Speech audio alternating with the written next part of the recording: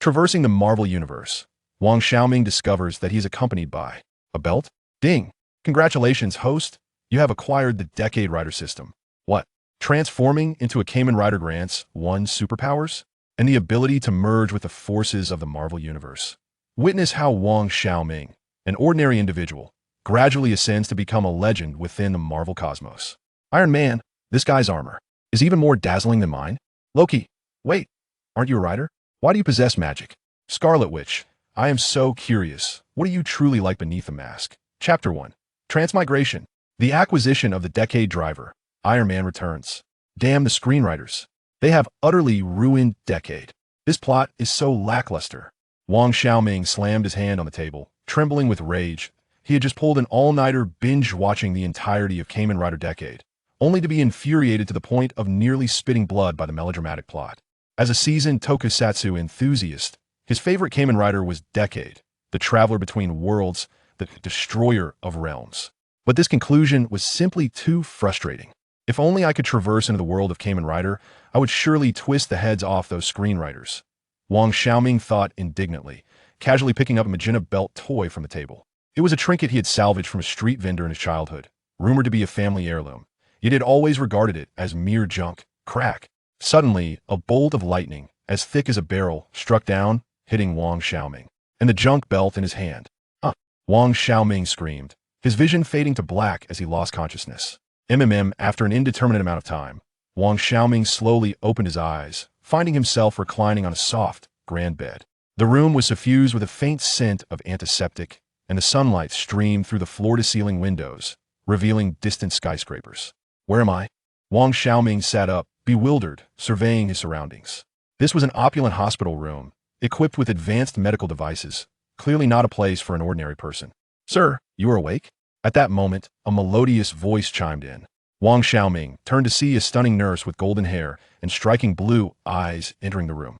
He inhaled sharply, utterly captivated. This beauty was simply breathtaking. Her figure, her features, she was a true goddess. Sir, how do you feel? Is there any discomfort? The beautiful nurse approached the bedside, her expression filled with concern. I am fine, Wang Xiaoming stammered, his gaze instinctively wandering over the nurse's form. You have been in a coma for 3 days. It was the Stark Industries medical team that saved you. You will need to undergo a full-body examination to ensure everything is in order, the nurse explained, skillfully operating various instruments as she spoke. Stark Industries. Wang Xiaoming was taken aback. That name sounded so familiar. That moment. The television in the hospital room suddenly blared to life, broadcasting an urgent news report. Mr. Tony Stark has successfully escaped after being kidnapped by terrorists for 3 months. He has returned to the United States via private jet and is expected to hold a press conference this afternoon. On the screen appeared a rugged, yet undeniably charismatic Manoni other than Tony Stark himself. Holy cow, I've crossed over to the Marvel Universe. Wang Xiaoming's eyes widened in disbelief, his heart racing with tumultuous excitement. He had traversed into the Marvel Cinematic Universe, and at the very beginning of Iron Man 1. This is simply unbelievable. Shaking with exhilaration, Wang Xiaoming, a devoted Marvel fan, had always dreamed of entering a world brimming with superheroes and supervillains. Wait, what was the catalyst for my crossing over? A crucial question suddenly struck him. Why had he crossed over? Instinctively, he reached for his waist, only to be taken aback. What was once empty now bore a magenta belt. It was the very tattered toy he had clutched when struck by lightning. But at this moment, the belt had transformed entirely. It was no longer a cheap plastic trinket, but rather exuded a metallic essence, adorned with intricate patterns and featuring a transparent slot, radiating a soft glow. This is the Decade Driver, the real Decade Driver. Wang Xiaoming was nearly beside himself with joy. He recognized the belt as the transformation device of Kamen Rider Decade. Ding! Congratulations, host, on binding to the Decade System. Suddenly, a mechanical voice echoed in Wang Xiaoming's mind. Host, your mission is to collect all rider cards in this chaotic Marvel world and become the most formidable rider across all realms. Detecting host's presence in the Marvel Universe. Automatically activating rider fusion functionality, rider powers will integrate with the power system of the Marvel Universe. Holy cow, a system, a golden finger. I have a golden finger now, too. Wang Xiaoming was overjoyed. With a system and the Decade Driver at his disposal, he could survive in this perilous Marvel world and perhaps even become a ruler. Eagerly, he examined the Decade Driver, discovering it already contained several basic Kamen Rider cards. The base form card for Decade, as well as cards for Kuga, Agito, Ryuki, Fuzz, and Blade. Fantastic! Let's test the power of Decade. Wang Xiaoming excitedly grasped the Decade card and inserted it into the driver. Henshin, he shouted, emulating the show's dramatic flair. Kamen Rider Decade. A dazzling sound effect echoed as Wang Xiaoming was enveloped in magenta light, instantly transforming into Kamen Rider Decade. This feeling is absolutely exhilarating. As he reveled in the surging power within him, he couldn't resist throwing a few punches. He felt as though he could shatter a wall with a single blow. Ah, it seems I have grown significantly stronger. Wang Xiaoming suddenly realized that not only had he acquired the powers of the Kamen Rider, but his physical capabilities had also undergone a remarkable enhancement. His once frail body now brimmed with vitality, as if he had been reborn. It appears to be the dual blessing of the system and the rider's power. How impressive! Wang Xiaoming felt a surge of joy within, emboldened as he prepared to navigate the Marvel Universe. Sir, you are. The beautiful nurse gazed at Wang Xiaoming, taken aback by his sudden transformation. Dropping the device, she held in shock. Ahem, I apologize for startling you. Wang Xiaoming reverted to his normal form, awkwardly scratching his head. It's fine. The nurse collected herself, hastily retrieving the device. Sir, you should undergo another examination. I fear you may have some aftereffects. No need. I feel fantastic, better than ever. Wang Xiaoming waved his hand dismissively. He was eager to explore the authentic Marvel world.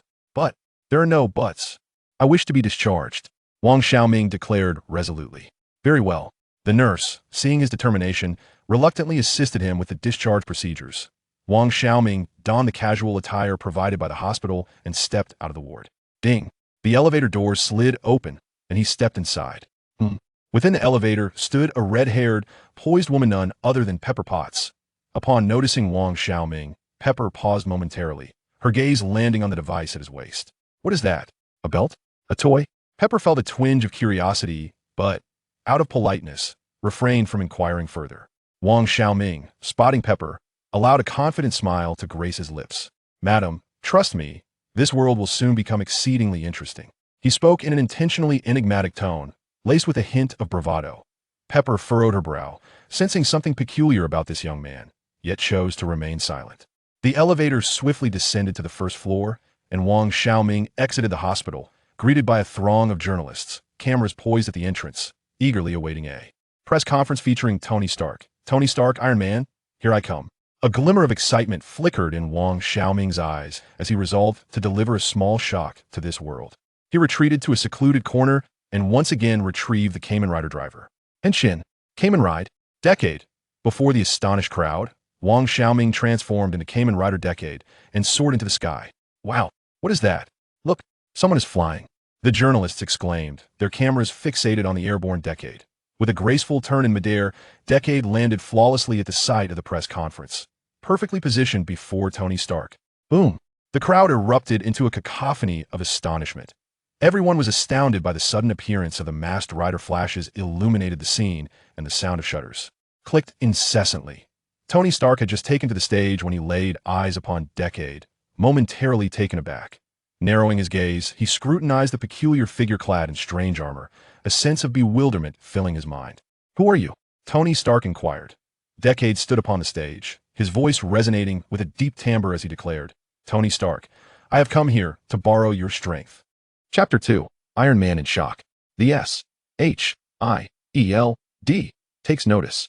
A marvelous declaration. Within the opulent office on the top floor of Stark Industries, Tony Stark reclined against a sumptuous leather sofa, a glass of whiskey in hand, yet his gaze remained fixed upon the holographic projection before him. Within the projection, a magenta figure was racing at extraordinary speeds, weaving through skyscrapers, leaving behind a trail of afterimages. It was none other than the masked rider who had just appeared at the press conference. J.A.R.V.I.S. Have you reached a conclusion? Tony inquired, taking a sip of his drink. Sir, the preliminary analysis has been completed, but numerous data points remain inexplicable, replied a gentle electronic male voice. That of Tony's artificial intelligence assistant, J.A.R.V.I.S. Inexplicable? How is that possible? Tony furrowed his brow, for he was Tony Stark, a genius inventor. How could there be technology beyond his comprehension? The armor's material is exceptionally unique, seemingly not belonging to any known element on Earth. J.A.R.V. continued. Its power source is also indeterminate, but it is certain that its energy output far surpasses our current technological capabilities. And his speed, JARVIS, displayed a segment of footage, decelerating it tenfold. Even at this reduced speed, the velocity remained astonishing, surpassing the physiological limits of any human. Tony gazed at the screen, his eyes shimmering with excitement. Fascinating, utterly fascinating. Where on earth did this individual emerge from? He recalled the words spoken at the press conference. Each utterance felt like a hammer striking his heart. Tony Stark, you are a revolutionary figure.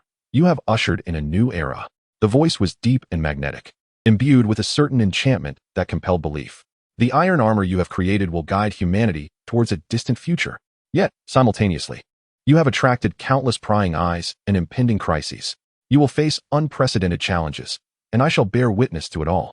Indeed, you may become a stepping stone for an existence, and that existence may well be me, the Masked Rider.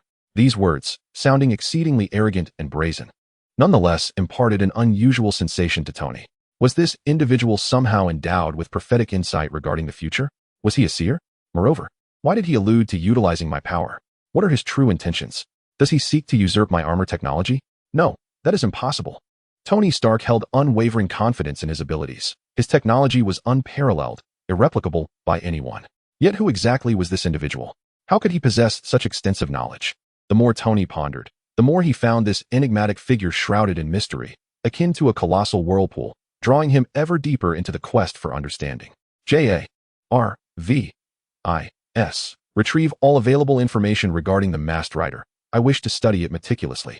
Furthermore, prioritize the analysis of his armor data and endeavor to reconstruct a model. Understood, sir. Outside Stark Industries, a sleek black car approached slowly. Tony, are you all right? Inside the vehicle, Pepper Potts gazed at Tony with deep concern, having just witnessed the live broadcast of a press conference on television. She was profoundly troubled by the unexpected appearance.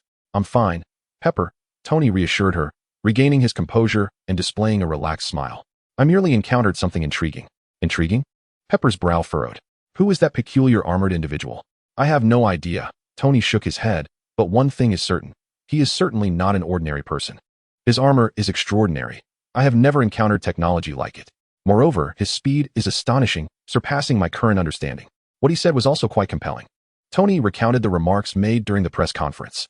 After listening, Pepper's expression grew even graver. Tony, I sense that this individual is dangerous.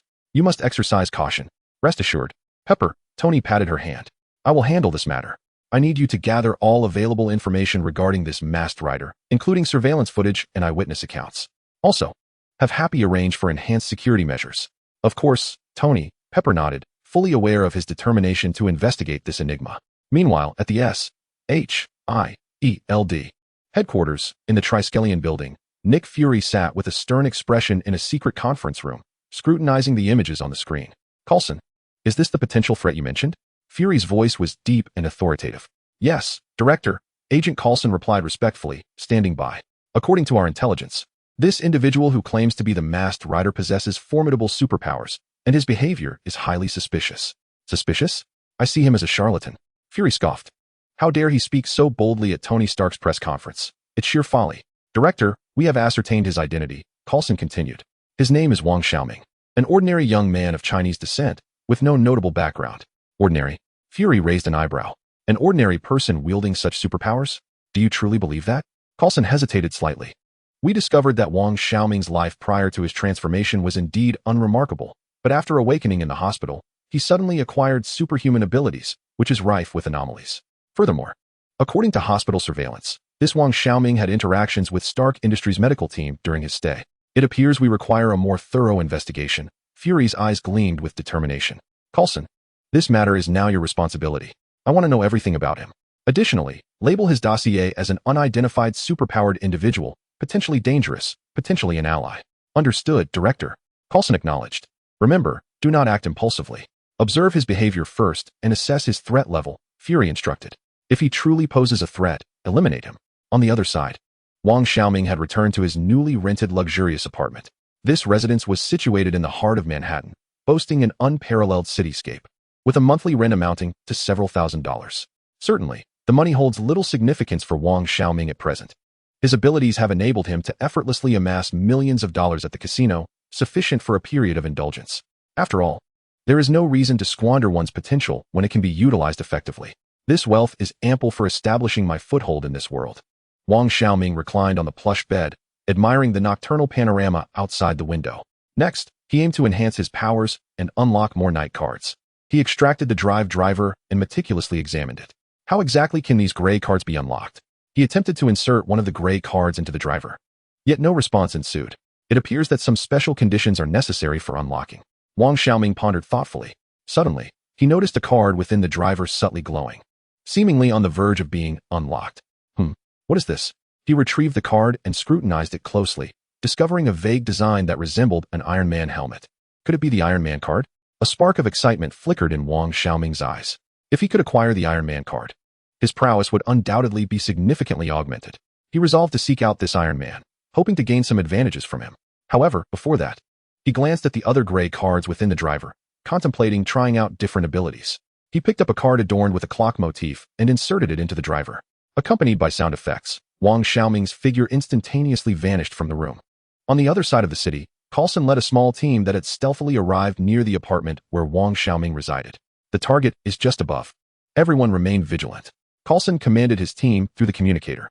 Understood. The team members dispersed, meticulously surveilling the apartment building. Coulson looked up at Wang Xiaoming's room, a hint of confusion crossing his expression. Is this Wang Xiaoming truly just an ordinary Chinese youth? How did he suddenly acquire superpowers? What is his connection to that enigmatic masked rider? All of this requires investigation. Just then, the lights in Wang Xiaoming's room abruptly extinguished. The target is moving. Coulson immediately became alert, raising his binoculars to observe Wang Xiaoming's room. However, it was empty. What? Coulson's expression shifted as he realized they had been discovered. Damn it, how did he notice us? Coulson cursed under his breath. Unbeknownst to him, Wang Xiaoming had quietly departed the apartment using his abilities. This Wang Xiaoming is far more formidable than they had anticipated. Chapter 3. Payment for Services Rendered? S-H-I-E-L-D misses again. The skyscrapers of Manhattan loomed like silent steel giants against the profound night sky, their lights twinkling like fallen stars. On the rooftop of one such skyscraper, a figure leaned against the cold metal railing, gazing out at the bustling yet perilous city. Draped in a dark trench coat that fluttered in the night breeze like the wings of a raven, he toyed with a magenta card emblazoned with an abstract knight's visage, shimmering with an enigmatic luster beneath the city's neon glow. This figure was none other than Wang Xiaoming. The nocturnal panorama of this Marvel universe offered a peculiar charm, far surpassing the monotony of my own world. A subtle smile curved his lips, sketching a trace of irreverence. He inhaled deeply, savoring the air thick with opportunities and challenges. Wealth and power, his eyes sparkling with excitement. Mr. Wang, I apologize for the wait. A steady, slightly hoarse voice pierced the tranquility of the night, akin to a serpent poised in the shadows. Obadiah Stane, the second in command of Stark Industries, approached, flanked by a cadre of black-clad bodyguards. A disingenuous smile adorned his face. Yet his gaze flickered with shrewdness, calculation, and a hint of barely concealed disdain. He regarded the young man before him as nothing more than a fortunate soul bestowed with superpowers, easily manipulated by wealth. With a swift precision reminiscent of hounds, several well-trained bodyguards fanned out, occupying every corner of the rooftop, their vigilant eyes scanning for any sign of disturbance. Their gazes were sharp as hawks, their singular mission to ensure Obadiah's safety. Obadiah stood before Wang Xiaoming, scrutinizing him as one would appraise a commodity on the market. He cut straight to the chase, his tone laced with a mix of probing curiosity and the arrogance of authority. Mr. Wang, we have conducted a thorough investigation into your background. It is quite astonishing that you awakened with superpowers and transformed into a masked hero after your time in the hospital. Wang Xiaoming turned to face Obadiah, a glint of mockery and derision in his eyes as he retorted, Mr. Stane, you did not go to such lengths merely to satiate your curiosity, did you? Obadiah's smile grew increasingly disingenuous as he feigned cordiality, saying, Mr. Wang, I believe you are a discerning individual, attuned to the currents of circumstance. Tony Stark is my partner, and Stark Industries has been my labor of love for many years. I cannot allow anyone to jeopardize our plans or disturb the stability of Stark Industries. He paused, his tone taking on an edge of threat and warning. Mr. Wang, let us speak plainly.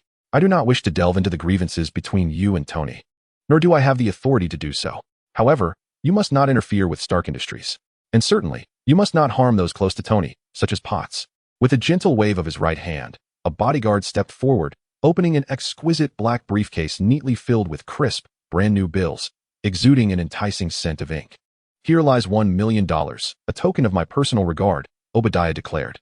"As long as you agree to refrain from meddling in Stark Industries affairs, this sum shall be yours." He believed that money could smooth over any conflict, including that involving so-called superhumans.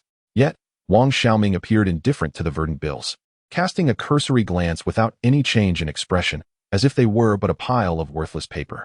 Upon witnessing the scene, Obadiah's eyes briefly flickered with a subtle surprise, yet he swiftly regained his composure. He extracted a sleek black bank card from his pocket, its surface both simple and luxurious, exuding an air of understated opulence. "Mr. Wang, this card holds $50 million. It is a black gold card from a Swiss bank, issued in limited quantities worldwide, symbolizing an illustrious status and nearly limitless credit. With merely a nod from you, it shall be yours." Obadiah raised the stakes, confident that no one could resist such temptation. Wang Xiaoming regarded Obadiah, suddenly breaking into a classic lopsided grin, tinged with disdain, mockery, and a hint of amusement. Without hesitation, he accepted the black card from Obadiah's hand, his long fingers idly playing with it as he remarked, "Mr. Obadiah, you truly understand the game. I commend your generosity." He casually tucked the black card into his pocket, as though it were merely an ordinary plastic card. "Since you are so earnest, I shall grant you a favor. As for Stark Industries, I assure you, I shall not interfere. At least, not for the time being," he added with an enigmatic undertone, subtly laced with inscrutable significance. Obadiah, upon hearing Wang Xiaoming's response, nodded in satisfaction, believing he had successfully won over Wang Xiaoming, transforming a potential threat into a pawn he could manipulate. Indeed, Mr. Wang is a clever man. Collaborating with intelligent individuals is a pleasure. "I hope we may have further opportunities to work together," Obadiah insinuated, convinced he had the situation firmly under control, free from worry. "Pleasure in our collaboration," Wang Xiaoming replied, his tone devoid of any emotional fluctuation. Obadiah, accompanied by his bodyguards, left the rooftop contentedly, leaving Wang Xiaoming standing alone. As he observed Obadiah's retreating figure, the smile on Wang Xiaoming's face gradually faded, replaced by a chilling sneer. "Obadiah Stane, do you believe you can buy me with money? Do you think I would forsake my plans for a mere $50 million? You underestimate me, Wang Xiaoming," he muttered to himself, his voice brimming with disdain and confidence. As a time traveler, Wang Xiaoming possessed an intimate understanding of the Marvel Universe's narrative. He was acutely aware that Obadiah Stane's true identity was none other than Ironmonger, the archenemy of Tony Stark. He also knew that Obadiah was scheming to seize Stark Industries, even contemplating the elimination of Tony Stark. "I am destined to be the man of the Night King. You villains shall serve as stepping stones to my ascension." A sharp glimmer flashed in Wang Xiaoming's eyes, akin to a sword unsheathed. His acceptance of money for services rendered did not signify that he had been truly bought by Obadiah. Rather, he had ulterior motives. He aimed to exploit the conflict between Obadiah and Tony, profiting from it to acquire more night cards and power, thereby augmenting his own strength. Wang Xiaoming was no righteous ally, nor a saint. He only pursued actions beneficial to himself, fighting solely for his own interests. Without lingering any longer, he vanished into the vast night like a wraith. A few minutes later, Agent Coulson, accompanied by a team from SHIELD, hurriedly arrived at the rooftop, breathless. They had received a tip-off about Wang Xiaoming's presence, but were regrettably too late. Reporting to the director, "The target has already departed." One agent reported, disheartened. "Damn it, he slipped away again. That scoundrel." Coulson glared at the desolate rooftop, his fury manifesting as he slammed his fist against the cold metal railing, producing a dull thud. Once again, he had been outsmarted by Wang Xiaoming, that elusive figure, more slippery than an eel and craftier than a fox. "Director, what should we do now?" a team member cautiously inquired. Coulson took a deep breath, suppressing the anger and frustration brewing within him, striving to maintain his composure. "Retreat. Continue to monitor the target closely. Report any developments to me immediately." "Understood." The team members swiftly evacuated the rooftop, as silently as they had arrived. Coulson, with a sense of resignation, dialed Nick Fury to update him on the situation. "What? He got away again." Fury's characteristic cold chuckle echoed through the line, laden this time with disappointment and dissatisfaction. "Coulson, I must say I'm astonished. A mere boy has managed to outmaneuver you completely. Have you brought disgrace upon SHIELD? Director?" Coulson attempted to explain, but was ruthlessly cut off by Fury. "Enough, Coulson. I do not wish to hear your excuses." Fury's tone was icy and stern. "However, this Wang Xiaoming is undoubtedly not an ordinary individual. The more mysterious he is, the more valuable he becomes. Keep a close watch on him. I want to know his every move and utterance. Yes, Director, Coulson replied, feeling helpless. He understood that the contest between him and Wang Xiaoming had only just begun. And regrettably, he had already lost a round. Wait, Coulson. Fury suddenly added. Investigate if there have been any unusual activities at Stark Industries recently. I have a strong suspicion that this enigmatic Wang Xiaoming has some undisclosed connection to Stark Industries. Understood, Director. Coulson hung up the phone, overwhelmed with a mix of helplessness, confusion, and a burgeoning curiosity. Who exactly was Wang Xiaoming? What extraordinary abilities did he possess? What hidden secrets tied him to Stark Industries? He felt ensnared in a colossal enigma, with the heart of this mystery revolving around the elusive masked rider, and he was determined to unravel it. Chapter 4. Obadiah's Ambitions. The dark abyss beneath the glamour. The night was as deep as ink. The sea breeze gently caressed Tony Stark's luxurious seaside villa, carrying a hint of briny freshness. Obadiah Stane, an elder at Stark Industries and Tony's nominal mentor, stood in the villa's living room, wearing a facade of insincere smiles. Tony, seeing you safe puts me at ease. Obadiah approached Tony, extending his hand to lightly pat his shoulder. I've heard about your ordeal in the Middle East. Those terrorists are truly despicable. His tone was imbued with concern, reminiscent of a benevolent elder, deeply invested in the well-being of a younger counterpart. By the way, I have taken care of that fellow named Wang Xiaoming. He will no longer disturb you. Obadiah mentioned Wang Xiaoming with a nonchalance that suggested it was merely a trivial matter. Tony gazed at Obadiah, a complex array of emotions flickering in his eyes. Thank you. Obadiah, he replied softly, his voice betraying no turbulence. Obadiah approached the floor-to-ceiling window, surveying the nocturnal landscape, then shifted the conversation. Tony, I hear you plan to shut down Stark Industries' weapons division? His voice, though gentle, pierced Tony's heart like a sharp blade. Yes, Tony did not shy away. He acknowledged it with composure. Why? Obadiah abruptly turned, fixing Tony with a gaze rife with skepticism and discontent. Tony, do you understand how many people will lose their jobs because of your decision? They have families, children, mortgages to pay, bills to settle. Their lives will be thrown into turmoil by your single choice. Obadiah's voice escalated, transforming him into a righteous advocate, decrying Tony's actions on behalf of the innocent employees. Have you considered the long-serving employees of Stark Industries, who have devoted their lives to the company, now facing the specter of unemployment? Is this fair to them? Tony, how do you differ from the capitalists who prioritize profit over the livelihoods of their workers? Each of Obadiah's words struck Tony's soul like a heavy hammer. Tony's complexion paled. His eyes filled with anguish and internal conflict. Memories of his experiences in the Middle East surged forth. Innocent lives lost, lives extinguished by the weapons of Stark Industries. Work? Life? Obadiah, do you know what I witnessed in the Middle East? I saw Stark Industries' weapons wielded by terrorists, slaughtering innocent civilians, obliterating countless families. Tony's voice quivered as he clenched his fists, his nails digging deeply into his palms. Did those who perished not have jobs? Did they not have families? Are their lives worth less than the livelihoods of those employees? I can no longer allow Stark Industries' weapons to become instruments of death. I cannot bear the weight of this guilt any longer. Tony's emotions surged, unable to tolerate such a grim reality, incapable of shouldering this burden of sin. Obadiah, unmoved by Tony's fervor, retorted coldly. Tony, you are exceedingly naive. The world is not merely black and white. War and conflict will never vanish. If you cease weapon production, others will continue.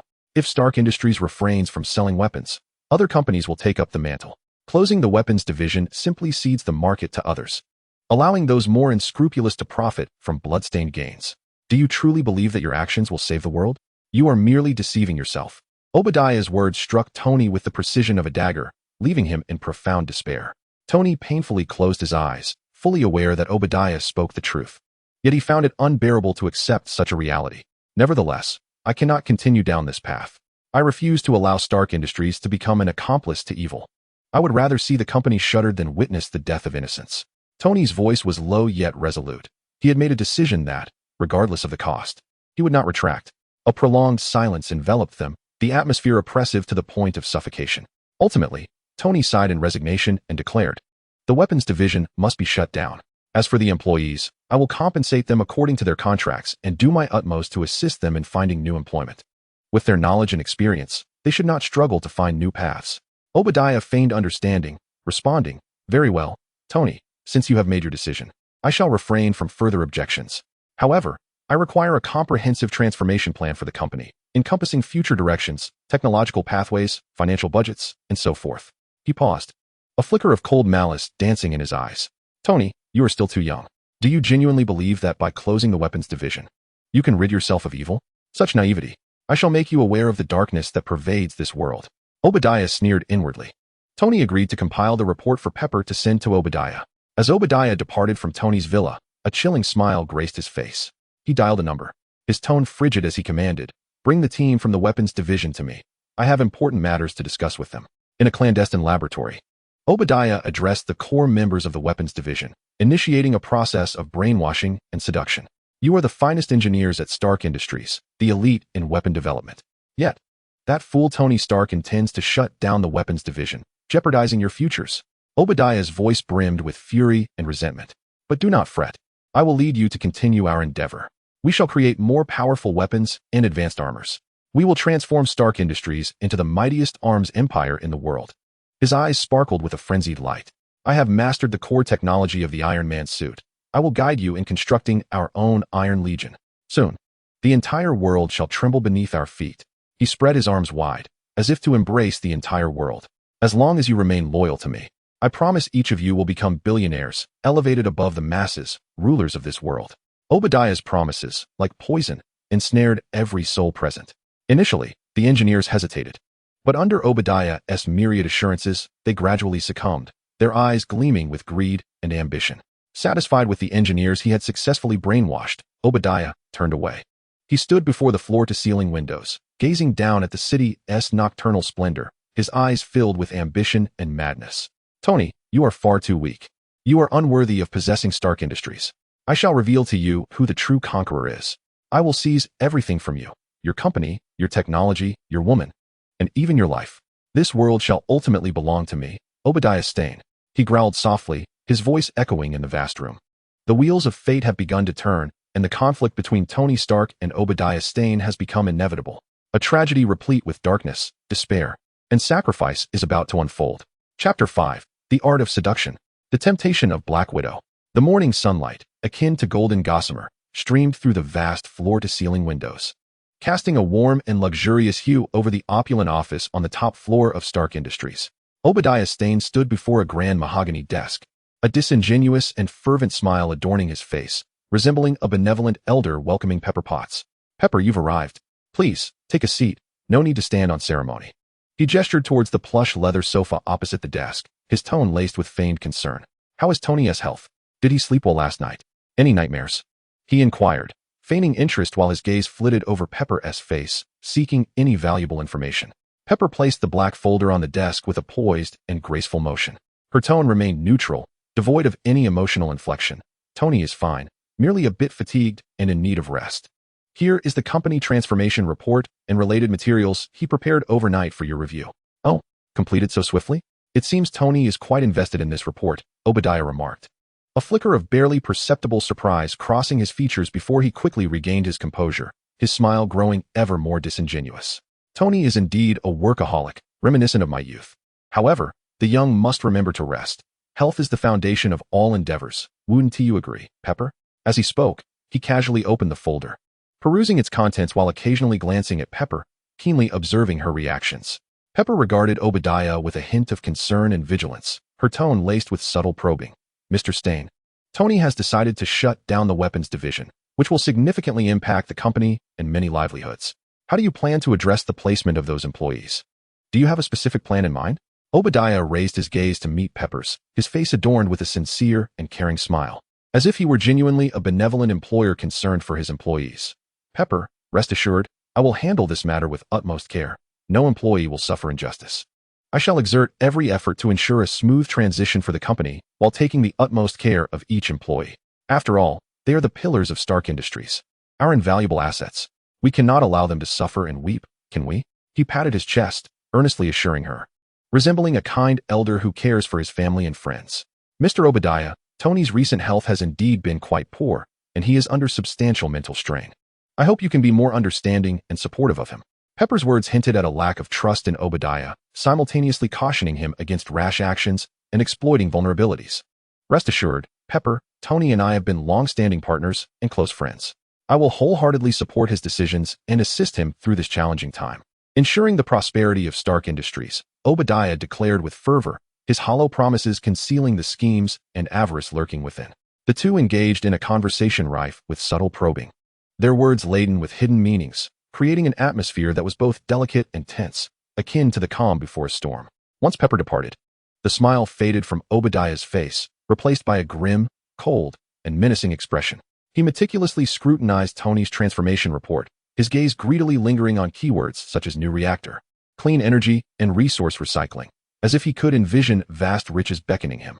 "Oh, Tony, you are a genius, yet an utter fool. You have handed over such crucial technology, such a lucrative asset, to me. With this new reactor, I could forge an even more formidable suit of armor, perhaps even surpassing the Iron Man suit with a superweapon." Obadiah's eyes shimmered with ecstatic greed and madness, as though he beheld a mountain of gold. A veritable treasure crafted by Tony Stark himself, one that could grant him dominion over the world. "Once I have dealt with you entirely, this report shall become my golden goose, the cornerstone of my world conquest. Stark Industries will persist in weapon production, and it shall be more advanced and powerful than ever. Meanwhile, the Obadiah Group will emerge as a new energy titan, monopolizing the global energy market. At that juncture, the entire world will lie within my grasp, and I shall reign supreme," he murmured, his voice brimming with ambition, madness, and an insatiable thirst for power. He promptly dialed a number, reaching out to an old acquaintance in the military, a general wielding significant power and command. "Hello, old friend, I have a grand gift for you, one that could alter the world's dynamics." Obadiah spoke into the phone, lowering his voice and smiling mysteriously, akin to a devil plotting in the shadows. Meanwhile, Wang Xiaoming was indulging in a life of excess and extravagance. He sped through the streets of Manhattan in his newly acquired crimson Lamborghini, the roar of the engine attracting countless envious glances. Surrounding him were a cadre of alluring women, their laughter and shrieks intertwining with the engine's growl, creating a symphony of madness and opulence. He frequented upscale restaurants, bars, and clubs, reveling in the finest services and sampling the most exquisite cuisine and wines. Champagne, caviar, truffles, cigars, designer clothing, limited edition sports cars. Anything he desired was within his reach. To him, money appeared merely as a digit, a figure to be squandered at will. He resembled a fortunate lottery winner or a deranged gambler, lavishly spending the wealth at his disposal, reveling in the sudden, dreamlike luxury of his life. However, Wang Xiaoming was not intoxicated by this opulent lifestyle, nor was he lost in the haze of his newfound riches.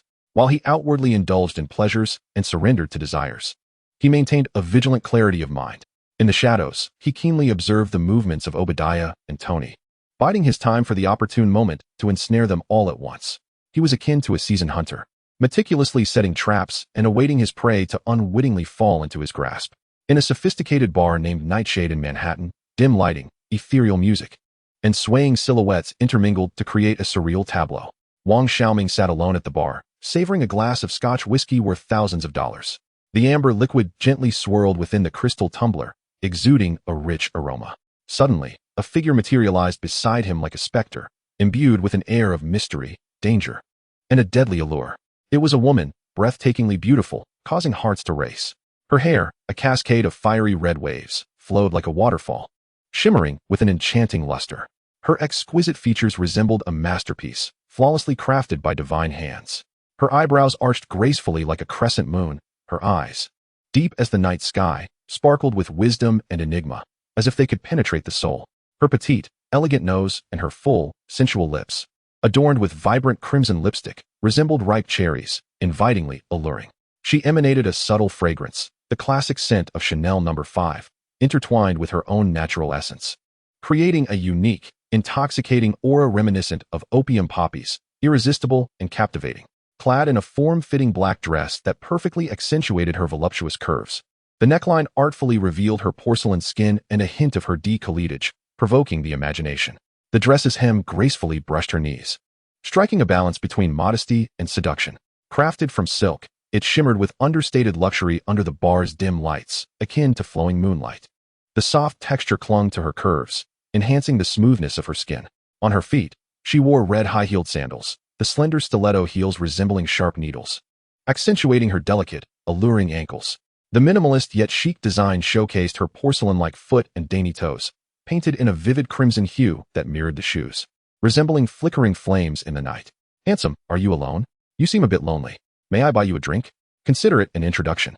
The woman spoke, her voice alluring and magnetic, as smooth as velvet and melodious like a violin, gently teasing the strings of one's heart and drawing one into a trance. Wang Xiaoming slowly turned his head, gazing at the woman before him, a hint of playful amusement and subtle admiration flickering in his eyes.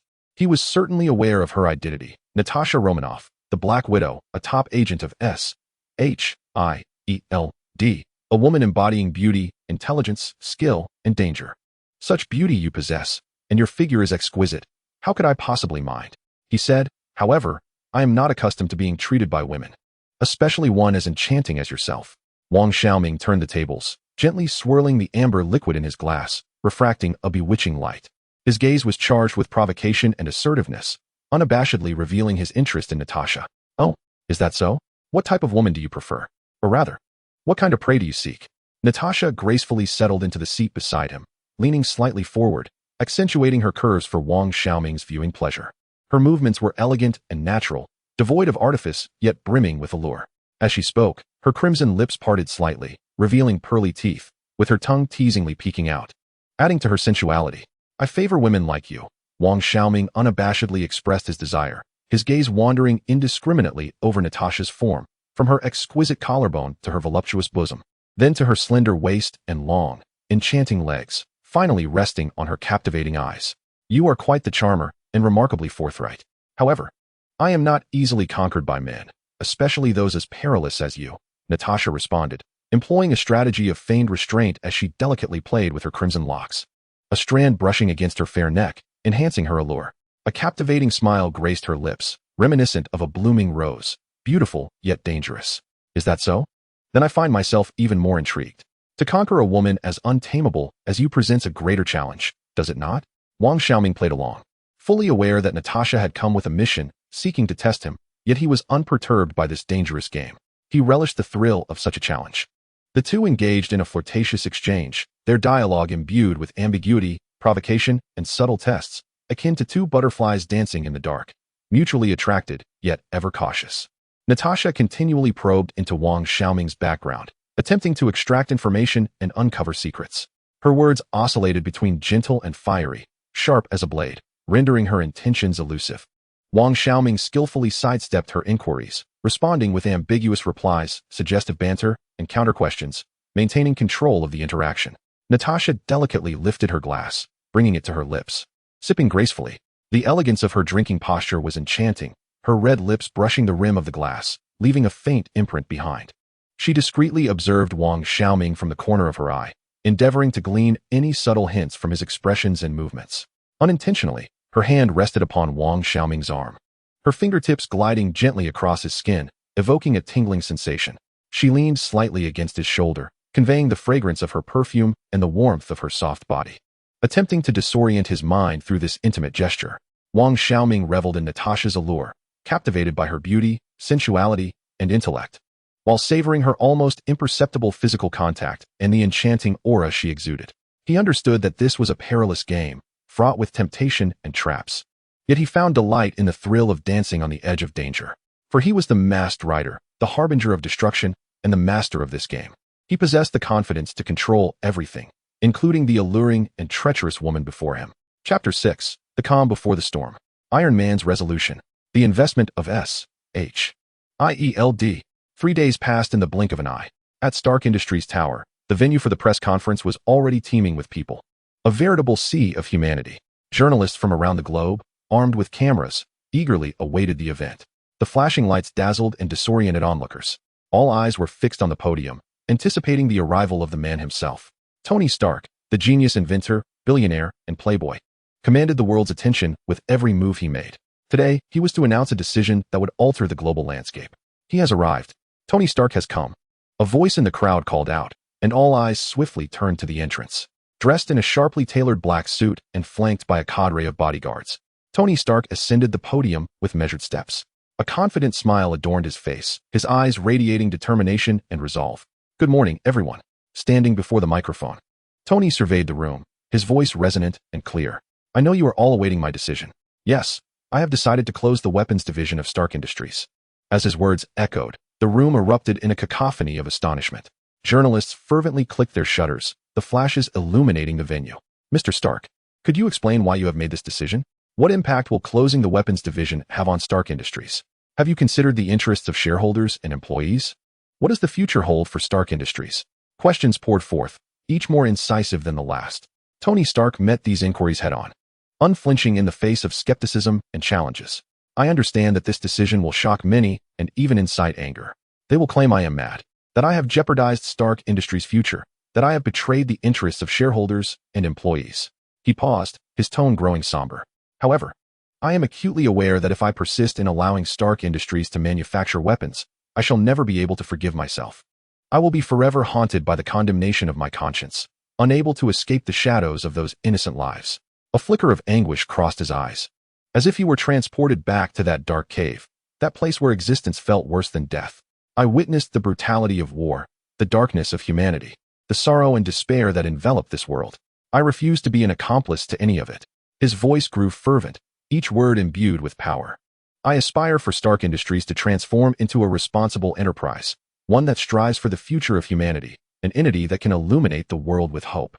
I understand that this path will be fraught with challenges, yet I firmly believe that if we persevere, we shall undoubtedly discover a new way forward. He gestured towards the large screen behind him, displaying a preliminary design of a new reactor. This is our future, clean energy. We will harness Stark Industries' technological advantages to develop safer, more efficient, and environmentally friendly energy sources, fueling the future of mankind.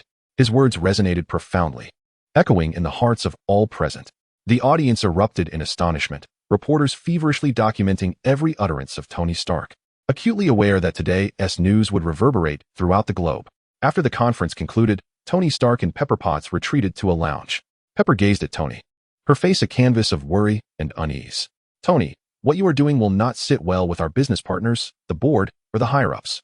The company's stock is sure to plummet, and then, she faltered, her concerns palpable. Let them make a fuss, Tony replied with a slight smile, unfazed. Only then will I discern who is truly loyal to Stark Industries and who is merely here for personal gain. He paused, his expression turning serious. As long as you and Obadiah are with me, I fear nothing.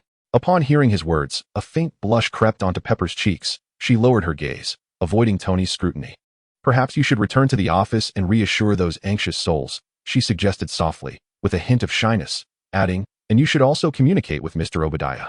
Tony nodded, smiling as he reassured her, rest assured, I have just completed the research on my iron armor. Even if he comes, I am unafraid. As for the company, once the reactor is operational, our transformation plan will be complete. Let those clowns have their moment. Meanwhile, Obadiah Stane sat in his office, watching the live stream of the conference. Reclining on a luxurious leather sofa, a glass of red wine in hand, a sinister smile crept across his face. Tony, oh Tony, you are far too naive. Do you believe that shutting down the weapons division will save the world?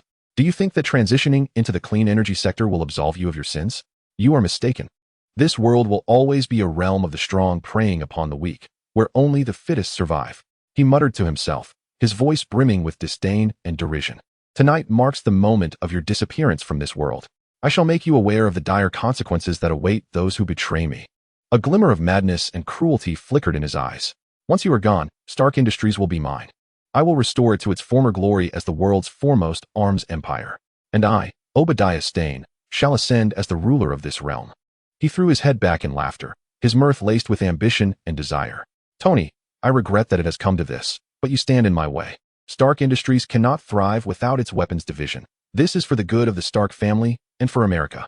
He continued, rest assured, once you are deceased, I will take good care of Pepper. After all, I am your elder. Ha ha ha. As he laughed, he downed his glass of red wine, as if it were not wine, but the very blood of Tony Stark. Tony Stark and Pepper Potts returned to the company. As they stepped into the lobby, a figure approached them. Mr. Stark, I am Agent Coulson, and I have matters to discuss with you. Coulson introduced himself, having awaited their arrival for some time. Tony glanced at Coulson with little interest and replied, I have no interest in men. Pepper, please attend to this agent. With that, he turned and walked away, leaving Pepper and Coulson exchanging puzzled looks. Coulson felt somewhat awkward but maintained a professional smile. Miss Potts, we have been monitoring an individual named Wang Xiaoming, who claims to be the Kamen Rider. Based on our observations, he may pose a threat to Mr. Stark. If necessary, we can provide protection. Upon hearing this, Pepper's expression changed.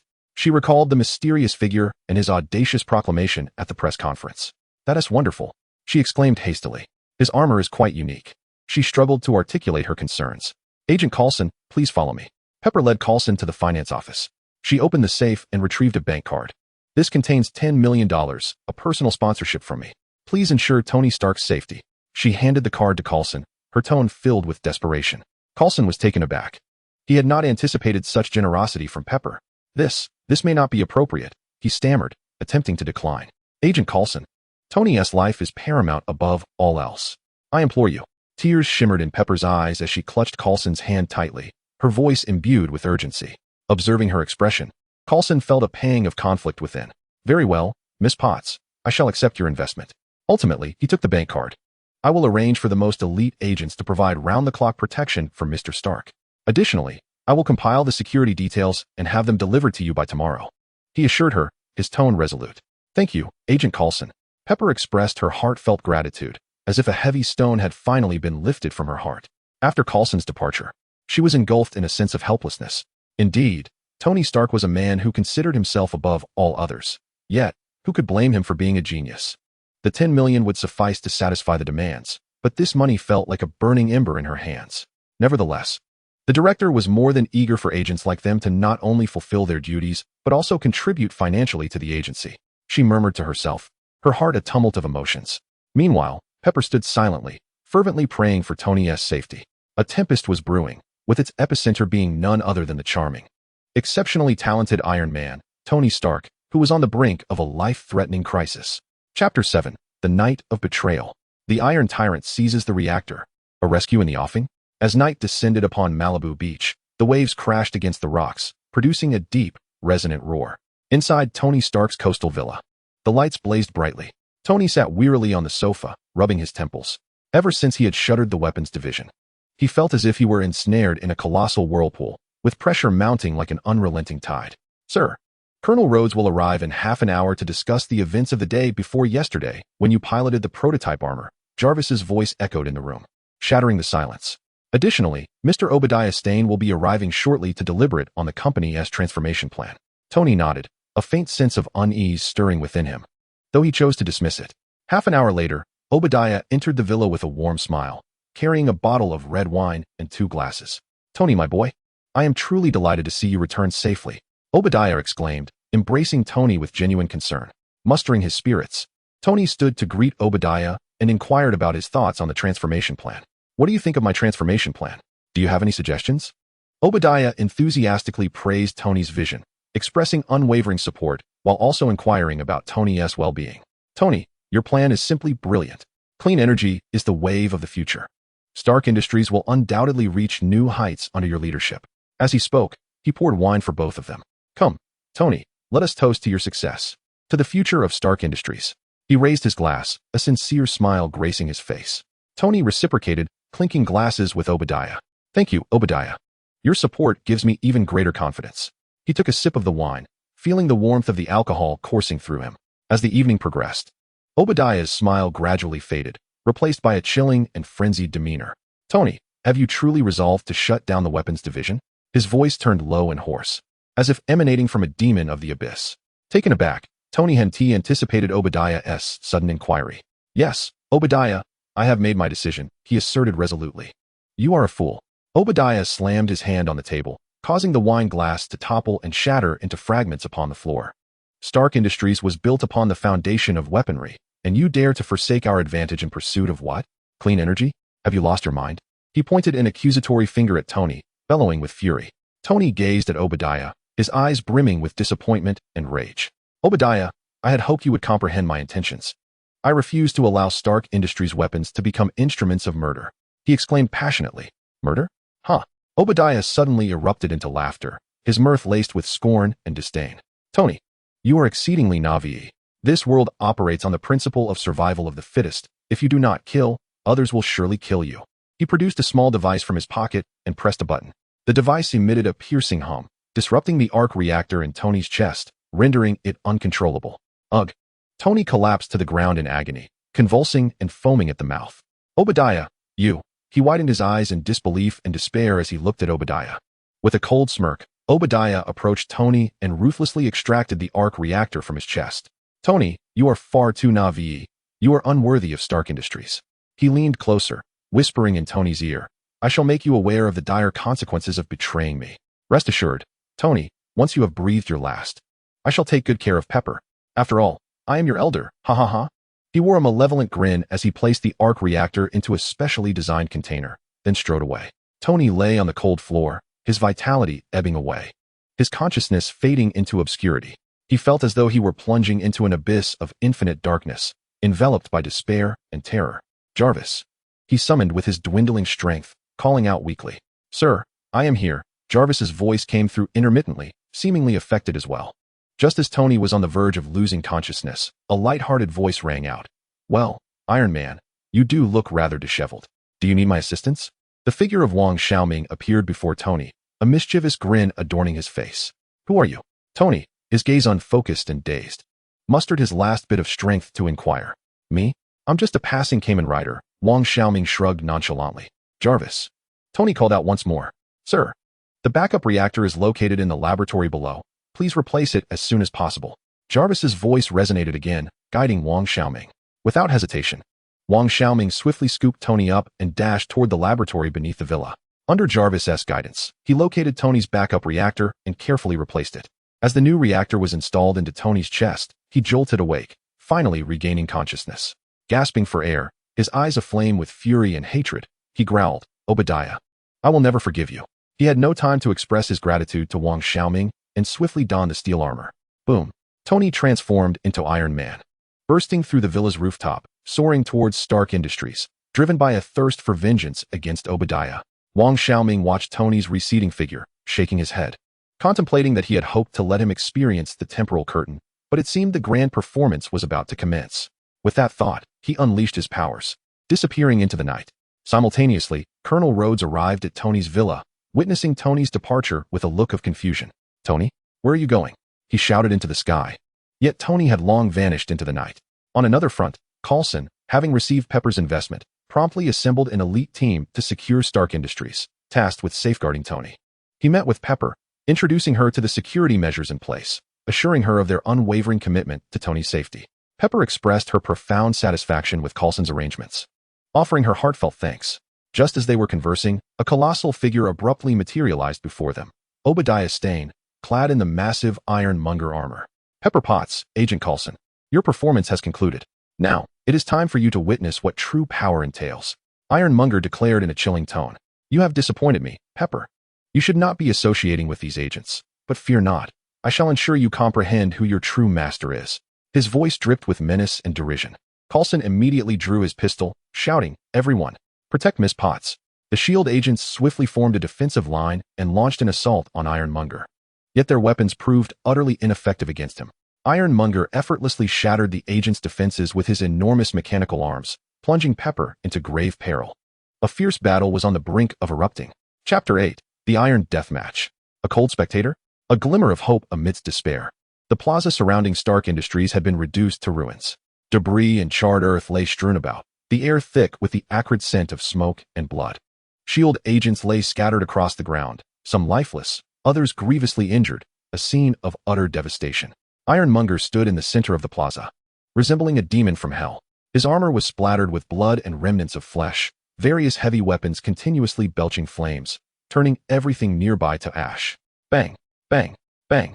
Bullets struck Ironmonger's armor, leaving only faint marks. Explosions caused merely minor tremors.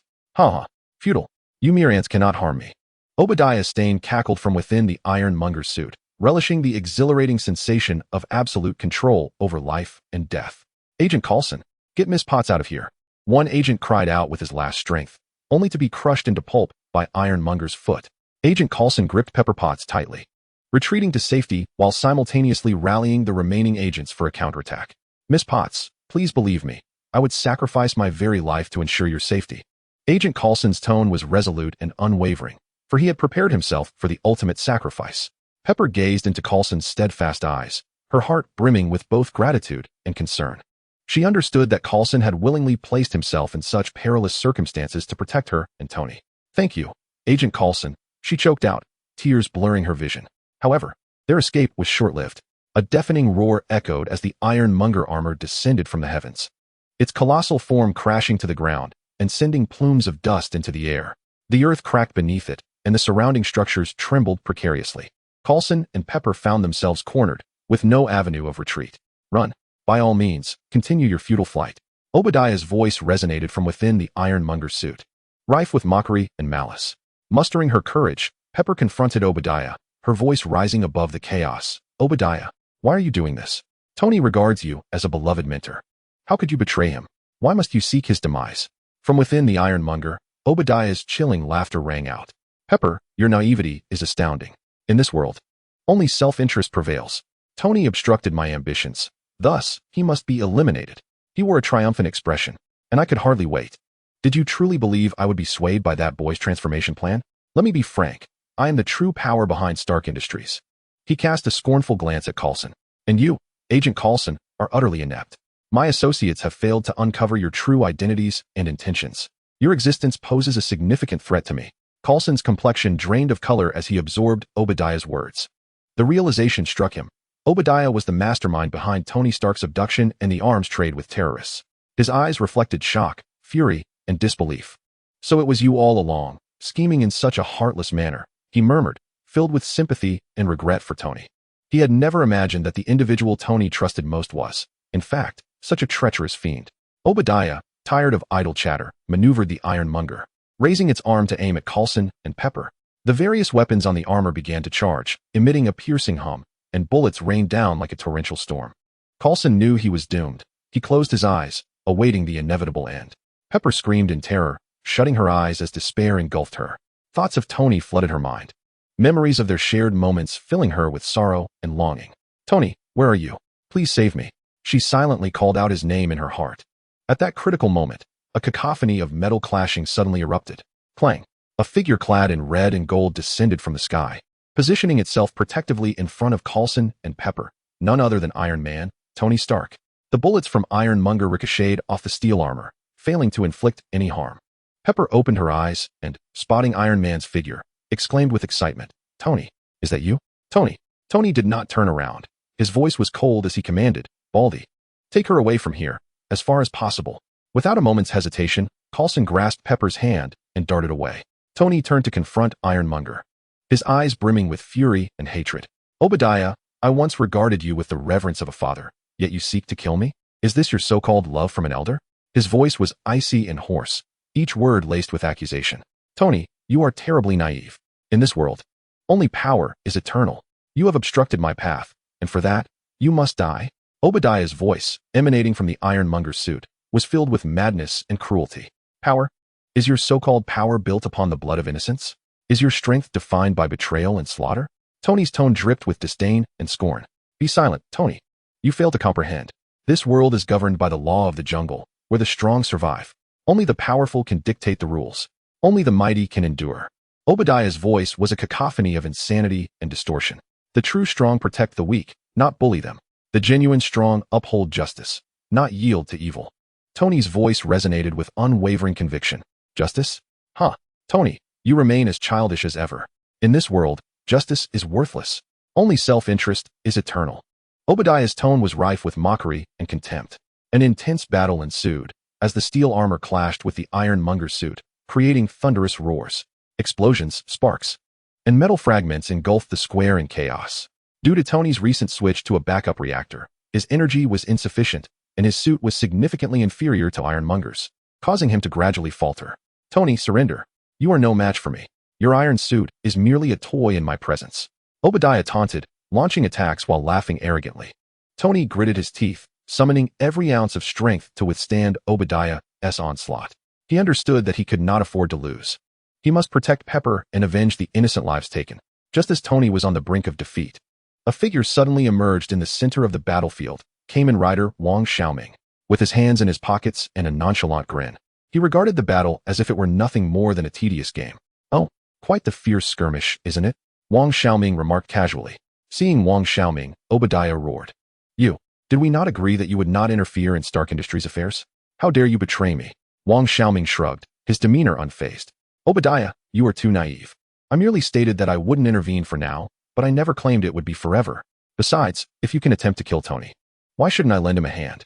He gazed at the imposing Iron Tyrant battle armor before him, a glimmer of excitement flickering in his eyes. He understood that this formidable suit would be the key to unlocking new night cards. It seemed that tonight's spectacle would surpass his wildest imagination. A playful smile graced Wang Xiaoming's lips as he raised his card high, exuding confidence.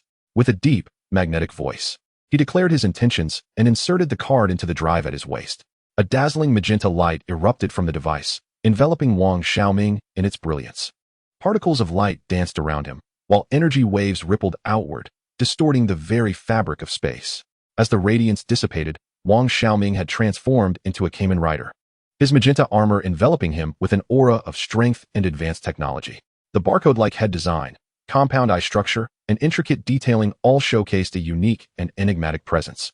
He stood there, a knight from another dimension, noble and mysterious, powerful and elusive. What is this?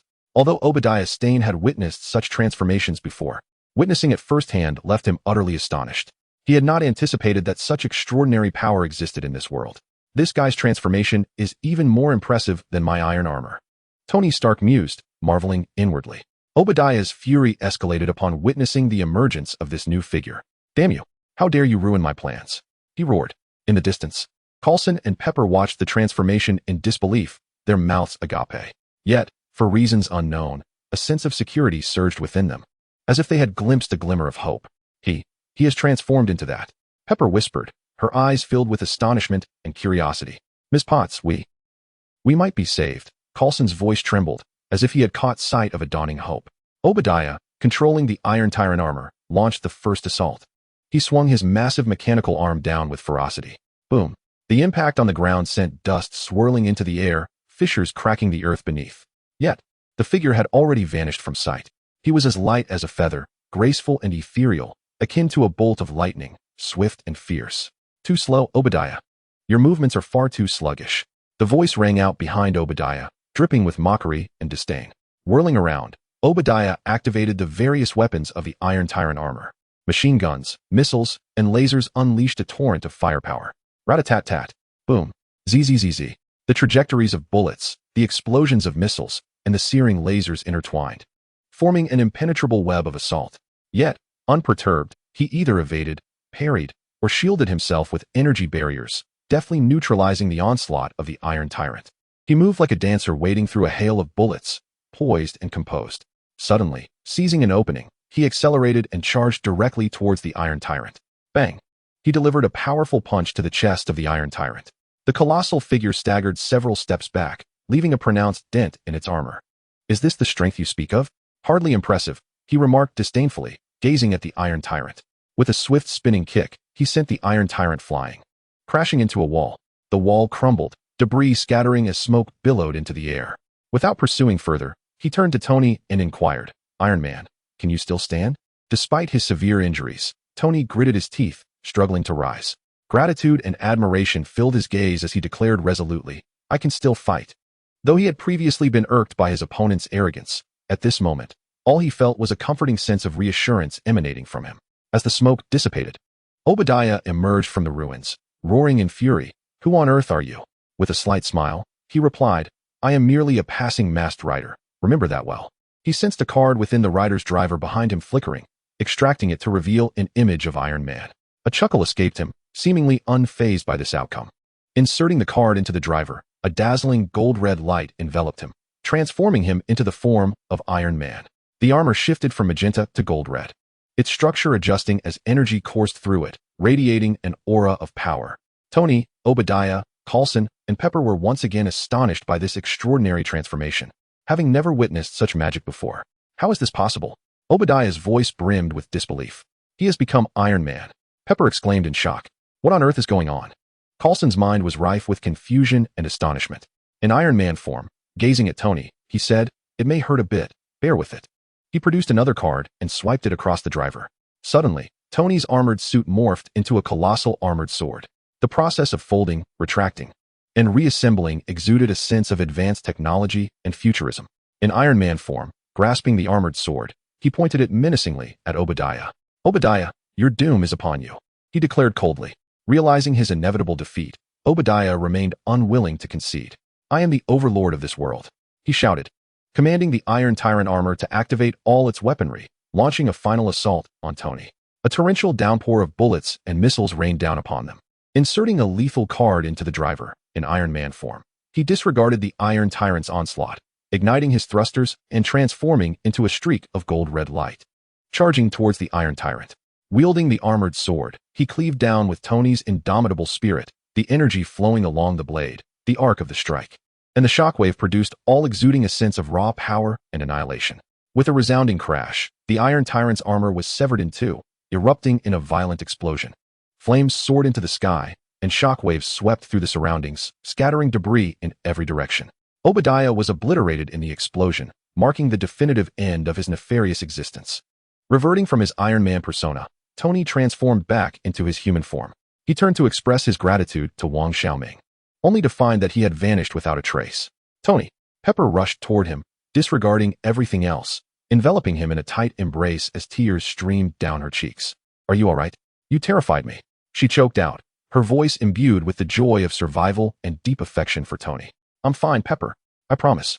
I will never let you worry again, Tony reassured her, holding her closely and whispering comforting words. I love you, Pepper said, gazing into Tony's eyes with heartfelt sincerity. I love you too, Pepper, Tony replied, lowering his head to capture her lips in a tender kiss. The two were lost in each other's embrace. As if the entire world had faded away, leaving only their love. Coulson stood nearby, observing the entwined figures of Tony and Pepper, shaking his head in resignation. He felt like a mere light bulb, illuminating the love of others while casting no light upon his own future. Sigh, when will I find a girlfriend? He muttered to himself, filled with a sense of helplessness and envy. The following day, Tony Stark held another press conference. He announced to the world that Stark Industries would completely shut down its weapons division, transitioning into the realm of clean energy. He pledged to take responsibility for the damages caused by the previous night's battle and vowed to make amends. At the conference, he publicly acknowledged himself as Iron Man. To the world, I, Tony Stark, am Iron Man. I will use my power to protect this world and safeguard the future of humanity. His words resonated with conviction. Echoing across the globe, Tony's declaration caused a sensation worldwide. People cheered, hailing him as a hero and a beacon of hope. In a lavish hotel room, Wang Xiaoming lay on the bed, watching the news reports about Tony Stark on television. A playful smile crept across his lips. The Iron Man card is in my possession. Who will be next? He pondered. He understood that his Marvel journey had only just begun. Who would be his next target? Chapter 10, The Hulk Unleashed. A night on the run. The veil of time reemerges. In Brazil, Rio de Janeiro, a dilapidated shack in a slum. The light was dim, the walls were mottled. The furniture was rudimentary, and a musty odor permeated the air. Bruce Banner, bare-chested, revealed muscular yet slightly pallid flesh as he practiced Gracie Jiu-Jitsu. His movements were slow yet fluid, each action imbued with control and strength. His breathing was deep and steady, his gaze focused and calm. As he endeavored to master his emotions, suppressing the anger and fear within. Breathing heavily, beads of sweat formed on Banner's forehead, his body trembling slightly, yet he persevered. The sole source of illumination in the room emanated from a decrepit television, its screen flickering with static and emitting a jarring cacophony.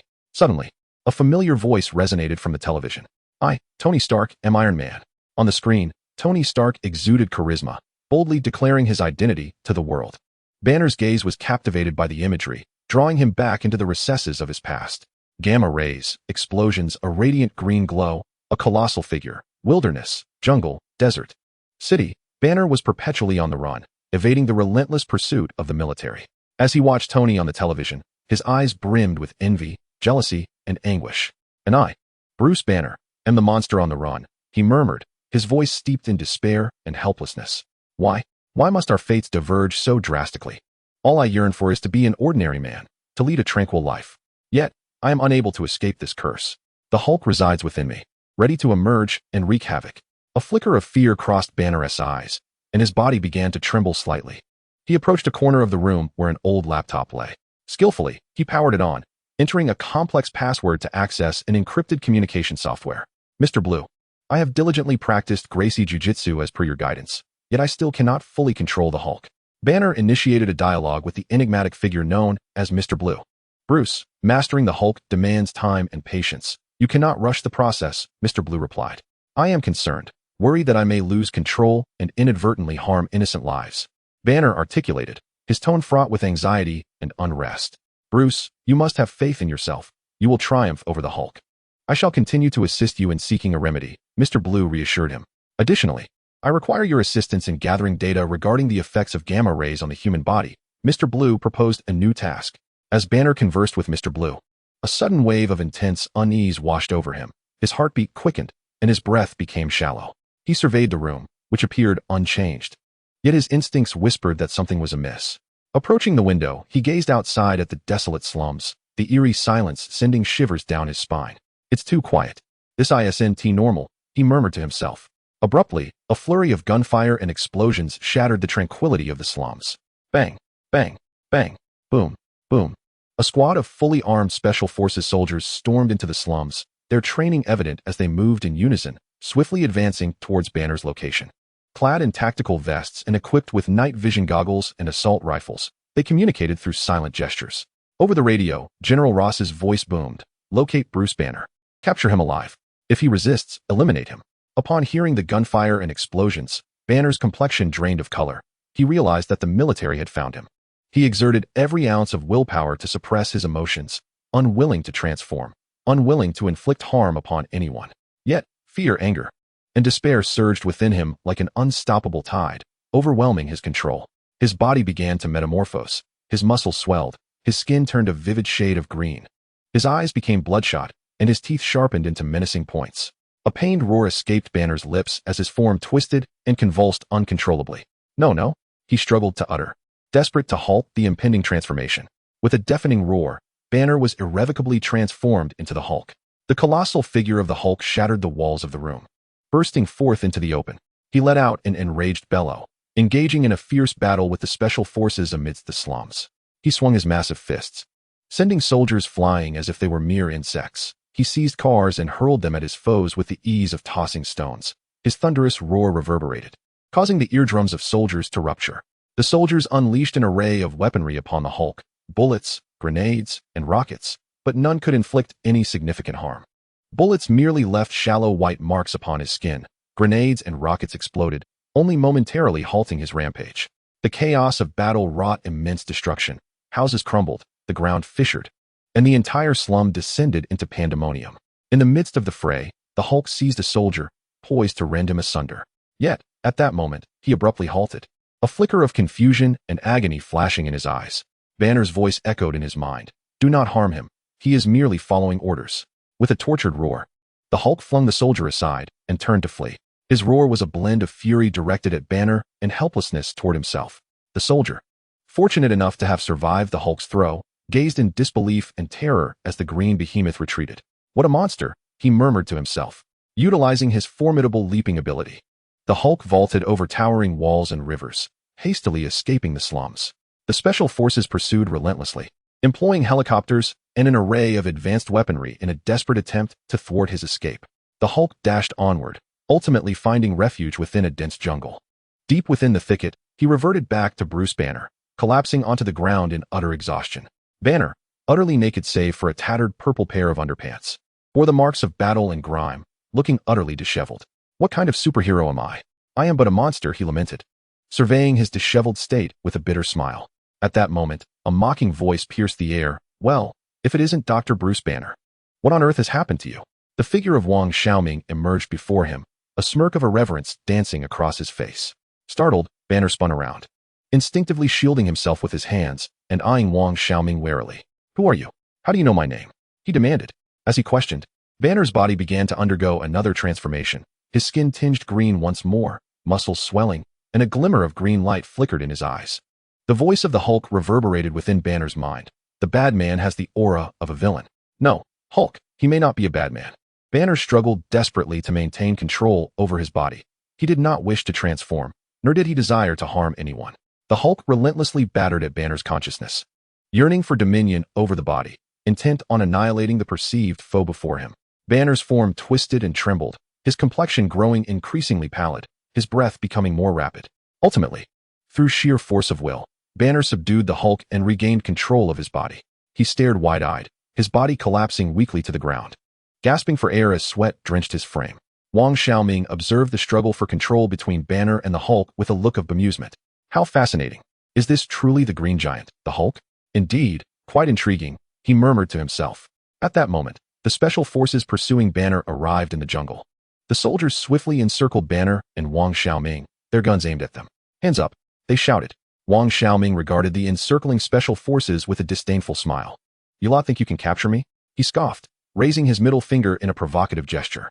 Seeking death, the soldiers, incensed by Wang Xiaoming's defiance, prepared to fire. Just as tension reached its zenith, Wang Xiaoming waved his hand. Before the soldiers could pull the trigger, a resplendent curtain of time and space materialized beside him and Banner. The atmosphere warped, energy fluctuated, and the shimmering curtain emitted an aura of mystery and science fiction. Wang Xiaoming, along with Banner, vanished through the curtain of time and space. Bang, bang, bang. The soldiers' bullets struck nothingness as they stared at the empty ground, bewildered, unsure of what had just transpired. Where are they? Where did they go? What the hell is happening? Panic ensued among the soldiers, who had never witnessed such an eerie phenomenon. Chapter 11. Reunion and Hope. The Hulk returns. The despairing cries of father and daughter. In a modest yet tidy room in New York, sunlight streamed through the window, casting warmth upon the floor. Bruce Banner donned the clothing provided by Wang Xiaoming. Though ill-fitting, it was preferable to being naked. He approached the window, gazing at the familiar streets of New York, his eyes brimming with disbelief and exhilaration. The towering skyscrapers, the ceaseless flow of traffic, and the bustling crowds, all appeared so vividly real, yet surreal. New York? Have we arrived in New York? I cannot believe I am back in New York, Banner murmured, his voice tinged with astonishment and hope. Suddenly, he felt a surge of excitement as he realized the true identity of Mr. Blue, the cellular biologist Dr. Samuel Stearns. Of course, I must seek out Dr. Stearns. He may have the means to cure me. A spark of hope ignited within Banner, rekindling his fighting spirit. He turned to Wang Xiaoming and sincerely said, "Thank you for saving me and bringing me to New York. May I ask your name?" Wang Xiaoming smiled gently and replied, "My name is Wang Xiaoming, but you may call me Wang." Banner hesitated for a moment before asking, "Wang, could you possibly use that remarkable ability of yours to transport me to Dr. Stearns' laboratory? I must find him as soon as possible." Wang Xiaoming offered a resigned smile and said, "I'm afraid, Dr. Banner, that I cannot utilize that ability a second time in such a short span." Upon hearing Wang Xiaoming's response, a flicker of disappointment crossed Banner's eyes. Yet he quickly came to understand. Such extraordinary powers could not be wielded at will. That Wang had saved him once was already a considerable feat. He could not demand more. Banner expressed his gratitude once again, saying, "Wang, thank you. Regardless of the circumstances, you have saved my life, and I will surely repay this kindness." He bid farewell to Wang Xiaoming and resolved to make his way alone to Dr. Stearns' laboratory. Wang Xiaoming cautioned Banner, "Dr. Banner, please be careful. The military has been pursuing you, and New York may be even more perilous for you than Brazil." Banner replied resolutely, "I am aware. But I must go. This is my only opportunity. I cannot abandon it." He concealed himself thoroughly with a hat, sunglasses, and a mask, then left the room, vanishing into the throng of New York City. As Banner cautiously navigated the streets of New York, he endeavored to avoid crowds, steering clear of drawing attention. Suddenly, a familiar figure came into view, Betty Ross, his former girlfriend and the daughter of General Ross. Banner froze, astonished at the unexpected reunion with Betty in New York. His heart swelled with excitement, joy, guilt, and concern. Betty spotted Banner as well, her eyes filled with recognition, first astonishment, then delight, followed by worry. "Bruce, is it really you? How did you end up here?" Betty approached Banner eagerly, her voice trembling with emotion. "Betty, Banner stammered, overwhelmed with excitement. "Bruce, are you all right? Where have you been? I've been so worried about you." Betty's eyes brimmed with concern. "Betty, I'm so sorry. I can't tell you." Banner's gaze was heavy with guilt and helplessness. "Bruce, I know you must have your reasons, but please believe me. I will always support you and help you," Betty assured, her expression resolute and trusting. The two then made their way to Dr. Samuel Stearns' laboratory. Upon seeing Banner, Dr. Stern was taken aback, never expecting Banner to seek him out in person. "Bruce, what brings you here?" Dr. Stern inquired, astonished. "Dr. Stern, I need your assistance," Banner stated straightforwardly. Dr. Stern informed Banner that he had synthesized a potential antidote, but it required testing. Without hesitation, Banner agreed to Dr. Stern's experimentation. With Banner's consent, Dr. Stern conducted experiments using Banner's blood sample, successfully and temporarily inhibiting his transformation. Throughout the experimental process, various instruments flickered with light and emitted an array of sounds, embodying the rigorous and wondrous nature of science. Dr. Stern invited Banner to reside temporarily in his laboratory, assuring him that he would continue to research the antidote. In the laboratory, Banner and Betty shared a brief yet heartwarming interlude, as if they were transported back to the days of their love, reminiscing and dreaming of a future filled with moonlit kisses. However, this fleeting warmth was soon shattered. The following morning, Betty prepared to buy breakfast for Banner. Yet, as she stepped outside the laboratory, she was intercepted by Emil Blonsky and his men.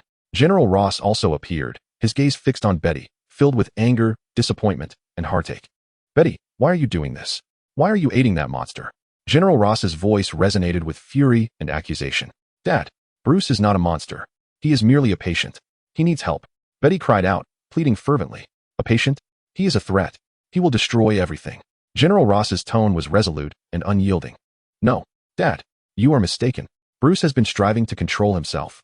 He does not wish to harm anyone. Betty attempted to persuade General Ross, but he was impervious to her words. Betty, you are too naive. You have no idea how dangerous he truly is. General Ross's voice was laden with disappointment and helplessness. Please, spare Bruce. He has suffered enough. Betty knelt on the ground, beseeching him. Impossible. I must apprehend him. It is my duty. General Ross's tone was unwavering and definitive. No. Betty uttered a desperate cry. General Ross commanded the troops to surround Dr. Stern's laboratory. Inside, Banner sensed an overwhelming threat. His heart raced, and his breathing quickened. The antidote provided by Dr. Stern merely suppressed the Hulk temporarily, and under immense stimulus, the Hulk stirred once more. Banner struggled desperately for control. Yet he could not prevent the emergence of the Hulk. His body began to transform, muscles swelling, skin turning green, eyes becoming bloodshot. No. Banner fought against the transformation, but to no avail. A deafening roar erupted as the Hulk burst forth from the laboratory. The Hulk engaged in a fierce battle with the encircling troops. Swinging his massive fists and sending soldiers flying like mere insects, he seized cars and hurled them at the soldiers as if they were pebbles. His thunderous roars shattered the eardrums of those nearby. The soldiers unleashed a barrage of weapons, bullets, grenades, rockets, but none could inflict significant harm upon the Hulk. Dr. Stern cowered in fear in a corner of the laboratory. General Ross observed the conflict between the Hulk and the military with a stoic expression, commanding his soldiers to forcibly remove Betty. Betty struggled desperately, her cries filled with pleading as General Ross remained unmoved. Father, please, spare Bruce. Her voice resonated with despair and anguish. My daughter, forgive me. For the sake of America, I must do this. General Ross silently reflected within himself. Betty gazed at the general's cold back, her eyes brimming with hopelessness and torment. She understood that the bond between her and her father had irrevocably shattered. Wang Xiaoming stood at a distance atop a high building, observing the fierce battle between the Hulk and the military through binoculars. The Hulk was indeed formidable, yet it was still insufficient, he murmured to himself, a peculiar light flickering in his eyes. The wheels of fate began to turn, entwining the destinies of Banner, Betty, General Ross, and Blonsky in this impending catastrophe. Chapter 12. Toying with the Hulk. The emergence of Iron Man. The thirst for power. In the jungle, chaos reigned. Broken trees lay scattered, the earth charred, and the air thick with the acrid scent of smoke and dust. General Ross's special forces had been utterly decimated by the Hulk. Soldiers lay sprawled in grotesque positions on the ground, either dead or gravely injured, a scene of unimaginable horror. Severed limbs, blood, and wreckage transformed the battlefield into a hell on earth. Emil Blonsky, once an elite warrior, now lay beside a shattered tree, clinging to life. His body was drenched in blood, bones shattered, and internal injuries left him on the brink of death. Coughing violently, he expelled a mouthful of blood. His gaze fixed on the raging Hulk nearby, filled with fear and resentment. Power, this is power, he murmured, his voice weak and hoarse. At that moment, a figure suddenly appeared at the center of the battlefield, standing defiantly before the Hulk. Wang Xiaoming, hands in pockets and a sardonic smile on his face, regarded the Hulk as though it were merely an innocuous kitten. Is this the Green Giant Hulk? Doesn't seem too impressive, he remarked nonchalantly, his tone brimming with provocation and disdain. Upon hearing Wang Xiaoming's words, the Hulk let out an enraged roar. He loathed the feeling of being underestimated and yearned to tear apart this reckless upstart before him. Betty and Ross, witnessing Wang Xiaoming's appearance, were engulfed by concern. No. Get away from there. You'll die? She shouted urgently, her voice laced with anxiety and fear. General Ross furrowed his brow at Wang Xiaoming. This guy resembles a masked rider. Perhaps named Wang Xiaoming? What is his intention? A sense of confusion and caution filled his mind. Betty and General Ross exchanged a glance, their eyes reflecting a tapestry of complex emotions. The chasm and conflicts between father and daughter, alongside their uncertainty about the future, intertwined in that single look. Disregarding the Hulk's fury, Wang Xiaoming calmly retrieved a driver, fastening it around his waist. He drew a card and inserted it into the driver. With a commanding shout filled with confidence and strength, a dazzling magenta light engulfed him as he transformed into a masked rider. Particles of light danced around him, their energy waves ceaselessly radiating outward as armor swiftly materialized, enveloping his entire form. Standing there, the magenta armor glimmered under the sunlight, exuding a sense of strength and advanced technology. He had transformed. Betty gasped in astonishment, her mouth covered in disbelief. This individual was indeed extraordinary. General Ross's expression grew grave. Hulk, upon witnessing this, let out a furious roar and swung his massive fist towards him. The punch, accompanied by a howling wind, descended like a small mountain. Wang Xiaoming had already devised a strategy. He intended to utilize his abilities to toy with Hulk and assess his strength. Drawing out a gun mode, he unleashed a barrage of shots at Hulk. The bullets, imbued with several times the power of ordinary rounds, struck Hulk with a series of resounding thuds. However, to Hulk, these bullets felt merely like a tickle, failing to inflict any substantial harm. Employing the card's ability, he created multiple clones to confound Hulk. His figure suddenly multiplied, becoming indistinguishable as it flickered around Hulk. Hulk, bewildered by the clones, furiously swung his fists, only to hit mere afterimages. Utilizing the card's ability, he temporarily vanished from sight, evading Hulk's onslaught. His form seemed to dissolve into the air as if he had never existed. Losing his target, Hulk roared in frustration, pounding the ground with ferocity. With his shooting, cloning, and invisibility abilities, he persistently harassed Hulk without engaging him directly in a head-on confrontation. He resembled an agile matador, taunting the enraged bull. Hulk, ensnared in his erratic tactics, grew increasingly furious, his roars escalating in intensity. His destructive power surged with his anger. A single strike could create a deep crater in the ground and obliterate surrounding trees. The entire jungle lay in ruins, ravaged by Hulk's fury. While toying with Hulk, Wang Xiaoming assessed his strength. He discovered that Hulk's defenses were formidable. Ordinary attacks could not inflict any damage. This fellow has remarkably thick skin. It seemed that only genuine skill would suffice to subdue him, Wang Xiaoming mused inwardly. He extracted an Iron Man card from his card box and inserted it into the driver. A dazzling golden red light flashed, transforming him into the Iron Man form. The armor's hue shifted from magenta to golden red, its structure adjusting as energy coursed through it, radiating an aura of power and advanced technology. Standing there in his Iron Man form, the golden red armor sparkled in the sunlight, reminiscent of a futuristic Iron Knight. Betty, witnessing his transformation into Iron Man, was once again left in shock. He has become like Iron Man, she exclaimed, her eyes wide with disbelief. General Ross, observing this transformation, wore a complex expression. He was astonished by the capabilities displayed, while simultaneously harboring deeper apprehension towards Tony Stark. Who exactly is this masked rider? He pondered silently. Betty and General Ross exchanged glances once more, their eyes brimming with ineffable emotions. The chasm and discord between father and daughter, coupled with their confusion about the future, intertwined within that singular gaze. In Iron Man form, he activated the thrusters and soared towards Hulk, engaging him in an intense battle. Utilizing the formidable power of the Iron Man armor, he exchanged blows with Hulk. Bang, bang, bang. The collision of fists and feet produced a deafening cacophony. He unleashed energy attacks like the repulsor blast and chest cannon, bombarding Hulk.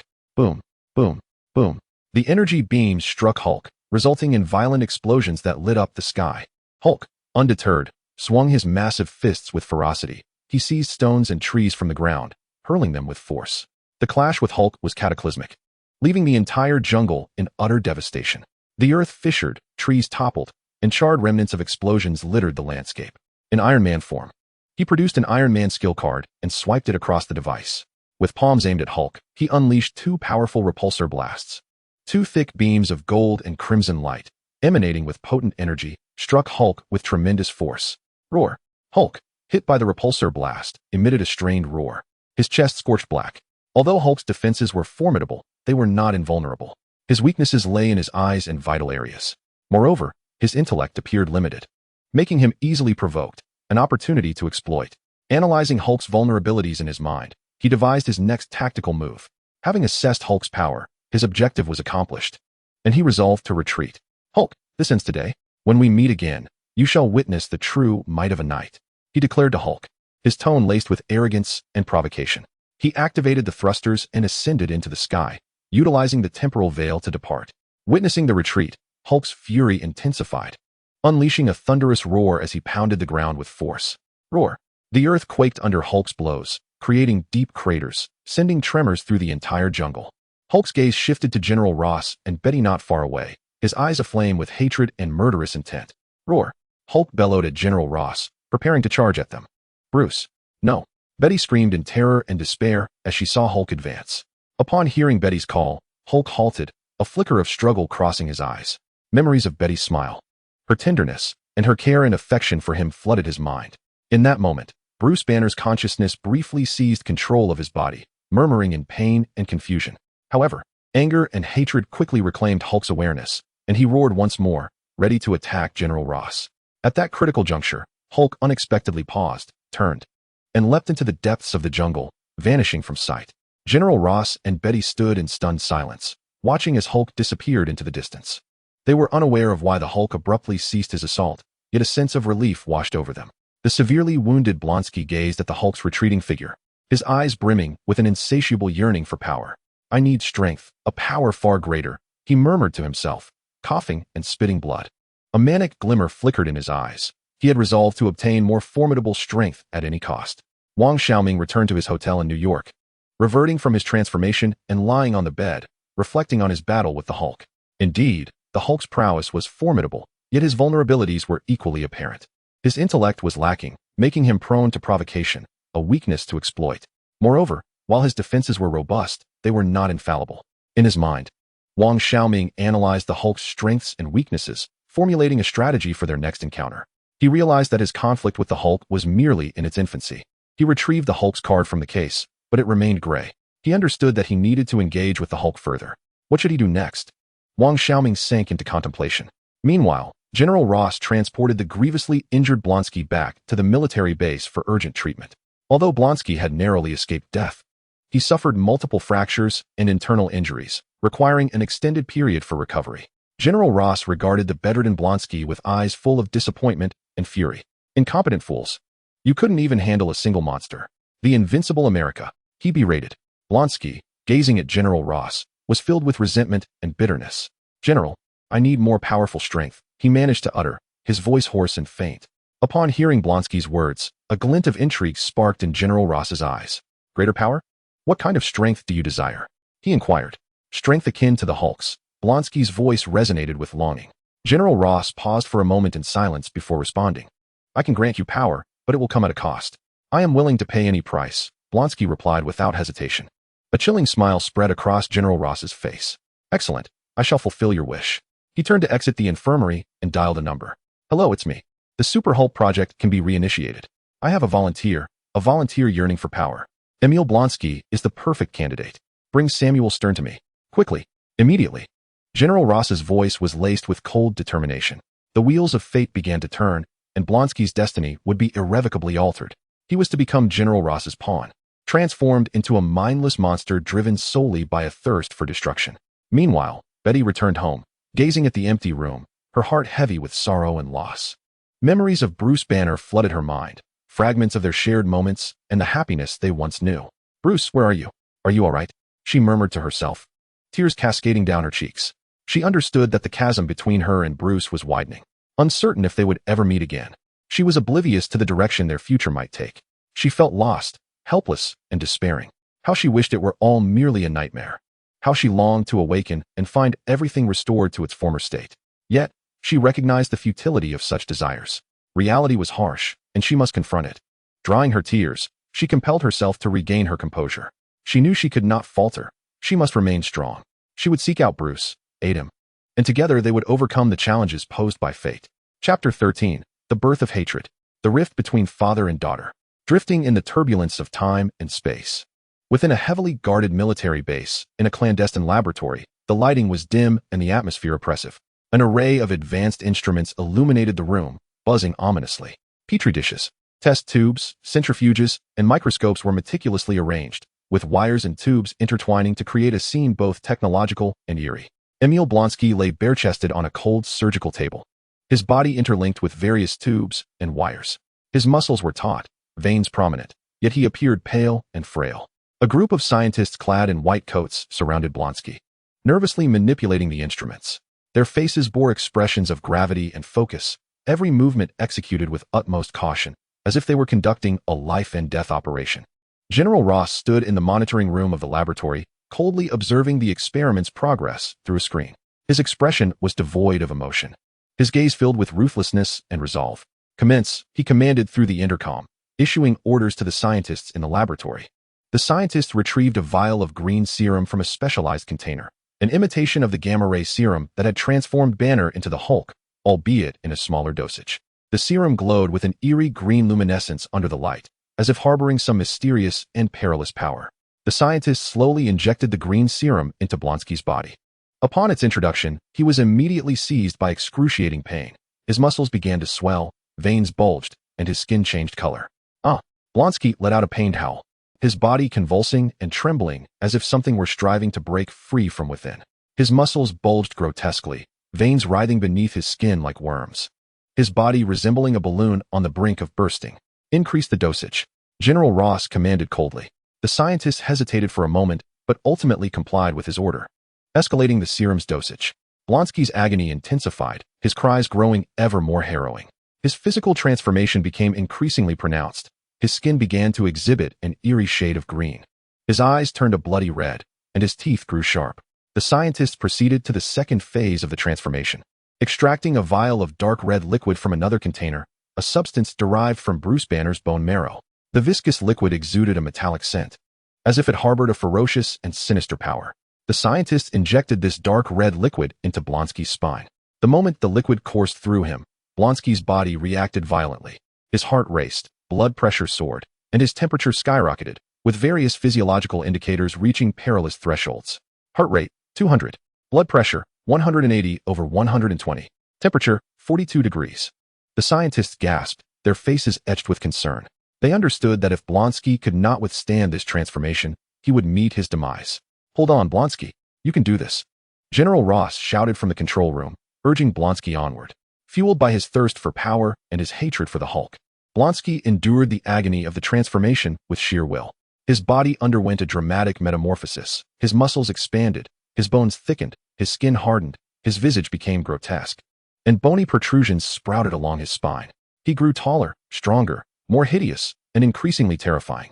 With a deafening roar, Blonsky completed his transformation, evolving into the Abomination, a creature even more monstrous, brutal, and powerful than the Hulk.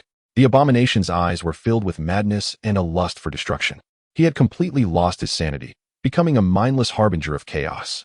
He broke free from his restraints, rampaging through the laboratory, smashing equipment and instruments with his colossal fists. His thunderous roars reverberated, shaking the very foundations of the lab. The scientists scattered in a desperate bid for safety, but they were unable to escape the Abomination's relentless grasp, meeting a cruel fate at his hands. "Help! Monster!" Their desperate cries echoed through the laboratory, laden with despair and terror. General Ross, witnessing the Abomination's rampage, was struck with shock and horror.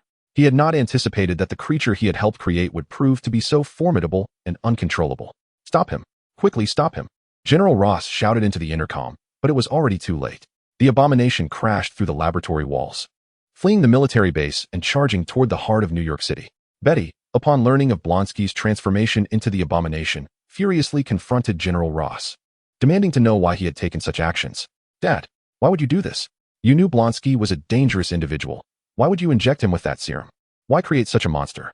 Betty's voice was filled with anger and accusation. General Ross attempted to justify his actions, asserting that he acted in the name of national security, to eliminate the Hulk. "Betty, you don't understand. The Hulk poses a tremendous threat, and I must devise a means to confront him." Blonsky volunteered for the transformation. Yearning for power, I merely offered him an opportunity. General Ross's voice brimmed with helplessness and justification.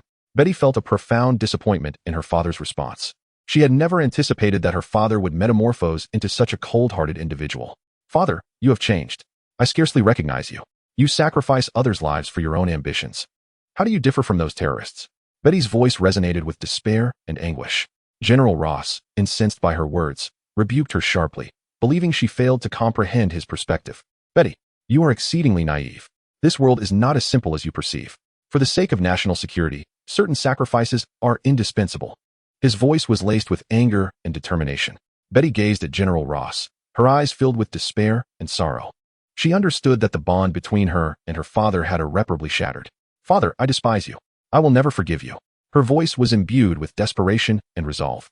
She turned away, resolved to abandon General Ross in search of Bruce Banner, to offer him her assistance. As General Ross watched Betty's retreating figure, A flicker of pain crossed his eyes, yet he remained steadfast in his convictions, believing every action he took was justified. Betty and General Ross, once inseparable, found themselves irrevocably divided due to their differing ideologies. They chose divergent paths. Where would their futures lead? Wang Xiaoming had been discreetly observing the unfolding events. He witnessed the abomination escape the military base and surge towards New York City, realizing that a monumental battle was imminent. He resolved to take action once more to prevent the abomination from wreaking havoc in New York, to gather data on it, and to unlock more night cards. He once again harnessed the power of the temporal veil, preparing to head into the heart of New York City. However, just as Wang Xiaoming was about to enter the temporal veil, an unforeseen event transpired. A surge of formidable energy suddenly emerged, disrupting the stability of the temporal veil. It began to distort violently, emitting a piercing buzz. The fabric of space warped, energy surged uncontrollably, and light flickered chaotically, plunging the entire temporal veil into turmoil. Wang Xiaoming's expression changed dramatically. He had never anticipated such an occurrence. What is happening? Why is the temporal veil spiraling out of control? He exclaimed, incredulity saturating his voice. He had little time to react before being drawn into the chaotic temporal veil, vanishing into thin air. Wang Xiaoming tumbled relentlessly through the tumultuous currents of time and space, feeling as though his very being were on the verge of being torn asunder. The energy maelstrom raged around him, and shards of space flitted by. As if he were ensnared within an immense meat grinder, he endeavored to regain control of his body, to stabilize the temporal veil, yet found all efforts to be in vain. Curse it! What on earth is happening? Wang Xiaoming roared inwardly. But his cries were swiftly drowned out by the howling tumult of the chaotic currents. He was oblivious to his destination, unaware of the fate that awaited him. A profound sense of confusion and helplessness enveloped him, accompanied by an overwhelming despair. He could only drift aimlessly within the turbulent currents of time and space, surrendering to the whims of destiny. Chapter 14. The fallen Captain America encounters the night.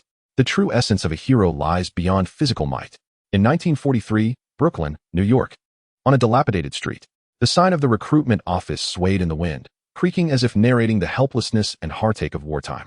Bucky Barnes emerged from the recruitment office, clad in a crisp military uniform, his face radiating pride and joy. He had passed the medical examination and was on the verge of heading to the battlefield, destined to become a valiant American soldier.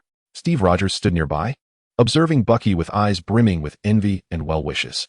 His small, frail stature starkly contrasted with Bucky's robust physique. Due to his physical limitations, Steve had been rejected multiple times by the recruitment office, and his dream of enlisting seemed perpetually out of reach. Steve, don't lose heart.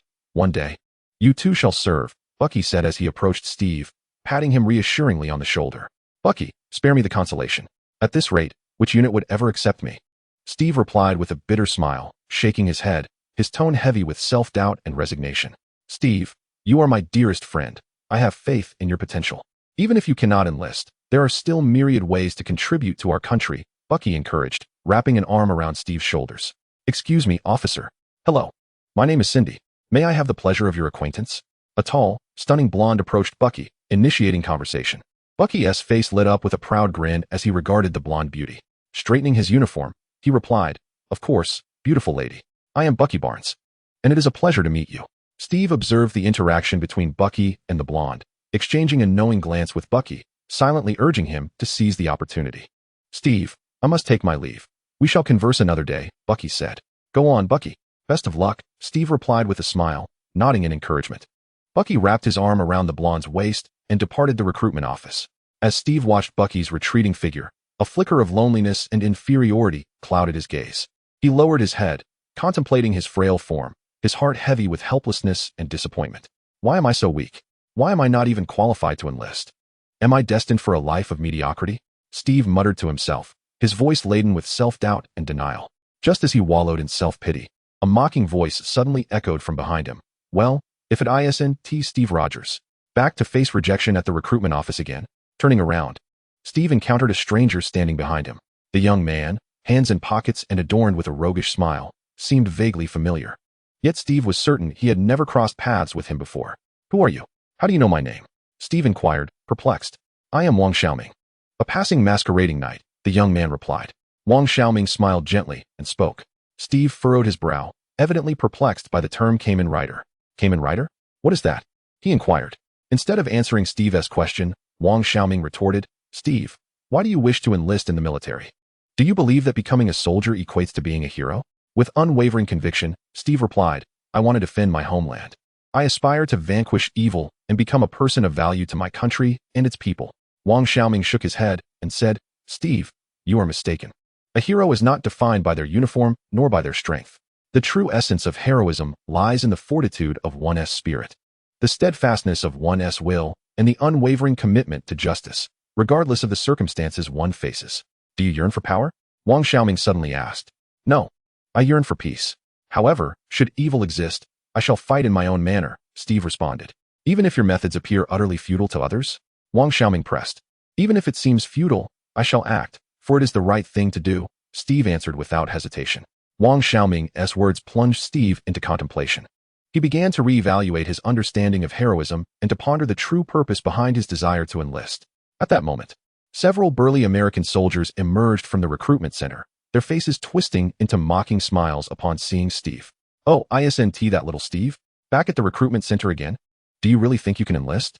One soldier approached Steve, shoving him slightly and sneering. Kid, stop dreaming. With your frail build, you'd just be signing your own death warrant on the battlefield. As Steve fell to the ground, he clenched his fists in anger, fully aware that he was no match for these soldiers. They encircled him, hurling verbal insults and threats. Kid, don't ever return to this recruitment center. This is no place for you. With those spindly arms and legs, you probably can't even hold a gun properly. Ha! The soldiers laughed heartily, treating Steve as if he were a mere fool. Wang Xiaoming, observing the scene, wore a disdainful smile. He detested such bullies who preyed on the weak. Approaching Steve, he helped him to his feet and addressed the soldiers. You lot, come at us all together. The soldiers paused, momentarily stunned, before bursting into laughter. Kid, have you lost your mind? You think you can take us on with that scrawny frame? You must be tired of living. Brothers, let us show him a thing or two. The soldiers charged at Wang Xiaoming, fists raised. With a chilling gaze, he declared, I'll say it once more. All of you, come at me together. Otherwise, you will live to regret it. Enraged by Wang Xiaoming's audacity, the soldiers resolved to teach this audacious youth a lesson. Yet, the ensuing events unfolded far beyond their expectations. Wang Xiaoming swiftly evaded their attacks with remarkable ease. His strikes were as swift as lightning, each punch and kick landing with precision on the soldiers' vital points. Bang! Ah! Ouch! Moments later, several soldiers lay defeated on the ground, clutching their stomachs and groaning in agony. Steve stood in utter astonishment at the scene before him. He had not anticipated that this seemingly unassuming Wang Xiaoming possessed such formidable prowess. Why you? Steve stammered, gazing at Wang Xiaoming in disbelief. Wang Xiaoming approached Steve, gently patting him on the shoulder as he spoke. Steve, remember my words. A true hero is one who possesses inner strength. With that, he turned and vanished into the crowd. Steve watched the direction in which Wang Xiaoming departed, his eyes brimming with resolve and hope. He vowed to become a genuine hero, one with profound inner strength. He realized that perhaps what he had been pursuing all along was not merely to become a soldier, but to embody the essence of a hero. Thank you, Wang Xiaoming. I will remember your words. I shall become a true hero, Steve silently affirmed within himself. Chapter 15, A Shift in History. The Emergence of the Destruction Robot. Wang Xiaoming concealed himself within the shadows, his gaze deep and penetrating as he observed Steve Rogers.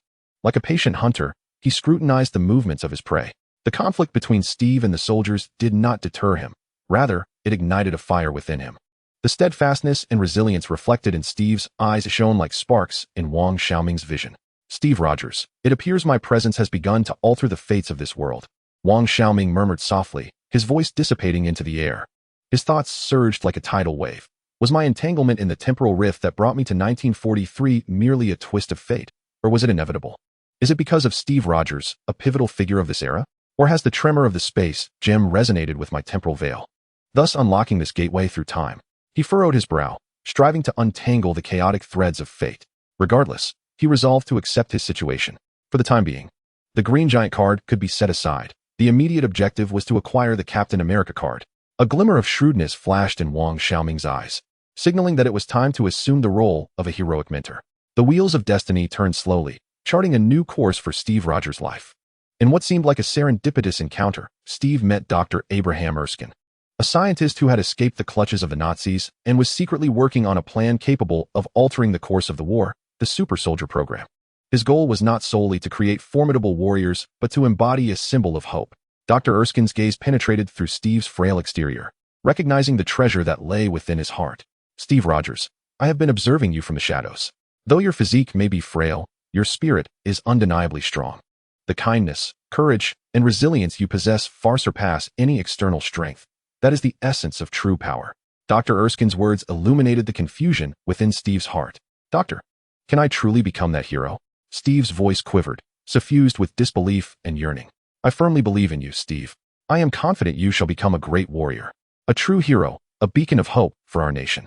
Dr. Erskine's gaze brimmed with trust and anticipation, his words planting seeds within Steve's heart, which took root and flourished.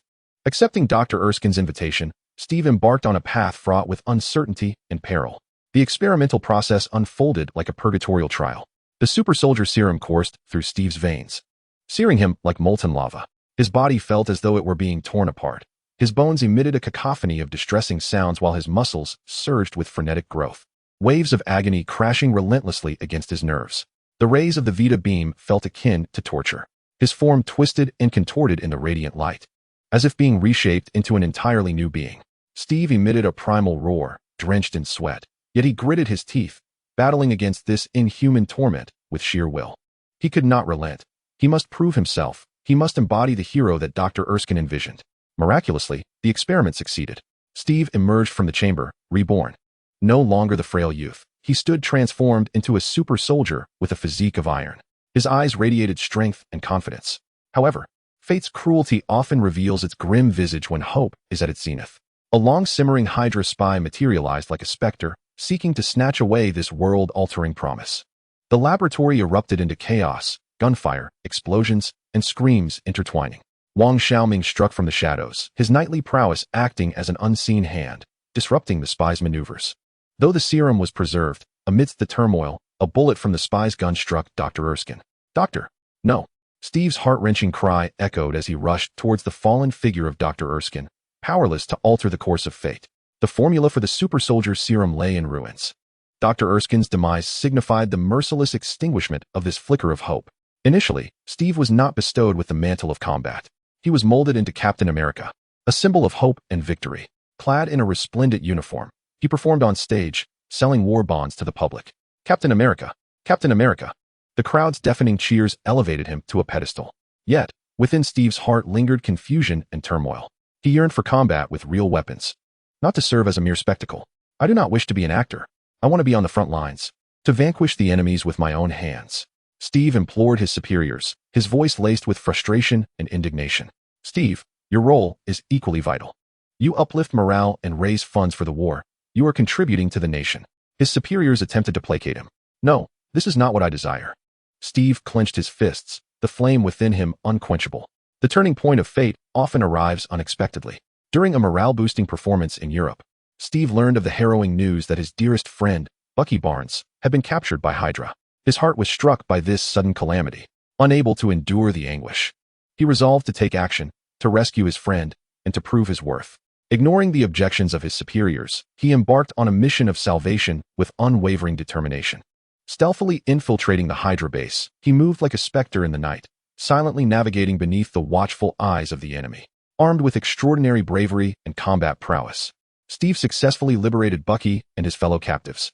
Within the confines of the Hydra stronghold, he transformed into a harbinger of death on the battlefield, single-handedly overwhelming countless Hydra soldiers. This battle unveiled Steve Rogers' true value to the military hierarchy. He was no longer merely an actor on stage, but a genuine hero on the battlefield. Steve Rogers had finally ascended to become the true Captain America. He assembled the Howling Commandos, fighting alongside Bucky Barnes and Agent Peggy Carter, penetrating enemy lines to dismantle Hydra's nefarious schemes. All the while, Wang Xiaoming observed from the shadows, witnessing Steve's evolution as well as the shifting tides of history. Yet a shadow that should not have emerged disrupted Wang's predictions for the future. The arrival of the Doomsday Robot, a technological marvel beyond its time, appeared at the side of Hydra's leader, Johann Schmidt, Red Skull. A Doomsday Robot. This was inconceivable. Could there truly exist a Doctor Doom in this world? A tempest surged within Wang's mind as he recognized that the course of history was veering into an unknown trajectory. The emergence of the Doomsday Robot presented an unprecedented crisis for Steve and the Howling Commandos. During a raid, the Commandos fell victim to an ambush by the Doomsday Robot. Boom, boom, boom. The air resonated with explosions, flames reaching skyward. Gunfire and cries of anguish intertwined to compose a symphony of death. The members of the Howling Commandos fell like wheat before the might of the Doomsday Robot, their blood staining the earth. Steve engaged in a desperate struggle against the metallic behemoth, yet he discovered that its defenses far exceeded his expectations. His shield and fists could inflict no tangible harm. "Who are you? Why do you serve Hydra?" Steve bellowed, launching one assault after another against the Doomsday Robot. "Captain America, your inquiries are futile. Simply remember this. Today, you and your Howling Commandos shall perish here." The Doomsday Robot intoned with a chilling synthetic voice, reminiscent of Death's decree. Steve found himself in a dire predicament. With the Howling Commandos facing imminent annihilation, the shadow of history loomed over the battlefield. Chapter 16, The Knight's Redemption. The Mist of History, the prelude to the final battle. A heavy scent of gunpowder mingled with the stench of blood, and burnt metal permeated the air. The battlefield had transformed into a hellish landscape. The members of the Howling Commandos lay sprawled upon the ground, some already lifeless, while others groaned in agony. The shattered firearms, twisted metal, and splattered blood all narrate the brutal intensity of this battle. Steve Rogers, the Captain America, is grievously wounded at this moment. His uniform is tattered, stained with blood and mud. The iconic shield, marred with deep dents and scratches, silently recounts the assaults it has endured. Leaning heavily on his shield, Steve struggles to kneel on the ground, his breath short and labored, each inhalation pulling at his wounds, sending waves of agony coursing through him. His eyes reflect a tumult of defiance and despair. Is this truly our fate? Are we to perish here?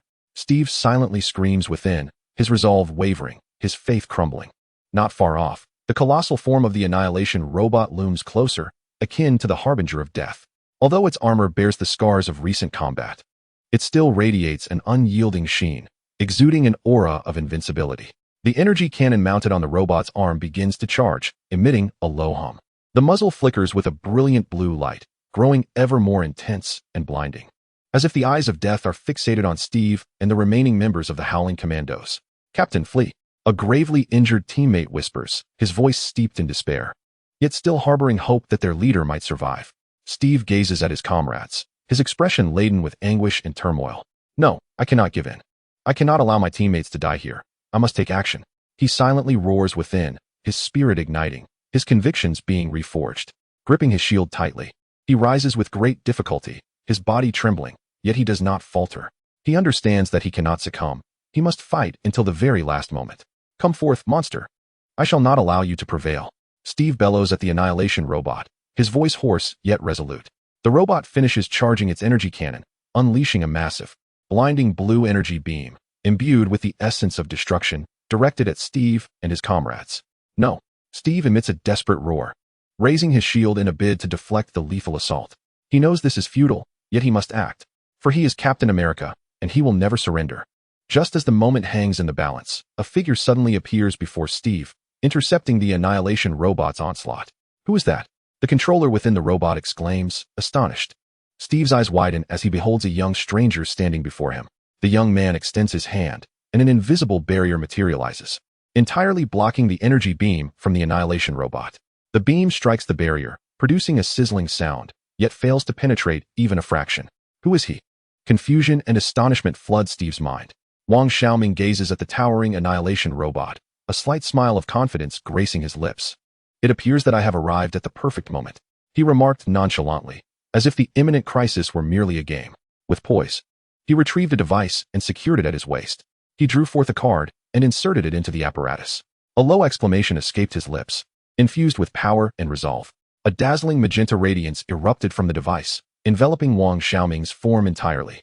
Light particles danced around him, as if ethereal sprites from another dimension, swirling and leaping in an entrancing ballet. Energy fluctuations spread outward, generating rippling waves that distorted the very air around him. Space itself seemed to fold, light bending in peculiar arcs around Wang Xiaoming, who appeared to stand at the threshold of reality and illusion. As the brilliance subsided, Wang Xiaoming had transformed into a masked rider. His magenta armor enveloped him completely, sleek and imbued with a sense of strength, its hard surface gleaming like a metallic masterpiece from the future. Standing there, he resembled a knight from an unknown realm, his very existence an embodiment of intimidation. The battlefield, once shrouded in despair, now glimmered with a flicker of hope at his arrival. Had he truly transformed? What power is this? Who exactly is he? Steve gazed at the transformed Wang Xiaoming with eyes wide in astonishment and confusion. He recognized Wang Xiaoming as the enigmatic young man he had encountered at the conscription office. However, he had not anticipated that Wang Xiaoming possessed such extraordinary abilities. The controller of the Annihilation robot questioned through an electronic synthesized voice. Impossible. There is no being like you in this timeline. Who are you? A member of the Time Management Bureau? No, that cannot be. Members of the Time Management Bureau would not be present here. How intriguing. You bear powers not of this universe. What exactly are you? The voice of the Annihilation robot was filled with doubt and caution. Rather than directly answering, Wang Xiaoming countered. There are many matters in this world that you cannot comprehend. Yet, that is of little consequence. What truly matters is that your existence has disrupted the flow of history. Tell me, what precisely are you? His voice resonated with authority and a sense of oppression, akin to a judge interrogating a criminal. The Annihilation robot ceased its prattle, activating its array of weapons to launch a fierce assault. The energy cannon mounted on its arm discharged a brilliant beam of energy, slicing through the air like the scythe of death. Missiles erupted from its back, spiraling through the air like venomous serpents, accompanied by a piercing shriek as they lunged forward. The colossal frame of the Annihilation robot did not falter in its relentless advance. Each heavy step sent tremors through the ground, its massive mechanical arms swinging down like hammers, accompanied by a howling wind. In the face of the Annihilation robot's onslaught, he remained utterly unperturbed. With astonishing agility, he darted like a specter between the energy beams and missiles, effortlessly evading the barrage. Faced with the mechanical arm of the Annihilation robot, he chose not to evade, but to confront it head-on. He positioned the sword mode before him, and the blade clashed heavily against the mechanical appendage. A deafening clang of metal echoed, sparks flew, and a powerful shockwave radiated outward, fracturing the ground beneath them. He felt an immense force transmitted through the sword, causing his body to tremble slightly. Yet he steadfastly withstood the assault. Just as the Annihilation robot was on the verge of exhaustion, a glimmer of determination ignited in his eyes. With a surge of energy from his waist, he thrust his right arm forward, his fist enveloped in magenta energy, striking the junction of the robot's chest armor with the force of a cannonball. A faint cracking sound emerged as a small fissure appeared on the robot's armor. The onslaught did not cease. He unleashed a flurry of punches, each one precisely targeting the same spot, causing the crack to widen until, ultimately, the Annihilation robot staggered backward several steps. Indeed, the armor was formidable, yet the junction was its Achilles heel, he mused. Seizing the moment amidst the fierce battle with the Annihilation robot, Steve swiftly rushed to the aid of his injured teammates from the roaring assault squad. He relocated the wounded to a safe area, applying rudimentary first aid to staunch their bleeding and bandage their wounds. He tore strips from his own clothing to dress their injuries, using his body as a shield against the flying debris and dirt. Thank you, Captain. The injured squad members looked at Steve, their eyes brimming with gratitude and admiration. Hang in there, brothers. We will survive. Steve encouraged his comrades, assuring them that reinforcements would arrive shortly. Infuriated by being repelled, the Annihilation robot activated its more powerful weaponry. A fierce electromagnetic pulse emanated from its body, attempting to disrupt his movements. The intense electromagnetic waves spread outward, affecting the surrounding electronic devices, which emitted a crackling noise. Yet, his armor seemingly remained unaffected by the pulse, allowing him to maintain his agility. An energy shield enveloped the Annihilation robot, blocking the incoming attacks. The shield glowed a pale blue, encasing the robot entirely. Resembling a colossal eggshell, he unleashed a relentless barrage against the energy shield of the Annihilation robot, pummeling it with fists and feet, slashing with his sword and striking with his blade. But to no avail, the shield remained unbroken. This adversary truly possessed formidable defenses, he contemplated. He produced a card and inserted it into the drive. Wielding the sword mode, he unleashed a powerful strike against the Annihilation robot. The blade, imbued with potent energy, sliced through the air, emitting a piercing shriek. With a crisp crack, a fissure appeared in the robot's energy shield. Seizing the opportunity, he continued his relentless strikes, the crack widening until, at last, the energy shield shattered completely. With the Annihilation robot now damaged, its movements became sluggish, and its energy core began to destabilize. Recognizing that it was time to conclude the battle, he drew another card and inserted it into the drive. Soaring high into the air, multiple ethereal shadows materialized around him. These phantoms seemed to originate from various dimensions, each exuding a formidable wave of energy. Subsequently, all the shadows converged into a singular, colossal magenta energy beam, hurtling towards the Annihilation robot. With a powerful kick, it struck the robot's head, unleashing an instantaneous explosion of energy. Boom! A thunderous roar reverberated. As the Annihilation robot shattered into a myriad of fragments, flames soaring skyward, and shockwaves sweeping the surroundings. In that fleeting moment of the robot's detonation, A chilling voice echoed. Kamen Rider, we shall meet again. This voice was laden with bitterness and resentment, akin to a curse from the depths of hell. Wang Xiaoming reverted from his transformation and approached Steve. Steve gazed at him, his eyes brimming with gratitude and admiration. Wang Xiaoming, thank you for saving us. Would you consider joining us in our fight against Hydra? He expressed, extending an invitation to join the Howling Commandos. Wang Xiaoming regarded Steve with a slight smile, replying, Steve Rogers, I accept your invitation. However, I shall not join the Howling Commandos. I will combat Hydra in my own manner. I believe we will encounter each other again on the battlefield. His response conveyed a willingness to cooperate while preserving his independence. Steve understood Wang Xiaoming's choice. He recognized that individuals like him would not easily be constrained. Very well, Wang Xiaoming. I trust we will meet again on the battlefield, Steve affirmed. The two clasped hands, their gazes reflecting mutual anticipation for the future and confidence in victory. Chapter 17, Mutation. The Realm of Quicksilver. Collision of Ideals. Deep within Hydra's secret base lay a vast steel prison, cold and oppressive, suffused with an aura of malevolence. Rather than a base, it resembled the lair of a mad scientist. Within this immense space, an intricate arrangement of experimental apparatuses, weapon prototypes, and energy devices resembled a disarray of twisted steel monstrosities. Wires sprawled like a spider's web, pulsating with an eerie blue glow, emitting a low, unsettling hum akin to the breath of some colossal beast. The air was thick with the acrid scent of chemical agents, mingled with the burnt odor of scorched metal, and a nauseatingly sweet stench that evoked images of blood and decay. This noxious aroma penetrated the nostrils, stimulating the nerves and inducing waves of nausea and dizziness. Steve Rogers, the embodiment of freedom and justice as Captain America, stood at the heart of this malevolence. His figure appeared diminutive in the vast expanse, yet his upright stance shone like a beacon of unwavering determination in the darkness. Clutching his star-spangled shield, the scars upon it chronicled his past battles and symbolized his indomitable spirit. His gaze was as sharp as that of a hawk, piercing through the shadows. Locked firmly on the elevated platform ahead, the source of evil. Bucky, Dr. Erskine, my brothers of the Howling Commandos, your sacrifices shall not be in vain. I vow to thwart the Red Skull and shatter the nefarious schemes of Hydra. Steve silently swore within his heart, each word bearing the weight of 1,000 burdens. Imbued with boundless resolve and strength. No longer was he the frail youth from Brooklyn. He had metamorphosed into a true hero, a warrior known as Captain America. Fighting to protect. Drawing a deep breath, he grimaced at the foul stench in the air, yet he did not falter. He advanced, each step resolute and powerful, as though he tread upon the very hearts of his foes, producing a somber echo. Upon the elevated platform stood the Red Skull, exuding arrogance. Clad in a sharply tailored black uniform, its lines were as cruel and unyielding as his character. The skull mask obscured his visage, revealing only 2 points of crimson eyes that glimmered with avarice, madness, and ruthlessness. In his grasp lay the Tesseract, a cube emanating an eerie azure glow, seemingly containing boundless energy, symbolizing endless devastation. The Red Skull gazed down upon the slowly approaching Steve, his eyes filled with contempt and derision, as if he were observing a hapless ant. Captain America? What a ridiculous title. Do you truly believe that with your solitary strength, you can hinder me? Thwart the great Hydra? The Red Skull's voice rasped and grating, akin to rusted metal scraping together, reminiscent of a demon's whisper from the depths of hell, sending chills down the spine.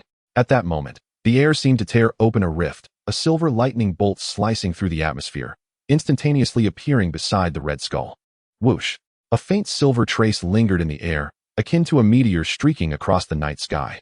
It was a young man clad in a black bodysuit, perfectly hugging his form, delineating his athletic and explosive musculature, poised like a cheetah ready to pounce. Silver lightning patterns coursed through the bodysuit, appearing almost alive, exuding a heart-pounding sense of speed and energy. The fabric, a blend of metal and cloth, shimmered with an otherworldly luster, evidently a product of advanced technology beyond its time.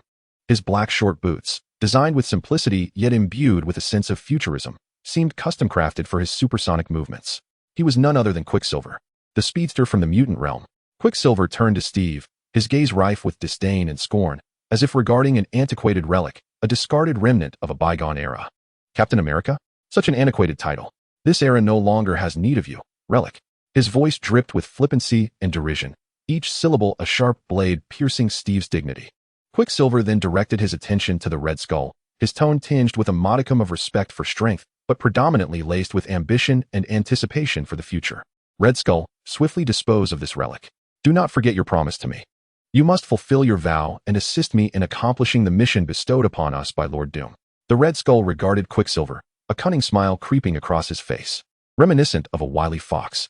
Rest assured, Quicksilver, as long as I vanquish Captain America and seize the power of this world, I shall take the entire Earth and join the realm of combat, becoming the most loyal warrior under the great deity, Lord Doom. He raised the cosmic cube in his hand, its blue radiance casting an eerie and terrifying glow upon his skeletal mask. The cosmic cube possesses boundless energy. With it, I shall conquer not only the world but the entire universe. Earth will be my offering to Lord Doom. The voice of the Red Skull was infused with fervor and ambition. His aspirations extended beyond merely ruling the Earth. He sought to become the sovereign of the cosmos. Hidden in the shadows, Wang Xiaoming observed everything unfold. He overheard the conversation between the Red Skull and Quicksilver, and his doubts were finally dispelled. The deity of the combat realm, Doom, had a profound connection to the history of this world. Wang Xiaoming pondered silently, realizing that the fate of this world had diverged from the path he once knew, becoming increasingly enigmatic. Quicksilver once more cast his gaze upon Steve, his eyes brimming with contempt and mockery. He deemed Steve's steadfast beliefs utterly meaningless in this era. Captain America, your ideals and convictions are mere childish fantasies in this world governed by the law of the jungle. Power is the eternal truth, the sole principle. Steve met Quicksilver's gaze without flinching, his eyes resolute as granite, his tone imbued with a firm commitment to justice and an unwavering belief in his principles. Power? If power is wielded to conquer and annihilate, then such strength only begets endless calamity and suffering. True power is meant to protect and uplift the weak. It serves to uphold justice and peace. He refuted emphatically, each word resonating like a hammer striking Quicksilver's heart. Protect? Peace. Ha! Quicksilver erupted in a derisive laugh, as if he had just heard the most ludicrous joke. Captain America, you are truly pitiably naive. This world has always been one of the strong devouring the weak, where survival belongs solely to the fittest. Only the powerful have the right to dictate the rules and to endure. He believed that Steve's values were outdated, woefully incompatible with this brutal reality. The strong? The true strong protect the weak rather than oppress them. The true strong uphold justice, not yield to malevolence. Steve's voice rang with conviction, his beliefs as unyielding as steel. He firmly believed that justice and kindness are humanity's most precious treasures. Justice? In this world, justice is merely a fig leaf for the weak. Only power can determine everything, can govern fate. Quicksilver's voice dripped with disdain for justice and reverence for might. He regarded Steve's thoughts as the self-delusion of the feeble. No, I firmly believe that justice will ultimately triumph over evil. I believe that humanity's conscience and courage will never be consumed by darkness. Steve's voice was filled with hope and conviction, his eyes sparkling with an indomitable light, akin to a beacon in the dark, guiding the way. Quicksilver ceased to engage in verbal disputes with Steve, opting instead to demonstrate his perspective through action and to shatter Steve's naive illusions with sheer force. He launched the first attack, moving with unparalleled velocity, transforming into a silver streak of lightning that darted around Steve, leaving behind a mesmerizing array of afterimages. The air was filled only with the shimmering silver light, as Quicksilver's form became utterly elusive to the naked eye. With each movement, he broke the sound barrier, producing deafening sonic booms that reverberated through the base like thunder. The winds generated by his rapid motion created invisible waves, toppling surrounding equipment and instruments, while the ground was gouged with deep furrows as if carved by countless razor-sharp blades. Steve gripped his shield tightly, bracing himself for the onslaught. Leveraging his extraordinary reflexes and vast combat experience, he endeavored to track Quicksilver's trajectory. He used his shield to deflect the barrage of punches and kicks, each impact resounding with a cacophony of metallic clashing, sparks flying, as if two meteors had collided. The stars and stripes emblazoned on his shield glimmered vividly amidst the sparks. He shielded his vital areas, withstanding the tempestuous assault of Quicksilver. Each blow inflicted sharp pain, yet he gritted his teeth, resolute in his refusal to retreat. Seizing an opportunity amidst Quicksilver's relentless barrage, he swung the edge of his shield like a razor, attempting to disrupt Quicksilver's rhythm. Quicksilver's speed, agility, and nimbleness far surpassed Steve's, resembling a sleek cheetah effortlessly maneuvering across the battlefield, causing Steve's strikes to repeatedly miss their mark. However, Steve's strength, endurance, combat acumen, and unwavering willpower were formidable in their own right. He stood like an unyielding fortress, impervious to the elements, steadfast against the storm. Quicksilver's swift movements left deep gashes on the unyielding concrete floor, reminiscent of claw marks from a colossal beast. Steve's shield crashed against the walls, leaving ghastly dents, with debris scattering and dust swirling in the air. The intricate devices of the Hydra base lay shattered in the wake of their battle, sparks erupting and alarms blaring in a cacophony of chaos. Quicksilver regarded Steve as a relic of a bygone era, utterly incapable of matching his prowess. He relentlessly taunted and provoked Steve, seeking to undermine his resolve psychologically. Old relic, your movements are far too sluggish. You cannot keep pace with my speed. Captain America, your time is long past. Embrace reality. Despite being at a disadvantage, Steve remained composed, meticulously observing Quicksilver's movements in search of a counterattack opportunity. His gaze was steadfast and sharp, akin to a falcon fixated on its prey. He understood that while Quicksilver's speed was formidable, his striking power was relatively weak. If he could seize the moment and retaliate with his shield, he might yet turn the tide of battle. Your speed is indeed remarkable, but your strength is rather lacking. As Steve fended off Quicksilver's relentless assaults, he spoke in a low voice, attempting to provoke Quicksilver into revealing a flaw. Old relic, perhaps you should worry about your own well-being. Quicksilver, amidst his frenzied attacks, taunted Steve, his speed escalating, his strikes growing increasingly ferocious. Capitalizing on his advantage, Quicksilver relentlessly exploited Steve's vulnerabilities, his lightning-fast punches and kicks raining down upon him like a torrential downpour. Steve's stamina began to wane rapidly, his movements grew sluggish, and his breath became increasingly labored, as if he were on the verge of collapse. Seizing an opening, Quicksilver delivered a crushing blow to Steve's abdomen. A dull thud echoed as Steve's body flew backward like a marionette with severed strings, crashing heavily against the cold wall. He coughed up a mouthful of blood, staining the stars and stripes on his chest. His complexion turned as pale as parchment, his body swaying precariously. Quicksilver advanced with relentless determination, his eyes gleaming with a cruel light, poised to deliver the final strike that would utterly extinguish this outdated hero. Captain America, your time has come to a definitive end. Quicksilver's voice brimmed with smugness and malice, convinced that victory was within his grasp.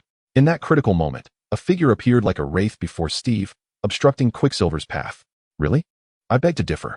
Wang Xiaoming's voice was calm and assured, as if he held dominion over the situation.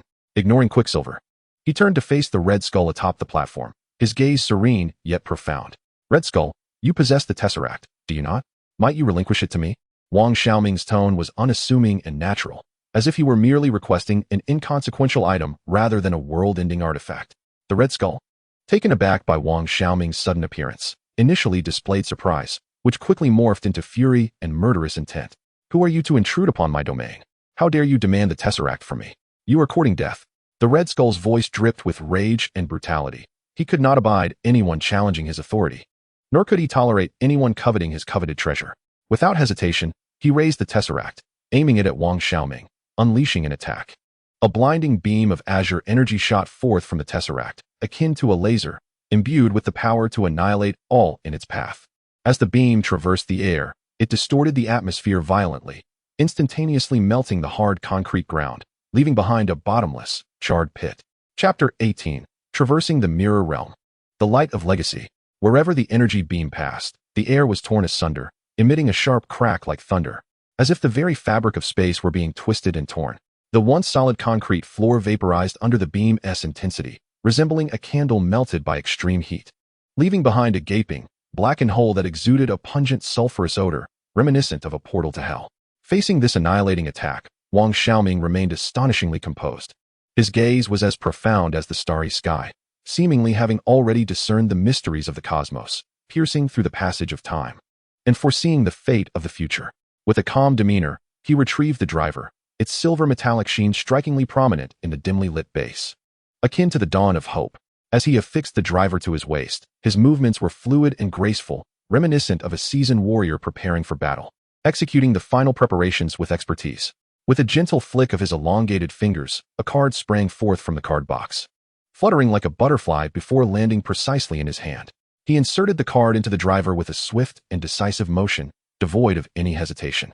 Wang Xiaoming uttered a low command. His voice, though soft, resonated with power and resolve, as if proclaiming the verdict of destiny.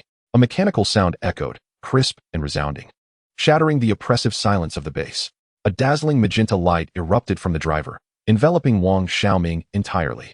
Light particles danced around him, swirling as if animated, resembling ethereal sprites from another dimension, leaping and rejoicing in his presence. Energy waves radiated outward, creating invisible ripples that distorted the surrounding air. manifesting a scene both mysterious and arcane, transcending mere extravagance. The very fabric of space seemed to fold slightly, light bending in peculiar ways around Wang Xiaoming, who appeared to stand at the threshold between reality and illusion, poised to step into an uncharted realm. As the radiance subsided, the masked rider stood resolutely in place. Clad in magenta armor that enveloped his form, its lines smooth and imbued with a sense of strength, the material gleamed with a metallic luster, resembling an artwork from the future or the battle-worn armor of a seasoned knight. Tilting his body slightly, he narrowly evaded the energy beam from the cosmic cube at an incredible angle. The beam grazed his form, allowing him to feel the searing heat and destructive energy, akin to the breath of death itself, just passing by.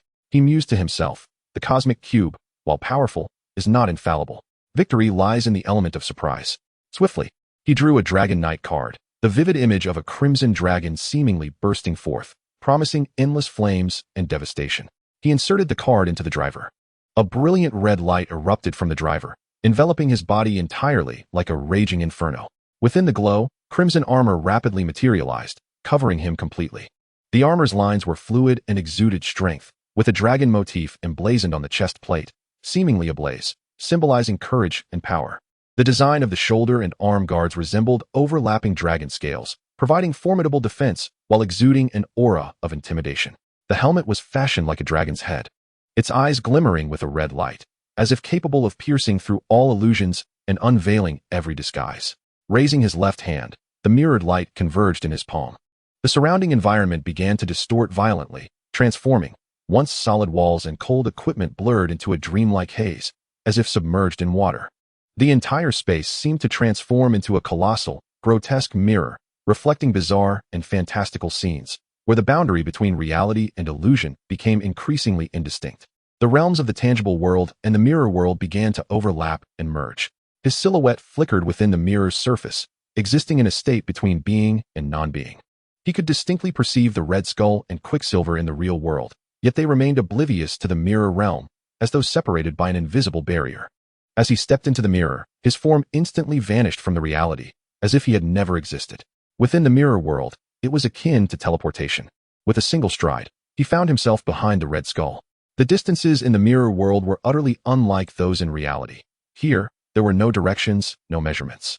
Only endless reflections and distortions, merely the extensions and dominion of consciousness. With a speed that was blindingly swift, he extended his right hand and seized the cosmic cube from the grasp of the Red Skull. His movements were as rapid as lightning, precise and resolute, devoid of hesitation, as if rehearsed countless times before. Grasping the cosmic cube tightly, he stepped out of the mirror and instantly returned to the real world. His figure re-emerged like a specter, catching both the Red Skull and Quicksilver off guard, as though born from the void and vanishing back into reality. The Red Skull suddenly found his hand empty. The cosmic cube he had held so tightly had inexplicably vanished. He stared blankly at his empty hands, his expression shifting from triumph to shock, and then to profound rage and disbelief, as if witnessing the most unfathomable occurrence in the world. "Damn it, you wretched pest. Return the cosmic cube to me. Give it back."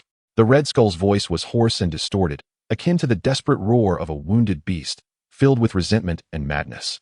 Like a demon from hell uttering its final curse. He swung his fists, howling and cursing in fury, yet he dared not approach recklessly. He fully understood the gravity of his situation and what it would mean for the cosmic cube to fall into another's hands. It signified the complete obliteration of his ambition to dominate the world. It meant that years of scheming would come to naught. It indicated he would lose everything, even his very life. Quicksilver's countenance also turned ashen. He had witnessed the theft of the cosmic cube as if by magic, an event that transcended his comprehension and upended his understanding of power. This is impossible. Who is he? What kind of power is he wielding? Quicksilver silently screamed within, his pride and confidence utterly shattered in that moment. Unable to accept the reality of the cosmic cube's theft, he directed his pent-up fury towards the intruder. He resolved to eliminate the threat before reclaiming the cosmic cube. With a furious roar, he transformed into a silver streak of lightning, propelling himself at supersonic speed. He swung his fists, creating a piercing sound as if raindrops were falling, each punch imbued with immense power capable of shattering steel. In the face of Quicksilver's frenzied onslaught, he remained unusually calm and composed. He swiftly relinquished his Dragon Knight form, reverting back to the guise of the masked rider. Drawing a card, he inserted it into the driver, and his figure instantly fractured into numerous replicas, each one vividly lifelike, blurring the line between reality and illusion. These phantoms flickered and leaped around Quicksilver, shifting with an ethereal unpredictability, each one resembling his true self, while also appearing as ephemeral as a mirage. Once more, he extracted a card and inserted it into the driver. In an instant, his form vanished into the ether, as if he had never existed, seamlessly blending into the surrounding environment, leaving no trace behind. Quicksilver's attacks met only empty air, as he could only perceive fleeting shadows. Unable to discern which was the genuine article, he darted about like a headless fly amidst the phantoms, perpetually eluding his target. The cloaked figure rendered him powerless, forcing him to rely on instinct as he struck wildly in desperation. Damn it! Damn it! What on earth is this bizarre ability? Clones? Invisibility? This is not a power any human should possess. Quicksilver's voice was laced with fury, frustration, and a hint of fear. His speed, his pride, seemed utterly meaningless in the face of this enigma. Suddenly, the figure emerged from invisibility, standing beside Steve Rogers, clutching the Tesseract, which radiated a haunting blue light. As if wielding the very fate of the universe, he extended the Tesseract towards Steve, speaking in a calm and measured tone. Steve Rogers, I entrust this to your care. His demeanor remained unassuming, as if passing an ordinary object to Steve rather than a treasure capable of altering the world's destiny. Steve gazed at the Tesseract in his hands, his expression a mixture of shock, confusion, and unease. He could not fathom why Wang Xiaoming would entrust such a significant artifact to him, an ordinary man. This is the Tesseract, right? Why are you giving it to me? I'm just an ordinary person. Steve's voice was filled with hesitation and uncertainty, questioning his worthiness and capability to safeguard this precious relic. Looking intently at Steve, he spoke slowly. The Tesseract harbors boundless energy. Yet, power itself is devoid of morality. It is the wielder's intent that defines its nature. Steve Rogers, I see the righteousness, goodness, and resilience within you. I believe you will never misuse this power. I trust that you will wield it to protect this world and everything you hold dear. His words reflected a deep-seated faith in Steve. While subtly alluding to the Tesseract's inherent peril, he was confident that Steve's virtue and justice would withstand the allure of the Tesseract, preventing it from falling into malevolent hands. I do not require such overwhelming power. What I need are my shield, the beliefs I stand by, and the comrades who fight alongside me. Steve shook his head, rejecting the Tesseract.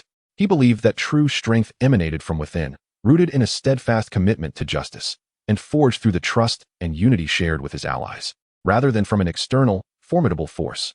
Steve Rogers, your conviction is indeed precious and admirable. In this tumultuous and perilous world, without sufficient strength, one can safeguard nothing. One's convictions will ultimately dissolve into mere illusions. This highlights the brutal reality that, in a world governed by the survival of the fittest, power often trumps justice and kindness, which can be easily vanquished, leaving faith susceptible to the harshness of reality. Yet, I steadfastly believe that even in the absence of formidable might, should we uphold righteousness and unite as one, we shall undoubtedly triumph over malevolence and usher in the light. Steve remains unwavering in his beliefs, convinced that the power of justice and unity is boundless, impervious to any evil force. Steve Rogers, your ideals may appear somewhat utopian, yet I hold your choices in high regard.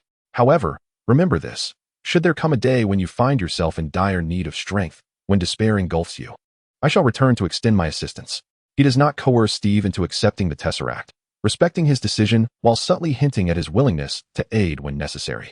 It is understood that Steve's convictions require time to manifest, necessitating the endurance of further trials and tribulations. He entrusts the Tesseract to Steve, believing him to be the most suitable candidate. Steve Rogers, you are a true hero, a warrior worthy of admiration. Your kindness, courage, and indomitable spirit deeply inspire me.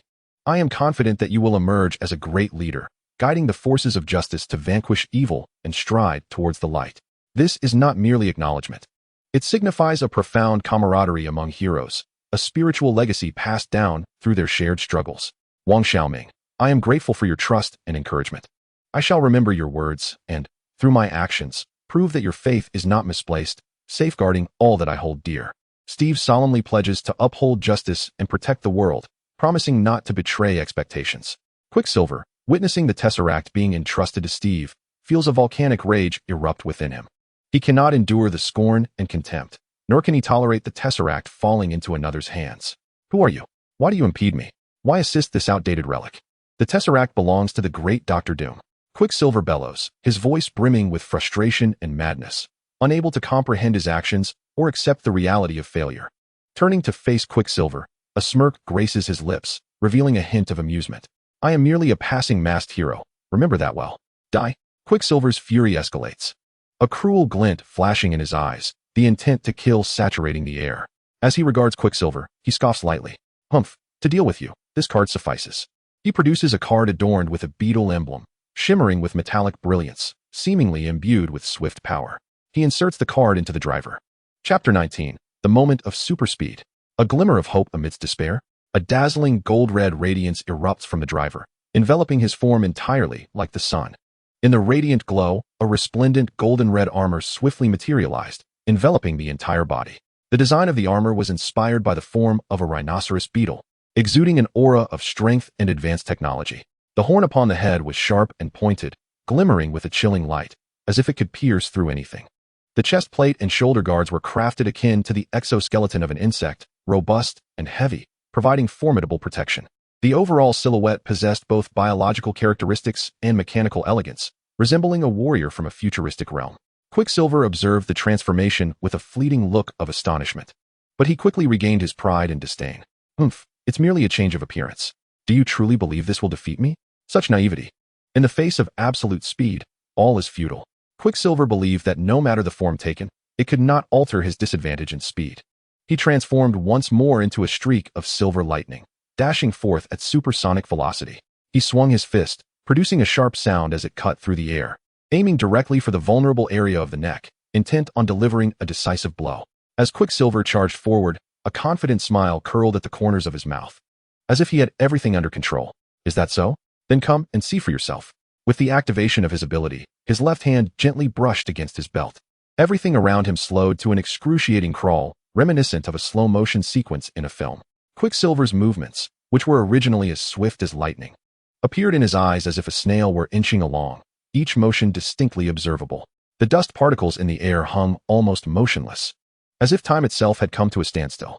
The distant sounds of explosions and alarms became deep and languorous, stretched out countless times, resembling bizarre echoes from another realm. With a subtle shift of his body, he effortlessly evaded Quicksilver's attack at an incredible angle.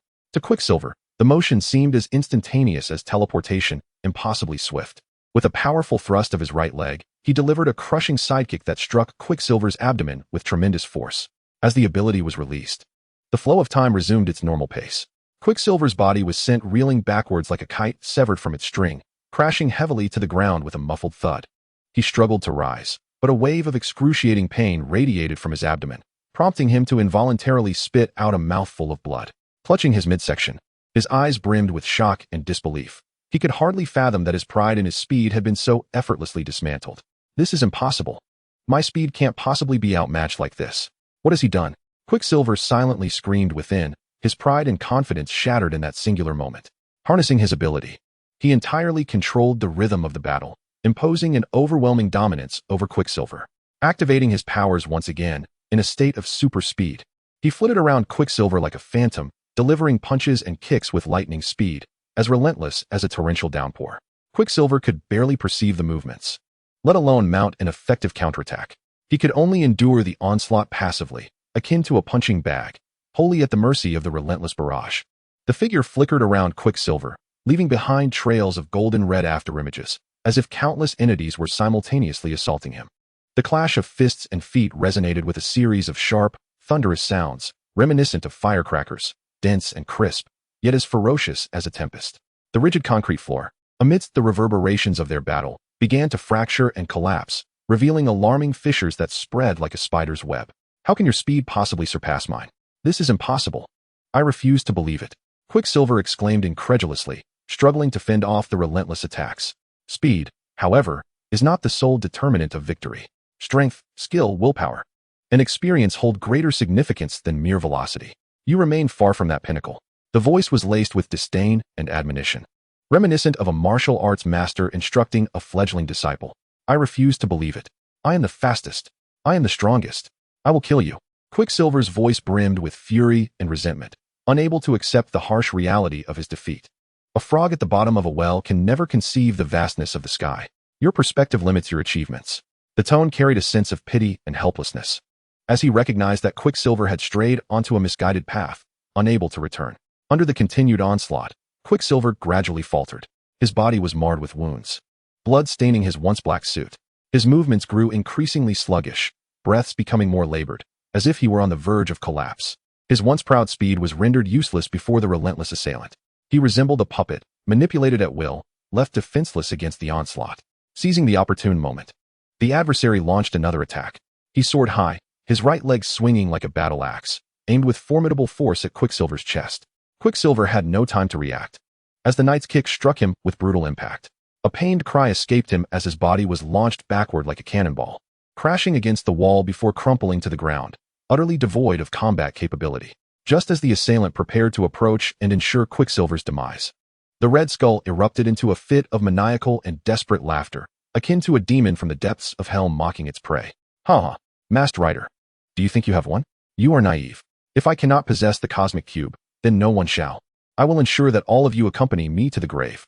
The Red Skull's voice was filled with madness and resolve, having lost all semblance of sanity. He resolved to take everyone down with him. Recklessly, he activated the self-destruct mechanism of the Hydra base, intending to perish alongside his adversaries, Steve, and the entire facility. The piercing alarm echoed throughout the base, like the death knell heralding the approaching apocalypse.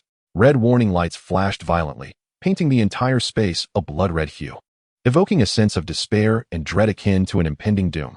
The base began to tremble violently, with alarming cracks appearing on the walls, spreading like a spider's web. As if it were on the brink of collapse, debris and dust cascaded from the ceiling like a relentless downpour, rendering the entire base a precarious edifice on the brink of collapse, threatening to entomb all within its ruins. Observing the frenzied Red Skull, his brow furrowed in concern. He recognized the gravity of the situation. Should the base detonate, both he and Steve would meet their demise here, and the Tesseract could be obliterated, leading to unpredictable ramifications for history. Steve gazed at the imminent explosion, his eyes filled with shock and despair as he beheld the crumbling structure. Having narrowly escaped the clutches of a destructive robot and endured a fierce battle with Quicksilver, he now faced this sudden cataclysm. Uncertainty loomed over him, whether he could still escape and if there was hope left in this world. Chapter 20. The True Essence of a Hero. Captain America and his Shield. The Hydra base teetered on the brink of ruin, as if it had endured an apocalyptic catastrophe.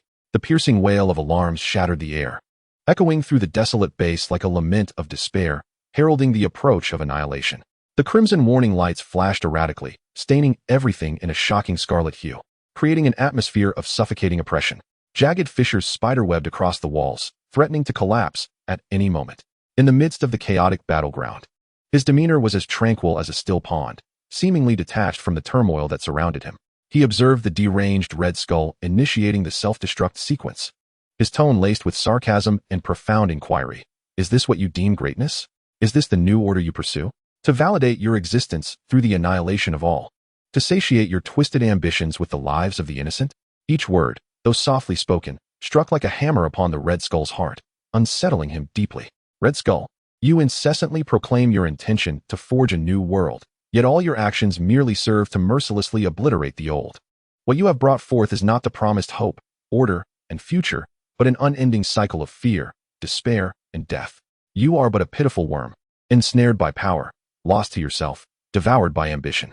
His voice brimmed with scorn for the Red Skull and profound contemplation of humanity's fate, not merely rebuking him, but reflecting on the essence of power and the true meaning of heroism.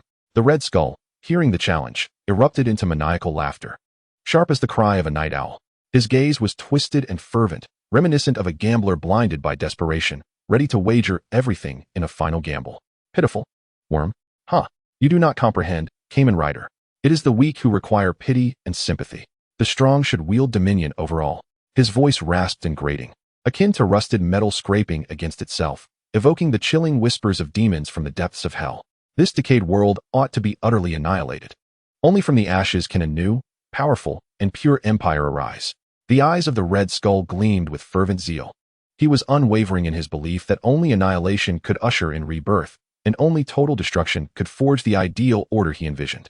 I, the Red Skull, shall ascend as the deity of the new world, and you shall all serve as mere stepping stones upon my path to divinity.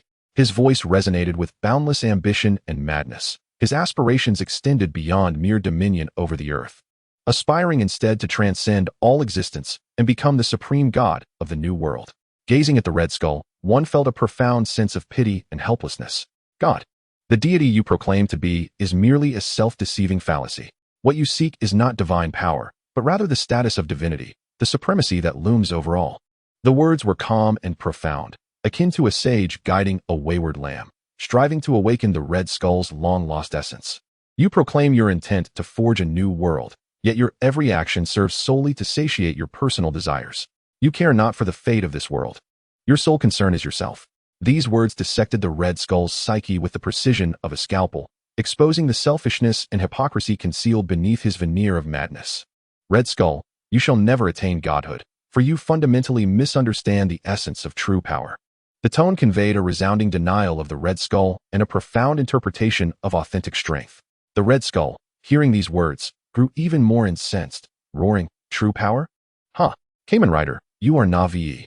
True power is the ability to obliterate everything, to conquer all, to make everyone cower at your feet, trembling in fear." His voice was steeped in a distorted comprehension of strength. He believed that power equated to unabashed conquest, to reckless destruction, to subjugating all beneath his tyrannical rule.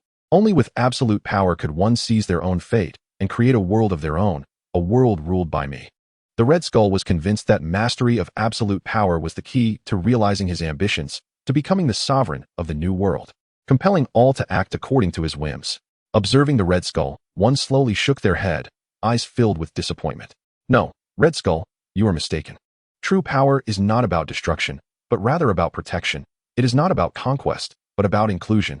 It is not about forcing others to kneel, but about enabling all to stand, to breathe freely, and to live equitably." The voice conveyed an understanding of genuine strength and an interpretation of heroic spirit, positing that the essence of power lies in guardianship and selflessness, not in devastation and greed. A true hero should wield their strength to protect the vulnerable, rather than to oppress them. What you pursue is but an illusion of strength, a self-deceiving mirage. You shall never grasp the true nature of heroism. These words rang like a clarion call, striving to awaken the remnants of conscience buried deep within the Red Skull, yet he was irrevocably ensnared in the fog of power, lost beyond redemption. As Steve Rogers listened to the dialogue with the Red Skull, the tide of confusion and uncertainty within him receded like the ebbing sea. He seemed to behold a beam of light illuminating his path forward, granting him clarity regarding his long-held pursuits. True strength does not reside in destruction. Rather, it lies in the protection of those who embody the essence of heroism, enabling all to rise. Steve silently reiterated these words in his heart, his gaze gradually solidifying with resolve, while his spirit grew increasingly formidable, as unyielding as steel. "I have come to understand that my quest has never been to become a formidable warrior, but to embody a true hero, one capable of safeguarding others and upholding justice," Steve fervently declared within, as his beliefs transcended, and his spirit underwent a profound metamorphosis. He had discovered the essence of his existence. Despite the agony that coursed through his body, he summoned every ounce of strength to rise, albeit laboriously. His frame trembled, breaths came in rapid succession. Yet his eyes sparkled with unwavering determination, akin to an unquenchable flame burning fiercely. Step by step, he advanced toward the Red Skull. Though his pace was slow, each step resonated with power, each footfall unwavering, embodying his resolute spirit. "Red Skull, I shall not permit your triumph. Even if I draw my last breath, I will thwart your ambitions. For I am Captain America, a symbol of justice and hope." Though Steve's voice was frail, each word resonated with strength, akin to a proclamation of righteousness, echoing throughout the entire base, reverberating with profound clarity. The Red Skull, witnessing Steve's defiance, contorted his expression into one of increased madness, reminiscent of a demon from the abyss. "Let us perish together, Captain America. Defeat me? Dream on. No one can impede my will. No one can halt Hydra." The Red Skull's voice brimmed with despair and insanity. He had utterly lost his reason, yearning only for mutual destruction, wishing to drag the entire world into his infernal demise. "Red Skull, you incessantly proclaim your intention to forge a new world, yet all your actions merely serve to annihilate the old. What you bring forth is naught but fear and death." Steve's voice was infused with a fervent indictment of the Red Skull and an unwavering commitment to justice. Though quiet, it resonated with might. "Your so-called strength is built upon the suffering of others. Your so-called new order is but a hell replete with oppression and enslavement." Steve's words pierced like a blade into the Red Skull's heart, unmasking his hypocritical facade and malevolent essence, leaving him nowhere to hide. "You shall never prevail, for you lack comprehension of true power and the essence of a genuine hero." Steve's voice brimmed with a firm rejection of the Red Skull and an affirmation of heroic spirit, his gaze reflecting an unwavering commitment to justice. Enraged by Steve's assertions, the Red Skull bellowed, "Silence. Captain America, what do you know? The weak have no right to discuss strength. Only the strong can survive and dominate." The Red Skull's tone dripped with disdain for the weak and reverence for the powerful. He was convinced that only the strong could command all, relegating the weak to mere fodder beneath their feet. "I shall allow you to witness firsthand how I shall obliterate this decaying world and establish a brand new empire." The voice of the Red Skull resonated with madness and ambition, determined to demonstrate his might through action, to create his new world from destruction, and to compel all to witness his greatness. But no, Red Skull, you are mistaken. True strength is not derived from power or conquest, but from the kindness and righteousness within one's heart, the courage and resolve to fight for the protection of others. Steve's voice brimmed with profound understanding of true strength and an embodiment of the heroic spirit. He firmly believed that kindness and justice are humanity's most precious treasures, the ultimate force to vanquish all evil. "I shall halt your advances. I will safeguard this world and everything I hold dear with my very life." Steve's voice was infused with determination and a spirit of sacrifice, prepared to face the Red Skull to the end, ready to defend justice and protect the world and all he cherished with his life. Wang Xiaoming, witnessing Steve's awakening and resolve, felt an overwhelming admiration for the intense will and radiant righteousness emanating from him. He understood that Steve had found his path, discovered the meaning of his existence. He retrieved a card from the card box, the once vague image now crystal clear, revealing the likeness of Captain America. "Steve Rogers, you have proven yourself. You are a true hero. It is now time for you to acquire even greater power." Wang Xiaoming approached Steve, presenting the card with a tone of encouragement and anticipation, believing wholeheartedly that Steve could harness this newfound strength. "This card embodies the power of Captain America. It shall aid you in overcoming evil and upholding justice." Wang Xiaoming's voice was filled with trust in Steve and hope for the future, firmly believing that Steve was destined to become a great hero. "Go forth, Steve Rogers. Defeat the Red Skull and become the hero you have always aspired to be." Wang Xiaoming's words resonated like a war drum, invigorating Steve with courage and strength, instilling hope for the future. Steve gazed at the card in Wang Xiaoming's hand, his eyes wide with astonishment and disbelief. He was unsure of the card's miraculous power. Yet he placed his faith in Wang Xiaoming, in this enigmatic masked rider, believing in all he had said. He took the card, feeling its icy surface, yet sensing a warm energy coursing through him, revitalizing him and filling him with strength. Under Wang Xiaoming's guidance, Steve mimicked the previous motion and inserted the card into the driver. Taking a deep breath, Steve shouted, "Chapter 21, The Divine Might Strikes the Red Skull." A dazzling burst of stars and stripes erupted from the driver, radiant and brilliant like a supernova, enveloping Steve's form entirely. Within the light, Steve underwent a monumental transformation. His tattered uniform vanished, replaced by a suit of armor resonating with technology and strength. The armor is predominantly adorned in the vibrant hues of red, white, and blue, reminiscent of the stars and stripes, radiating a striking visual impact that immediately reveals its identity. A colossal pentagram emblem gleams with a metallic sheen upon the chest, symbolizing Steve's identity and conviction, a testament to his relentless pursuit of justice. The helmet's design artfully merges the classic contours of Captain America's headgear with the multifaceted elements of Kamen Rider, preserving Steve's essence while infusing it with a sense of technological sophistication and enigma, rendering him even more formidable. The shoulder and arm guards draw inspiration from Captain America's shield, robust and substantial, providing formidable defense against adversarial assaults. The overall design embodies both the quintessential elements of Captain America and the distinctive flair of Kamen Rider, exuding a palpable sense of power and righteousness, allowing one to instinctively sense the heroism emanating from him. Steve felt an overwhelming surge of power coursing through him. He clenched his fists, feeling as though he could shatter mountains with a single blow or obliterate walls with a mere kick, an exhilarating sensation unlike any he had ever experienced. Is this truly Captain America? Have I transformed into Kamen Rider Captain America? Steve gazed in astonishment at his hands, at the armor enveloping him. Disbelief and wonder reflected in his eyes. He had never fathomed possessing such formidable strength. It felt surreal, as if caught in a dream. Red Skull, witnessing Steve's transformation, was utterly disconcerted, unable to comprehend how this obsolete relic had acquired such immense power, far beyond his expectations. "What? This is impossible. It cannot be." The terror and despair in Red Skull's voice were palpable, as he grappled with the reality of his failure, his ambitions and plans crumbling into dust. Wang Xiaoming approached Steve from behind, resting a reassuring hand on his shoulder, offering support and encouragement. "Steve, it might hurt a bit, but bear with it," he said, his voice imbued with a hint of caution and reassurance. He understood that the impending transformation would amplify in strength, yet also in pain. He produced another card and swiped it across the driver. Suddenly, the Kamen Rider armor adorning Steve began to morph. The armor disassembled and reassembled in a breathtaking display of mechanical beauty and rhythmic power, akin to a finely tuned instrument in motion or a valiant warrior undergoing metamorphosis. With each detail brimming with strength and technological allure. Ultimately, Steve transformed into a colossal, technologically advanced shield emblazoned with the stars and stripes.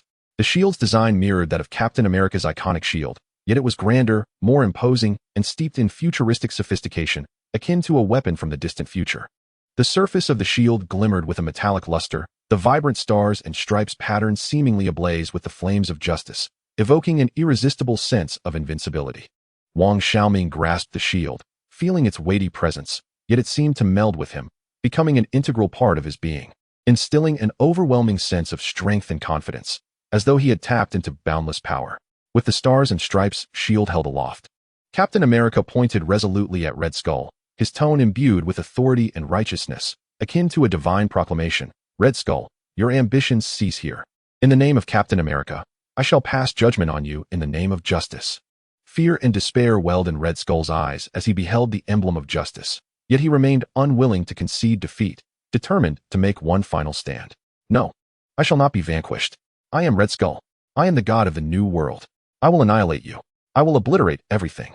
His voice, rife with madness and desperation, echoed as he succumbed to insanity, yearning for mutual destruction, wishing the entire world to perish alongside his ambitions. He activated his ultimate weapon, directing all remaining energy weapons within the Hydra base for a final assault. A torrent of energy beams, explosive projectiles, and electromagnetic pulses surged forth like a tempest, seemingly intent on consuming him, tearing him asunder.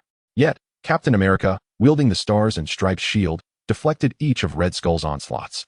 This shield, not only an embodiment of Captain America's indomitable spirit, was enhanced by the powers of Kamen Rider, significantly augmenting its defensive capabilities, rendering it as impervious as a fortress.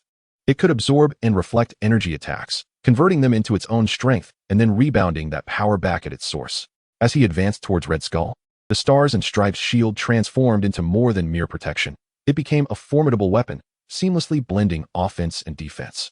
He hurled the shield, which soared through the air like a boomerang, tracing a graceful arc before striking Red Skull's weaponry with a thunderous explosion, sending sparks flying in a dazzling display akin to fireworks. Charging forth, he collided with Red Skull, delivering a powerful blow with the shield that sent his adversary hurtling away like a kite severed from its string, tracing a parabolic arc through the air. The shield not only absorbed enemy energy attacks, transforming them into its own power, but also unleashed that energy with tremendous force. It could generate a protective energy barrier to shield its wielder from harm. It could be thrown like a boomerang, striking distant foes before returning to its master. Its razor-sharp edges could slice through enemies like a blade, inflicting grievous wounds. It could amplify the wielder's strength, making each strike formidable enough to instill fear. And it could bestow extraordinary speed, allowing its bearer to traverse the battlefield with unparalleled agility. As he wielded the stars and stripes shield, the reverberations of its clashes with Red Skull's weaponry created a thunderous cacophony, echoing throughout the base like the roar of thunder. Sparks dancing like a meteor shower across the night sky. The collisions of energy beams and the explosions of projectiles forged an atmosphere thick with tension and exhilaration, reminiscent of an apocalyptic showdown, vividly illustrating the brutality of war and the clash of might. His defensive maneuvers, counterattacks, throws, and impacts exemplified his extraordinary combat skills and adeptness with the shield, transforming the battlefield into a visual feast akin to that of an artist. The contrast between his calm demeanor, poise, and disdain for the Red Skull, juxtaposed with the latter's fear, despair, and unwillingness to accept defeat, starkly illustrated the eternal struggle between good and evil, where justice inevitably triumphs over malevolence. Wang Xiaoming seized the opportune moment, preparing to unleash his ultimate technique to decisively vanquish the Red Skull and conclude this battle. He inserted the Star-Spangled Justice Shield's ultimate card into the drive. Wang Xiaoming raised the Star-Spangled Justice Shield high, its surface radiating a brilliant light, as if it were harnessing the very essence of universal justice, illuminating the darkness like the sun and dispelling all evil. Red Skull, prepare to face the judgment of justice. Wang Xiaoming's voice resonated with authority and righteousness, akin to a divine proclamation, delivering the final verdict against malevolence and heralding the victory of justice. His body transformed into a golden-red flash, slicing through the air towards the Red Skull with a speed too swift for the naked eye to perceive. The Star-Spangled Justice Shield, imbued with Captain America's will, the belief in justice, and the hopes of all, struck the Red Skull with unyielding force, marking a decisive blow in the battle. Under the impact of the Star-Spangled Justice Shield, the Red Skull first bore cracks, reminiscent of parched earth and shattered porcelain, marred by the marks of death. Subsequently, his body splintered like glass, disintegrating into countless fragments that scattered like fireworks, albeit a macabre display of demise. Ultimately, these shards transformed into myriad points of light, dissipating into the air like dust returning to the void, completely vanishing from this world. The Star-Spangled Justice Shield reverted back to Steve Rogers, who slowly rose, gazing at the spot where the Red Skull had once been, his eyes reflecting a complex tapestry of emotions: joy in victory, sorrow for the lost lives, and uncertainty about the future. The Red Skull is finally gone, Steve silently mused, feeling a wave of relief tempered by an undercurrent of sadness and loss. He recognized that although they had triumphed, the cost had been tremendous. Even with the Red Skull's annihilation, the base's self-destruct sequence continued unabated, showing no signs of cessation. The countdown displayed across screens throughout the facility marked the seconds ticking away, casting a shadow of death over every individual and instilling a sense of despair. Explosions erupted throughout the base, flames soaring skyward, thick smoke billowing, and chaos reigning, as if hell itself had descended, instilling fear in the hearts of all. Once again invoking the power of the time-space curtain, he whisked Steve away, salvaging him from the impending destruction. In the final moments before the curtain closed, Steve glimpsed a figure, an injured Quicksilver, preparing to launch a surprise attack amidst the tumult. Yet, with the time-space curtain drawn, Quicksilver's strike fell short, leaving him helplessly watching as they departed. Damn it! Quicksilver ground his teeth in frustration, his eyes ablaze with anger and resentment, yet powerless to change the outcome. Chapter 22. Conversations beneath the night canopy of the forest in the tranquil and ancient woods on the outskirts of New York, one finds a corner seemingly forgotten by time. Towering trees stretch their gnarled branches like seasoned warriors, silently guarding the land beneath their roots. Their dense foliage intertwines, casting a canopy that shields the cacophony of the outside world. The moonlight, like silk or the cool flow of a stream, filters through the layered leaves, gently cascading down. Shadows dance upon the forest floor, resembling myriad whispering spirits, draping the ancient woods in a veil of mystery and enchantment. A gentle breeze sweeps through, carrying with it the night's coolness, stirring fallen leaves that rustle softly. This sound transcends mere friction. It is as if nature is murmuring a solemn tale, echoing the voices of countless souls lost to the ravages of war. A humid aroma of rain-kissed earth mingles with the fresh scent of grass and foliage, refreshing the spirit, as though cleansing the fatigue and dust from the depths of one's soul.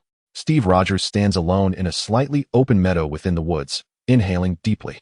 The crisp air fills his lungs, imbued with nature's healing essence, offering a rare moment of relief to his taut nerves, worn from days of relentless battle. He surveys his surroundings, glancing at the silent ancient trees, ensuring that this sanctuary remains concealed and safe. Turning, he gazes towards Wang Xiaoming, who stands in the shadows nearby. The moonlight outlines Wang Xiaoming's indistinct silhouette. He stands there quietly, as if merging with the ancient forest, yet exuding an ineffable, transcendent aura, akin to a traveler from another realm. In Steve's eyes, a complex tapestry of emotions weaves together: relief from having survived, profound gratitude towards his savior, reverence for that immense power, and a hint of distance stemming from incomprehension. Wang Xiaoming, Steve's voice is deep and sincere, each word seemingly bearing the weight of 1,000 burdens. Thank you. Truly, I am immensely grateful. If not for you, my team and I might have. He hesitates, the unspoken fear and dread lingering in the air, crystal clear. You not only saved us but thwarted the madness of the Red Skull, foiled Hydra's schemes, saved this city, this world, and countless lives that could have perished in catastrophe. He bows his head slightly, his tone imbued with an indescribable gratitude. I do not know how to repay this debt. A profound sense of helplessness washes over him. The enormity of what was given feels insurmountable, while he seems to possess nothing in return. Wang Xiaoming gently waves a hand, a casual gesture, as if brushing off the dust from his shoulder. His expression remains one of calm indifference, as if saving the world were merely a trivial task along his journey. Hardly worthy of mention. Steve, there is no need for such formality. His voice flows like still water, unperturbed. I merely happened to pass by and did what I felt was necessary, nothing more. Moreover, it is not the ethereal forces that save the world, but rather individuals like you, driven by an inner sense of justice, the courage to confront formidable foes, and the unwavering resolve in the face of adversity. Wang Xiaoming's gaze fell upon Steve, imbued with a rare and pure admiration, akin to beholding an uncut gem that subtly reveals its extraordinary brilliance. You are a true hero. Steve Rogers, a warrior deserving of universal respect, a man of remarkable stature. Steve found himself momentarily at a loss, taken aback by this unexpected praise. He instinctively scratched his head, his cheeks tinged with a faint blush. He had never perceived himself as a hero, always believing he was merely an ordinary soldier who had fortuitously gained strength and endeavored to fulfill his duties. I only did what I was supposed to do, he stammered, his voice laced with humility and introspection, fulfilling my responsibilities as a soldier. I merely wished to protect my country, safeguard those I cherish, and shield the defenseless civilians from the brutality of war and the shadow of death.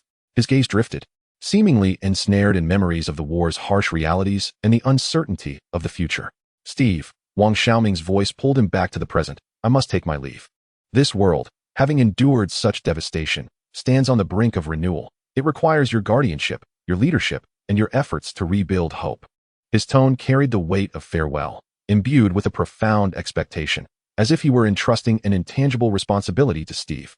Upon hearing of Wang Xiaoming's departure, a heavy sense of loss surged within Steve, akin to a tide of longing and disappointment. He instinctively took a step forward, as if to grasp something intangible. Wang Xiaoming, do you truly intend to leave? Could you stay? He recognized that this request might seem abrupt, even somewhat selfish, yet he could not suppress the urge to voice it. We need you, Steve. He paused briefly, then amended. No, it is this world that needs you. We require your strength, your wisdom, and your experience. Although the Red Skull has fallen, evil has not been eradicated, future threats loom, and countless innocents require protection. With you, our confidence will be bolstered. His voice brimmed with earnestness and hope, concealing a hint of trepidation about facing the unknown future alone. Wang Xiaoming listened quietly, a subtle fluctuation in his gaze that hinted at understanding or perhaps resignation. He gently shook his head, his tone warm yet resolute in its refusal of Steve's entreaty. Steve, I am truly sorry, but I cannot remain, he elucidated, a trace of weariness and detachment in his voice that only he could comprehend. I have my own mission to fulfill, my own path to traverse, and my own world to protect. His eyes drifted towards the horizon, as if piercing through the forest to glimpse distant realms. But I believe, he paused, his tone gaining assurance, this is not a final farewell. The threads of destiny are sometimes more resilient than we imagine. I am confident that at some future juncture, at a crossroads where we are needed by one another, we shall meet again. His eyes were imbued with anticipation for the future and a certain enigmatic confidence regarding their reunion. Yet there lingered a subtle hint of anxiety about the unknown. Just before the curtain of time and space was drawn, Wang Xiaoming's demeanor suddenly turned grave. He earnestly cautioned Steve, although the threat posed by Red Skull and Hydra has been temporarily alleviated, you must remember that the crises of this world have not truly passed. The dangers lurking in the shadows are often far more terrifying. He paused, ensuring that Steve was listening intently. Be wary of a figure named Dr. Doom. Information about him is scarce, but I sense he is an exceedingly dangerous entity, a foe whose ambition, intellect, and power far surpass those of Red Skull. Wang Xiaoming's tone was strikingly serious, as though he were alluding to a forbidden existence.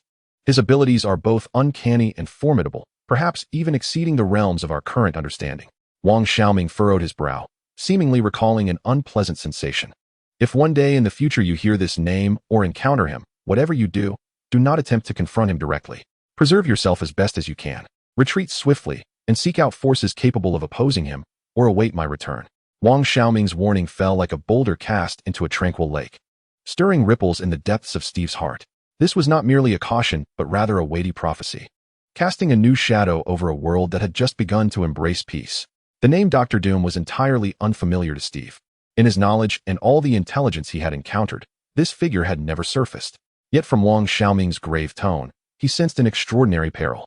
He solemnly nodded, etching this name deeply into his memory. I shall remember Dr. Doom, Steve responded, his voice now tinged with gravity. Though I have never heard of him, I trust your judgment. I will keep your warning close to my heart and remain ever vigilant. He lifted his gaze to meet Wang Xiaoming's eyes, his own filled with resolve and determination, despite the lingering anxiety of the unknown.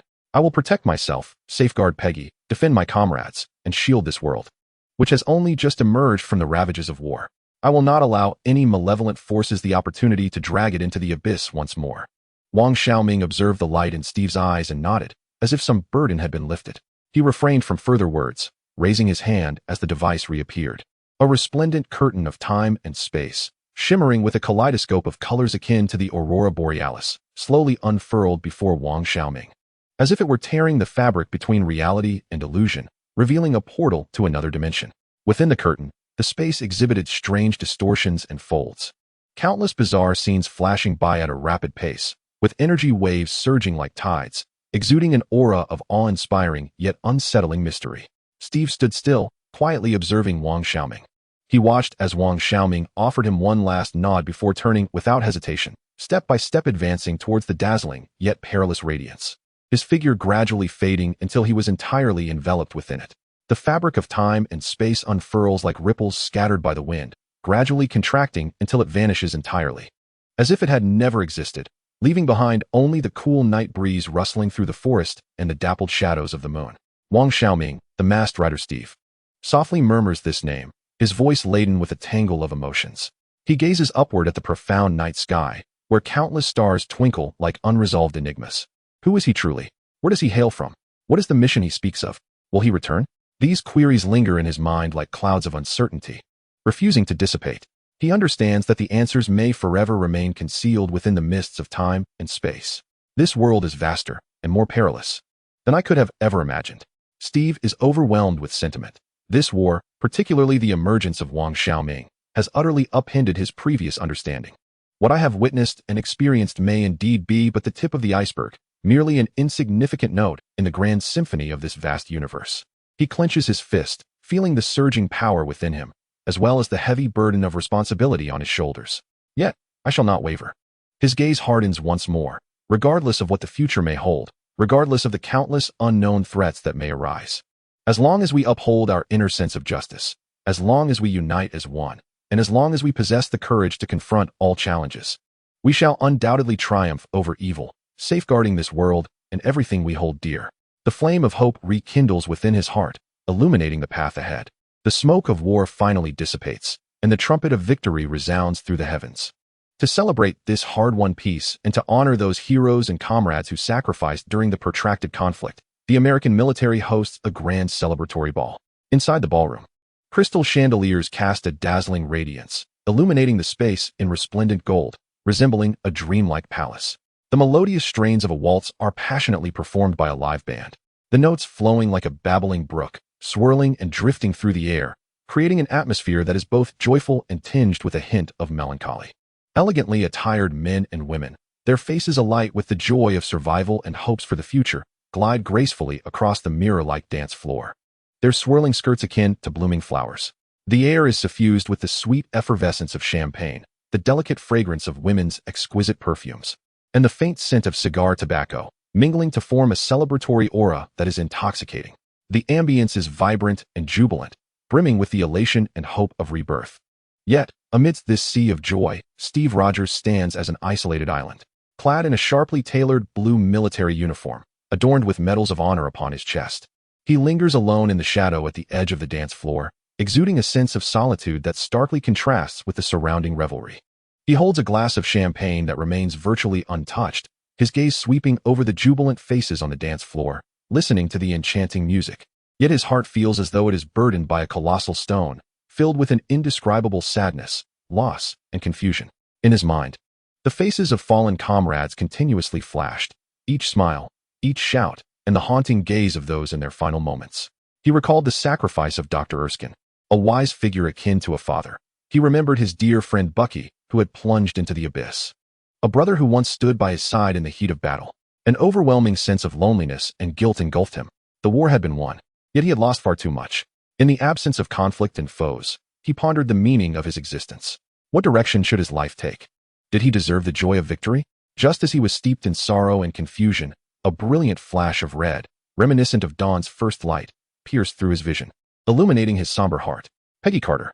She adorned a stunning red gown, akin to a goddess emerging from flames, as she gracefully navigated through the crowd towards him. That vibrant hue, bold and fervent, resembled an indomitable rose amidst the chaos of war, embodying the very essence of life as passion and vitality. Instantly drawing the attention of all present and firmly capturing Steve's heart. The silk fabric of her gown swayed gently with her elegant steps, reminiscent of flowing flames and rippling waters, accentuating her exquisite form.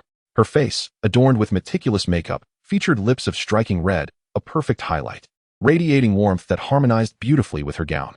Her eyes, bright and profound, sparkled like the most radiant stars, tenderly gazing at him, filled with understanding, compassion, encouragement, and undeniable affection. Her lustrous dark hair was artfully arranged, revealing her graceful neck and delicate collarbone, exuding a mature, confident, and sensual charm.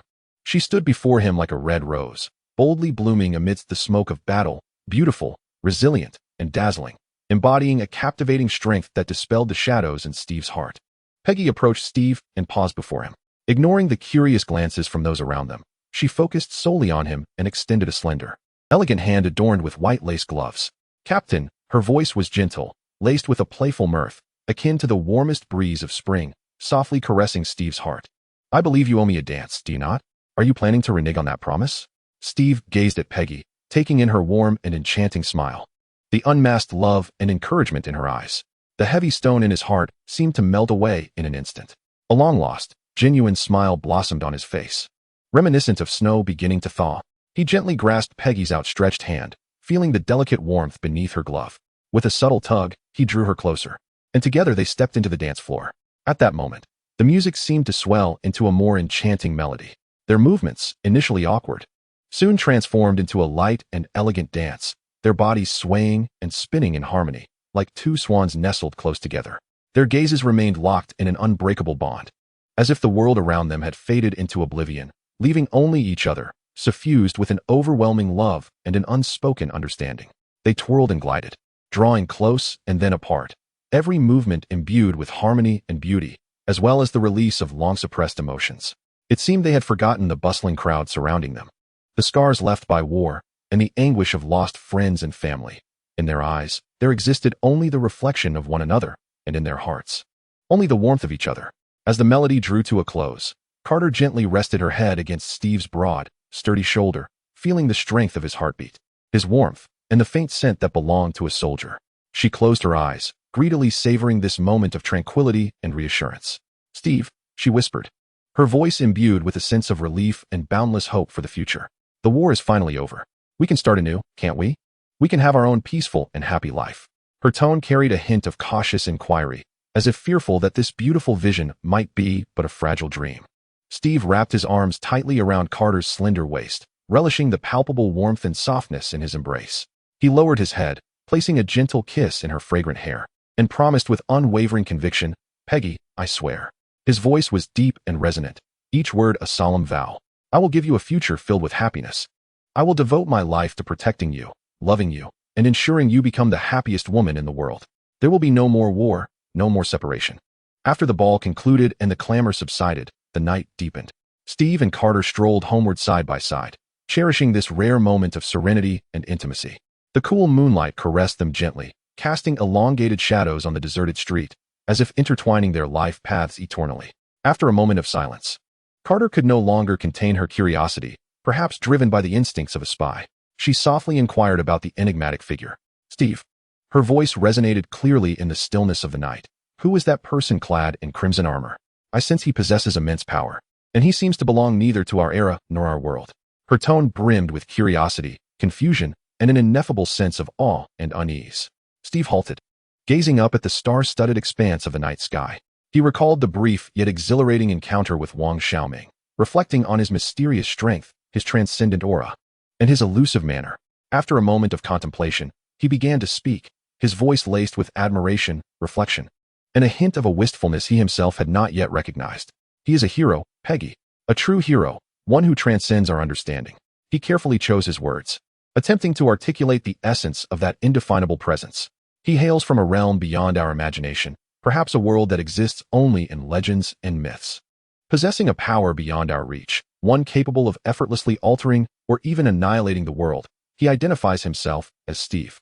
The name carries an enchantment, akin to that of a masked rider, a fleeting figure passing through.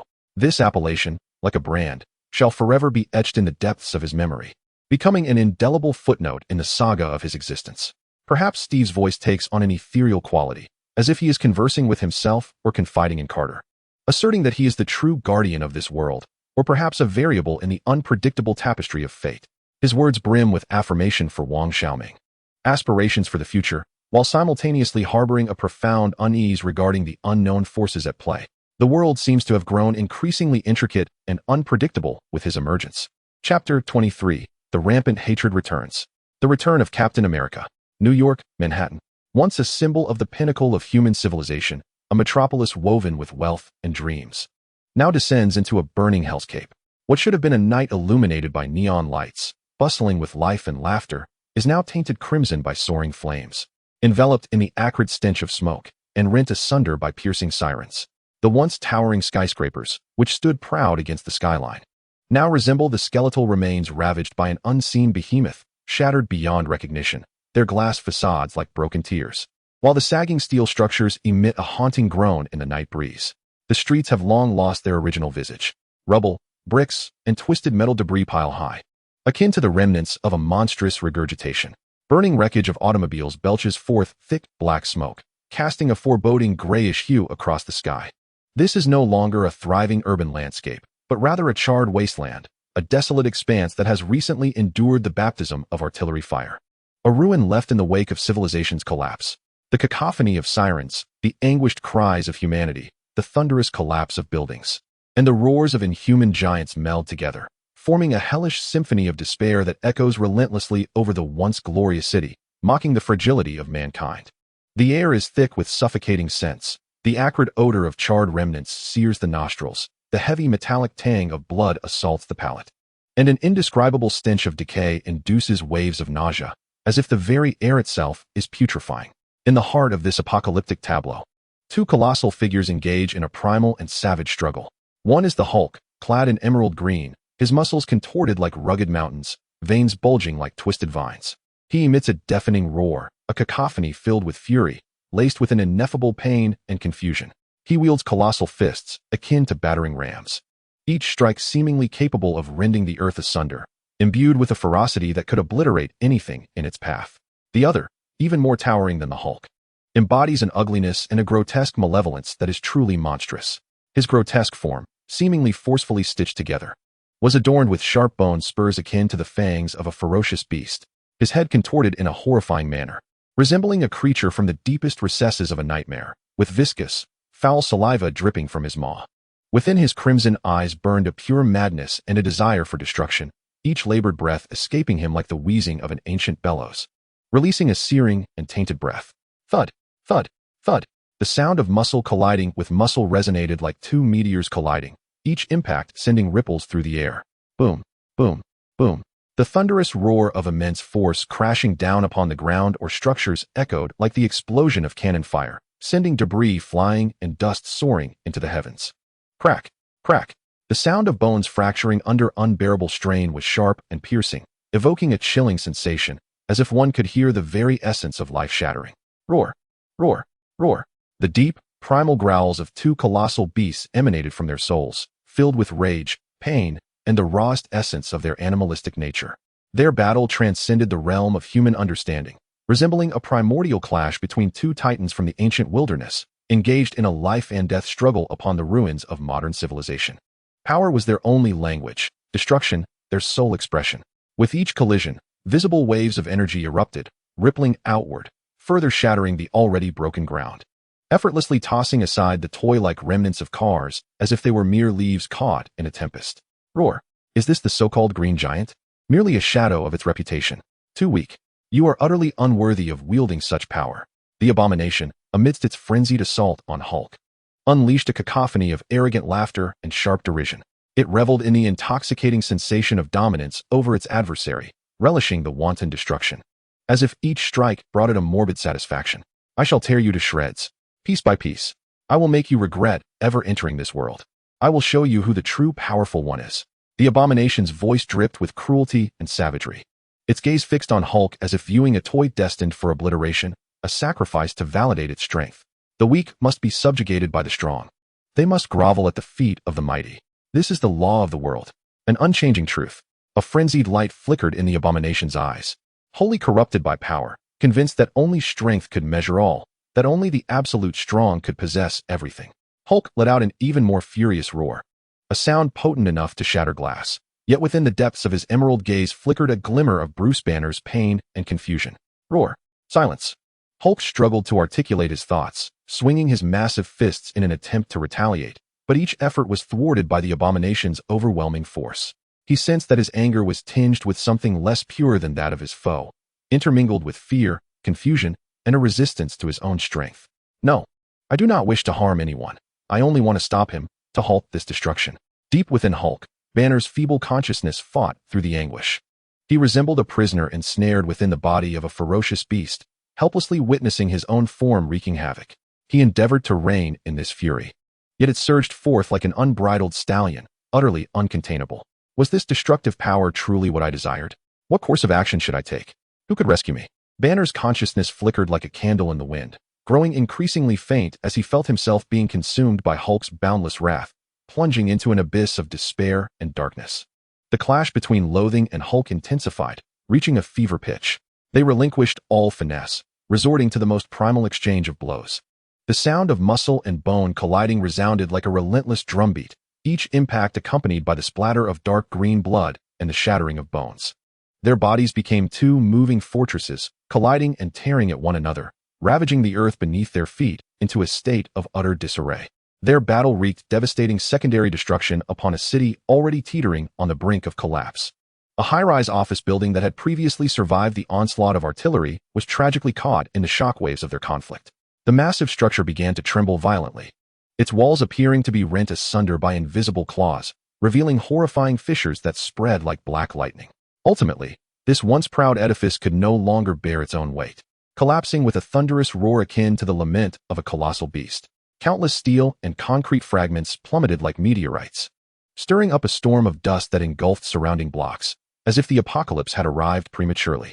The ground was torn asunder by their terrifying might, gaping chasms appearing like the gaping maw of the earth, seemingly intent on devouring all.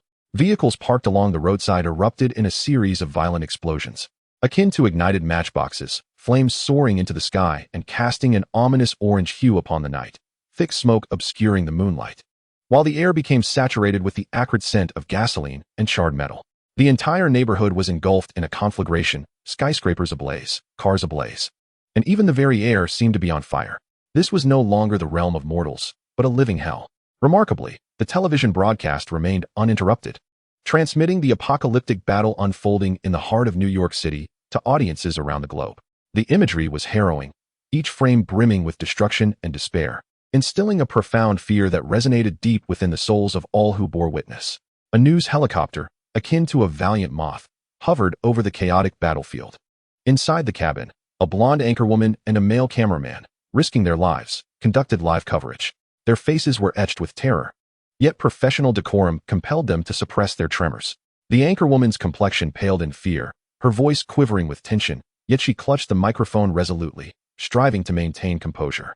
"Dear viewers," she began, her voice trembling, "we are currently reporting from the heart of New York City, where an unimaginable and horrifying disaster is unfolding.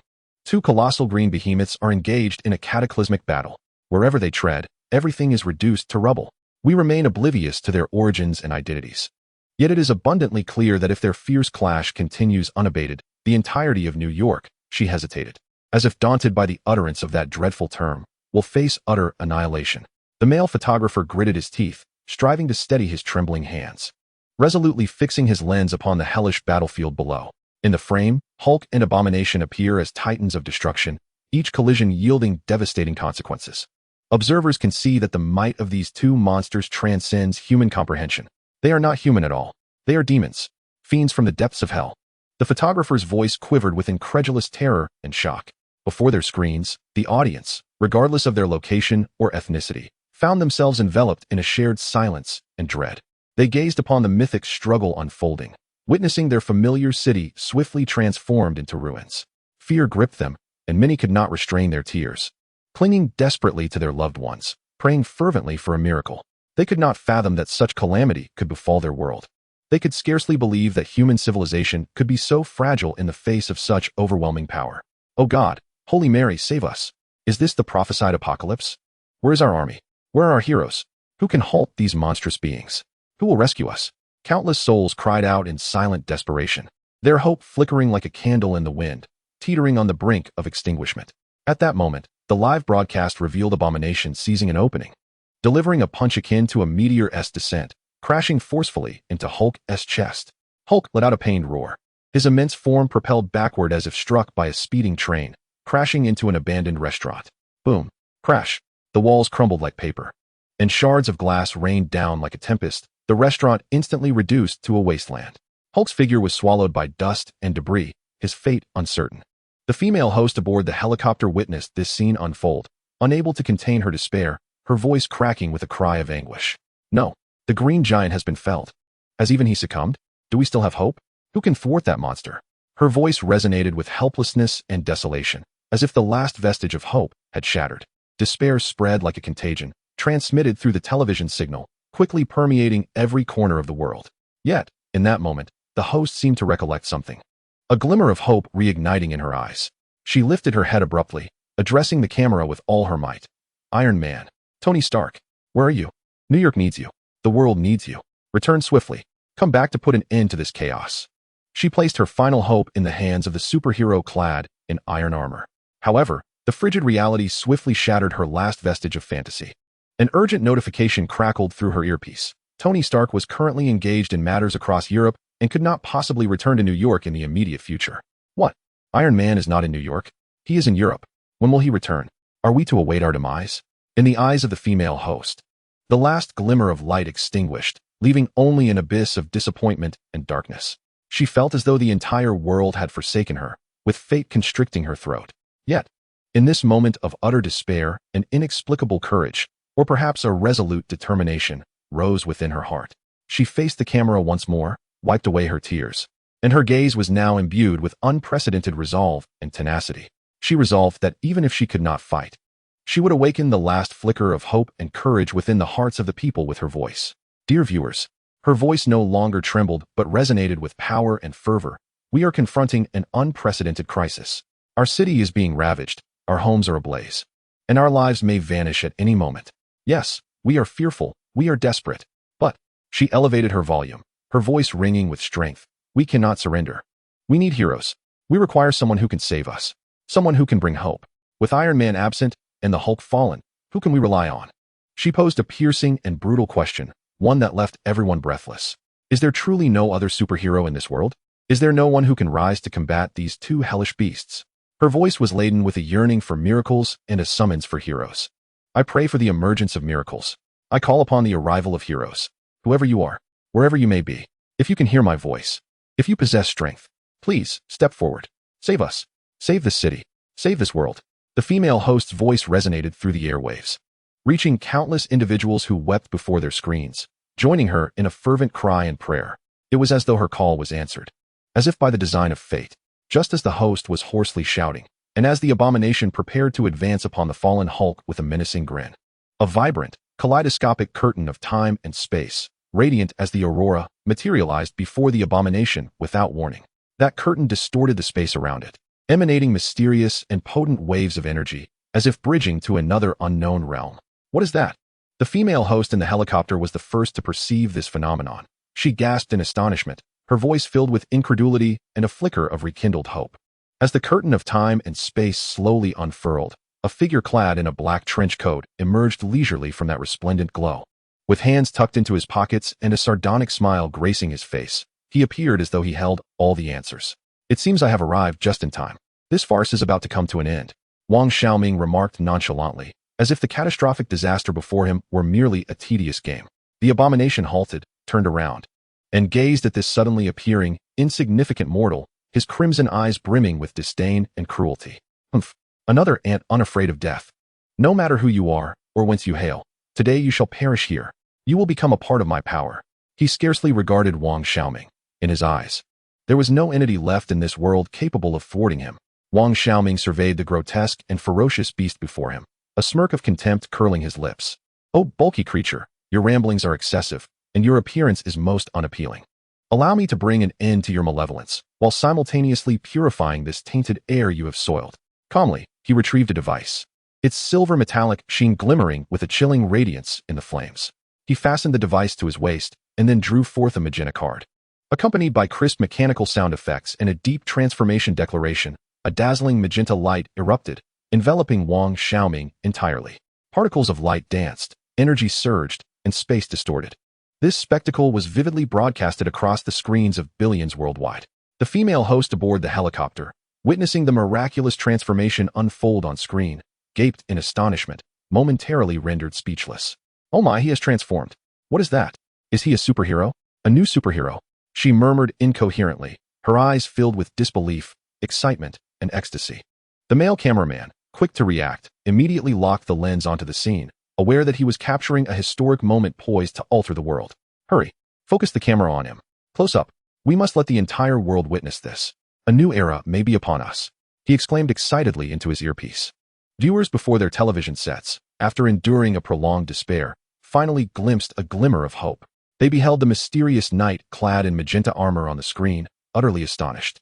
Before erupting into deafening cheers and discussions. What is this? Magic? Technology? Who is he?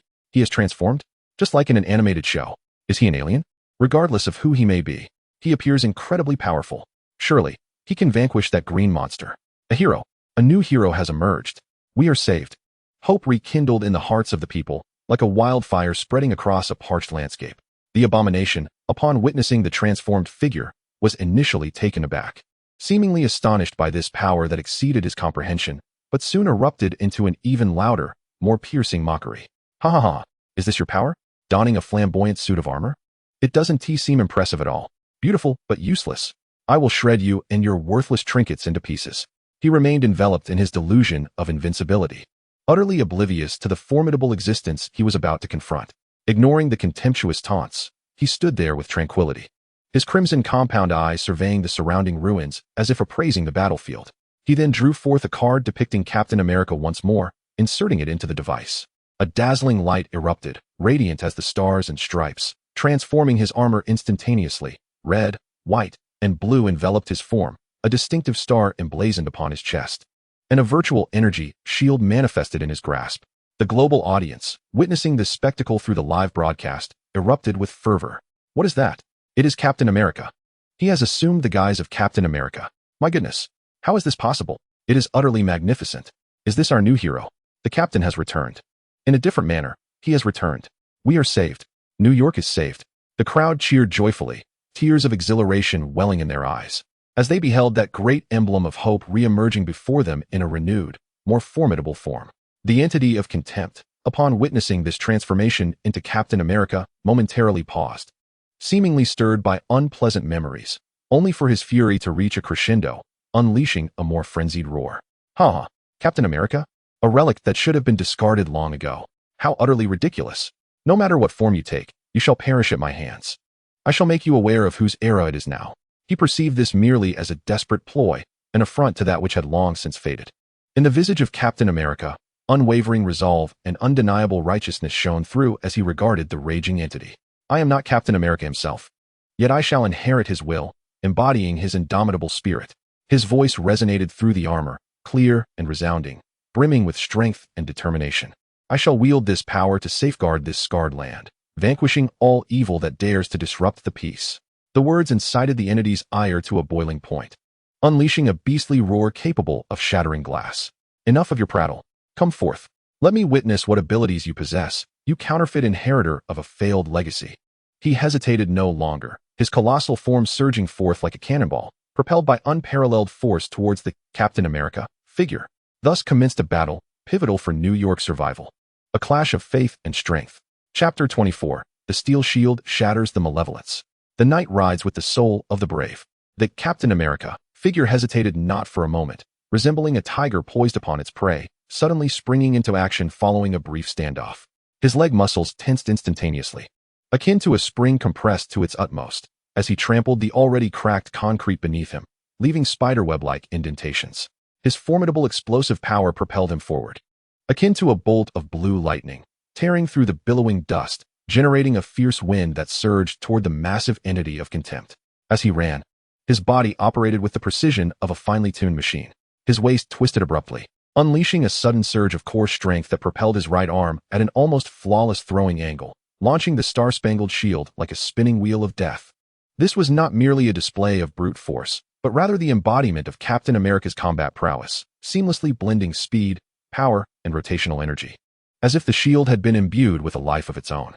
As the shield left his grasp, it traced a nearly imperceptible silver-blue arc through the air. It spun with astonishing velocity, emitting a sharp, sustained hum reminiscent of a high-speed cutting machine, akin to the low growl of some prehistoric behemoth slicing through the atmosphere, tearing apart the surrounding air. The shield's edges glimmered with a cold metallic sheen, creating a visible vortex of air as it cleaved through.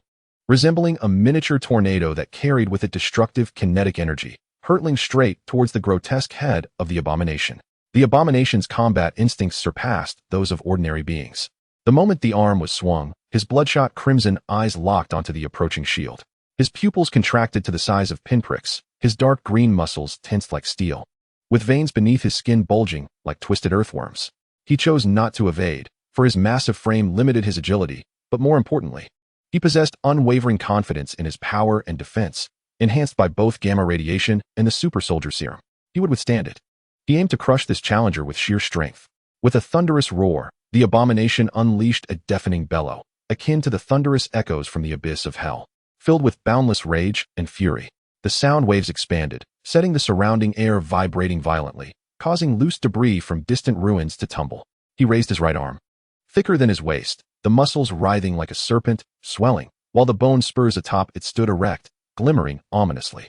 He positioned his arm before him, welcoming the oncoming death wheel with the hardest part of his bone spurs. Clang! In an instant, time seemed to freeze. The shield collided with the bone spurs in a frenzied clash beyond description. The thunderous sound of metal striking metal resounded like 1,000 thunderclaps exploding simultaneously, sharp, piercing, infused with a sense of annihilating power. This cacophony cut through the battlefield's noise, echoing throughout the ruins of Manhattan, even reaching the distant news helicopters circling above, which felt the shockwave's intensity. The point of impact erupted in dazzling sparks, radiant like a supernova, reminiscent of molten iron sprayed from a welding torch. Countless tiny metal shards and splintered bone fragments flew outward at high speed, producing a crackling sound. The unimaginable force surged forth like an invisible tidal wave, expanding wildly from the point of collision. The ground was torn asunder once more, revealing deeper, wider fissures, like wounds gaping in the earth. The surrounding remnants of automobiles, long twisted and deformed, appeared as if struck by a colossal hammer, instantly lifted, tumbled, and emitted a cacophony of metallic groans, ultimately transforming into a heap of even more fragmented scrap metal. A pained grunt escaped the creature, known as Abomination, although he successfully shielded himself with his arm. The sheer force of the impact exceeded his expectations. The tremendous power coursed through his arm, reverberating through his massive frame, causing him to stagger back 3 substantial steps. With each footfall, it was as if a gargantuan elephant had trodden down, leaving a terrifying imprint half a meter deep in the already shattered concrete. While fissures radiated from the footprint like black lightning, a severe numbness coursed through the arm he had used to block, and as he lifted his gaze, he noticed fine cracks had appeared on the formidable bone spikes. Dark green, foul-smelling blood oozed slowly from these fissures. Yet, the onslaught was far from over. The moment the shield was hurled, he followed it like a cannonball, without the slightest pause, as if he had anticipated both the shield's trajectory and Abomination's reaction. Upon striking the creature, the shield, though slightly diminished in force, retained its momentum, tracing a beautifully calculated arc in the air, akin to a hawk with a mind of its own, returning to its master. As he hurtled forward at high speed, his body tilted slightly, and his left arm shot out like lightning, flawlessly catching the returning shield. The motion was fluid and natural, as if rehearsed 1,000 times. The instant the shield was back in his grasp, it felt like a natural extension of his arm, a perfect fusion of strength and skill. In that very moment, he had closed the distance to Abomination. Without allowing his adversary a moment to adjust or catch his breath, he unleashed a torrent of relentless strikes, showcasing Captain America's combat techniques to their fullest. He abruptly crouched low, evading Abomination's erratic flailing due to his pain, while positioning the edge of the shield against the creature's left knee. With a steely gaze and a powerful flick of his wrist, the shield sliced through the air with surgical precision. A sickening crack echoed as Abomination let out a ferocious roar, his left knee bending at an unnatural angle, causing his immense body to lose balance, nearly collapsing to the ground. Seizing this once-in-a-lifetime opportunity, he circled behind the beast like a wraith, his right leg striking out like a steel whip, delivering a fierce kick to Abomination's vulnerable flank. The dull thud of impact resonated, akin to a heavy hammer striking thick leather. Abomination's colossal form was sent sprawling, crashing into the wreckage of a toppled bus, further distorting the already mangled structure. Yet, the creature's resilience was astonishing. Almost as soon as he hit the ground, he struggled to rise, emitting a low growl of rage. There was no chance for reprieve. Like a relentless specter, he lunged forward once more, wielding his shield as the most lethal of weapons. He grasped the shield firmly with both hands and leaped high into the air, akin to a majestic eagle hunting its prey. Utilizing the force of his descent, he brought the shield crashing down upon the loathsome creature's back with the ferocity of a meteor. A thunderous roar erupted as the shield struck the creature's broad spine. Reminiscent of a cataclysmic upheaval, several of its bony protrusions shattered under the impact, and dark green blood gushed forth like a fountain. A chilling scream escaped its lips, and as it attempted to rise, its upper body crashed back to the ground with a tremendous thud, creating an even deeper crater in the earth. Without a moment's pause, he knelt on one knee and thrust the edge of the shield, sharp as a blade, into the gap between the creature's shoulder blades, then forcefully pried upward. The sound of tearing flesh echoed, akin to the ripping of heavy canvas, accompanied by the creature's anguished roar. As a substantial chunk of muscle and several bony spurs were violently dislodged, his strikes were fierce, precise, and fluid, reminiscent of the most seasoned hunter relentlessly exploiting the beast's vulnerabilities, stripping away its capacity for retaliation. In his hands, the shield transformed into a cleaving axe, a piercing spear, a bone-crushing hammer, and a steadfast bulwark against counterattacks. Yet, the creature's tenacity was infuriatingly resilient. The excruciating pain and injuries did not induce submission. Instead, they awakened its primal ferocity. Suppressed beneath him, the creature's fury, humiliation, and insatiable thirst for power intertwined like a volcano on the brink of eruption. It unleashed a deafening roar filled with boundless madness. "I will slay you. I will tear you to shreds." It relinquished all defense. Disregarding the shield embedded in its shoulder blade, and fueled by an overwhelming surge of brute strength, it launched a desperate counterattack akin to a dying beast. It twisted its body violently, reminiscent of a giant python, attempting to throw off its assailant. Simultaneously, its battered right arm swung like a battering ram, crashing toward the head with reckless abandon. With a steely gaze, he swiftly withdrew the shield, positioning it defensively before him.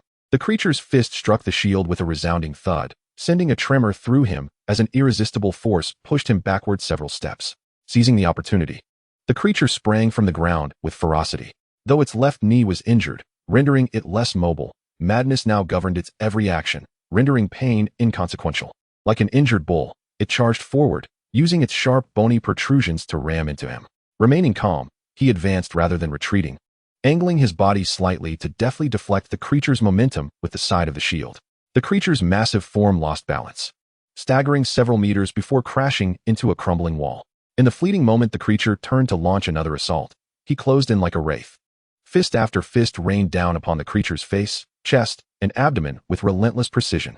Each blow was infused with the formidable strength bestowed by the super soldier serum. The creature was forced to retreat, blood pouring from its mouth and nose. In the midst of a fierce and suffocating melee, within the depths of hatred's mind, suppressed fragments of memory surged forth like a relentless tide, crashing against his already tumultuous consciousness. His voice transformed into a deep, hoarse rasp, akin to sandpaper grating against itself. "Power. I crave power. Only through power can I rise above being trampled underfoot." The scene flickered back on the training grounds. The young Bronsky was drenched in sweat, his gaze sharp as an eagle's, each combat movement executed with precision and confidence. He was the elite among elites, a born warrior. In the smoke-filled battlefield, Bronsky led the charge, rifle in hand, dashing through a hail of bullets. His figure was both agile and fierce, the most reliable support for his comrades and the most fearsome reaper in the eyes of his foes. On the cold hospital bed, wrapped in bandages, Bronsky's expression was hollow and despairing. He felt the searing pain coursing through his body, coupled with the chilling sense of abandonment by his country, his comrades, and the entire world. In that moment, his pride and honor were shattered to pieces. "I was once the best. I bled and sacrificed for them. Yet they discarded me like refuse, simply because I was bested by a monster." The growl of hatred was filled with endless suffering, resentment, and bitterness. "I am nothing. I am no one." This despair and hatred, like poison, eroded his soul, igniting within him a pathological yearning for strength. Only power, only greater power can enable me to rise again. It will make those who look down on me pay dearly. It will ensure that the green monster faces its reckoning.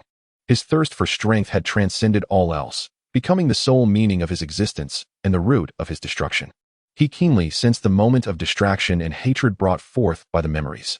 With a steely gaze, he focused all his strength upon his shield, striking at a cunning angle towards the previously injured left knee of hatred. Crack! This time, the sound of bones shattering was even more profound.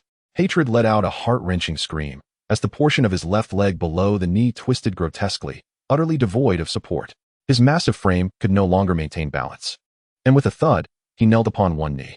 Is this the power you pursue? Towering above, the shield was leveled at Hatred's head, the voice icy and accusatory. Is it worth becoming this grotesque parody of humanity for such twisted power? Shut up. Hatred suddenly lifted his head, his crimson eyes glaring fiercely. His voice laced with frenzied madness. Only power can prevent me from being that discarded wretch. What do you understand? You comprehend nothing. True strength is meant to protect those who matter, to safeguard this world. It is not to wallow in destruction and ruin as you do. The voice was resolute, filled with an undeniable conviction. Protect? Ha! What a ridiculous notion. Only the weak require protection. The strong need only to dominate. Hatred's shrill laughter pierced the air, as if he had heard the greatest joke in the world. The words, sharp as ice picks, plunged once more into the depths of the abhorrent chaos within, igniting an even more ferocious backlash of power within him. The abomination roared towards the heavens, its voice transcending humanity, morphing entirely into the primal howl of a beast. The gamma energy coursing through its veins surged wildly, akin to an uncontrollable nuclear reactor. His body expanded at a visible rate, muscle fibers swelling like twisted cables, while his skin cracked open, revealing deeper hues of dark green beneath.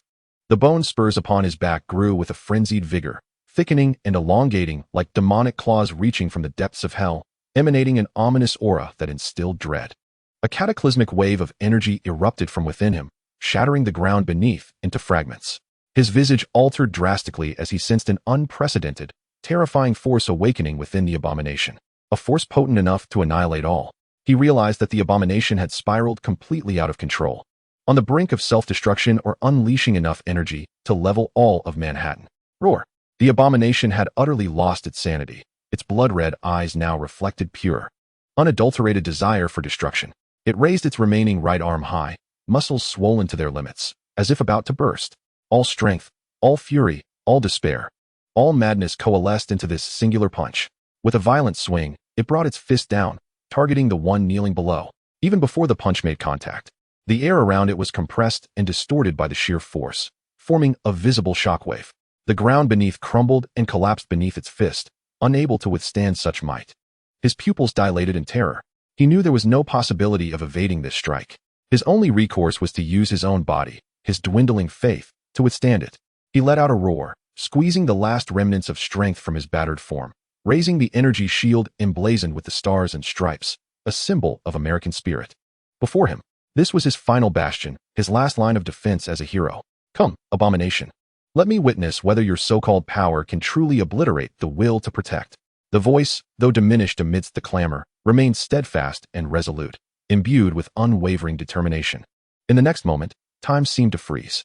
The abomination's fist, imbued with the power to annihilate all, collided violently with the shield that represented guardianship and hope. Boom! An incomprehensible cacophony erupted, akin to the explosion of a singularity at the dawn of the universe, or the tolling of Judgment Day. Blinding light instantaneously swallowed everything, rendering the world a vast expanse of white.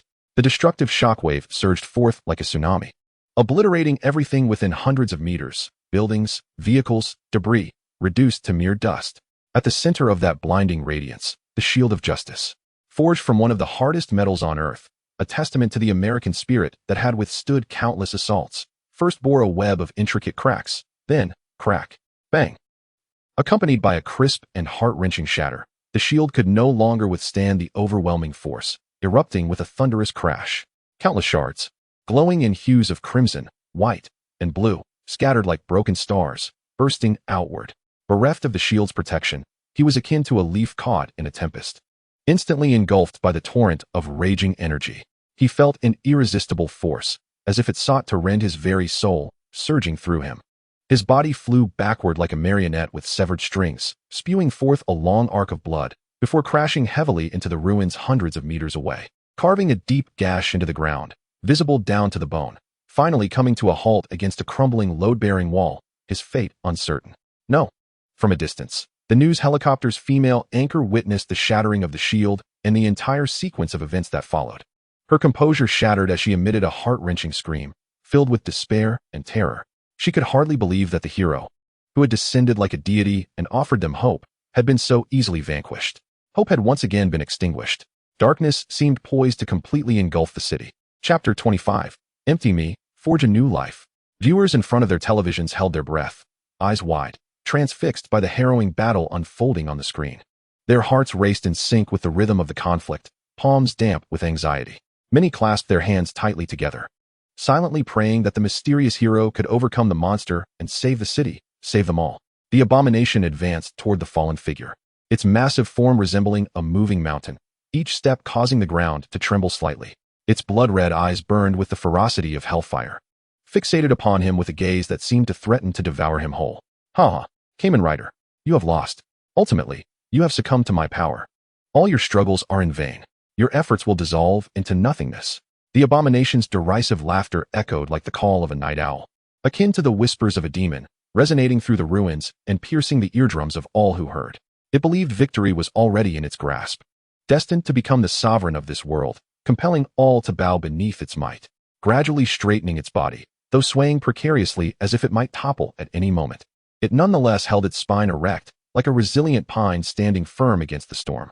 It regarded the abomination with a tone laced with scorn, tinged with pity, yet predominantly imbued with resolve and determination, posing a bold inquiry. Bronsky, do you truly believe this is what you desire? Do you genuinely think that becoming a grotesque, mindless monster is your life's ambition? Where have your former glories gone? Your ideals? Your steadfastness? Do you not remember that you were once a warrior? Do you not recall the nation and the people you once swore to protect? These words pierced the abomination's heart like a blade, attempting to awaken its dormant conscience and guide it back from its wayward path. Yet he understood that this hope was but a fleeting illusion, nearly unattainable. The figure known as Hatred paused momentarily, as if a nerve had been struck, but soon his visage contorted into an even more grotesque and frenzied expression. Glory? Ideals? Perseverance? Such notions are rendered utterly worthless in the face of absolute power. You, my friend, comprehend nothing. You remain oblivious to the magnificence of strength. You have no inkling of what it is to possess such power. His voice erupted in a hoarse, twisted roar, akin to a wounded beast's lament. His mocking naivety and ignorance were palpable. He saw no fault in himself, convinced that all his actions were just, believing himself to be the savior of this world. You have not endured my suffering. You have not felt my despair. You have not experienced my helplessness. You lack the right to judge me. You are merely a hypocrite standing atop a moral high ground, condemning me. Hatred's voice brimmed with fury and resentment. Convinced that no one could fathom his emotions or possess the authority to critique his actions, he deemed others as mere fortunate fools, endowed with great power yet ignorant of its true significance. Spitting a glob of phlegm mixed with dark green blood upon the ground, he watched it hiss and corrode the earth beneath. With disdain in his eyes, filled with malice and cruelty, he declared, "Waste. Simply tell me who you are, and I shall engrave your day of reckoning, ensuring you forever remember the fate that befalls those who oppose me. Remember, the weak are unworthy of survival." Disregarding Hatred's mockery and threats, he remained silent, his gaze steady and resolute. He understood that further words were futile. He must demonstrate everything through action, using strength to conclude this conflict. Slowly, he drew a card from his device, the emblem on it shimmering with a faint golden-red luminescence under the moonlight, as if it beckoned him, bestowing upon him hope and strength, courage and determination. Lowering his gaze to the card in his hand, a maelstrom of emotions swirled within him. He recalled his conversation with Steve, the trust Steve had placed in him, and the mission he bore as a masked rider. Taking a deep breath, he raised the card to his eyes and forcefully inserted it into the driver at his waist. A deep and unwavering voice emanated from him, akin to a cry from the brink of despair, a declaration of a hero, and a projection of hope for the future. This voice, though soft, resonated with power and conviction, as if it could pierce through all barriers and reach the hearts of all. The driver emitted a crisp mechanical sound, reminiscent of an ancient ritual or a mysterious incantation. A dazzling golden-red radiance erupted from the driver, akin to the rising sun, dispelling darkness and ushering in light. It resembled a raging flame, brimming with power and hope, sacred and solemn, warm and pure. The brilliance enveloped him entirely, like a vast cocoon of light, wrapping him in its embrace. In the radiant light, a profound transformation overtook his physique. His muscles began to swell, his bones elongated, and his skin hardened, as though undergoing a metamorphosis of epic proportions. Within the brilliance, crimson armor materialized swiftly, akin to a living metal, flowing like blood, enveloping his form entirely. The contours of the armor were sleek and fluid, exuding an aura of strength and mystery. Its vibrant red hue resembled a blazing flame or the dawn of a new sun, imbued with vitality and hope. The armor's texture mirrored that of metal, yet possessed the elegance of jade, glistening with a subtle sheen under the illumination, rich in both texture and enigma. As the light gradually faded, Kamen Rider Kuga, ultimate form, stood resolutely amidst the ruins, like an ancient war deity descending, or a hero reborn to safeguard humanity. His fists were clenched tightly, knuckles whitening from the exertion. His gaze was unwavering and keen, piercing through all like that of a hawk. He emanated an ancient and formidable presence, a force that represented not merely raw power, but also a spiritual weight, a deterrent to evil and a guardian of justice. The malevolence, upon witnessing the transformation, was momentarily taken aback, seemingly daunted by Kuga's formidable presence. Yet, almost instantaneously, a derisive and frenzied grin spread across his face. Humph. Merely a change of appearance. Do you think that can defeat me? So naive. So ludicrous. Before absolute power, all efforts are futile. All is but an illusion. I shall show you what true power is, what authentic despair entails. He continued to dismiss Kuga, convinced that no matter the form, his fate of failure remained unchanged. That nothing could thwart his annihilation of all, nor prevent him from becoming the sovereign of this world. Kuga disregarded the scorn and threats, standing quietly, attuned to the surging power within him. This force was ancient and mighty, pure and sacred, as if it resonated with the essence of the universe. He could sense the will contained within this power, a will of protection, of hope, of justice. He understood that this was Kuga's strength, the strength of ancient warriors, the strength that defends humanity, the force that brings forth hope. He knew he must harness this power, wield it to vanquish malevolence, to safeguard this world. No longer waiting, Kuga resolved to take the initiative. He would utilize this power to utterly eradicate the evil and conclude this battle. He let out a low, resonant roar, powerful and profound, reminiscent of a tiger descending a mountain or a dragon awakening from slumber. He surged forth, accelerating as swiftly as an arrow shot from a bow, charging at malevolence. His speed was blinding, leaving a fleeting afterimage in his wake, akin to lightning cleaving through the night sky. With each step, he struck the hardened concrete, creating minute cracks that echoed with a resounding thud. Reaching malevolence without a hint of pause or hesitation, he unleashed a tempestuous onslaught of attacks. His strikes were concise and efficient, devoid of any flamboyance. Each punch and kick embodied formidable power, targeting the very essence of his adversary's malevolence. With a sudden surge of energy, he propelled his right leg, tilting his body slightly to the left. Utilizing the twist of his waist, he drove his arm forward, unleashing a powerful right straight punch. His fist was akin to a cannonball, slicing through the night like a meteor, accompanied by a howling wind as it forcefully struck the left cheek of his foe. The impact resonated with a deep thud, reminiscent of a hammer striking an anvil or a colossal wave crashing against rocks. The adversary staggered sideways, a flicker of pain crossing his grotesque visage, as his left cheek swelled visibly, dark green blood oozing from the corner of his mouth. Without hesitation, he followed with a left hook, ascending like a serpent emerging from its den or a dragon surging from the sea, carrying a fierce gust as it struck the adversary's chin. The adversary was sent reeling backward, nearly toppling over, as his jaw emitted a crack, akin to bones fracturing. Seizing the moment, he executed a spinning kick, his right leg snapping out like a steel whip, accompanied by a roaring wind, delivering a brutal blow to the adversary's chest. The adversary was propelled backward, akin to a kite severed from its string or a leaf swept away by a tempest, tracing an arc through the air before crashing heavily to the ground. Stirring up clouds of dust and debris, he afforded the adversary no respite, pouncing like a leopard, unleashing a relentless flurry of kicks upon the fallen foe. Each strike contained the weight of 1,000 burdens, each kick eliciting anguished cries from the adversary, sending tremors through his body. Thud, thud, thud, thud, thud. His feet fell upon the adversary like a torrential downpour, producing a series of resounding impacts, akin to war drums echoing or thunder rumbling, the rhythm fierce and intense. Igniting the blood with fervor, the adversary's body quaked under the continuous onslaught, contorting under the force. The spines jutting from his form snapped one after another. dark green blood gushing forth like a fountain from his wounds, staining his hideous body and the ground around him. How can you be this strong? This is impossible. The adversary, desperately attempting to fend off the barrage, voiced incredulous queries, his tone steeped in fear, despair, and disbelief. He could scarcely fathom his own disarray.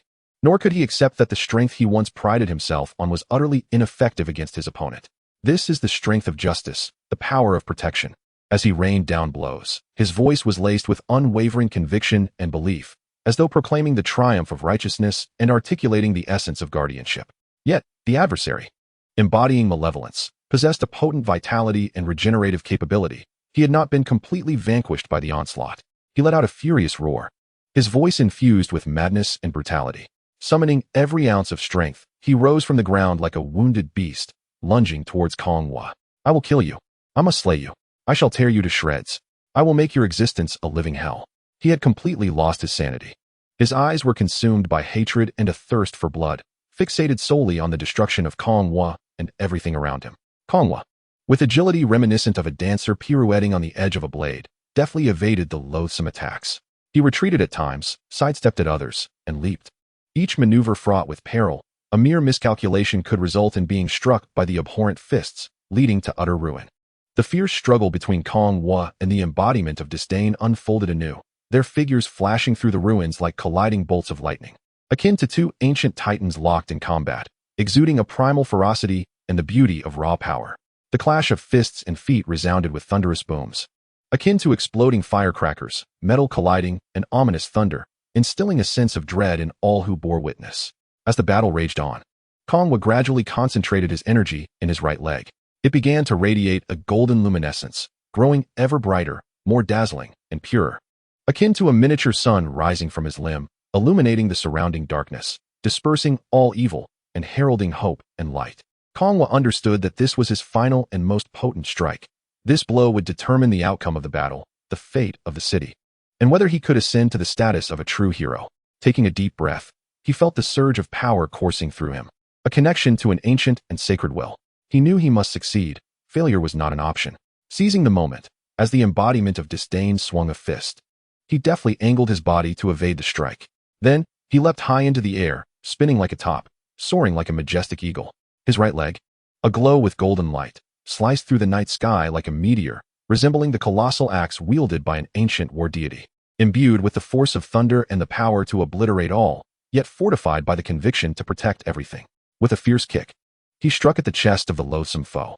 Kong Hua unleashed a deafening roar, echoing the cries of ancient warriors, resonating as a declaration of justice and an embodiment of hope for the future. The sound was filled with strength, resolve, faith, and aspiration, as if it could penetrate all barriers, reaching the hearts of every listener, inspiring them all. His knightly kick landed precisely upon the loathsome figure's chest. Akin to a meteor colliding with the earth, a volcanic eruption, the explosion of the sun, or the cataclysmic event of the Big Bang. Boom. A resounding explosion echoed throughout New York, reverberating even further afield. The ground trembled violently, reminiscent of an earthquake or the onset of an apocalypse. The air crackled with combustion, producing a cacophony akin to a multitude of firecrackers detonating simultaneously. Space itself warped, as if torn apart by an invisible force, revealing countless tiny fissures.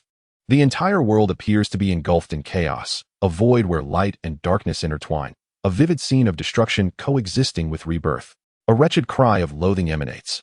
Filled with anguish, despair, reluctance, and terror, it echoes like a wounded beast lamenting, akin to demons in hell cursing, and resembles a lamentation against fate itself.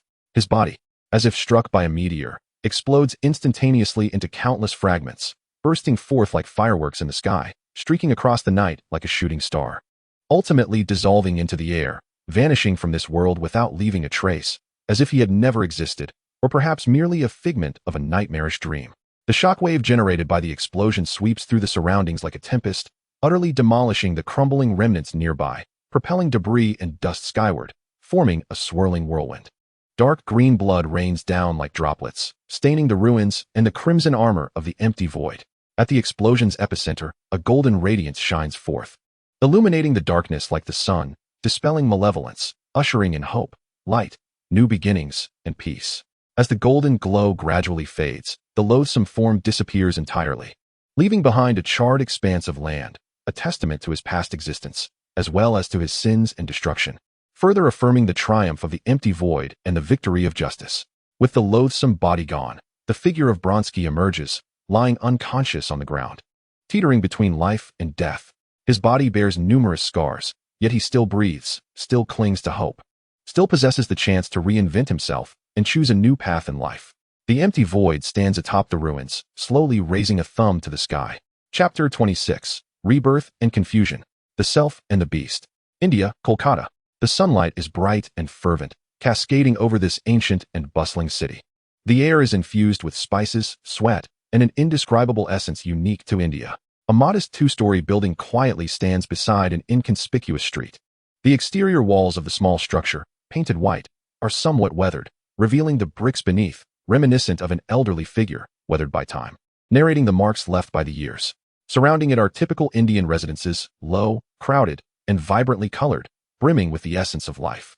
Bruce Banner, once a scientist and now a fugitive, stands before the small building, transporting some simple furniture and essentials. Dressed in a plain white shirt and gray trousers, his face bears a relaxed smile, as if he has emerged from the shadows of his past, embracing a new life. Though in India, Banner's chosen abode is relatively clean and tidy, far removed from the squalor of slums. This modest dwelling, albeit simple, is neat and orderly, featuring a small yard with a few unknown flowers and plants, exuding a faint, delicate fragrance. This shall be his new home, a sanctuary far removed from strife, pursuit, and fear. Dr. Banner, are you truly intent on residing here? Although this place is somewhat better than a slum, it still possesses a certain uniqueness. A voice laced with disdain unexpectedly emerged from behind Banner. Wang Xiaoming, the enigmatic masked hero, had materialized beside him without notice. With his hands tucked into his pockets and a smirk adorning his face, his gaze, however, betrayed a hint of subtle concern. Rather than dwelling in such a squalid environment, it would be far more prudent to secure a better abode. After all, SHIELD will eventually locate you. Wang Xiaoming silently critiqued Banner's choice, struggling to comprehend his decision. He believed that it was more commendable to confront one's circumstances rather than to cower in hiding. Upon hearing Wang Xiaoming's voice, Banner turned around, awkwardly scratching his head as he chuckled. This is all thanks to your generous donation of $1 million. I am quite content. This place is a significant improvement over my previous residence. His tone was imbued with optimism and gratitude towards Wang Xiaoming. Wang Xiaoming shrugged nonchalantly. Well, suit yourself. However, I advise you to steer clear of the lower districts. The conditions there are rather unsuitable for someone like you. He subtly cautioned Banner to remain vigilant. While Kolkata is a vibrant city rich in culture, it harbors a darker, more perilous side. Banner expressed his gratitude once again, saying, Wang, I truly appreciate your help. You not only saved my life, but also granted me the opportunity for a fresh start. His voice resonated with sincerity and heartfelt emotion, each word steeped in genuine appreciation. After rearranging the furniture, Banner retrieved several texts on Hinduism and Buddhism from a cardboard box, delicately placing them upon the table. These scriptures, collected during his flight, exhibited signs of age and wear, yet he regarded them as treasures. Gazing at the texts, a look of reverence and anticipation crossed his face, as though he glimpsed a glimmer of hope. I intend to study these scriptures to see if I can discover a means to control the Hulk. Perhaps attaining inner peace will enable me to conquer him, Banner said with a smile, his tone brimming with aspirations for the future and a yearning for success. He sought solace through religion and philosophy, aiming to find tranquility within, to gain mastery over the Hulk, and ultimately, to seek redemption and liberation. Wang Xiaoming, observing the scriptures, couldn't help but inquire, Dr. Banner, why not consider embracing the Hulk? After all, he is a part of you. He proposed an alternative perspective, one that starkly contrasted with Banner's musings, reconciliation with the Hulk and acceptance of his existence. Upon hearing Wang Xiaoming's question, Banner's smile faltered, a flicker of panic and discomfort flashing in his eyes. He lowered his head, falling into a contemplative silence, as if touched by the most sensitive chords of his inner psyche, confronting a reality he was most reluctant to face. A brief silence enveloped the two, creating a somewhat awkward atmosphere. Banner's thoughts drifted back to the past, to the experiment that transformed him into a monster, to the days of his flight, to the reunion and separation with Betty, and to his battles with the abomination. Gamma rays, explosions, green light, enormous figures, wilderness, jungle, desert, city, laboratory, embraces, kisses, hope, ruins, struggles, destruction, despair, the climactic battle in New York, Hulk's confrontation with the abomination, Stark's declaration on the television, his own self-interrogation, the dialogue with the abomination. Scenes flashed through his mind like a revolving lantern, too swift for him to grasp, too rapid for him to contemplate, too fast for him to breathe. I do not wish to become a monster. I do not desire to harm anyone. I yearn to lead an ordinary life, to be with Betty. Yet, I find myself powerless. I can never escape the Hulk. He is too formidable, beyond my control. If I were to accept him, what would I become? Would I, like the abomination, lose my sanity and become a creature solely driven by destruction? No, I cannot accept him. I must conquer him. I must discover a way to control him. Banner silently cried out within, his heart laden with struggle, anguish, and despair. He was at a loss, uncertain of his path and the choices before him. Wang Xiaoming broke the silence, gazing at Banner as he spoke. Dr. Banner, have you considered that the Hulk may not be as terrifying as you envision? He may possess his own thoughts and feelings. He endeavored to guide Banner, encouraging him to perceive the Hulk from a different perspective, to recognize that the Hulk is not merely a monster, but a being endowed with thought and emotion. Have you heard the tale of Beauty and the Beast? The Beast, though outwardly grotesque, harbors a kind heart. Beauty's love transformed him, ultimately restoring him to his princely form. Perhaps your relationship with the Hulk could mirror that of Beauty and the Beast. Wang Xiaoming employed a familiar narrative to illustrate his point, striving to help Banner understand that even a creature like the Hulk might be capable of redemption, understanding, and acceptance. Dr. Banner, rather than persistently fleeing and fearing, why not endeavor to understand the Hulk, to communicate with him? Perhaps you could discover a means of coexisting peacefully. Wang Xiaoming proposed a bold suggestion, one that seemed improbable yet brimming with hope, to engage in dialogue with the Hulk, to seek reconciliation.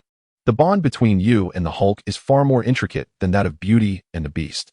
You are one and the same, sharing the same body and soul. Your conflict transcends mere physical power. It is a clash of identities, a struggle for self-acceptance. Wang Xiaoming quietly added in his heart, fully aware that the dilemma between Banner and the Hulk was infinitely more complex and challenging than the fable of Beauty and the Beast. Upon hearing Wang Xiaoming's proposal, Banner offered a wry smile, replying, "Communicate with him? You must be jesting. He and I are incapable of dialogue. Whenever I attempt to speak with him, he merely bellows at me." He mimicked the Hulk's tone, proclaiming, "Strongest. Banner is a coward." His tone was imbued with resignation and self-deprecation, as he believed that communication between himself and the Hulk was utterly impossible, let alone reconciliation. Wang Xiaoming gazed at Banner, his expression one of disbelief. He had not anticipated that the relationship between Banner and the Hulk was so juvenile, akin to a quarrel between elementary school children. This was nothing short of a childish dispute. Wang Xiaoming internally scoffed, feeling a mix of helplessness and amusement. Banner confessed his fear and aversion towards the Hulk. "I admit, I am terrified of the Hulk. He is immensely powerful, and I cannot control him. I fear he will harm innocent people. I fear he will obliterate everything I hold dear." He recalled the initial moment of his transformation into the Hulk and the destruction that ensued, his heart heavy with guilt and anguish. He was terrified that if he accepted the Hulk, he would become a loathsome creature, entirely losing himself and becoming a monster solely driven by destruction. "I do not wish to become a monster. I do not want anyone to be harmed. I simply desire to be an ordinary person, to lead a tranquil life. But can I truly achieve that?" Banner silently cried out within, his voice laced with confusion and despair, uncertain of his path forward, whether he could conquer his inner fears, and whether he could discover his true self. Wang Xiaoming understood Banner's trepidation and concerns. He refrained from further persuading him, knowing that the knot in Banner's heart could only be unraveled by himself. "Dr. Banner, I must take my leave. I hope you find your own answers and discover a way to coexist peacefully with the Hulk." Wang Xiaoming bid farewell to Banner, his tone filled with blessings and hope. "Thank you, Wang. I wish you all the best as well." Banner expressed his gratitude and respect, his voice resonating with appreciation. Wang Xiaoming turned and walked away, his figure vanishing into the sunlight, as mysteriously and abruptly as he had arrived. After Wang Xiaoming's departure, he retrieved the partially illuminated green giant card, gazing at the blurred image of the Hulk on the card. He remarked with a tinge of regret, "It seems I have yet to fully harness the Hulk's power. Nevertheless, it is of no consequence. There is ample time ahead." Chapter 27. The name of the hero resonates across the world. The S.H.I.E.L.D. Suspicions and Actions. New York, Manhattan. Sunlight streamed through the glass facades of towering skyscrapers, casting a golden hue upon the streets of this city that had just endured a calamity. Yet, this sunlight could not dispel the shadows lingering in the hearts of its inhabitants. The clash between the Hulk and the Abomination, along with the emergence of Kamen Rider Kuga, had wrought tremendous destruction upon the city, leaving profound scars upon the souls of its people. However, it also brought a flicker of hope, a glimmer of anticipation for the future. In front of the newsstand on the street, throngs of people jostled to purchase newspapers, eager to glean more information about the disaster and to uncover the identity of the enigmatic knight. They hurriedly snatched up the day's publications. Look, the front page of the New York Times features a photo of that knight. The headline of the Daily News is even more sensational. A new hero is born? Who is the masked Kamen Rider Kuga? The Horn Daily refuses to be outdone. The Green Giant, Hulk, makes a stunning return, while the enigmatic knight rallies to turn the tide. Even the Wall Street Journal has reported on this event. Is the spirit of Captain America eternal? The Kamen Rider embodies the will of heroes.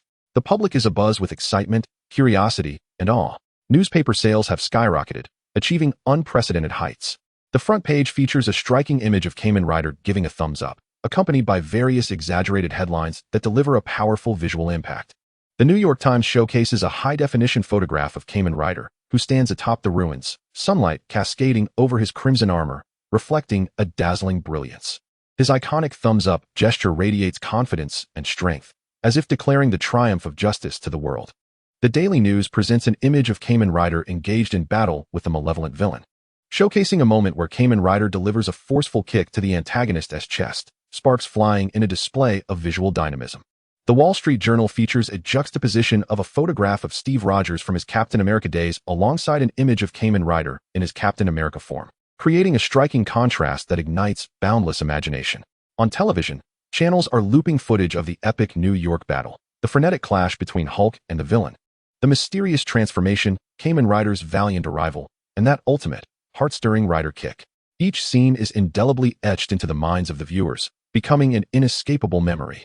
Television stations have invited various experts and scholars to interpret and comment on this catastrophe. Kamen Rider Kuga, whose name signifies the transcending of self to safeguard others, carries a profound significance in Japanese. A so-called linguistic expert speaks on air, endeavoring to elucidate the origins and abilities of Kuga through his name. The armor of this mysterious knight appears incredibly advanced, likely employing some form of extraterrestrial technology that remains beyond our grasp. His strength, speed, and defensive capabilities exceed human limitations. A purported military expert attempts to analyze Kuga's armor and abilities through a scientific lens, suggesting that his combat style indicates specialized training or some extraordinary power. His movements are precise, efficient, and imbued with both strength and aesthetic grace. A self-proclaimed combat specialist critiques Kuga's fighting techniques, attempting to interpret his methods through martial arts. The insights offered by these experts and scholars are largely speculative and imaginative, lacking substantial content, yet they satiate public curiosity and spur further discussions and debates. Online, discussions about Kamen Rider Kuga flood forums, social media, and news websites like a deluge. Kuga is so cool. His rider kick is absolutely breathtaking. He can transform into Iron Man and Captain America. And wait, he can also become Kuga. Awesome. Who is he really? Where does he come from? Why does he choose to help us? I suspect he is an extraterrestrial. Only an alien could possess such immense power. I disagree. I believe he is a super soldier secretly engineered by the government. Regardless of who he is a hero. He saved New York. He saved the world. Netizens have expressed their opinions, with a plethora of imaginative theories emerging. Some users have become devoted fans, eagerly gathering information about him and creating various fan works, including images, videos, novels, and music. Others, however, have questioned his existence, suggesting that it is mere hype or a conspiracy by some clandestine organization. The photograph of Kong with giving a thumbs up quickly went viral online, becoming a cultural phenomenon. People began to mimic his gesture, posting pictures online to express their admiration for Kongwa and their hopes for the future. This simple action has been imbued with a multitude of meanings, evolving into a symbol of hope, courage, victory, and justice. Nick Fury, the director of S.H.I.E.L.D., gazed at the screen displaying reports about Kong with a stern expression. His countenance was inscrutable, his gaze penetrating and sharp as that of a hawk, yet laced with sarcasm as he remarked, "Coulson, is this the intelligence you have provided me? A suddenly emerged masked rider with powers beyond our comprehension. And you know nothing about him?" His voice was deep and authoritative, brimming with dissatisfaction and skepticism, coupled with a hint of trepidation towards the unknown. Agent Coulson stood beside him, head bowed, unable to meet Fury's eyes. "Director, we have done our utmost. However, the information we possess regarding this masked rider is exceedingly scant. It is as though he appeared out of thin air, devoid of any background or record." His voice was tinged with helplessness and remorse, aware that he had failed in his duties and disappointed Fury. Agent Maria Hill interjected. Director, we have scrutinized all available data on Wang Xiaoming. Yet he is like a phantom, aside from his records post-awakening in the hospital, everything preceding that remains a blank. Furthermore, we are unable to track his precise location. Her tone was filled with confusion and astonishment, as she had never encountered such a mysterious figure, which completely surpassed her comprehension. Fury raised his concerns, a suddenly appearing enigmatic individual, endowed with formidable powers and the ability to transform into various forms. How is this possible? Could he be an alien? Is his armor the product of extraterrestrial technology? His voice was rife with uncertainty and bewilderment as he attempted to rationalize this existence with existing knowledge, only to find it futile. S-H-I-E-L-D. Analysts conducted a meticulous examination of the capabilities of the masked rider. On the screen, footage from his initial appearance emerged, the press conference of Tony Stark. Tony Stark, I have come here to harness your power. The experts meticulously analyzed his words frame by frame, striving to extract clues. According to our observations, the masked rider can transform into the form of Iron Man, possessing Iron Man's armor and weaponry. An analyst gestured towards the screen displaying the Iron Man form, noting that he could also transform into Captain America's guise, wielding the iconic shield and combat skills of the renowned hero. Another analyst pointed to the screen showcasing the Captain America form, in a fierce battle against the Abomination. The subject exhibited an entirely new transformation, which we shall refer to as the Kamen Rider form. This form possesses formidable strength and defensive capabilities, along with an enigmatic energy source. A third analyst indicated the screen displaying the Kamen Rider form, prompting various speculations regarding the origin of these abilities. The armor and powers likely stem from a type of extraterrestrial technology yet to be comprehended by us. One analyst offered his perspective, suggesting that the subject may have undergone a transformation through a form of super soldier serum, thereby acquiring superhuman abilities. An analyst well-versed in the concept of bonds and culture shared his insights, emphasizing that in certain cultures, bonds represent vital emotions such as connection, trust, friendship, and love. It is plausible that the Kamen Rider must establish bonds with others to harness their strengths. Tony Stark openly acknowledged his identity as Iron Man, earning global recognition. Although Steve Rogers has been missing for many years, his spirit as Captain America continues to inspire people. The Kamen Rider may have acquired strength through this very means. The analyst speculated that transforming into the forms of Iron Man and Captain America could signify that he has gained the approval of Tony Stark and Steve Rogers. The S-H-I-E-L-D. Analysts expressed confusion regarding how he could assume Captain America's form, given that our intelligence indicates Steve Rogers disappeared in 1945. How did the Kamen Rider gain his powers? Had he encountered Steve Rogers, or did he possess some ability to traverse time? One analyst raised a query. If Wang Xiaoming indeed formed a bond with Steve Rogers in 1945, he should now be an elderly man. Yet, our observations reveal that Wang Xiaoming appears remarkably youthful, which defies logic, unless he has undergone some form of alteration. Another analyst questioned Wang Xiaoming's age. Nick Fury, based on the available intelligence, made a bold conjecture. Various signs suggest that the Kamen Rider is likely an extraterrestrial superhero. His armor and abilities transcend our understanding. His voice was imbued with seriousness and gravity, indicating that his presence could signify either an opportunity or a threat to Earth. He resolved to make contact with the Kamen Rider. Coulson Hill, you are to seek out the Kamen Rider immediately. I wish to meet him in person to comprehend his origins and intentions, he commanded, his tone resolute and unwavering. He hoped to foster a collaborative relationship with the Kamen Rider to jointly safeguard the planet. If he is indeed an extraterrestrial hero, his powers could prove immensely beneficial to us. This thought lingered silently in his mind. However, he remained vigilant towards the Kamen Rider, assessing the degree of threat posed to Earth. If he were indeed a menace, it was imperative that we thwart him before he could inflict further devastation. He silently added in his mind. Chapter 28. Ancient Prophecies and the Curse of Bloodlines. The boundless starry sky is not a silent void, but rather a surging ocean teeming with life and energy. Stardust, akin to golden powder, drifts, spirals, and coalesces into magnificent nebulae, resembling resplendent flowers blossoming across the cosmos. Countless stars, like diamonds embedded in velvet, shimmer with varying intensities, pulled together by invisible forces, forming a grand and enigmatic cosmic tableau. The lens, like the eye of a traveler traversing time and space, gently descends. It glides past blazing stars, weaves through frigid interstellar dust, and crosses the spiraling arms of galaxies, ultimately focusing on a colossal tree beyond the bounds of verbal description. This tree, rooted in the void, flourishes with abundant foliage, threading through the cosmic coordinates. It is Yggdrasil, the world tree, the pillar of the 9 realms, the embodiment of cosmic order, the vein of life, the river of time. Its trunk is as robust as mountains connecting heaven and earth, with ancient bark etched with the marks of time, seemingly chronicling all the secrets from the birth of the universe to the present day. Its branches extend infinitely towards the void, as if yearning to touch the edges of the cosmos, each limb connecting to one or more realms. Its leaves are not of the mundane green, but glimmer with starlight, akin to countless miniature celestial bodies, each leaf seemingly whispering the rise and fall, the glory and shame of a world, embodying the past and future of a civilization.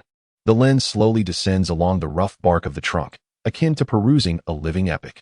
The light and shadows of the 9 realms flow across the trunk like projections, flickering. Asgard, the golden city, domain of the gods. The resplendent palaces shimmer in eternal brilliance. The Bifrost Bridge, like frozen auroras, connects the realm of the divine to the mortal world, exuding an air of sanctity, solemnity, and inviolability. Vanaheim, the land of abundance. Home of nature. Endless forests bloom with verdant vitality, rivers meander like silver ribbons, and the air is thick with the fragrance of life and magic, vibrant, tranquil, and serene. Jotunheim, the realm of frost giants. Eternal ice and snow blanket the desolate mountains, the biting cold winds howl like the lament of demons. And colossal glaciers stand like frozen behemoths, radiating a chilling, lifeless aura filled with primal power.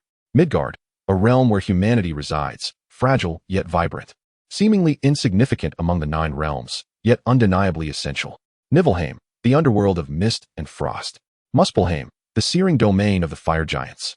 Alfheim, the elegant kingdom of the light elves. Svartalfheim, the subterranean realm of dark elves and dwarves. Helheim, the resting place of the deceased, governed by the death goddess Hel. Each kingdom exudes a distinct aura, embodying different laws, powers, and civilizations. They are interdependent, yet mutually constraining, collectively shaping this intricate and magnificent cosmic tapestry.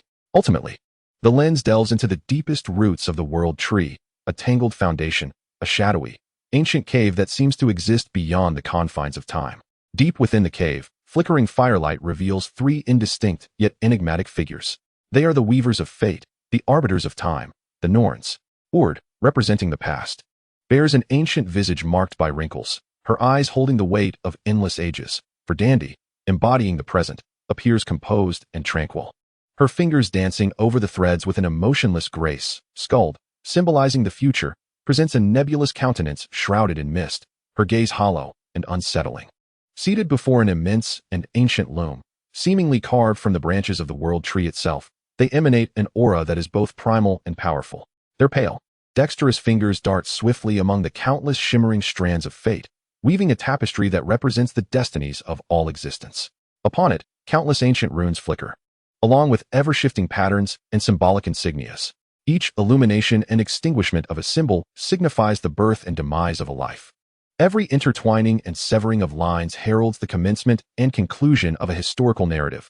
Each formation and dissipation of a pattern forebodes potentialities and uncertainties of the future. The tapestry's colors flow like shifting light and shadow, ever-changing. At times, it gleams with the brilliance of dawn, symbolizing glory and rebirth. At others, it dims to the dullness of stagnant waters, foretelling decay and death.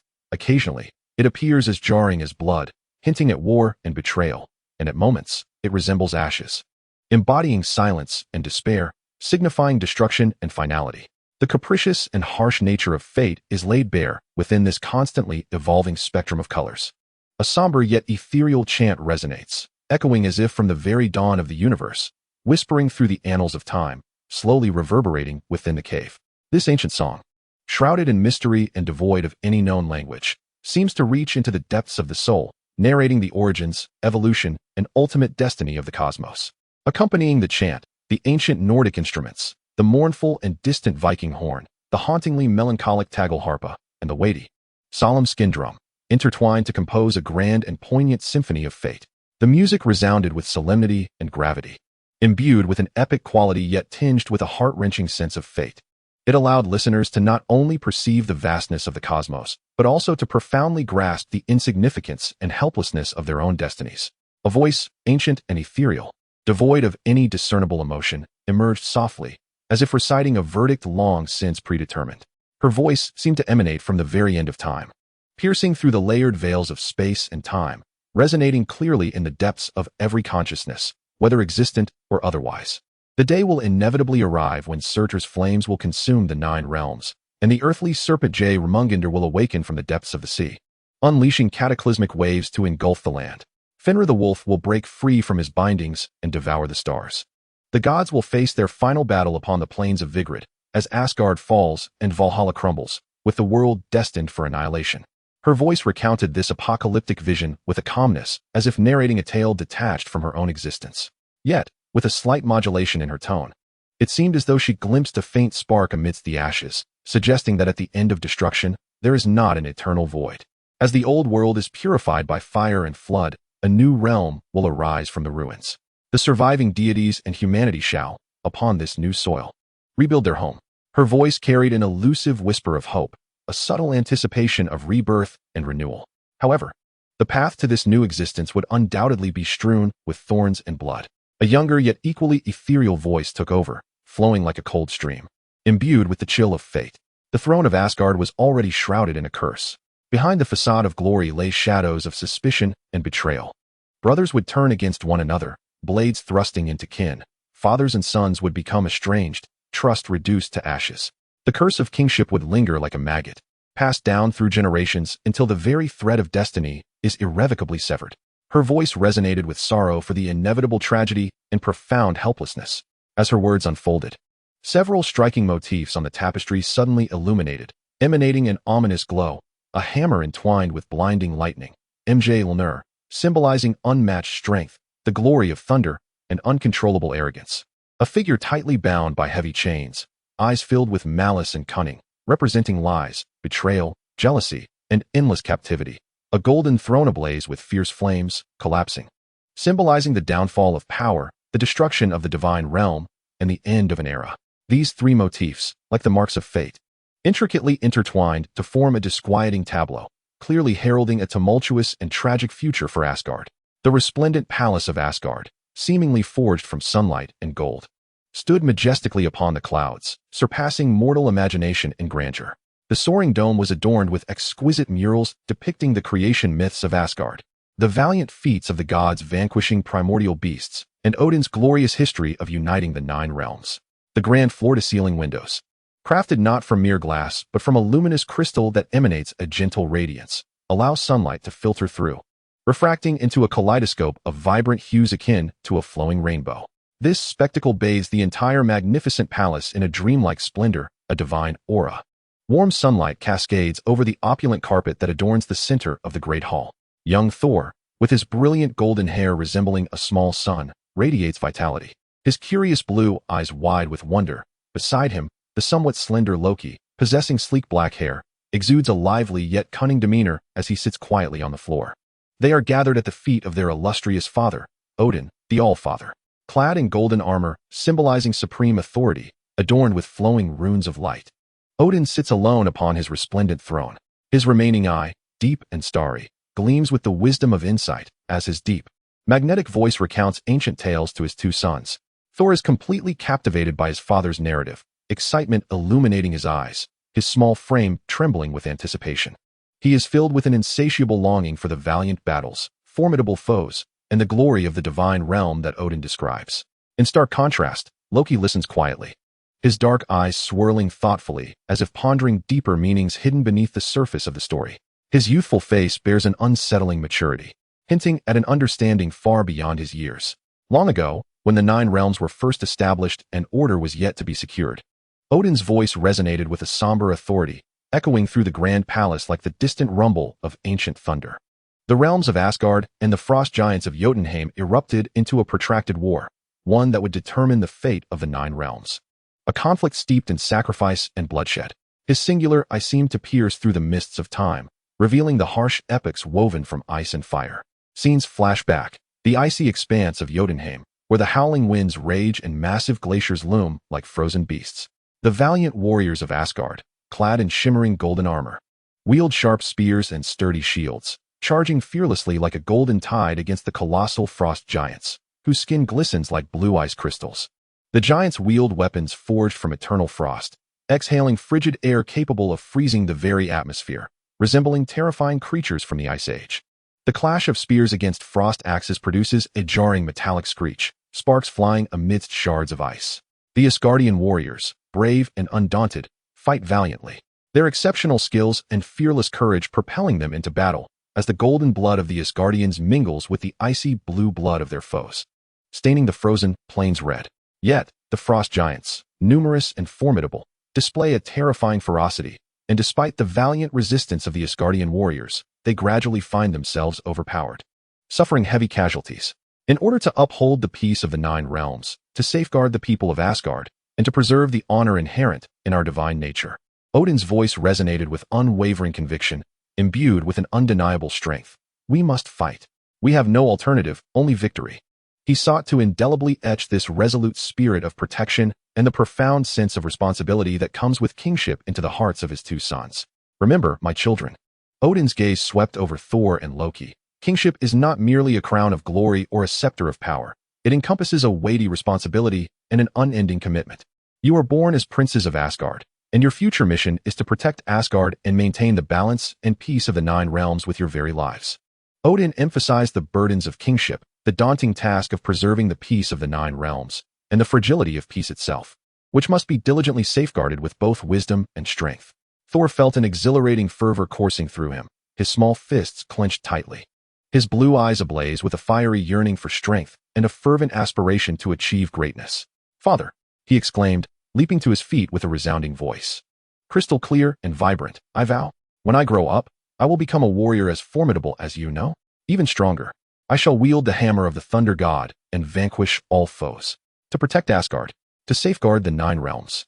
His face radiated with the innocent confidence of childhood, brimming with boundless dreams of the future. Loki silently observed his radiant brother, whose brilliance was akin to a small sun. Deep within his gaze flickered a fleeting, barely perceptible glimmer of envy, jealousy, and a shadow of coldness. Unlike Thor's bold declarations, Loki's mind raced with thoughts. How could he attain greater power than Thor? How could he prove himself superior to this brother who relied solely on brute strength? How could he garner more of their father's attention and recognition? As Odin recounted the brutalities of war, his meaningful gaze lingered on Loki's delicate visage for a moment. His all-seeing eye seemed to penetrate the depths of Loki's heart, revealing the chilling traits that clashed with Asgardian values, the burgeoning darkness and ambition quietly taking root within. Yet, he ultimately said nothing, choosing not to unveil the secret of Loki's lineage, a revelation that could alter everything. Instead, he sighed softly within, extending his broad palm to embrace both of his sons, so distinct in their temperaments. Thor, brimming with excitement, broke free, raising a finely crafted toy hammer and mimicking his father's gesture of wielding Gungnir. His youthful voice ringing out with fervor, "For Asgard." His face glowed with the pure, unblemished joy of childhood, blissfully unaware of the tragedies that may lurk ahead. Loki, however, quietly nestled beside Odin, watching his exuberant brother, a fleeting, sardonic smile gracing his lips, only to be swiftly masked by an air of compliance and obedience. Odin's single eye gazed tenderly and intricately at his two sons nestled in his embrace. His gaze was laden with concern for Thor's reckless nature, doubt regarding Loki's intricate psyche, and a profound anxiety for the fates that awaited the two brothers. It seemed as if he had glimpsed ominous signs woven into the tapestry of destiny. Yet he found himself powerless to alter the predetermined course, silently bearing the heavy burden of being both the All-Father and a father. As the night deepened and silence enveloped Asgard, the moonlight cascaded like liquid mercury, casting a cold silver glow upon the majestic palace. Deep within the palace, in a little-known chamber dim and enigmatic, there were no lavish decorations. Only towering shelves filled with ancient tomes and an array of artifacts and weapons exuding an aura of antiquity. The air was thick with the mingled scent of aged parchment and magical energy. This was the repository of Asgard's history and power, where each item bore the weight of a significant past and contained formidable strength. Odin entered alone, his footsteps heavier and slower than in the daylight, as though each step bore the weight of the Nine Realms. The wrinkles on his face appeared more pronounced in the dim light, and his single eye was filled with weariness and struggle. He approached an inconspicuous corner and retrieved a hefty, ancient tome from the shelf. The cover, crafted from an unidentified leather, was severely worn, the pages yellowed and frayed, exuding the essence of time as passage. Yet, the content inscribed in archaic runes, along with exquisitely illustrated patterns, remained remarkably clear, as if imbued with an immortal power.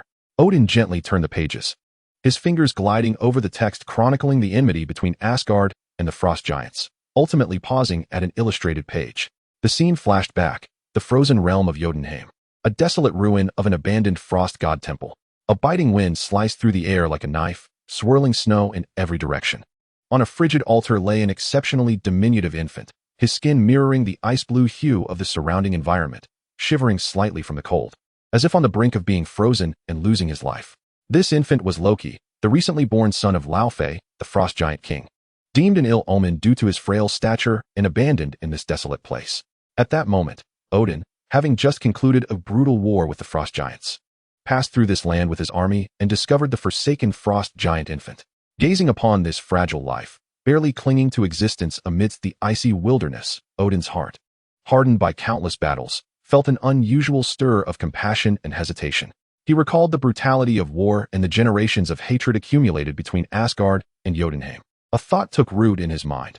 If he were to bring this child back to Asgard, to raise him with the love and education of the Aesir, could it not mend the irreconcilable enmity between their races? Could it not usher in a lasting peace for the Nine Realms? Ultimately, Odin made a decision that would alter countless destinies. He bent down, enveloping the frigid infant in his warm cloak, lifting him tenderly into his arms. At the moment of contact, the icy blue skin of Loki miraculously transformed into a complexion as fair as that of the Aesir. Odin brought him back to Asgard, publicly declaring him an orphan found upon the battlefield, raising him as his own alongside Thor. Odin's fingers gently caressed the image of the icy blue infant on the page, his gaze filled with an ineffable complexity of emotions. I intended to mend the rift of hatred with love, to exchange a benevolent lie for the peace of the Nine Realms, he murmured softly, his voice laden with weariness and self-doubt. But have I erred? Have I sown a seed capable of annihilating all? He harbored a deep affection for Loki, the child he had nurtured, pitying his forsaken origins. Yet, he was subtly haunted by the innate coldness and cunning that lay within Loki, along with the ambition concealed beneath his compliant facade. He yearned for Loki to emerge as an upright and virtuous deity, loyal to Asgard. Yet he constantly feared that the blood of frost giants and the truth obscured by lies would one day lead him into the depths of malevolence. This contradictory sentiment weighed upon him like a heavy shackle, tormenting the father of the gods day and night. The sun shone brightly, the sky a canvas of azure. In the central square of Asgard, throngs of people gathered, their vibrant banners fluttering in the breeze. Countless citizens adorned in resplendent festival attire beamed with excitement and joy, eagerly anticipating the witnessing of a historic moment, the birth of their future king. At the heart of the square stood a towering golden dais, draped in a red carpet symbolizing sovereignty, surrounded by golden drapes and vibrant blossoms representing abundance and glory. The backdrop was the magnificent Valhalla, enhancing the ceremony's solemnity and sanctity. Joyous and grand melodies, performed by Asgard's finest musicians, flowed through the air like a golden river, conveying delight and blessings to every corner. The crowd's cheers surged like relentless waves, deafening in their fervor, elevating the atmosphere of the celebration to its zenith. With the thunderous roar of cannon fire, the coronation ceremony commenced. Under the watchful gaze of the multitude, Thor, the god of thunder and Odin's firstborn, ascended the dais clad in a splendid new golden armor. A crimson cloak draped over his shoulders, and grasping his indomitable hammer, Mjolnir, his face radiated with uncontainable confidence and pride. He surveyed the cheering crowd below, feeling the adoration of the masses, his heart swelling with excitement and grandeur at the prospect of becoming the king of Asgard. He was eager to seize his father's scepter and lead Asgard toward an even more glorious and formidable future. Following closely were the three valiant warriors of the Valkyrie, Vostag, Fandral, and Hogun, alongside the strikingly graceful Valkyrie, Sif. They were Thor's most devoted friends and his most reliable comrades. Their faces were similarly illuminated by proud smiles, not only for the imminent coronation of Thor, but also for the honor of being able to follow this future king. Meanwhile, in the crowd below the platform, Loki stood quietly. Adorned in opulent attire, he wore a subtly hypocritical smile, one that conveyed blessings for his elder brother. Yet, within his deep, dark eyes flickered a cold and somber light, akin to a serpent lurking in the shadows, fixated on the vibrant figure above. Jealousy, discontent, and resentment twisted like poisonous vines in his heart, as he firmly believed that in terms of wisdom, strategy, and understanding of power, he surpassed his simple-minded, impulsive brother. Why should the throne be passed to Thor? Why must he forever dwell in his shadow? He could not endure the glory and radiance that Thor reveled in. It was meant to be his. He resolved to seize everything Thor possessed, determined to make this arrogant brother pay a grievous price. At that moment, Odin, the All-Father, donned in a robe of gold that surpassed even Thor's in grandeur, symbolizing supreme authority, ascended the platform. In his left hand, he held Gungnir, the spear representing cosmic order. His steps were steady and powerful, each one resonating with the pulse of the Nine Realms, exuding an awe-inspiring majesty and the weighty responsibility of being the father of the gods. However, beneath his imposing visage lay an imperceptible weariness and deep helplessness. His remaining eye sparkled with a complex, inscrutable light, as if it had long foreseen the undercurrents swirling beneath this grand ceremony, glimpsing the storm and crisis that awaited Asgard. He reached the center of the platform, poised to declare Thor as the new king of Asgard, officially entrusting him with the monarchy and the duty of safeguarding the Nine Realms. Yet, deep within, he was filled with apprehension regarding Thor's character and uncertainty about the future. Just as Odin raised Gungnir, about to announce the momentous proclamation, a piercing and shrill alarm rang out, like the scream of death, abruptly shattering the joyous and serene atmosphere of the square, dragging everyone from the pinnacle of elation into an abyss of tension and panic. Almost simultaneously, the guards tasked with protecting Odin's treasury relayed urgent news. A group of frost giants had somehow breached Asgard's formidable defenses and invaded the vault housing countless artifacts. Their target was the powerful artifact, the Casket of Ancient Winters, which Odin had seized from Jotunheim years ago. The Asgardian guards defending the treasury were engaged in fierce combat with several enormous frost giants. However, these invaders were exceptionally formidable, and although the guards fought valiantly, their spears and shields seemed feeble against the frost giants' weapons capable of freezing all, shattering with ease. One by one, the guards fell upon the icy ground, their blood instantly freezing. The frost giants wielded ice-blue battle axes and claws, emanating waves of bone-chilling cold that coated the treasury's floor and walls in a thick layer of frost. At the very moment the frost giant was about to approach the frost box, a towering metallic figure was activated deep within the treasury. The Destroyer, the most formidable guardian of Odin's vault. Its colossal form, forged from Uru metal, resembled an indestructible titan, exuding a frigid metallic sheen that radiated an aura of devastating power and suffocating oppression. Its faceplate suddenly opened, unleashing a blinding beam of searing energy from its singular eye. The beam pierced through the body of a frost giant in an instant, reducing it to a puddle of icy water and steam. The Destroyer advanced with heavy footsteps, joining the fray and temporarily halting the advance of the frost giants. The coronation ceremony was abruptly interrupted. The crowd in the square was engulfed in chaos and panic, as people frantically scattered, seeking refuge amidst their cries. Upon the dais, Thor witnessed the invasion of the treasury and heard the news of the guard sacrifice. His handsome visage was instantly marred by disbelief, anger, and humiliation. At the sacred moment of his impending coronation as king, an enemy had the audacity to invade Asgard and slay his people. This was the most blatant provocation and insult to him, to Odin, and to all of Asgard. Gripping his hammer tightly, his muscles quivered with rage, and his blue eyes burned with fierce fury and a chilling intent to kill. He sought vengeance. He would make these audacious frost giants pay a bloody price for their transgression against Asgard. However, unbeknownst to all, the entity battling the Destroyer within the treasury was not the true main force of the frost giants, but merely an energy doppelganger conjured by Loki's masterful illusions. The real frost giants were few in number, having long since concealed themselves under Loki's clandestine guidance. Their sole mission was to sow chaos and divert everyone's attention. This was all part of Loki's meticulously orchestrated scheme. His true aim was to exploit the invasion of the frost giants to incite a conflict between the impulsive and irritable Thor and the peace-seeking Odin, thereby using Odin's hand to strip Thor of his right to the throne. Simultaneously, he sought to test Asgard's defenses, paving the way for his grander and more insidious plans. Thor, consumed by rage, stormed before Odin, pleading recklessly for battle. He demanded to lead Asgard's army immediately to Jotunheim, to undertake a comprehensive retaliatory war against the frost giants. "Father," Thor's voice was hoarse with anger, "these despicable wretches dare to invade our homeland. They disrupt my coronation. They slaughter our soldiers. This is the gravest affront to Asgard's dignity. We must make them pay the price. Allow me to lead the army to annihilate Jotunheim, to erase them completely from the Nine Realms." His eyes gleamed with a bloodthirsty light, the flames of vengeance having consumed his reason. Odin gazed at his son, whose mind was clouded by fury, with disappointment and sternness in his eyes. He believed that Thor's current demeanor only served to underscore his impulsiveness, recklessness, and bellicosity, revealing a profound lack of the composure, wisdom, and appreciation for peace that are essential for a worthy sovereign. He sternly admonished Thor to prioritize the greater good, to learn the virtues of wisdom and patience in maintaining the peace of the Nine Realms. rather than hastily resorting to force and dragging Asgard into an interminable quagmire of war. Thor, you have deeply disappointed me. Odin's voice resonated like thunder, imbued with the gravitas befitting the All-Father. War is not a means to appease your personal vanity and rage.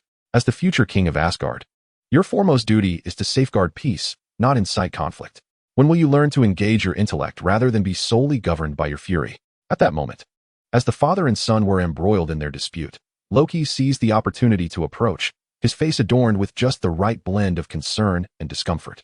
Ostensibly, he sought to counsel Thor to remain calm, attempting to ease the tension between father and son. Yet, with every word, he artfully stoked the flames of discontent, pushing Thor further towards a precipice of anger and impulsiveness. Father, please calm your wrath. Thor is merely caught in a moment of indignation. Loki initially feigned to placate Odin, then deftly shifted his tone, seemingly offhandedly remarking, "However, Father, the Frost Giant's incursion is indeed audacious. If we in Asgard fail to respond, it may invite ridicule from the Nine Realms, suggesting our weakness. Of course, this is merely my humble opinion, for I am neither as valiant as my brother nor as wise as you, dear father. Ultimately, the decision lies with you, the All-Father." Loki's seemingly respectful yet insidious words served to pour gasoline on the fire, igniting Thor's fury to an inferno. Loki is right.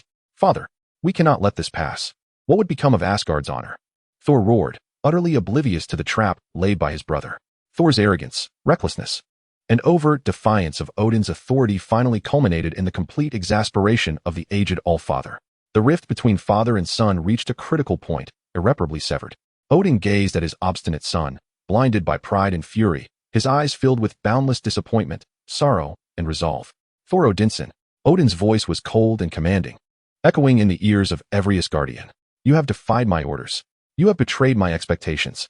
Your arrogance and recklessness render you unworthy of inheriting the throne of Asgard. I, in the name of the All-Father and King of Asgard, Odin, hereby declare. His voice faltered momentarily, as if he had expended every ounce of strength. I strip you of your divine powers. I revoke your right to wield the hammer Mjolnir. I cast you into Midgard, Earth. There. You shall reflect upon your pride and arrogance as a mere mortal, until you truly comprehend the essence of humility, responsibility, sacrifice, and what it means to be a true hero. Odin raised his spear, Gungnir, high, its tip radiating a golden light that struck Thor's hammer. Mjolnir emitted a mournful cry, suddenly slipping from Thor's grasp as if it had lost its very essence, soaring towards the heavens. Odin gazed upon the hammer of the thunder god ascending into the sky, summoning the last vestiges of his divine power to cast a potent enchantment upon it. Whosoever wields this hammer, provided they are worthy, shall possess the strength of Thor. Ancient runes shimmered in the air, entwining the hammer like golden chains, accompanied by a dazzling display of lightning, echoing through the realms, a final decree from the gods, resonating throughout Asgard. Simultaneously, a more formidable beam of exiling light erupted from the tip of Gungnir, striking Thor with precise accuracy. A pained groan escaped his lips as he felt the divine essence within him ebb away like a receding tide, rendering his body heavy and frail.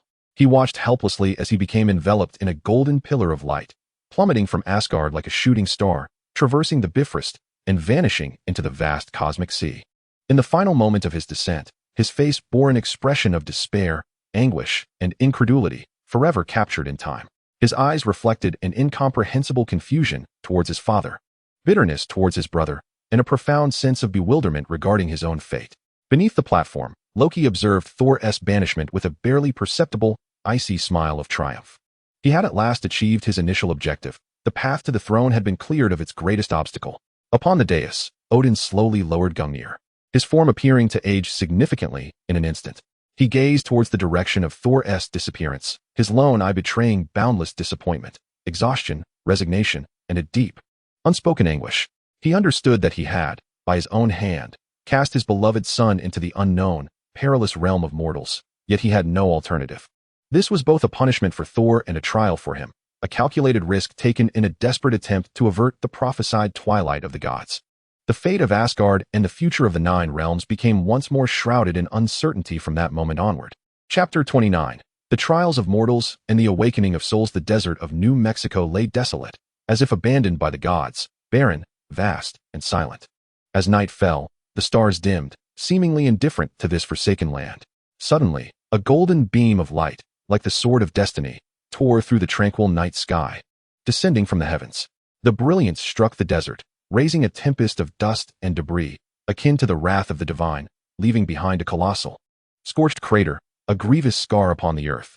At the center of the crater, Thor's golden battle armor lay tarnished and battered, devoid of its former luster, resembling a forsaken plaything, exuding an aura of desolation and inevitability. Coughing violently, Thor awoke from his stupor, struggling to expel blood that stained the armor upon his chest. He felt an excruciating pain coursing through his entire body, as if his bones were fracturing and his muscles tearing apart. Each breath he took exacerbated the wounds, unleashing waves of unbearable torment, akin to dwelling in a hellish nightmare, subjected to unending agony. With a bewildered gaze, he surveyed his surroundings, eyes brimming with confusion, disorientation, and an unwillingness to accept his plight. He could not fathom how he had been reduced to this state. He was at a loss to comprehend his missteps, unable to reconcile the reality of his lost divine powers. Where am I? Why am I here? Where have my strength and divine abilities vanished? He murmured to himself in a hoarse voice, each word trembling with pain, confusion, and despair, reminiscent of an abandoned child weeping helplessly. He outstretched his hand, yearning to summon Mjolnir, but discovered that his body could no longer sense the hammer's presence. The bond between him and Mjolnir had been irrevocably severed. No, this cannot be. My Mjolnir, my strength. Am I still Thor, the god of thunder? Am I still the prince of Asgard? Am I still that invincible hero? Thor's voice echoed with self-doubt and denial as he began to question his identity, his worth, and the very significance of his existence. He raised his gaze to the vast expanse of the starry sky, his eyes filled with ambiguity and helplessness, much like a traveler lost in a desert, devoid of direction and hope. The desolate New Mexico desert stretched endlessly before him, barren and empty, punctuated only by scattered cacti and shrubs that adorned the lifeless landscape. As if it were a forgotten corner of the world, this desert symbolized the desolation and solitude within Thor's heart, embodying his helplessness and confusion after losing his divine powers, and foreshadowing the harsh trials he was about to face, akin to a crucible of fate awaiting his conquest. Jane Foster, a curious and inquisitive astrophysicist, along with her team, was conducting astronomical observations in the New Mexico desert. They had set up an array of intricate instruments to study the cosmos, seeking to unravel its mysteries. Suddenly, Jane's equipment detected anomalous energy fluctuations in the atmosphere, resembling some enigmatic signal, calling her to explore, as though beckoned by destiny itself. What could that be? There seems to be a strong energy fluctuation in the atmosphere. Jane gazed at the fluctuating data on her screen, her eyes wide with astonishment and intrigue. Could it be a meteor shower? Speculated her assistant, Darcy Lewis. No, it doesn't resemble a meteor shower. It wouldn't produce such intense energy fluctuations. What could it possibly be? Jane shook her head, dismissing Darcy's conjecture. At that moment, they witnessed Thor's descent, a breathtaking sight that left them spellbound, tinged with a sense of foreboding. A golden light streaked across the night sky, akin to a meteor, accompanied by a tremendous roar as it plummeted into the desert not far from where they stood. Boom! The ground trembled violently, kicking up clouds of dust and debris, as if heralding the wrath of the divine or the ominous portent of an impending apocalypse. Wow! This is far more magnificent than a meteor shower. Darcy gazed in awe at the distant spectacle, her voice brimming with astonishment and exhilaration. Jane remained silent, her eyes intently fixed on the meteorite crater, curiosity and inquiry illuminating her gaze, as if the crater concealed the secrets of the cosmos, waiting for her to unveil them. Jane and her team swiftly approached the vicinity of the crater, where they discovered the unconscious Thor. They transported him back to their temporary camp for a preliminary examination. As Jane looked at the comatose Thor, her heart swelled with bewilderment and intrigue. She could not comprehend how a person could descend from the heavens, clad in such peculiar attire. The outfit bore no resemblance to contemporary fashion, nor did it harken back to ancient garb. It seemed more akin to a mythical ensemble.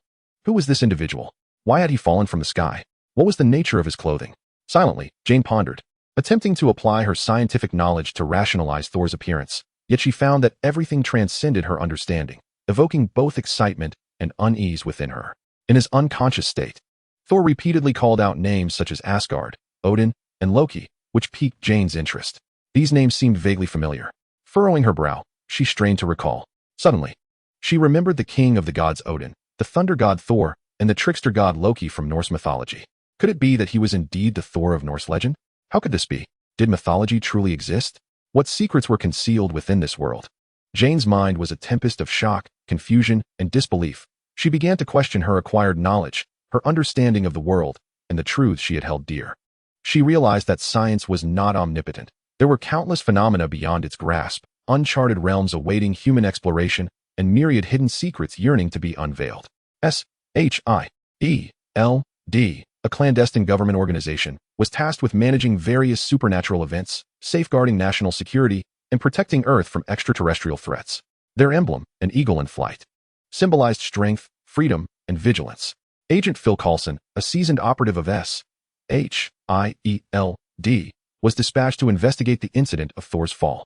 In the presence of ordinary citizens, he suppressed his amiable demeanor, donning a black suit and sunglasses, his face a mask devoid of expression, akin to a robot or a cold-blooded assassin, emanating an inexplicable sense of oppression.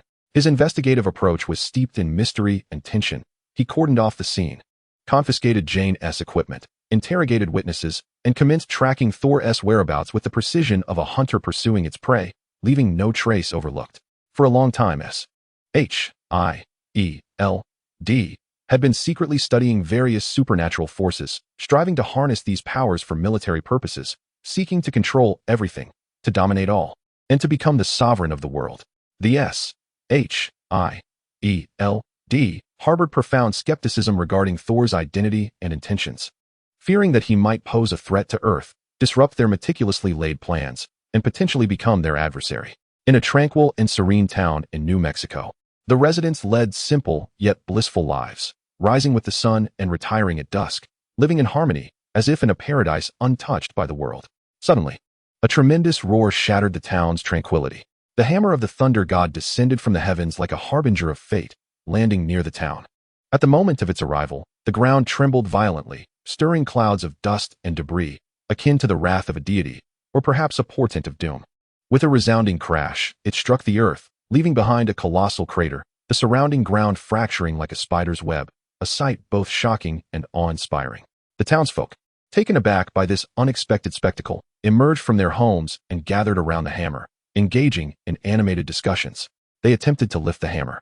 But no matter how hard they exerted themselves, it remained immovable, as if it had fused with the ground, becoming one with the very earth. What is this object? How could it have fallen from the sky? Why is this peculiar hammer so impossible to budge? Could this be a weapon of the gods? The faces of the townspeople were etched with astonishment, confusion, and reverence. They had never witnessed such a miraculous phenomenon, far beyond their understanding. News of the hammer spread through the town like wildfire, reaching all corners of New Mexico, even finding its way to the ears of SHIELD. Upon hearing of the hammer's presence, Thor perceived it as his sole hope of reclaiming his powers and resolved to journey to the town to retrieve his hammer. He believed that if he could once again lift the hammer of the thunder god, he would regain his strength, return to Asgard, prove himself to Odin, and reclaim all that was rightfully his. As he journeyed towards the town, Thor's heart was tumultuous with struggle and unease. He questioned whether he could still lift the hammer, whether he was still deserving of the power of the thunder god, and whether he could ever return to his former self. Can I still wield Mjolnir? Am I still the invincible Thor? Do I truly deserve this power? Thor's mind was a battlefield of self-doubt and denial, leading him to question his identity, his worth, and the very significance of his existence. Upon arriving before Mjolnir, he gazed at the hammer lying quietly on the ground, his eyes reflecting a myriad of emotions: longing, fear, anticipation, and anxiety. He extended his trembling hand, slowly grasping the handle of the hammer. Taking a deep breath, he closed his eyes and summoned every ounce of strength within him, striving to lift the hammer. Thor let out a cry of anguish, his muscles taut, veins bulging, his body quaking, yet he remained unable to stir the hammer even slightly. Why is this happening? What have I done wrong? What have I truly done wrong? Am I truly unworthy of this power? Must I truly lose it forever? He knelt before the hammer of Thor, his eyes brimming with tears, his heart engulfed in despair, as if all hope had been stripped away, leaving him bereft of the very essence of existence. Father, is this your punishment for me? Is this what you expect of me? Why have you taken away my strength? Why must I endure this suffering? Do you truly love me? Thor cast his gaze skyward, his voice a desperate query laden with anger, resentment, and a lament against fate, akin to a wounded beast's howl or a forsaken child's sob. The hammer lay silently upon the ground, offering no solace to Thor's anguish, seemingly mocking his impotence and failure, as if narrating the relentless cruelty of destiny. In the depths of Thor's despair, a figure suddenly materialized before him. So this is the Prince of Asgard, the god of thunder, Thor? How pathetic. Has the loss of your power rendered your existence meaningless? Have you lost the courage to fight? Have you abandoned the belief in your guardianship? Wang Xiaoming stood with his hands in his pockets, a sardonic smile gracing his lips, yet his eyes revealed an elusive depth. Surveying the mortal before him as if a deity, or perhaps a harbinger of fate, mocking the struggles of humanity. Thor raised his gaze to the enigmatic young man, hostility, vigilance, and displeasure radiating from his eyes. He could not fathom why this mysterious figure had appeared, how he knew his name, or why he spoke with such a tone. Who are you? How do you know my name? What do you intend? Thor's voice trembled with inquiry and suspicion, uncertain whether Wang Xiaoming was friend or foe. Ignorant of his true intentions, Wang Xiaoming smiled faintly, his expression imbued with a hint of mystery, a touch of amusement, but predominantly a sense of dominion over fate. Who I am is inconsequential. What matters is you, Thor Odinson. Your destiny shall be determined by your own choices. Will you succumb to despair? Or will you rise amidst adversity? Will you accept the hand fate has dealt you? Or will you fight against it until the end? Will you choose to remain immortal? Or will you strive to reclaim your divine essence? Wang Xiaoming's words reverberated like thunder in Thor's mind, plunging him into profound contemplation. He began to reflect upon his life, his past, his missteps, and his destiny. It felt as though he beheld a choice before him. A decision that could shape his future, a resolution that could alter the course of his fate. Chapter 30. The Mask of the God of Deceit. The Abyss of Ambition. Asgard, the resplendent palace, was now shrouded in an eerie silence. The towering dome, opulent decorations, and exquisite murals exuded a sense of solemnity and sanctity. Yet they felt cold and hollow. Between the thrones, not a soul was present, save for Odin, the once mighty king of the gods. Now lying quietly within a specially crafted sleep chamber, his life signs faint, as though ensnared in an eternal nightmare. The material of the sleeping pod is as transparent as crystal, yet it emanates a metallic sheen, adorned with intricate runes and patterns that shimmer with an ethereal blue light, reminiscent of an ancient and enigmatic magical circle, or perhaps a sophisticated medical apparatus. These runes and designs seem to narrate the illustrious history of Odin, while symbolizing his current fragility and helplessness, akin to a titan shackled by fate, incapable of breaking free or resisting. The sleeping pod stands silently, resembling a colossal, transparent coffin, isolating Odin from the outside world, severing him from his power, his majesty, and his will. Loki, the second prince of Asgard and the god of deceit, stands before the sleeping pod. His expression is one of sorrow and concern, as if mourning Odin's slumber and fretting over the future of Asgard. Yet beneath this sorrow and anxiety lies an indescribable ecstasy, an uncontrollable excitement, a long-held greed for power. He is clad in a resplendent robe of deep green interwoven with dark gold, embroidered with serpentine motifs and peculiar runes, as if revealing his treachery, ambition, and thirst for power. His complexion is pale as parchment, his lips of vivid crimson, and his gaze, deep as an abyss, carries a hint of malevolence and madness, as though he wears an exquisite yet deceitful mask, concealing his true self beneath its surface. Sleep well, my dear father. Loki's voice is low and hoarse, akin to a whisper from the abyss, or the hissing of a serpent, sending chills down the spine. He extends his hand, gently caressing the surface of the sleeping pod. His fingers are long and pallid, gliding over the runes as if reverently touching a priceless artifact, or perhaps his own quarry. Your ancient dogma, your antiquated sense of justice, no longer belongs to this era. You have always taught us to rule the 9 realms with love and compassion, to treat our foes with peace and tolerance. You have often proclaimed that power is not meant for conquest and destruction, but for protection and aid. His voice drips with mockery and disdain, for he believes Odin's ideals are outdated, cast aside by the passage of time. But look at what your love and compassion have yielded. Betrayal by the frost giants, Thor's arrogance, the crisis of Asgard, your slumber. He clenches his fists tightly, his knuckles blanching with the effort, nails digging into his palms as if to release all his pent-up anger and resentment. No, my father, you are mistaken. This world does not require love and compassion, nor does it need peace and tolerance. What this world demands is power, absolute power, the kind of power that compels all to submit. A maniacal and twisted smile spreads across his face, reminiscent of a demon from the depths of hell, reveling in his own wickedness and insanity.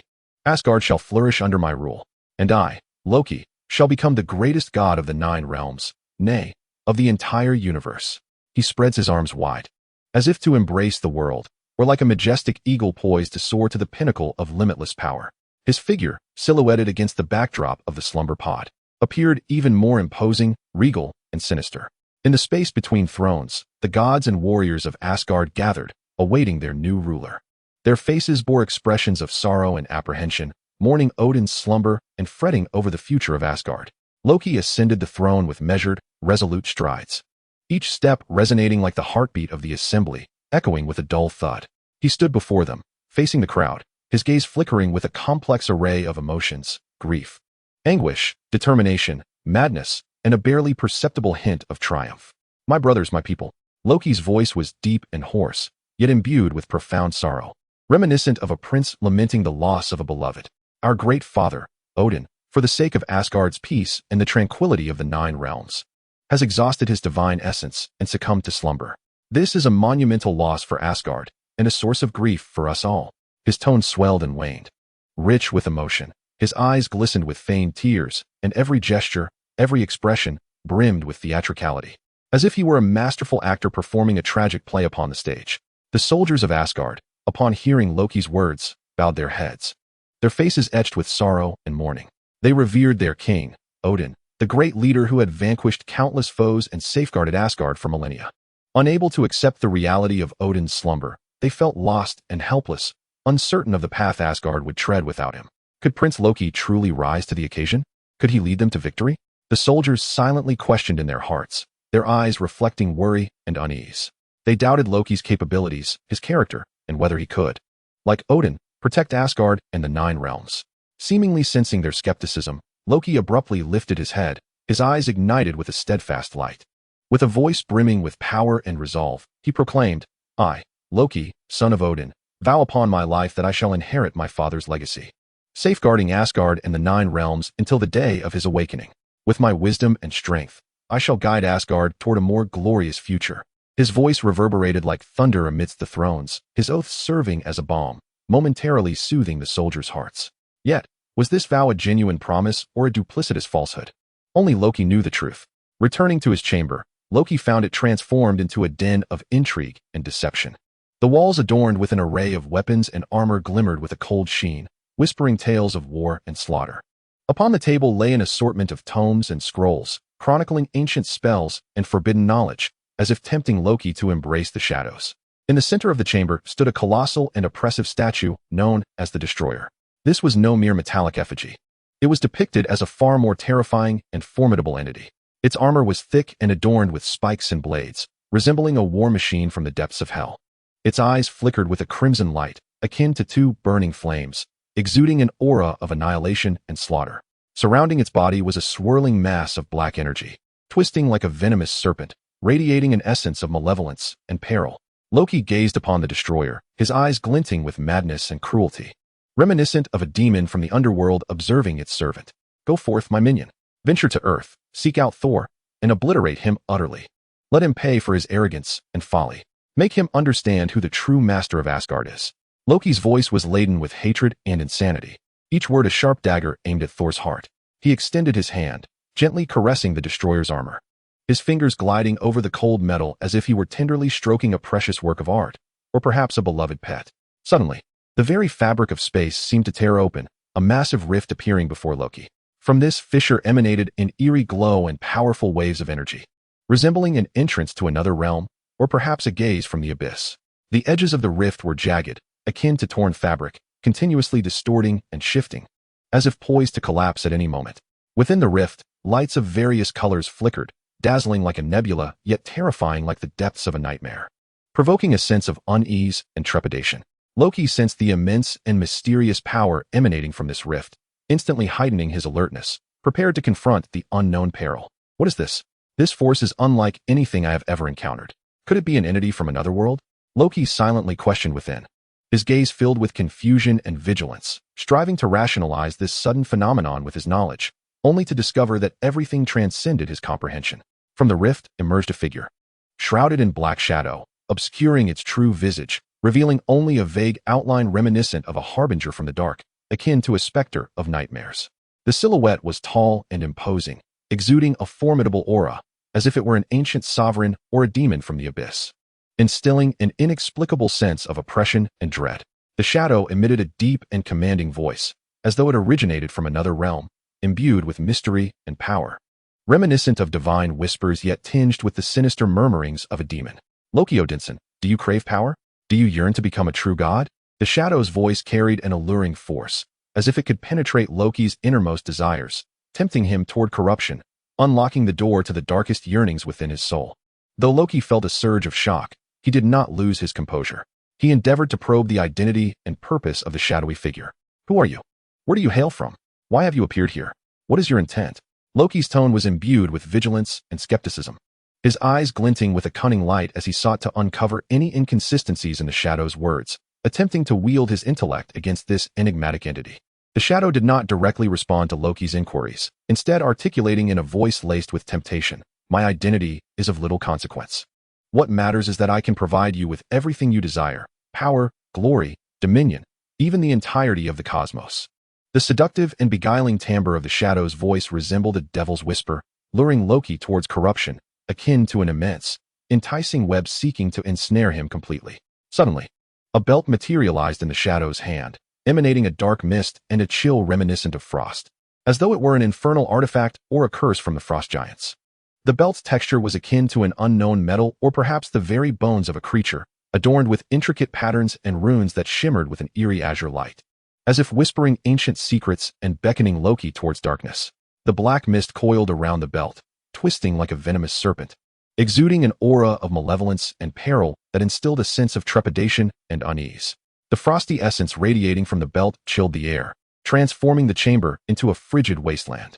The shadow cast the belt towards Loki. "Take it, Loki. This is my gift to you. It will bestow upon you formidable strength, enabling you to vanquish any foe. Yet, you must first slay the masked rider to truly master this power." The shadow's voice was rife with conspiracy and cunning, as if handing Loki a ticking time bomb, urging him to undertake a perilous task, akin to a game of chess where Loki was but a pawn, testing the masked rider's might. Loki received the belt, scrutinizing it closely, a sardonic smile playing upon his lips, filled with disdain, contempt, and derision towards the shadow. "Oh, this is your gift? A belt that appears, well, rather unique? Do you truly believe I would fall for your deceit? Do you think I would serve you?" Loki's tone dripped with mockery and scorn, his gaze sparkling with mischief as he attempted to provoke the shadow, testing its limits, striving to seize control of the situation through his wit. With a dramatic flair, he questioned the shadow's identity and motives, ridiculing its tendency to remain concealed, too fearful to reveal its true visage. "What exactly are you? A god? A demon? Or some sort of interdimensional jester? Why do you not dare to show your true face? Are you perhaps more grotesque than I?" "Ha ha." Loki's laughter was rife with derision and madness, each word a sharp dagger aimed at the shadow's pride, masking his own inner turmoil and fear. Despite his scornful remarks, Loki grasped the belt in his hand, weighing its significance. He could sense the immense power contained within it, a force that exhilarated him, captivated him, and seemed to illuminate a path to the pinnacle of authority. Though uncertain of the origin of this entity, the belt undeniably harbored formidable strength, resonating with his own deceit and frost. If he could harness this power, perhaps he could indeed vanquish Thor, even surpass Odin. Loki's innermost thoughts laid bare his yearning for power and ambition for dominion. He had succumbed to the allure of this strength, wavering, hesitating, contemplating whether to accept the shadow's offering. In response to Loki's mockery and skepticism, the shadow exhibited no anger. Instead, speaking in a calm, yet profound tone, "Loki, you are astute and cunning, yet you shall never grasp the essence of true power or the nature of fate. This belt is merely a beginning. You shall attain that which you desire, but you will also pay a price beyond your comprehension." The shadow's voice brimmed with mystery and prophecy, as if he had glimpsed Loki's future, foreseeing the cost that awaited him, perhaps his conscience, perhaps his soul, or perhaps everything he held dear. As the shadow concluded his words, the rift behind him began to close slowly, and his form gradually faded into the void, as if he had never existed, leaving Loki alone in the chamber, contemplating the shadow's words and his own destiny. Loki gazed at the vanishing rift, his eyes flickering with uncertainty as he sank into deep reflection. A price? What price? Could it be more dreadful than losing the throne, losing everything? No, I fear nothing. For power, for dominion, I am willing to pay any cost. He had been utterly consumed by ambition, embarking on an irrevocable path, a route leading to ruin. He tucked the belt away, deciding to temporarily trust the shadow's words and first employ the destroyer to eliminate Thor. He looked at the destroyer, his eyes gleaming with cunning. He resolved to wield the destroyer against Thor while simultaneously testing the strength of the masked rider. If this enigmatic figure truly served as Thor's ally on Earth, then let him become the stepping stone to my ascension. He intended to manipulate the relationship with Thor to achieve his own ends, to toy with everyone at his whim, aspiring to be the ultimate victor. "Ah, using another's blade to strike? Such petty tricks do not deceive me. Yet, since you wish to play, I shall indulge you. Let us see in the end who shall emerge victorious. Loki's laughter echoed with madness and triumph. He envisioned the day he would become the king of the 9 realms, even the sovereign of the cosmos. He could almost hear the cheers of the gods, the wails of his enemies, and the anthems of destiny. Chapter 31. The Trial of the Hammer, the God's Dilemma. The desert of New Mexico remained desolate and vast. The sole alteration lies in the chaotic footprints surrounding the meteorite crater, accompanied by randomly discarded beverage bottles and food wrappers, as well as a faint ring of marks that seem perpetually indelible, a testament to Thor's futile struggle day after day. 3 days? No, perhaps 4? Thor could hardly recall. Ever since Odin stripped him of his divine powers and cast him down to earth, he had been wandering this desolate expanse like a lost traveler, unable to find his way home. Each day, he would return to the site of Mjolnir's fall, attempting to lift the hammer. His hands gripped the handle tightly, knuckles whitening from exertion, the muscles of his arms bulging like enraged serpents. He clenched his jaw, teeth grinding audibly, as if he sought to shatter all his bitterness and fury. His entire body trembled, roaring, yearning for the return of power. Rise, rise, Mjolnir. I am Thor. I am the god of thunder. I am the prince of Asgard. I am your master. Thor silently screamed within, his voice brimming with longing, resentment, self-doubt, and nostalgia for the past. He yearned to reclaim his strength, to become once more the invincible god of thunder, to return to Asgard, to the world he once knew. He could not bear the thought of being exiled, of losing everything, of becoming a mere mortal. He questioned whether he was still worthy of Mjolnir, whether he could ever earn Odin's forgiveness, whether he could return to his former self. He reminisced about life in Asgard, the endless battles, the ceaseless glory, the abundant wine, the lavish feasts, and those comrades who fought by his side, the subjects he once protected. Yet, the hammer remained immovable, as if mocking his impotence and failure, as if narrating the cruelty and indifference of fate. Why? Why is this happening? What have I done wrong? What, indeed, have I done wrong? Thor failed time and again, each attempt leaving him more fatigued than the last, his strength waning, his will eroding, his hope shattering. Am I truly unworthy of this power? Must I forever lose it? Am I destined to remain on this alien, primitive planet? Thor's heart brimmed with confusion and despair. He was uncertain of his path and how to confront the future. Not far off, Wang Xiaoming stood with his hands in his pockets, quietly observing the scene. In his gaze, there was a hint of amusement, a trace of sympathy, but predominantly an insight into fate, an understanding of humanity, and an anticipation of the future. TSK, TSK, TSK, this god of thunder is indeed quite tenacious. Yet, can such a foolish method truly restore his strength? Or is he merely evading reality, numbing himself through this futile endeavor? Wang Xiaoming internally scoffed at Thor's folly and stubbornness, deeming his actions akin to banging one's head against a wall, utterly pointless. However, it must be said that Odin has indeed shown a heart of stone, casting his own flesh and blood into such a desolate place. What could possibly be going through that old man's mind? Wang Xiaoming commenced his critique of Odin's coldness and cruelty, grappling with the incomprehensibility of Odin's actions. He believed that the punishment meted out to Thor was excessively severe. Regardless, he decided to set aside his thoughts. After all, he was determined to witness this unfolding drama. He was eager to see when this fallen prince would awaken, grasp the true essence of power, and truly mature into a worthy deity. A slight smile of intrigue graced Wang Xiaoming's lips as he resolved to continue his observation. Curious to discover Thor's limits, whether he could rise against adversity, and if he could indeed perform miracles. Mr. Thor, it is a pleasure to see you again. A familiar voice suddenly resonated behind Wang Xiaoming. He turned to find Phil Coulson, the seasoned agent of S.H.I.E.L.D., standing before him. Coulson wore his signature amiable smile, yet beneath that facade lay an unmistakable shrewdness and vigilance. Agent Coulson, good day to you. What brings S.H.I.E.L.D. to take an interest in a fallen prince? Wang Xiaoming replied casually, as if engaging in a light-hearted conversation with an old friend. Naturally, we at S.H.I.E.L.D. pay attention to Mr. Thor's affairs. However, my primary purpose today is to seek you out, Mr. Wang Xiaoming, Coulson stated directly, a hint of probing evident in his gaze. Oh, you seek me? What is it? Wang Xiaoming feigned surprise as he inquired. Coulson extended an invitation once more. Mr. Wang Xiaoming, we at S.H.I.E.L.D. are quite intrigued by you, or rather, by the capabilities of the Kamen Rider. We hope to invite you to join us in our endeavor to maintain world peace. His tone was earnest, yet there lingered an unmistakable undertone of insistence. Wang Xiaoming once again declined Coulson's offer. Agent Coulson, I appreciate your goodwill. However, I have grown accustomed to freedom and do not wish to be constrained by any organization. Therefore, I must politely decline. His tone was courteous yet resolute, clearly articulating his stance. Coulson appeared to have anticipated Wang Xiaoming's response. He was neither surprised nor did he press further. He smiled and remarked, "That is perfectly all right, Mr. Wang Xiaoming. Everyone has their own aspirations, and I do not wish to impose. Nevertheless, the doors of S-H-I-E-L-D will always remain open to you." Pausing briefly, he shifted the conversation. "Mr. Wang Xiaoming, may we engage in a discussion? I am eager to learn about your perspective on Mr. Thor, as well as your understanding of Asgard." His eyes sparkled with curiosity and inquiry as he sought to extract further information about Thor and Asgard from Wang Xiaoming. Wang Xiaoming regarded Coulson with a silent chuckle. This man was indeed persistent. Yet, he thought it might be entertaining to indulge him.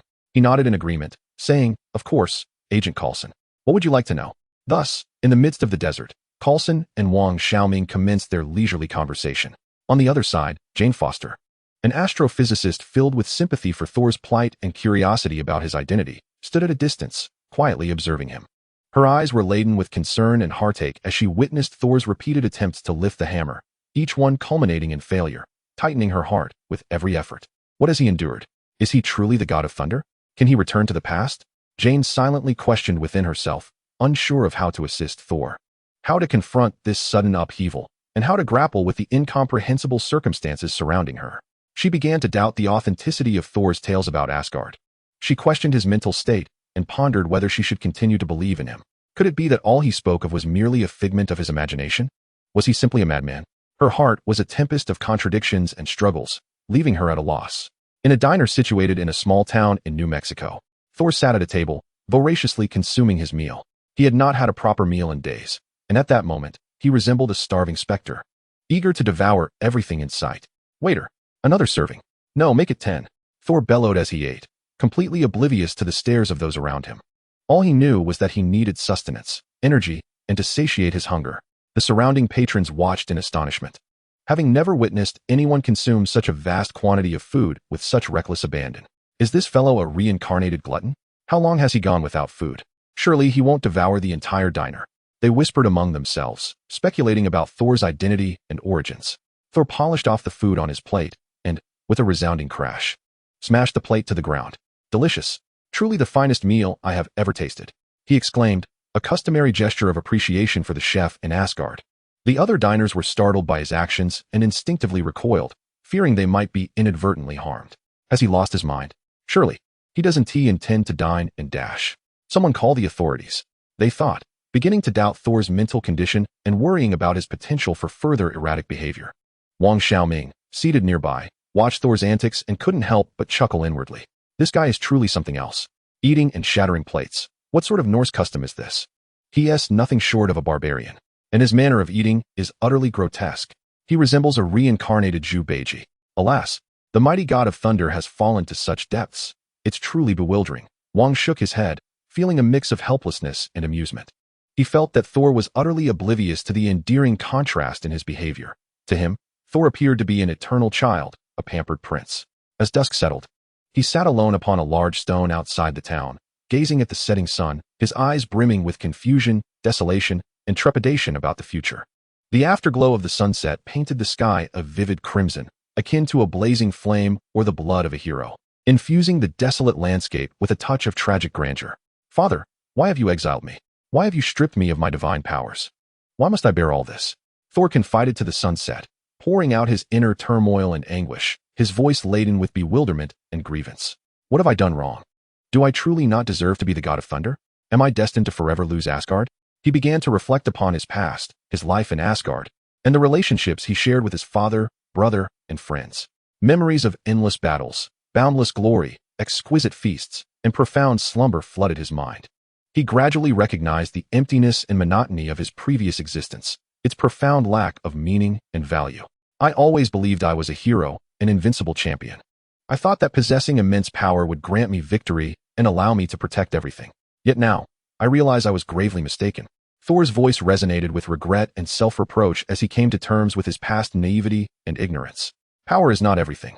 True strength lies not in invincibility, but in unwavering conviction, the determination to protect and the capacity to love and be loved. A glimmer of enlightenment flickered in Thor's eyes as he began to comprehend what it truly means to be a hero, what constitutes genuine strength. But father, why must you treat me this way? Why must I endure such suffering? Do you truly not love me? Thor's tone was filled with confusion and hurt. Unable to fathom why Odin would so heartlessly cast him to earth, subjecting him to such profound pain. At that moment, Wang Xiaoming silently appeared behind Thor. Observing Thor's melancholic silhouette and listening to his soliloquy fraught with confusion and sorrow stirred a complex emotion within him. Hey, I say, Thunder God, are you putting on a soap opera here? Weeping and wailing, sighing like a delicate flower.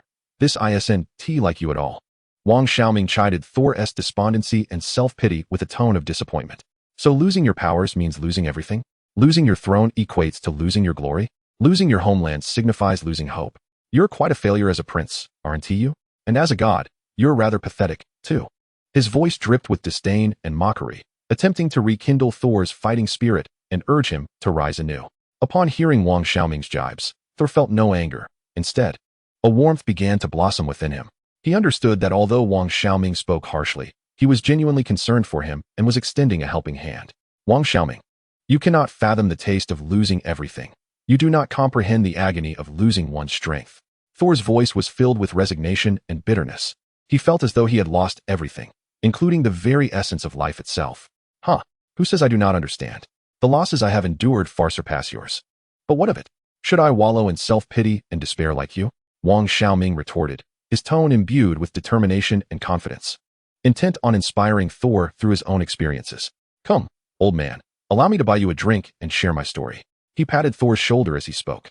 Thor nodded, recognizing that Wang Xiaoming was a man of stories, someone worthy of his trust.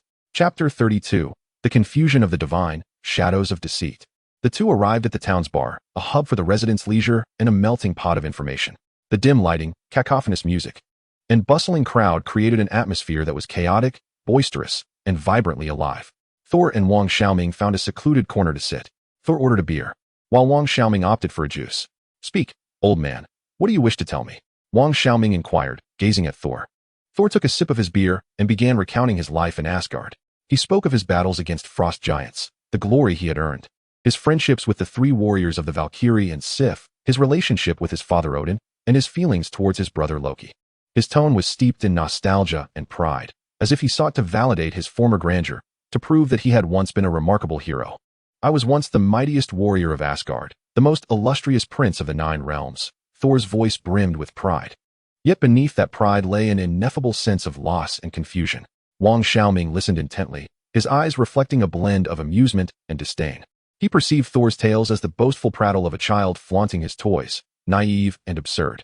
Unable to endure any further, he interjected abruptly, Stop, stop, stop. I say, Thunder God, could you refrain from glorifying your illustrious past?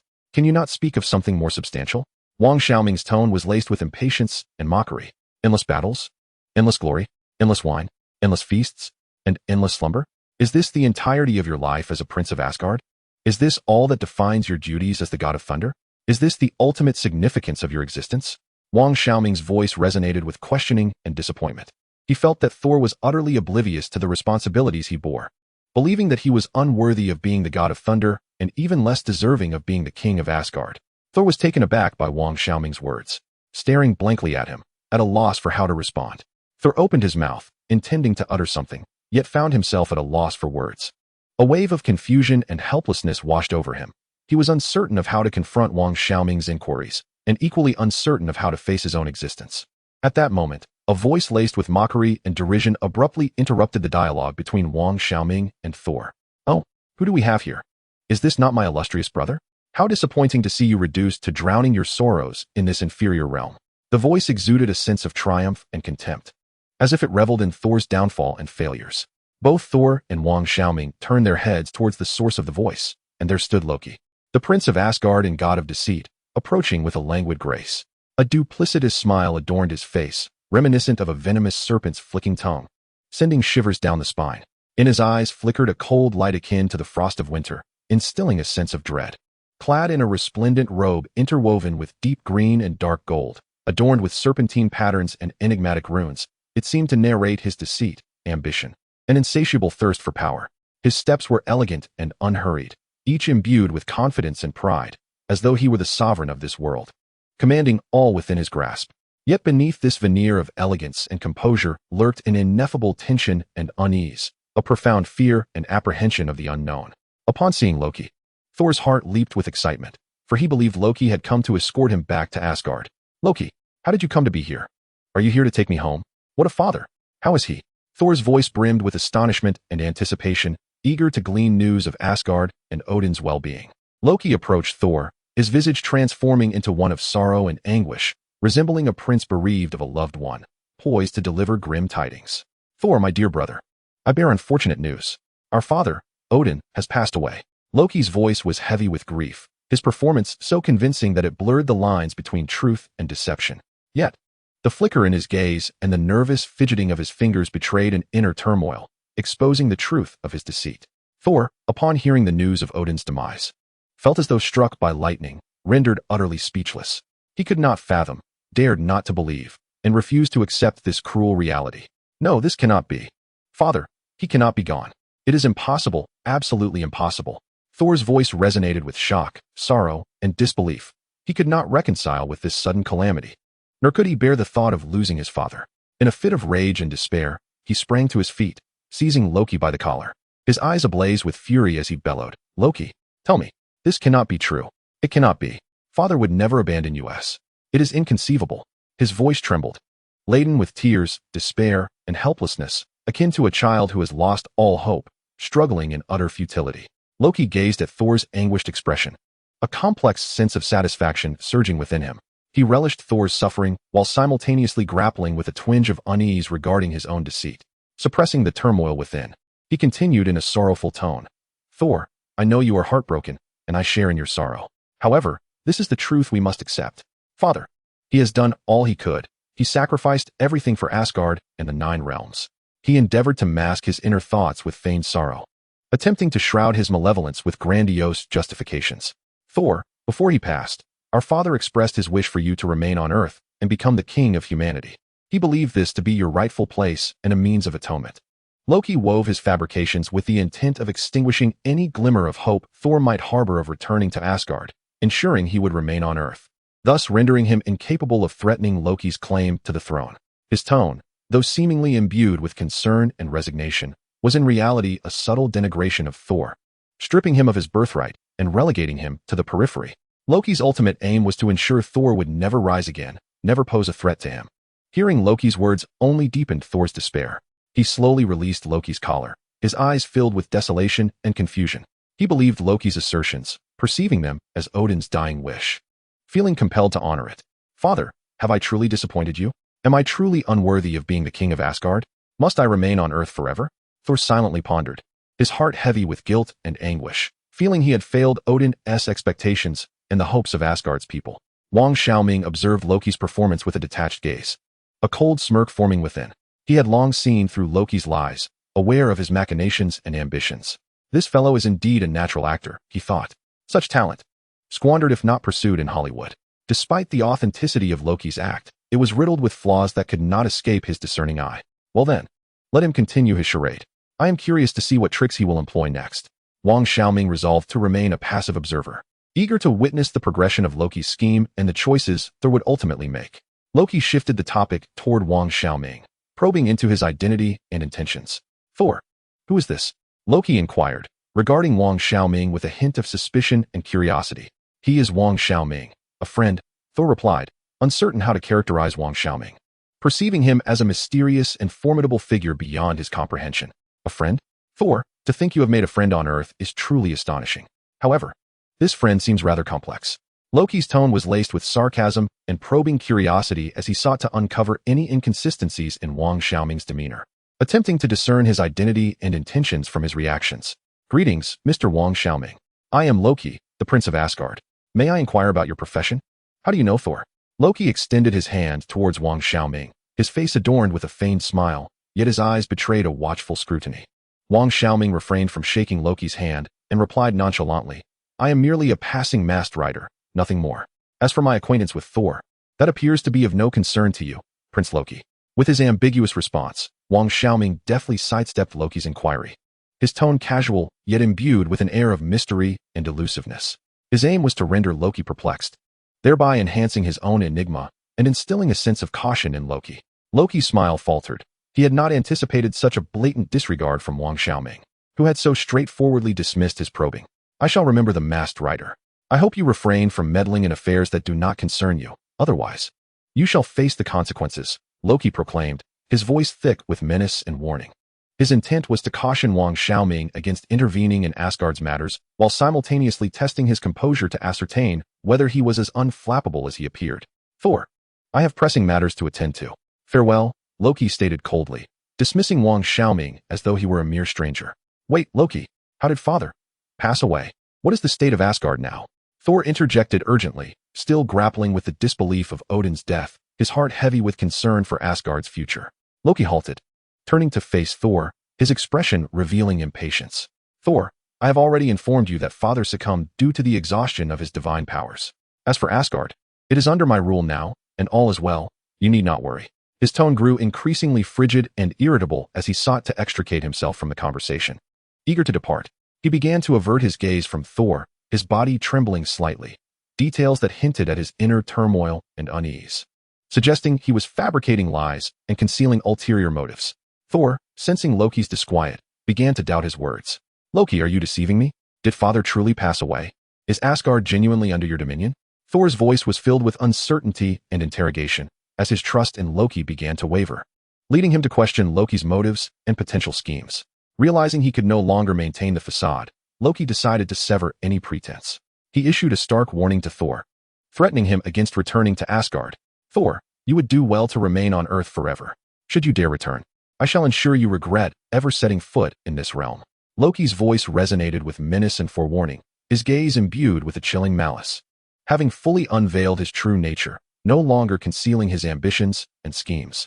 Upon uttering these words, Loki turned and departed, his figure vanishing at the bar's entrance like a specter dissolving into the night, leaving Thor alone, ensnared in profound confusion and anguish. Chapter 33, Phantoms and Deceit. Truth and the Lost Path. The sorceress arrives. New Mexico morning. The sun pierced through the thin clouds, casting its light upon Thor's face, rousing him from the haze of his hangover. Ugh, Thor groaned, slowly opening his eyes. A sharp pain coursed through him, as if countless tiny hammers were striking his skull, akin to a swarm of ants gnawing at his veins. He attempted to roll over and return to slumber, yet a wave of agony surged throughout his body, causing him to gasp sharply. Hiss! Only then did he realize he was lying on an unfamiliar bed, the room modest yet tidy, with a glass of water and several painkillers resting upon the nightstand. Where am I? How did I end up here? Thor struggled to recollect the events of the previous night, but his memories were a jumbled haze, leaving only fragmented recollections. He recalled being exiled by Odin, stripped of his divine power, and cast down to earth. He remembered encountering Wang Xiaoming, the enigmatic masked rider. He recalled meeting Jane Foster, a woman who evoked feelings of familiarity and warmth. He remembered consuming vast quantities of alcohol, and then, nothing. Bang, bang, bang. Suddenly, a rapid knock at the door interrupted Thor's reflections. Thor, wake up. There's trouble. Jane Foster's voice called from outside, tinged with urgency and anxiety. Upon hearing her, an inexplicable sense of unease surged within him. Trouble? What sort of trouble? He struggled to rise from the bed, disregarding the throbbing in his head, and hastened to the door, flinging it open. Jane Foster rushed in, her complexion pale, her eyes brimming with worry and trepidation. Thor, wake up. There's trouble, she exclaimed anxiously. What is it? Has the sky fallen? Thor rubbed his bleary eyes, his voice laced with the languor and sluggishness typical of a hangover. It's worse than the sky falling. I just received news that several individuals clad in peculiar attire have appeared in town, and they seem to be searching for you. Jane's tone was fraught with tension and uncertainty, as she remained unaware of the stranger's intentions or origins, yet her intuition warned her that the situation was dire. Upon hearing about the strange-dressed individuals, Thor instantly became alert, realizing that it was likely companions from Asgard seeking him. Strange attire? Is it like this? Thor eagerly inquired, gesturing with his hands to depict the garb of the warriors Three and Sif, attempting to convey their appearance to Jane. He yearned for his friends to come and escort him back to Asgard, hoping that Odin had forgiven him, wishing for everything to revert to the past. Well, somewhat. But stranger, Jane remarked, gazing at Thor's gestures with a hint of confusion. She found the attire of those individuals to be even more peculiar, more extravagant, and more indescribable than Thor had portrayed. Despite his headache, Thor sprang from his bed, eager to meet those adorned in bizarre garments. Hurry, take me to them, he urged Jane, his voice brimming with excitement and anticipation. The two hastened to the town square, where they indeed encountered four familiar figures, the warriors 3 and Sif. Volstagg, Fandral, Hogan, Sif, what brings you here? Did father send you to retrieve me? Thor exclaimed, rushing towards his friends, his voice infused with joy and hope. However, the expressions on the faces of the warriors 3 and Sif were devoid of elation, instead marked by sorrow and gravity. Thor, Volstagg, the burly and jovial warrior, hesitated, his face revealing a somber countenance. We are not sent by Odin. Fandral, the charming and handsome swordsman, lowered his gaze, his words laden with heaviness. We have come to inform you that the destroyer is here, and its target is you. Sif, the valiant and resolute warrior maiden, wore a grave expression, her tone filled with seriousness and concern. Upon hearing the name of the destroyer, Thor was momentarily stunned, unable to fathom why Loki would unleash such a force against him. The destroyer, the mightiest weapon of Asgard, was meant to safeguard the treasury and quell insurrections. How could it be turned against him? The destroyer? Why? Why would Loki do this? Did he not say last night? Thor's voice trembled with shock and bewilderment, grappling with Loki's motives and the newfound estrangement and coldness of his brother. Thor, now is not the time for this. We must leave here at once. Hogan, the taciturn and composed warrior, interrupted Thor, his tone infused with urgency and concern. Jane observed Thor and the four, sensing the weight of the atmosphere, and realized the gravity of the situation. Thor, who are they? What are you talking about? Jane's voice was laced with confusion and unease. She was unaware of the connection between Thor and these individuals, nor did she comprehend the nature of the destroyer. With no time to explain to Jane, Thor resolved to venture towards the site where Mjolnir had fallen, determined to ascertain the truth and unravel Loki's true intentions. Sif, stay here and protect Jane. I will return shortly, Thor instructed Sif, his voice resolute and unwavering. No, Thor, we must accompany you, Sif insisted, refusing to allow Thor to face danger alone.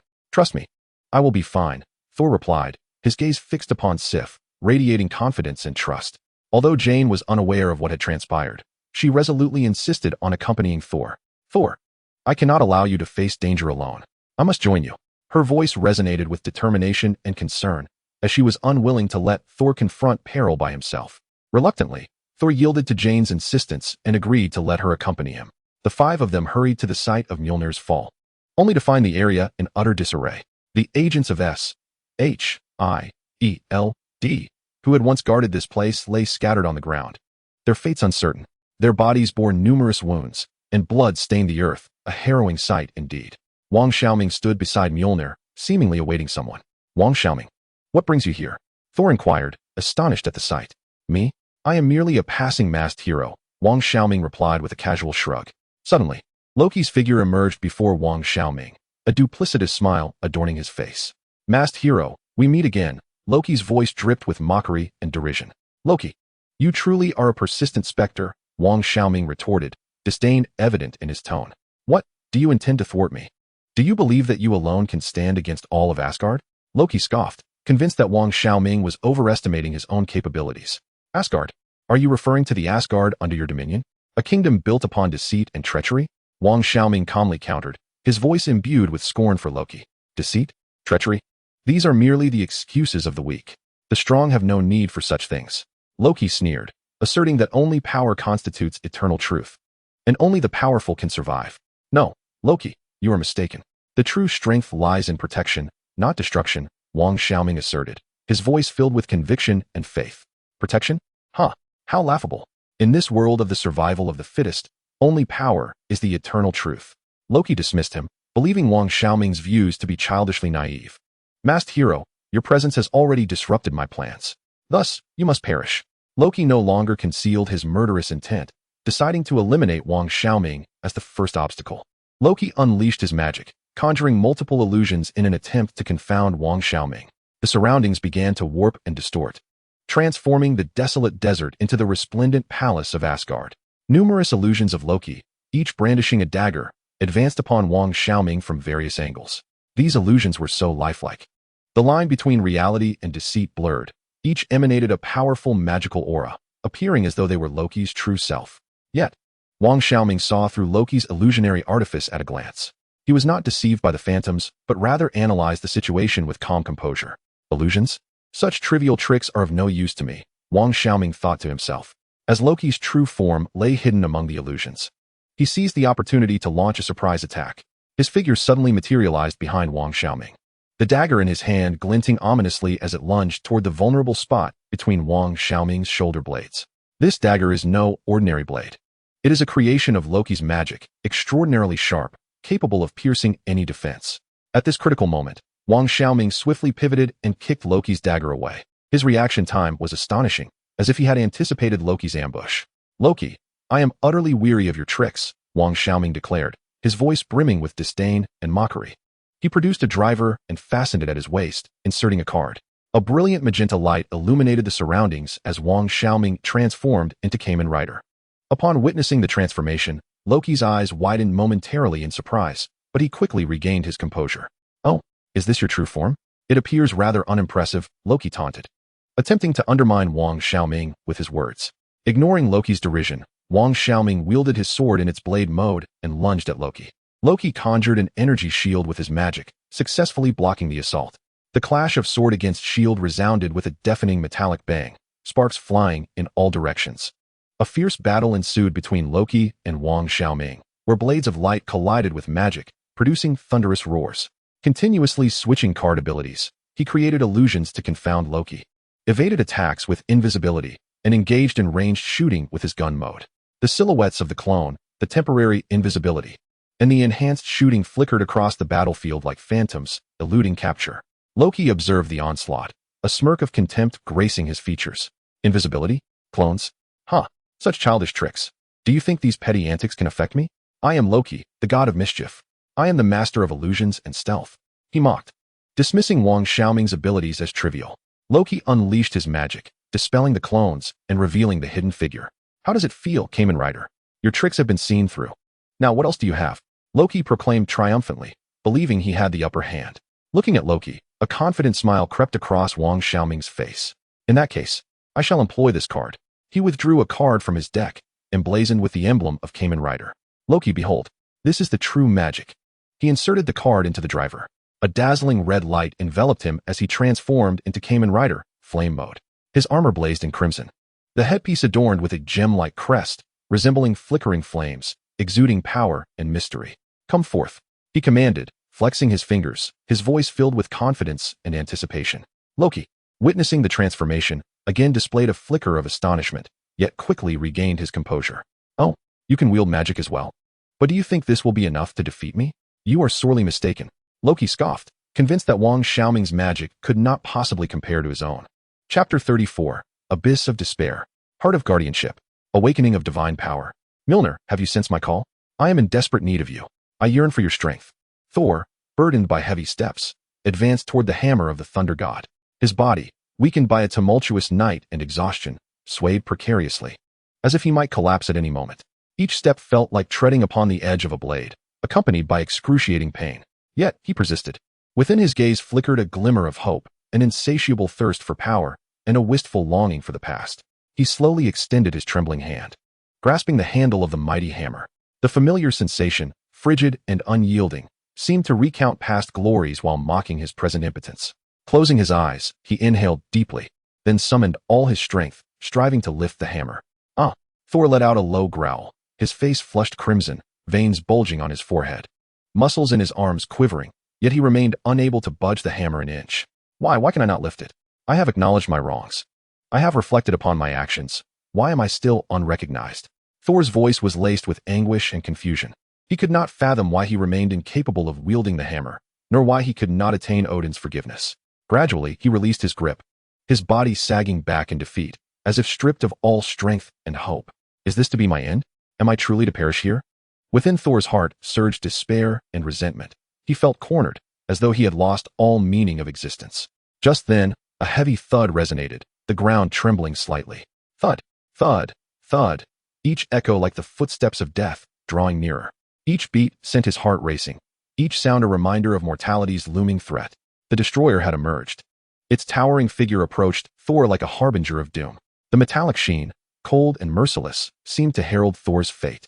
Those heavy strides reverberated like a tolling bell, striking at the chords of Thor's heart. As he beheld the advancing destroyer, a flicker of fear crossed his eyes, soon supplanted by unwavering resolve. He understood that in his current state, he stood no chance against the destroyer. Death was inevitable. Yet, retreat was not an option, escape was not permissible. For behind him lay those he vowed to protect. Jane, flee. Get away from here. The farther, the better. Thor called out urgently to Jane Foster, his voice brimming with anxiety and concern. No, Thor, I cannot leave you behind. Jane's eyes brimmed with tears as she shook her head, refusing his plea. She could not bear to watch him march toward his demise. She could not lose Thor. Listen to me, Jane. I cannot allow you to take this risk.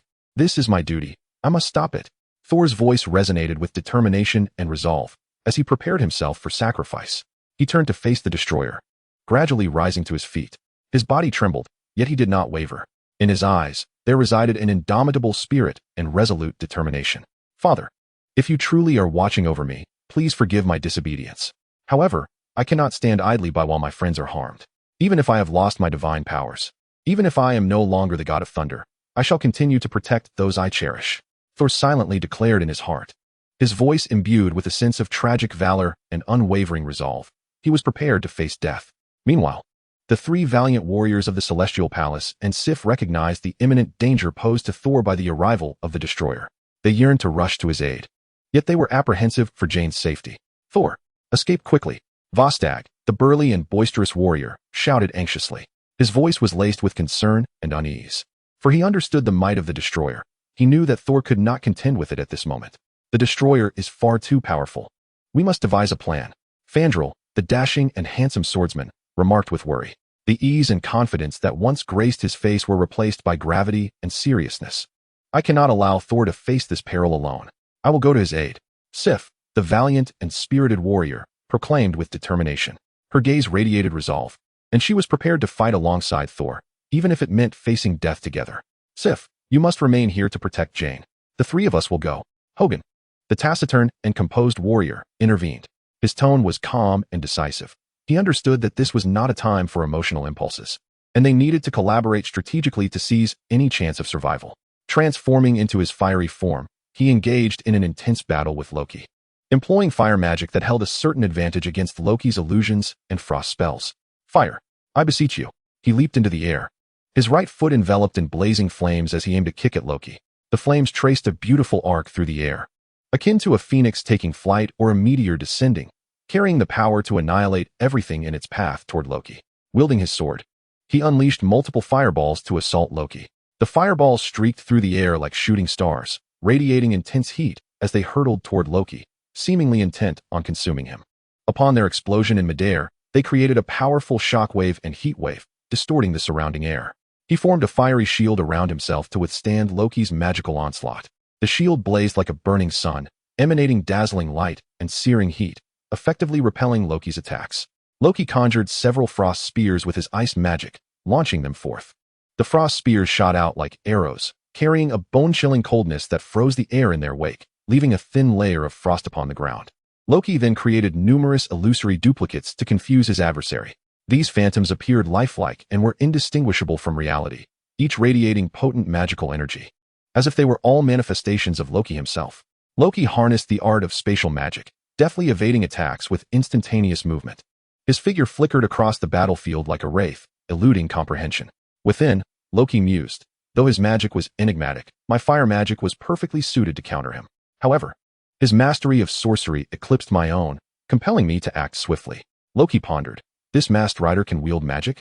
Moreover, his fire spells appear to counter my illusions. Yet, it matters not, for I possess even greater power.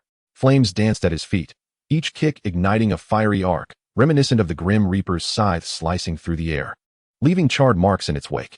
Fireballs streaked through the air like meteors, exploding with a fierce shockwave and heat, hurling debris into the atmosphere. Frost-laden spears shot forth like arrows, exuding an icy chill. Wherever they passed, the very air froze, and a thin layer of frost formed upon the ground. The collision of magical energies warped the atmosphere, leaving scorched and frosted marks upon the earth, an arena of ice and fire. Loki, why do you do this? Why betray your family? Why seek to destroy Asgard? I queried amidst the turmoil. Betrayal? Huh. I am merely pursuing what I rightfully deserve. The throne, power, glory, these are mine by right. His voice brimmed with madness and resentment, convinced he was Asgard's finest prince, believing himself more worthy than Thor to claim the crown. Is your so-called birthright built upon lies and conspiracies? Your so-called glory, founded upon destruction and slaughter? Masked Rider, you comprehend nothing. In this world of the survival of the fittest, only power is the eternal truth. Only the strong can dictate the rules. Loki's voice resonated with a reverence for strength and contempt for the weak, believing that might alone could govern all, and only the powerful could endure. Strength? True strength lies in protecting the weak, not in tormenting them. Loki, you have lost your way. You tread a path of no return. Wang Xiaoming's voice was resolute and unwavering, determined to demonstrate to Loki the essence of true power through action. He continuously shifted forms, wielding various magical assaults against Loki. Flowing waters, I beseech you. Transforming into a watery form, blue currents enveloped his body, surging like ocean waves. He utilized water magic to ensnare Loki, the currents coiling around him like a colossal serpent, attempting to bind him. Whirlwind, I implore you. Shifting into a tempestuous form, green whirlwinds encircled him, howling like a tornado. He unleashed wind magic, slicing through Loki's defenses with wind blades that hissed as they cut through the air. Earth, I implore you. Transforming into a terrestrial form. Yellow rocks surrounded him, akin to a steadfast fortress. He employed earth magic, hurling boulders at Loki, creating sharp stone spires upon the ground in a bid to ensnare him. With each transformation, the armor undergoes a metamorphosis, accompanied by an array of magical effects that create a stunning visual spectacle. Under the relentless assault of the masked rider, Loki finds himself gradually at a disadvantage. His magical defenses are shattered by various arcane attacks, and his body sustains injuries of varying degrees. His robe is singed by flames, his skin frostbitten by ice, and his form battered by rocks, leaving a trail of scars. Cursed be this masked rider, he silently curses, never anticipating such a formidable opponent, nor that he would be driven to the brink of despair. Utilizing an array of spells, the rider exerts comprehensive pressure upon Loki. Realizing victory is unattainable, Loki snorts in disdain and resolves to retreat for the time being. Humph, masked rider, consider yourself formidable. But do not rejoice, for our game has only just begun. Loki's voice is laced with resentment and bitterness as he chooses to conserve his strength and seek an opportunity to retaliate. He employs magic to swiftly teleport beside the destroyer and enters its very being. Loki's form transforms into a green luminescence, merging with the destroyer's armor. Akin to a ghost possessing its host, the destroyer's eyes ignite with a crimson glow as it rises slowly, its joints creaking ominously. Like a demon from the depths of hell returning once more. Ha! Masked Rider, now you shall witness what true power entails. Loki's voice emanates from within the destroyer, brimming with madness and triumph, convinced that harnessing the destroyer's might will ensure his victory. Thor, my dear brother, watch closely. Witness how I obliterate all that you hold dear. You shall tread the path I grant you. The throne of earth is your ultimate destiny. For we are born to be kings. Chapter 35. The Titan's fist shakes the earth. The mortal heart stirs thunder. The destroyer's cold metallic visage slowly lifts, revealing its searing core within. Energy coalesces at a visible pace, emitting a deep, unsettling hum, akin to a death knell resonating from the bowels of hell. The temperature in the air surges dramatically, as if even light is warped by this formidable force. Its target is none other than the golden figure of Thor, who lies incapacitated, nearly devoid of strength. Thor's pupils dilate sharply. He can distinctly sense the destructive power contained within that energy. The shadow of death has never loomed so closely. He struggles, attempting to rise with his weary mortal form, wishing to shield Jane and his friends. A searing pain rends his muscles, and his bones groan under the strain, yet he grits his teeth, his gaze devoid of fear, replaced by an instinctual resolve to protect. Is this the end? To be reduced to ashes before a power he once deemed inconsequential? At the very least, he cannot allow them to perish as well. Thor's heart cries out, his voice hoarse and filled with despair. For Asgard, Thor rise, roar, we stand with you. At the precipice of despair, the three valiant warriors of the celestial palace and Sif, bearing the scars of battle, charged resolutely towards Thor, forming a trembling yet indomitable wall of flesh and blood. Vostag laughed heartily, brandishing his shattered battle axe once more, meeting the impending onslaught with his robust, ample chest. Though his boisterous roar concealed a flicker of trepidation towards the shadow of death, Vanthar's sword lay broken, yet he maintained an offensive stance, his gaze as sharp as ever. Seeking a chink in the seemingly impenetrable armor, beneath his graceful movements lay an undeniable gravity. Hogun remained silent, wrapping the fractured chain of his war hammer around his arm. Akin to a ferocious beast cornered, preparing to launch a primal final assault, his calmness betraying a resolute willingness for mutual destruction. Sif held her cracked shield firmly before her. the tip of her sword aimed at the destroyer, her steadfast gaze traversing the shield to meet Thor's, brimming with unspoken loyalty and determination. Their attacks descended once more, axes cleaved, swords thrust, chains swung, and shields collided, striking the destroyer's cold metallic exterior, igniting sporadic sparks and producing a cacophony of grating sounds. Yet, this desperate resistance was but a gentle breeze to the destroyer, causing no harm whatsoever. With a resounding clang, the destroyer seemed incensed by the futile defiance of these mere insects. Its colossal metallic arms swatted them away as one would an annoying fly. With a sickening crunch, Vostag's battle axe shattered completely, the overwhelming force crashing against his chest, sending his corpulent body flying like a ruptured sack, a spray of crimson erupting from his mouth. Crashing heavily into the distant ruins, his fate uncertain.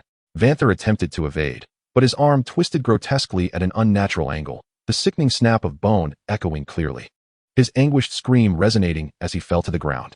Hogan was swept by an irresistible wave of energy, his insides feeling as if struck by a sledgehammer, blood gushing from his mouth and nose as he knelt, unable to rise again. Sif barely managed to deflect the edge of the arm with her shield, yet was violently thrown back, the shield splintering entirely, blood trickling from her lips as she struggled to rise, her vision beginning to blur. "Look at you, warriors of Asgard." Loki's mocking and icy voice resonated from within the destroyer, so easily dispatched. "Is this wretched outcast truly worth your sacrifice? And you, Sif, your loyalty is laughably cheap." Despair spread like a plague among the remaining hearts. Jane, pale with fear, could not restrain her tears, covering her mouth tightly to stifle any sound. Her body trembling violently with dread.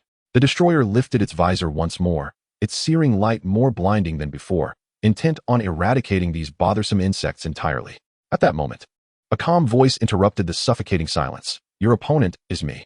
The figure appeared before the destroyer as if teleporting, blocking the imminent energy blast. His demeanor was unruffled, as if he had merely attended to a trivial matter. Within the destroyer, Loki was momentarily taken aback, then unleashed a more furious roar. However, he was not granted another opportunity to strike. Wang Xiaoming calmly extracted a card radiating an emerald green glow from the card case. The card bore an enormous letter, seemingly pulsating with the essence of ancient earth. The driver emitted a deep, nature-infused sound, akin to the heartbeat of a forest deep within. A dazzling emerald light erupted, not blinding, but rather imbued with a gentle, overwhelming vitality, reminiscent of tender shoots breaking through the soil in early spring, encapsulating the revival of all life. Within this radiance, the armor underwent a profound transformation.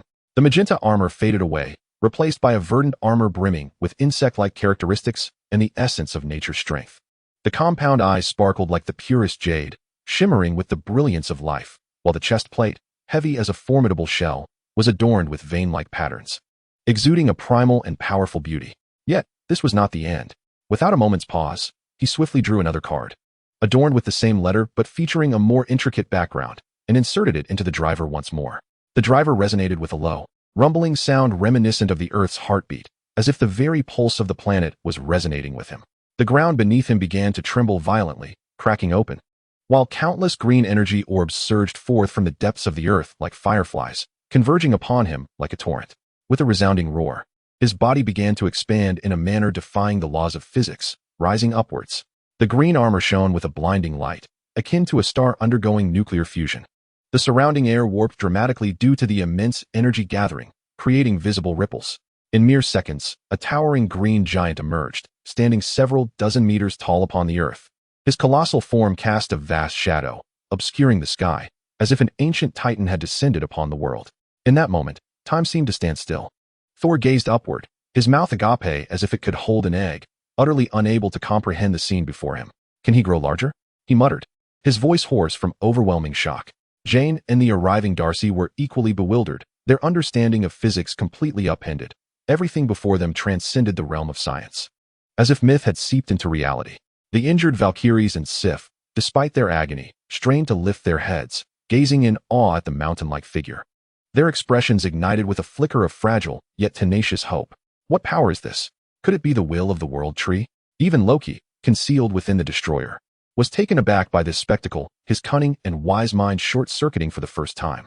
What the hell is this? He can grow larger. Is this a joke? How are we supposed to fight? You're cheating. Loki's inner turmoil erupted in a frantic roar, the first inkling of panic arising from the disruption of his meticulously crafted plans. With a furious bellow, the destroyer, Loki, launched the first attack.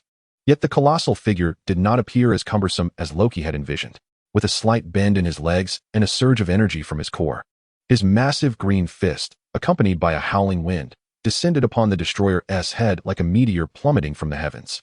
This strike was resolute and substantial, imbued with the Earth's profound strength. The destroyer swiftly raised his arms in a crossguard. A thunderous clang resonated, capable of shattering eardrums. As a terrifying shockwave radiated outward from the two combatants, uprooting the surrounding concrete ground and sending debris flying like bullets. The destroyer's enormous form was jolted back several meters. A distinct imprint left on the metallic armor of his arms. Without a moment's hesitation, he pivoted, his robust right leg sweeping out like a colossal battle axe, emitting a piercing shriek as it aimed for the destroyer's waist joint. The destroyer attempted to evade, yet the movement, though seemingly slow, harbored unimaginable explosive force. A sickening crunch echoed as the destroyer's joint was struck, causing his massive body to stagger, his movements noticeably hindered. Seizing the opportunity for a follow-up attack, enormous arms extended, seeking to ensnare the destroyer in a wrestling maneuver. However, the destroyer's armor was exceptionally smooth, and its own strength was equally formidable. It erupted with energy, breaking free from the grasp. The energy cannon on the destroyer's face fired once more, a searing beam aimed directly at the chest of his opponent. Swiftly raising his massive arm to block, the energy cannon struck his gauntlet, leaving a charred mark, the intense heat sizzling the air, yet failing to breach his defenses. In the heart of this desolated arena, the two titans engaged in a cataclysmic clash. Fists and feet collided, metal reverberated, the ground trembled, and shockwaves ravaged the surroundings. The battle was not a mere one-sided onslaught, but a fierce confrontation filled with both power and technique, where each encounter could shift the tide of battle, and every misstep could yield catastrophic consequences. The environment around them was further devastated, remaining structures crumbled entirely, and streets transformed into abysses. Thor gazed upon this mythic struggle, his heart experiencing an unprecedented jolt. He beheld the enigmatic figure, transformed into a towering giant to protect those unknown to him, fiercely battling against the seemingly insurmountable destroyer. His eyes then turned to the nearby scene, where the three valiant warriors of Asgard and Sif lay in a pool of blood, struggling to rise. They were his friends, his comrades, sacrificing their lives to shield him, the exiled outcast. Their blood was imprinted upon his heart like a brand. Then he saw Jane, the fragile Earth woman, now perilously inching towards the gravely injured Sif, her face etched with urgency and concern, her eyes devoid of fear, filled solely with pure care. A mortal, in the face of such terror, displayed a bravery and selflessness surpassing even his own, once divine. Each scene struck Thor's heart like a hammer, probing his very soul. What am I truly doing? What am I yearning for? Power? The throne? Is that truly of utmost importance? Look at them, my friend, bleeding and sacrificing for me. Behold her, a mere mortal, braver than I. I have relentlessly pursued formidable power, priding myself as a hero, yet when the moment truly demanded strength for protection, I found myself utterly powerless, even reliant on others for safeguarding. Has my father stripped away my might not because I wield it merely to conquer and destroy, but because I failed to comprehend its true purpose of protection? Wang Xiaoming spoke rightly. The essence of a hero is not an innate divine power, nor a lofty throne, but rather the unwavering resolve to protect and the strength that resides within. Thor slowly closed his eyes. In this moment, he relinquished all pride, all anger, all resentment, and all obsession. No longer did he ponder how to lift the hammer through brute force, nor how to prove to Odin that he was worthy of such power. In his mind, the vivid images of his friends battling fiercely emerged, along with Jane's concerned yet resolute gaze, the scenes of Asgard in need of protection, and the fragile lives he had once overlooked, all in desperate need of his guardianship. An unprecedented, pure heart of protection quietly germinated within him, swiftly growing into a towering tree. He no longer fought for himself, but yearned for power to shield others. He wished to protect them, to safeguard Jane, to defend his friends, to shield this fragile Midgard, even at the cost of his own life. Thor opened his eyes once more, his gaze now strikingly clear and resolute, as if all dust had been washed away, leaving only the most untainted conviction. He slowly extended his hand, once again grasping the cold handle of Mjolnir. This time, his heart was devoid of anger, resentment, or arrogance. It harbored only tranquility, humility, and an unwavering determination to protect all. The moment his fingers lightly brushed the hammer's handle, a faint hum resonated, a sound so subtle, it seemed to emanate from the sigh of ancient times, quietly reverberating through Mjolnir, which had long been silent. The ancient runes upon its surface appeared to awaken under some mysterious force, flickering with a fleeting, almost imperceptible glimmer of blue lightning, akin to a breath. Chapter 36. The Return of Thunder. The Dual Gods Cataclysm. The final masquerade of the Deceiver. A faint, almost inaudible low hum resonated, as if it were an ancient sigh, quietly emanating from the tightly gripped Mjolnir in Thor's hand. The once silent divine hammer, with its ancient runes, seemed like a slumbering star awakened by a mysterious force, flashing with a momentary, elusive glimmer of blue lightning. This feeble, yet utterly pure wave of energy rippled across the battlefield like a stone cast into a tranquil lake, sharply sensed by the two most powerful entities present. In the midst of a fierce clash with the destroyer, the form suddenly retaliated with a punch, forcing the massive metallic body to stagger back a few steps. Its colossal green form, akin to a mountain, slightly retreated, with its crimson compound eyes directing a beam towards the source of the energy wave. Thor, as if a whisper of confusion emanated from its immense frame. Within the destroyer, Loki also sensed this unusual energy.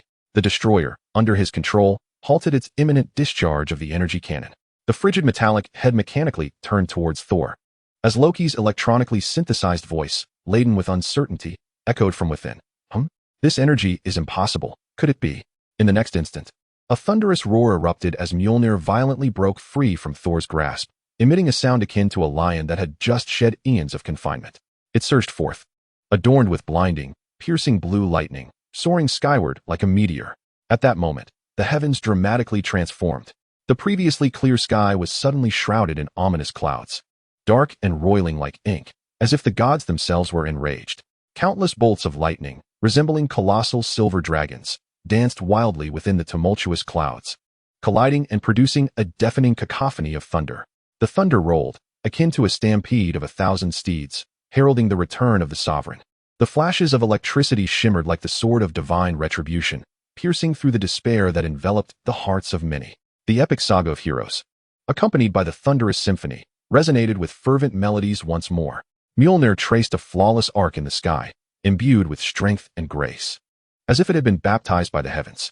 With the might of 1,000 thunderstorms, it plunged downward with a fierce howl. Its velocity intensified, tearing through the air with a shrill whistle. Ultimately, it landed with unparalleled precision back into Thor's trembling yet eager hand. In that fleeting moment of grasping the hammer's handle, an inexhaustible torrent of raging thunder surged into Thor's being, akin to a deluge breaching its dam. The brilliant blue lightning enveloped him entirely, forming a colossal, flickering cocoon of electric energy that crackled with life.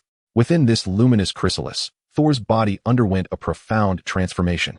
The wounds accumulated from battle and exhaustion healed at a visible pace. His garments, soiled with dust and blood, were instantaneously torn to shreds by the tempestuous divine energy. In their stead, a magnificent, regal battle armor, emblematic of Asgard's glory, materialized and enveloped him. The silver helm, akin to an eagle in flight, radiated a kingly majesty. The crimson cape, reminiscent of burning flames, fluttered in the tempest, whispering in the wind. Thor grasped Mjolnir firmly and slowly opened his eyes. In those cerulean depths, pure light glimmered, reminiscent of the dawn of the cosmos. With a powerful leap, he shot upwards, his body resembling a cannonball, breaking through the thick clouds and piercing straight into the heart of the tempest. In the ocean of thunder, he received his baptism, absorbing the unceasing flow of power. Moments later, he descended as the true god of thunder, embodying unparalleled divine might, landing gracefully upon the ground. Surrounding his form were delicate arcs of electricity, while the earth trembled slightly beneath his feet, each step accompanied by flashes of lightning and the gentle rumble of thunder. With a resonating crackle, Thor proclaimed, "I, Thor Odinson." His voice no longer wavering or pained, but filled with strength, confidence, and divine majesty, reverberating like rolling thunder across the battlefield. "I have returned. Thor, this is magnificent. I knew it. I knew you could do it." As Thor regained his divine powers, Sif, Volstagg, Fandral, and Hogun were overwhelmed with joy, tears mingling with blood on their faces, radiating a profound sense of ecstasy and hope. "My heavens, the myths are indeed true." Jane and Darcy gasped, nearly breathless. The miraculous scene before them completely shattered their worldview. Darcy's eyes sparkled with excitement as she whispered, "How cool is this? Is this what boyfriend power feels like?" In the distance, Coulson adjusted his sunglasses, his gaze behind the lenses flickering with unprecedented shock and gravity. The assessment levels required a complete redefinition. This had transcended the realm of anomalous entities. The destroyer's movements froze, as if ensnared by a spell. From within, Loki's terrified and furious roars echoed, sharp and filled with an unyielding denial. No. Impossible. How could this be? Father clearly stripped you of your power. How can you still be worthy of Mjolnir? You brute, you worthless fool. Why? Loki's voice, distorted by extreme shock and rage, was piercing, imbued with a hysterical madness. At that moment, Wang Xiaoming appropriately reverted to his normal form, strolling over to the rejuvenated Thor with a teasing smile. Ah, Uncle Thunder God. Have you finally decided to return? I thought you were planning to lie there for eternity, pondering the philosophies of life. Seeing this, Loki, the destroyer, was engulfed in fury, as if all his failures and humiliations were the result of this meddler's presence. The metallic head of the destroyer abruptly turned, and Loki's voice, filled with venom, resonated from within. It's you again. You cursed interloper. What on earth are you? Why do you keep interfering with my plans? Shrugging casually, with a tone as if stating a mere fact, he replied, Interfering? I simply cannot abide those who bully the weak, manipulate familial bonds for nefarious schemes, and attempt to disrupt the course of history while inviting other forces to threaten us. Garbage. How dare you call me garbage? Loki was utterly incensed, and the energy within the destroyer began to fluctuate dangerously. Fine. Since you two bothersome brothers have gathered and wish for death, I shall grant you that. But before dealing with you, I'll start with these pesky insects. The destroyer's mask lifted once more, and an even more volatile and furious energy began to coalesce, forming a searing beam capable of melting steel and annihilating everything in its path. The target was the three valiant warriors of the Celestial Palace, Sif, along with the defenseless Jane, Darcy, and Coulson, who had just begun to rekindle hope but were gravely wounded and almost incapacitated. A deafening hum of energy filled the air as the beam of destruction was about to be unleashed. Just as the beam was on the verge of firing, Thor's form transformed into a dazzling blue lightning bolt, instantaneously appearing before everyone with such speed that a faint afterimage of electric light lingered in his wake. He raised Mjolnir high, and the divine hammer erupted with an unprecedented, dazzling lightning glow, forming an enormous, seemingly tangible, and indestructible shield of thunder. Boom! The beam of annihilation struck fiercely against the lightning shield. The collision of energies produced a radiance and shockwave akin to a stellar explosion. The entire battlefield was illuminated by this blinding light, and a terrifying storm of energy swept outward, leveling the remaining ruins to the ground. The lightning shield trembled violently, its surface flickering with electric brilliance. Yet Thor's figure remained steadfast like a mountain. He roared fiercely, spinning Mjolnir with ferocity. The divine hammer acted as a colossal energy converter, absorbing the destructive beam's energy and blending it with his ceaseless thunderous might, retaliating with an even more furious and devastating force against the destroyer. Roar! Boom! What? Loki inside the destroyer gasped in shock. The destroyer was struck solidly by the beam it had unleashed, combined with Thor's furious lightning power. Its immense metallic form staggered backwards, emitting a piercing sound of twisted metal, with visible signs of melting and scorching on its chest armor, while the internal energy core fluctuated violently, flickering erratically. Clang! Clang! Loki! Thor's eyes blazed with intense fury, lightning leaping within them, as if it were a tangible force. How dare you harm my friend? Your sins are unforgivable. Inside the destroyer, Loki felt the palpable wrath of Thor's thunder and a power that surpassed anything he had ever witnessed, filling his heart with incredulity and hysterical madness. Impossible. How could you withstand the destroyer's assault and even strike it back? Your strength seems greater than ever. No, this cannot be. He could not accept it. The brother he deemed foolish and reckless, the one he had easily outwitted and banished, had truly regained his divine power and become even stronger.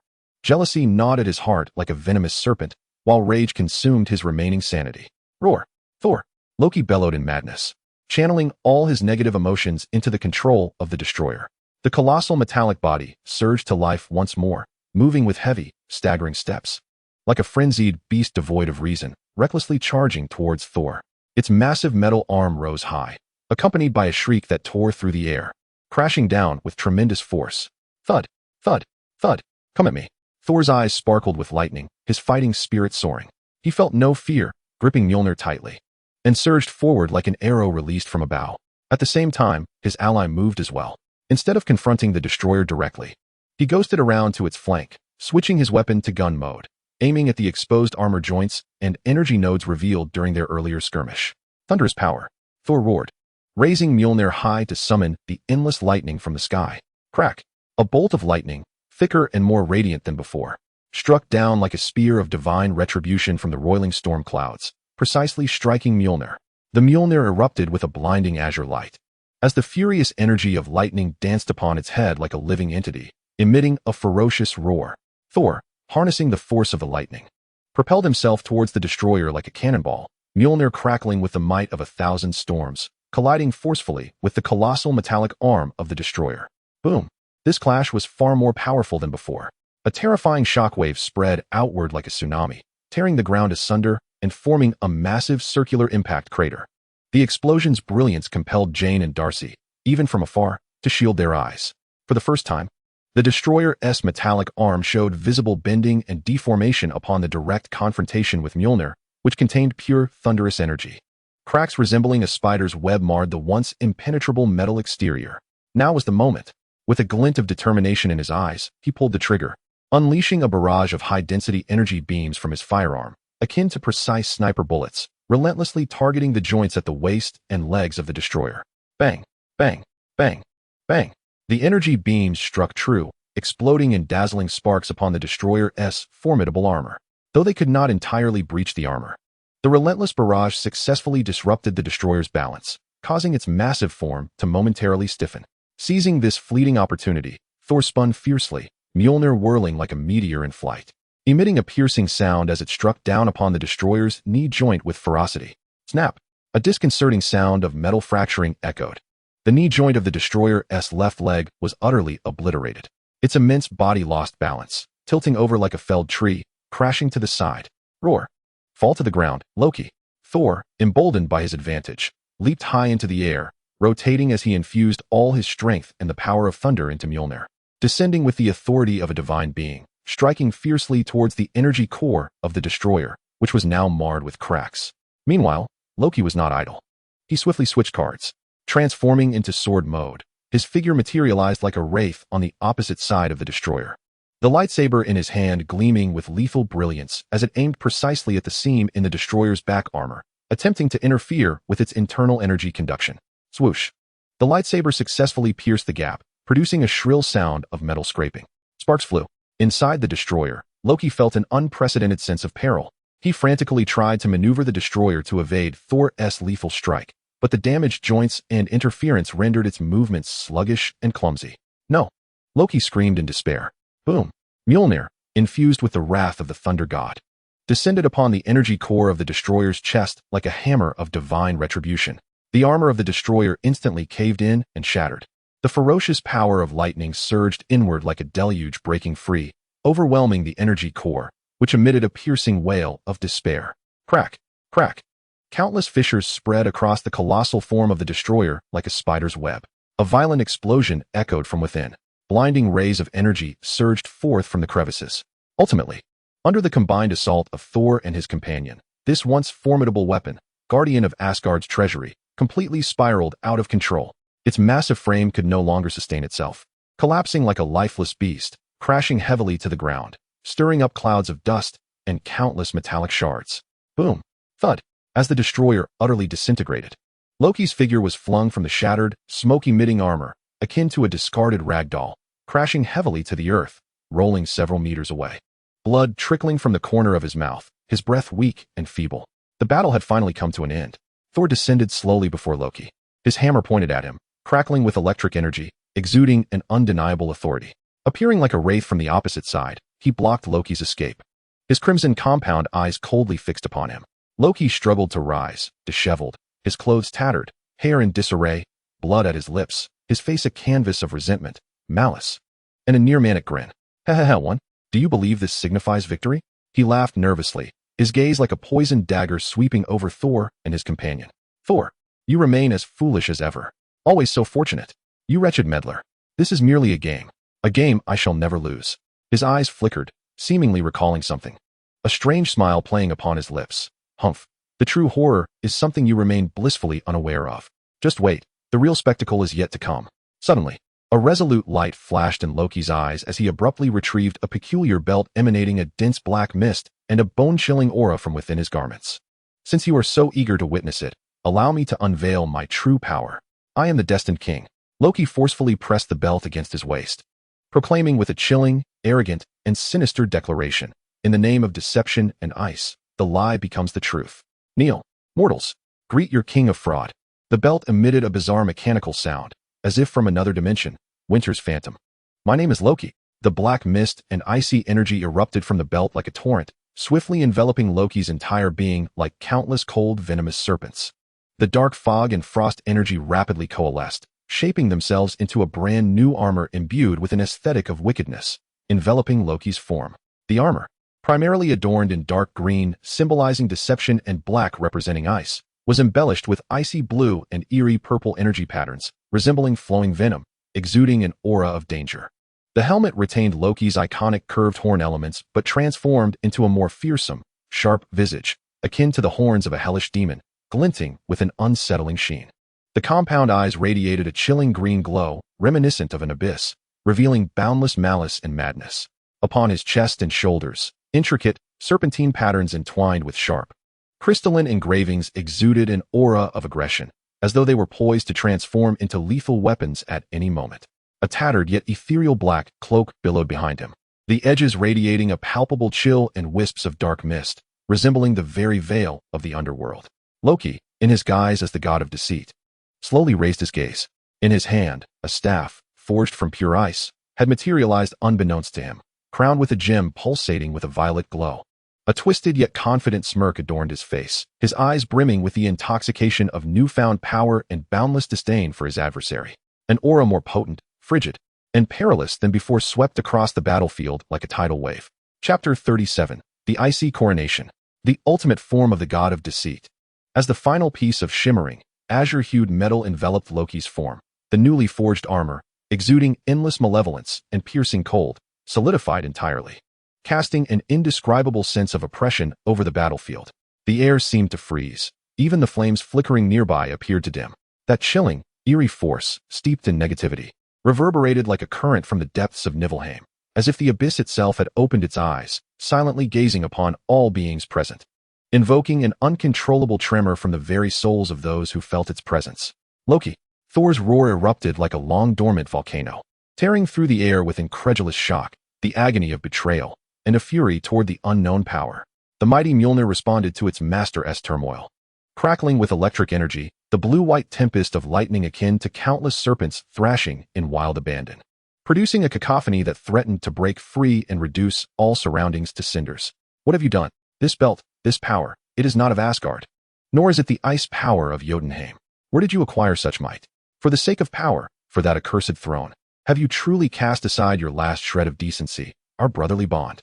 Thor's voice trembled with emotion, his queries underscored not by rage, but a profound sorrow that pierced the heart.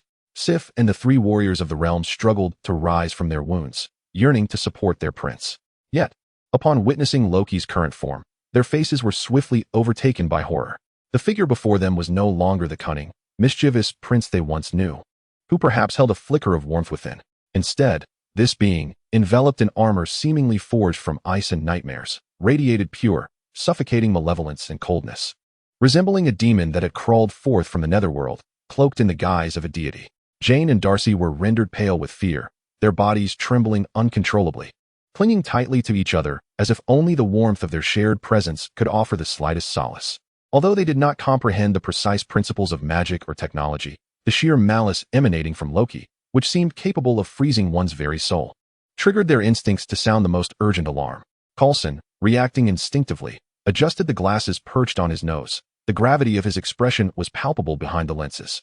On his wrist, an inconspicuous device flashed a vivid red light, rapidly recording the astonishing energy readings emitted by Loki's new form. The energy response soared exponentially.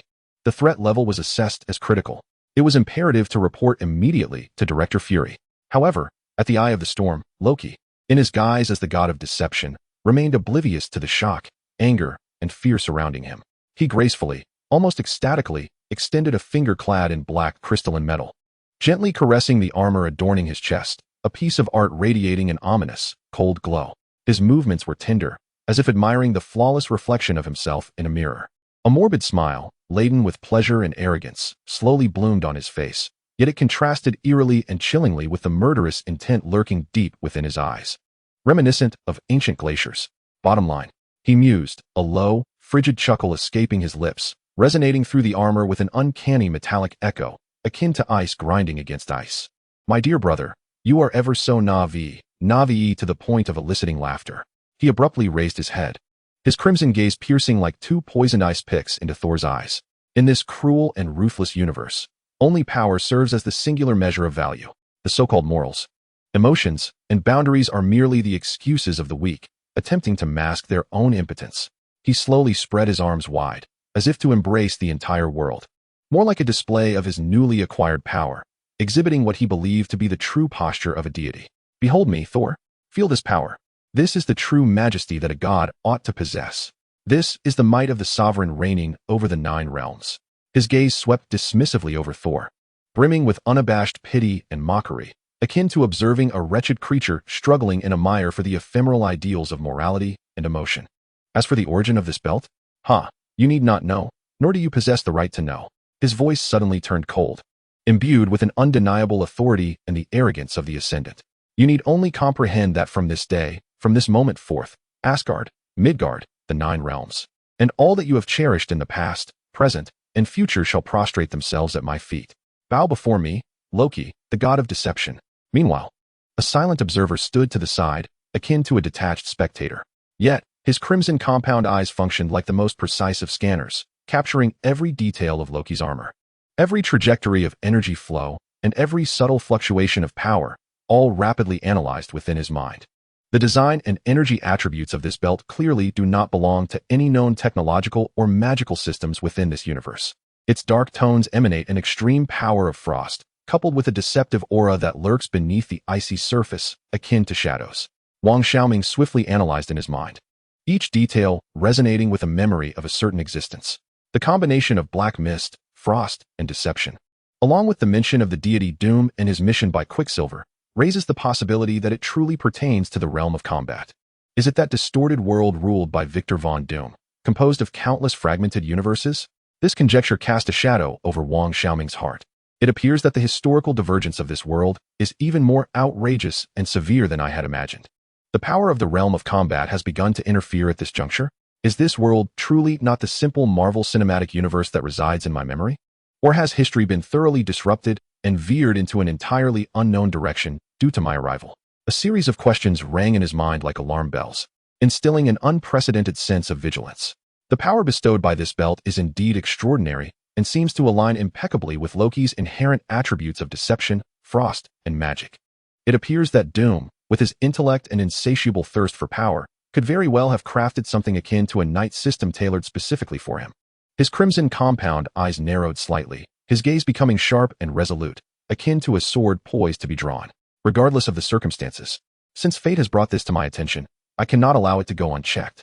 Loki's current power is far too perilous, and his nature has been irrevocably twisted. Should he succeed, the consequences would be dire. He must be stopped. Without further hesitation, he took a step forward, his magenta-armored form standing out vividly against the flames. He raised his hand, pointing at Loki, his voice calm yet imbued with an undeniable force, as if proclaiming destiny. Loki, no matter where you have pilfered this power from, no matter who stands behind you, your ambition and madness shall end here. The Kamen Rider will halt your advance. Stop me. With you. Loki seemingly found the universe's most amusing jest, erupting into a more reckless and unabashed laughter, filled with disdain and contempt. A coward who dares not reveal his true visage dares to speak boldly before me. Do you truly believe your trivial tricks can harm me? Loki, stand down. Thor could no longer endure his brother's obstinacy. The lightning accumulated within Mjolnir had reached its zenith, radiating a dazzling brilliance. Come back to Asgard with me. Apologize to father. There is still time to turn back. We are still brothers. He clung to a glimmer of hope, attempting to awaken the last vestiges of conscience that might remain within his brother. Turn back? Brother, you are always so naively tiresome. Loki scoffed, gazing at Thor as one would at a child who never matures. I have attained the power I have long desired, and I stand at the pinnacle of authority. Why would I ever return? Return to that frigid throne? Return to a home steeped in lies and deceit? No.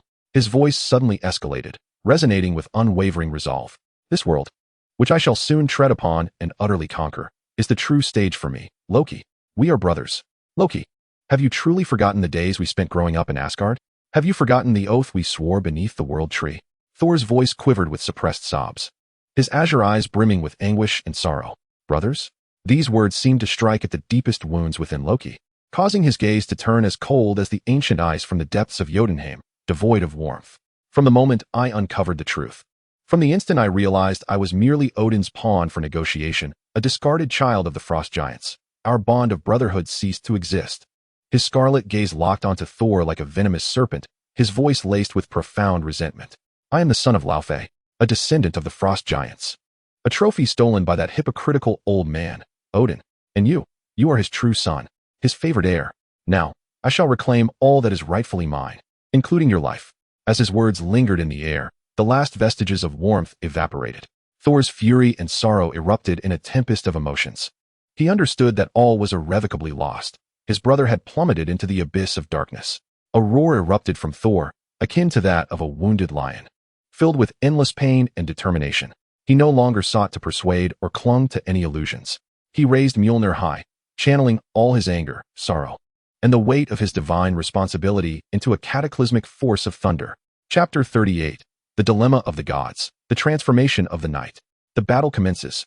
Thunder rumbled ominously. The sky darkened instantaneously, thunder and lightning clashing. Mjolnir acted as a colossal magnet, drawing forth the boundless lightning from the heavens. Blue and white bolts of lightning danced like a frenzied dragon, coiling around the hammer's head, radiating a blinding brilliance. Thor transformed into a robust bolt of blue lightning, propelled by a thunderous force capable of rending the earth, charging fiercely toward Loki. This was the purest, most ferocious strike of the god of thunder. In the face of Thor's cataclysmic assault, Loki, in his guise as the god of deceit, maintained an air of composure, even sporting a hint of mockery in his smile. He seemed to have anticipated Thor's reaction, reveling in the thrill of pushing his brother to the brink. He elegantly raised his icy scepter, entirely black, its shaft appearing to be forged from twisted ice crystals, crowned with a colossal gem radiating a haunting violet glow. Rather than confront Thor's tempestuous thunder head-on, he, like a masterful conductor, began to unleash his more insidious, powerful magic, imbued with deception and the essence of ice. Freeze all, Loki whispered softly, as the purple gem atop his scepter blazed to life, emitting sinuous, serpentine beams of dark blue light. The beam of light did not strike Thor directly. Instead, it danced across the battlefield as if imbued with life, spreading forth. Wherever the beam passed, time seemed to freeze. The air instantly crystallized into countless tiny ice shards, cascading down like glittering dust. The flames that once burned were abruptly extinguished, leaving only blackened ashes. The ground, walls, and debris were all cloaked beneath a thick layer of frost, glimmering with the chilling light of death. In the blink of an eye, the entire battlefield transformed into a frozen realm. Thor, transformed into lightning, was compelled to cleave through the spiderweb-like frost beams. The clash between the searing heat of thunder and the extreme cold of ice emitted a violent hissing sound, akin to boiling oil splashing upon ice, generating a dense, acrid white steam that enveloped the battlefield, severely obstructing visibility. Icy thorns abound. Loki pressed a hand against the frostbound ground, and the ice beneath his feet surged outward as if animated by a life of its own. Crack, crack, crack. Countless sharp, massive ice thorns, glimmering with a keen, cold light like the fangs of a colossal beast, abruptly erupted from the ground, walls, and even the remnants of the ceiling, piercing forth. These ice thorns varied in length and angle, instantaneously forming an impenetrable thicket of lethal spikes. They were not merely obstacles. Their sharp tips could easily pierce through steel. Thor's movement was severely restricted. He had to tread cautiously, ever wary of the deadly ice thorns that could strike from beneath or beside him at any moment, significantly diminishing his speed and impact. Absolute zero domain. But that was not the end. Centered around Loki, a translucent energy field, suffused with an excruciating chill, rapidly expanded like a bubble. Within this domain, temperatures plummeted below the theoretical freezing point. The air became thick as syrup, each breath piercing the lungs like ice needles. Thor felt his body suddenly grow heavy. His movements became deliberately sluggish and rigid, as if ensnared in an invisible mire. Even the crackling lightning that danced around him seemed to be suppressed by some arcane law, its brilliance noticeably dimmed, its might greatly reduced. In this realm, Loki's ice magic was augmented, while Thor's thunderous power was diminished. Mirrored phantoms. Next, Loki's figure blurred, shimmering like a reflection in water, and suddenly, swish, swish, swish, dozens, even hundreds of identical Lokis, clad in the same armor and wielding the same staff, materialized out of thin air, surrounding Thor. These mirrored phantoms were no longer the fragile illusions of the past. They appeared infused with a tangible energy, Although their power was inferior to that of the original, each could unleash formidable ice beams and blades. Hundreds, if not thousands, of assaults rained down upon Thor from all directions, indistinguishable in truth from illusion, plunging him into a state of chaotic disarray. He swung his hammer, lightning erupting as he shattered one after another of the phantoms, yet more instantly emerged, seemingly endless. Space distortion. Loki's true form, akin to a specter, deftly utilized his newly acquired, more sophisticated spatial magic to continuously materialize and vanish upon the battlefield. He consistently emerged in Thor's visual blind spots or in the intervals of his assaults, launching cunning and lethal ambushes with the icy scepter in his grasp.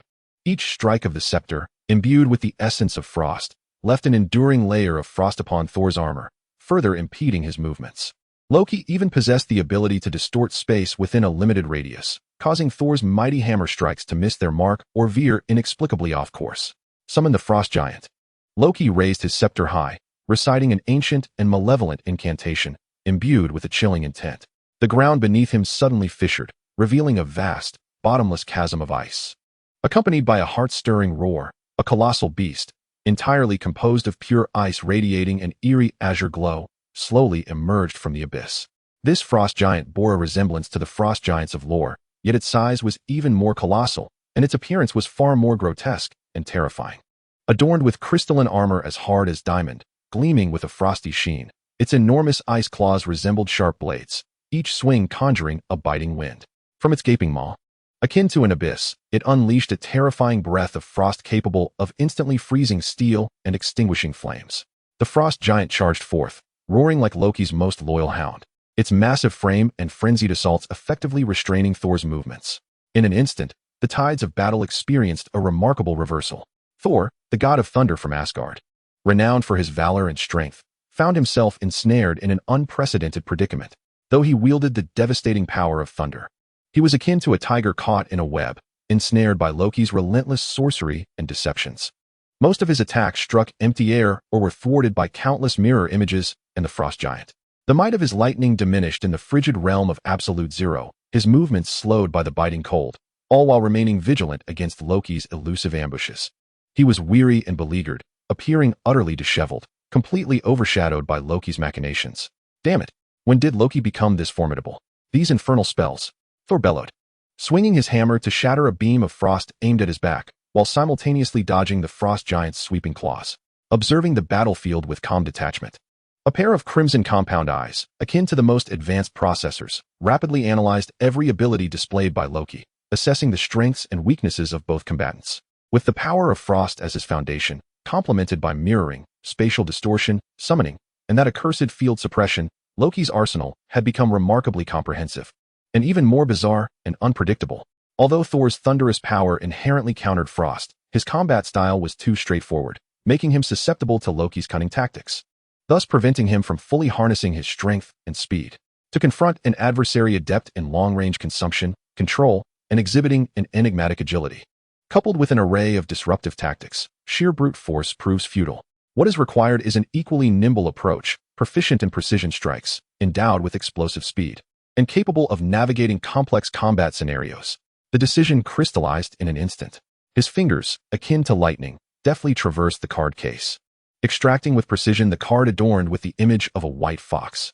The illustration of the astute and cunning white fox seemed to resonate with its master's call, a flicker of lively brilliance dancing in its eyes. Without hesitation, he inserted the card into the drive at his waist. Sound of a simulated belt buckle, whoosh.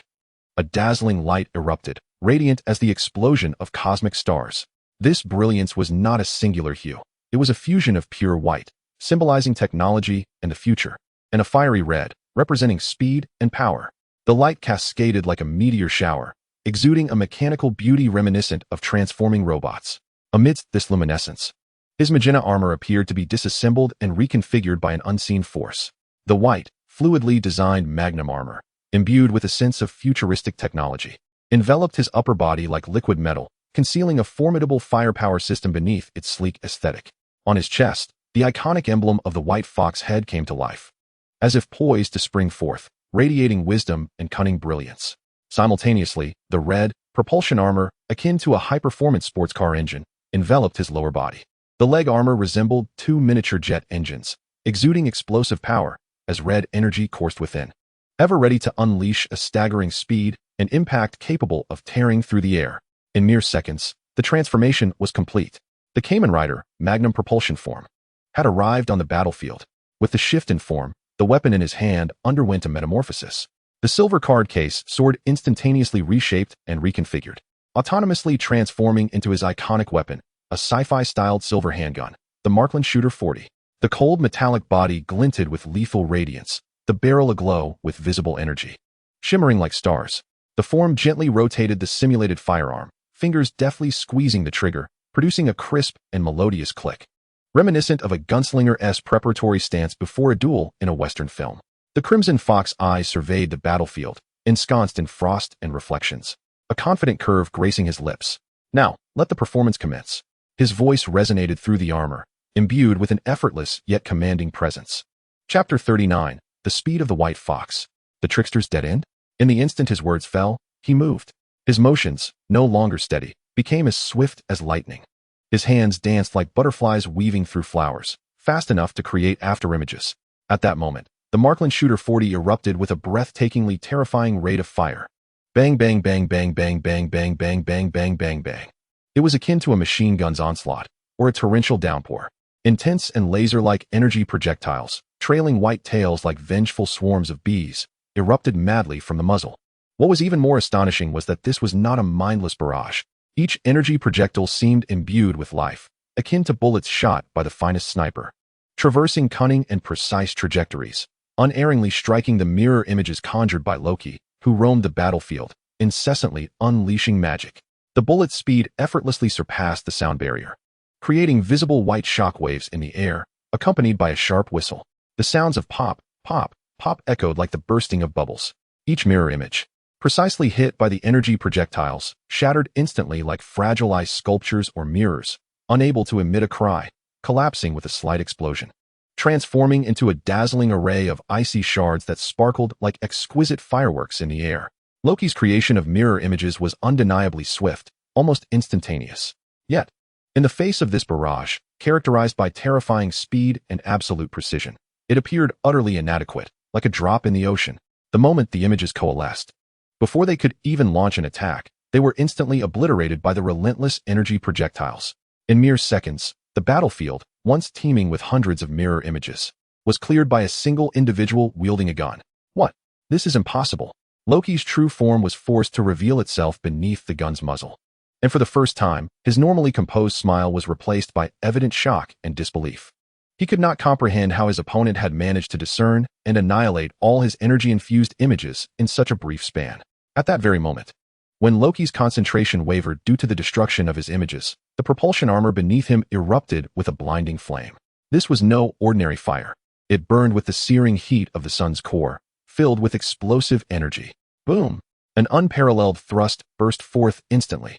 His figure transformed into a streak of red and white, trailing a long fiery tail, resembling a launched missile, akin to a comet slicing through the darkness. He disregarded the dense and formidable ice spikes below, capable of piercing tanks, and with an almost barbaric demeanor, used the force of his body and thrusters to shatter every icy obstacle in his path. With a deafening roar reminiscent of a jet breaking the sound barrier, he tore through the frigid air like a sharp arrow, covering dozens of meters in an instant, heading straight for the astonished Loki. Alarm bells rang in Loki's mind. He sensed an unprecedented threat. Instinctively, he prepared to cast a spatial spell for a short-distance teleportation to evade. But the speed was simply too rapid. So fast, it transcended thought. Moreover, his trajectory was not linear but bore an unpredictable arc, as if he had already anticipated Loki's intent to employ spatial magic, subtly blocking the most likely teleportation points. There would be no escape. A chilling voice whispered in Loki's ear, akin to the murmur of death itself. The figure clad in red and white was perilously close. Instead of succumbing to panic like an ordinary gunman or attempting to create distance, he revealed a more dangerous smile. He moved with the finesse of the most elite agents or assassins, executing a dazzling combat style that seamlessly fused firearms and close-quarters combat, an art of gunplay. He darted about with a spectral grace, maneuvering swiftly within a confined space, his body bending and twisting in unimaginable ways as he effortlessly evaded the icy rays and blades Loki hastily unleashed. Simultaneously, The Mauser 40 in his hands never ceased its barrage, relentlessly pouring lethal energy bullets into Loki's vital points from point-blank range. Bang, bang, bang. Each energy bullet, imbued with tremendous kinetic force and searing heat, slammed against the layers of ice shields Loki hastily conjured. Each shot triggered a violent explosion, sending shards of ice flying. The force of each impact left Loki's arms tingling, making him involuntarily retreat. The ice shields, under the continuous assault, shattered, reformed, and shattered again. His physical attacks surged like a tempest. Utilizing the immense power bestowed by his exoskeleton, each kick struck with the force of a cannonball. His legs were enveloped in blazing flames, akin to a burning meteor, generating enough heat to melt steel as he struck Loki's chest, abdomen, and joints with ferocity. Fire and ice, two opposing forces, clashed violently at such close quarters, creating a cacophony reminiscent of boiling oil splashing into ice water. A copious amount of high-pressure steam erupted, accompanied by deafening explosions. Clang, bang, boom, sizzle. The chilling sounds of metal clashing, the ferocious blasts of energy, the crisp shattering of solid ice, and the howling flames scorching the air melded together in a wild symphony, composing a tumultuous rhapsody of ice and fire, filled with speed and might, both savage and grand. For Asgard, in the very moment that Loki was relentlessly suppressed by the tempestuous close-quarters gunplay, leaving him utterly beleaguered, the momentary release of Thor allowed him to seize this rare opportunity. He roared, channeling all his strength into Mjolnir once more. He raised the hammer high, like a harbinger of divine retribution, summoning the boundless thunder from the heavens. Crack! The dark clouds above swirled like an enraged vortex. A colossal lightning bolt, more robust and radiant than before, as if to cleave the sky in twain, surged forth like an angry dragon. Akin to Odin's spear of divine punishment, tearing through the darkness with unparalleled might, hurtling towards Loki, ensnared and with no escape. Damn it! Loki's expression transformed completely. He felt the immense pressure from the close-range assault and the cataclysmic wrath of Thor's thunder simultaneously. He understood that if he were struck simultaneously by these two formidable forces, even with his new armor, it would be utterly impossible to remain unscathed.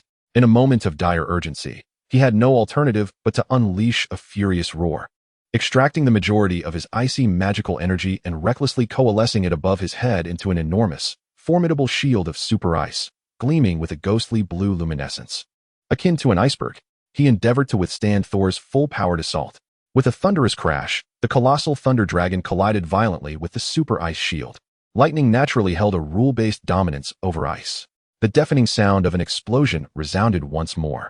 The immense ice shield, akin to glass struck by a mighty hammer, instantly became riddled with a web-like pattern of dense cracks, through which blinding arcs of electricity flickered. The shield emitted a chorus of straining cracks, trembling violently as it appeared on the verge of shattering completely. At that pivotal moment, the frost giant summoned by Loki, having shaken off its previous minor injuries, roared once more and charged forward. Its massive form resembled a speeding armored train, exuding an aura of destruction as it barreled toward Loki, seemingly oblivious to all else. It sought to buy its master even a fleeting second with its own body. Simultaneously, it opened its abyss-like maw, unleashing a terrifying breath of ice capable of instantaneously freezing magma, attempting to encase the surrounding space in frost. An unwelcome nuisance. Amid the rapid gunplay, the crimson compound eyes detected a colossal threat approaching from the flank.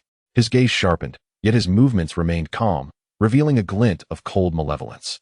In a critical instant, he continued to suppress Loki with his left hand while his right hand deftly switched the card on the driver, like a bolt of lightning. A dark purple energy, infused with foreboding, death, and toxic essence, enveloped his left fist as if it possessed a life of its own. The energy twisted and writhed, exuding a nauseating scent of decay. With a keen eye on the trajectory and speed of the charging frost giant, he did not flinch or evade. Instead, he executed a swift rotation, striking with his left fist, akin to the tail of a venomous scorpion or the scythe of death, directly towards the frost giant's head. The purple energy-laden blow met the giant's massive, ice-formed cranium with unwavering precision, devoid of any flamboyance. Instead of a cataclysmic explosion, an eerie sound reminiscent of fabric tearing echoed through the air. The purple venomous energy, like a maggot burrowing into flesh, or the most potent of acids, swiftly infiltrated the core of the frost giant's body, rapidly eroding and dismantling the icy energy structure that constituted its being. A mournful howl erupted from the frost giant. Filled with agony and terror, its colossal form began to disintegrate, much like an ice sculpture doused in sulfuric acid or snow under the scorching sun, rapidly collapsing, melting, and dissipating. The once formidable icy crystalline armor shed like sand, and its massive claws vanished into nothingness in a mere span of 2 or 3 seconds. This imposing frost giant was utterly transformed into a pool of chilling ice water and a haze of purple toxins, vanishing without a trace under the weight of a singular, formidable blow. Amidst the fierce battle, Loki remained undeterred in employing his mastery of deceitful magic, while he valiantly resisted the close-range pressure and the residual force of Thor's thunder. He subtly cast illusions, endeavoring to create openings or launch a surprise attack from behind using spatial magic. Yet, this time, he encountered a true nemesis. The crimson compound eyes of his opponent seemed to possess the extraordinary ability to pierce through all illusions and discern every ruse. Just as Loki's illusion began to take shape, it was shattered by a precise shot. The spatial fluctuations he generated were effortlessly evaded, as if the foe could foresee the future, culminating in a swift kick to his side. This form was not merely a fusion of speed and firepower. It embodied the unparalleled wisdom of a champion, coupled with acute perception and an astute grasp of the battlefield dynamics. Loki's once proud trickery, in the face of this adversary, was rendered as trivial as a child's plaything, effortlessly dismantled one by one. After a breathtaking and dazzlingly intense clash, the battlefield momentarily settled into a silent stalemate, thick with lingering smoke. The air was saturated with scalding steam, acrid gunpowder, biting cold, and a faint scent of blood. The armor of his opponent bore the marks of battle, with water stains left by ice that had been melted by flames, alongside subtle scratches inflicted by Loki's staff or shards of magic. The red and white armor still shimmered in the firelight, yet the rapidity of his breathing revealed the tremendous toll of the swift combat. Thor knelt on one knee, leaning on his hammer, gasping for breath. The continuous release of potent, thunderous power had taken a considerable toll on his divine strength, rendering his complexion somewhat pale, though the fire of battle in his eyes remained undiminished. Conversely, Loki, in his guise as the god of deceit, found himself in a most disheveled state. His once resplendent and malevolent black ice crystal armor was now marred by numerous visible dents and cracks, especially around his chest and joints, with dark energy seeping forth like lifeblood. A trickle of blood stained the corner of his mouth. His breath was rapid and erratic, and his fingers clutched the ice staff with a slight tremor, as he gazed upon the formidable duo of Thor and his mysterious, monstrous ally. The madness and disdain that once flickered in his eyes had faded, replaced by profound gravity, disbelief, and a hint of trepidation he was reluctant to acknowledge. He realized he had underestimated his adversaries, particularly the enigmatic, seemingly endless presence of the masked rider. Simultaneously, he assessed the situation and adjusted his breathing. Loki had indeed elevated his magical prowess and cunning to a troublesome echelon since acquiring the belt, and the icy power he wielded was both pure and relentless. However, his close combat skills had not undergone a fundamental transformation, and it appeared he could not fully harness this newly acquired strength, as evidenced by the instability of his recent outburst. The form's agility, speed, and precise shooting were effectively countering his tactics. However, his defensive and restorative abilities are formidable, coupled with an incessant array of magic. To utterly defeat him, one must possess a more decisive force or uncover the vulnerabilities of his armor or that belt. The battle seems to have descended into a brief stalemate, yet all are acutely aware that this is merely the calm before the storm. The atmosphere, thick with tension, hangs in the air like a taut bowstring, ready to snap at any moment. Thor, Loki, and the other party members fixate on one another, akin to poised cheetahs, searching for any hint of a weakness that might be momentarily exposed, preparing to unleash a more ferocious and lethal assault that could ultimately determine the outcome of this confrontation. Chapter 40. The universe has arrived. Rockets ascend. Thor's gaze, as if it were a palpable force, pierced through the tumultuous battlefield, fixating on that familiar yet strangely alien figure. Thunder danced within the depths of his eyes, not merely a manifestation of rage or impulsivity, but crystallized into a near-tragic resolve, a clarity born of heavy responsibility. Loki, Thor whispered, his voice laden with ineffable anguish, as if each syllable ground against his shattered heart. Have you truly wandered so far? The expectations of our father, the future of Asgard, the peace of the Nine Realms, do they truly hold no value in your eyes? You claim I am Father's favored son, perhaps that is so. Yet, this favoritism comes with the burden of guardianship. This responsibility is one I cannot flee from. I can no longer permit you to continue down this misguided path. Even if it means I, your elder brother, must bring you back to Asgard, to stand before our father and face his merciless judgment. His voice grew increasingly resolute. the final words ringing with the force of steel striking steel. He gripped Mjolnir tightly, the lightning coursing through it flaring up in response to its master's determination. Thor stepped forward, that single stride shattering the last vestige of brotherly affection, leaving only the weight of duty and mission. Loki, return with me to Asgard. Confess to our father. This is your sole opportunity for redemption. In response to Thor's near ultimatum, Loki, in his guise as the god of deceit, let forth a low, chilling laugh. This laughter echoed like shattering ice, imbued with a sickly, twisted delight that reverberated hauntingly through the desolate ruins. Return to Asgard? Confess? Ha ha ha.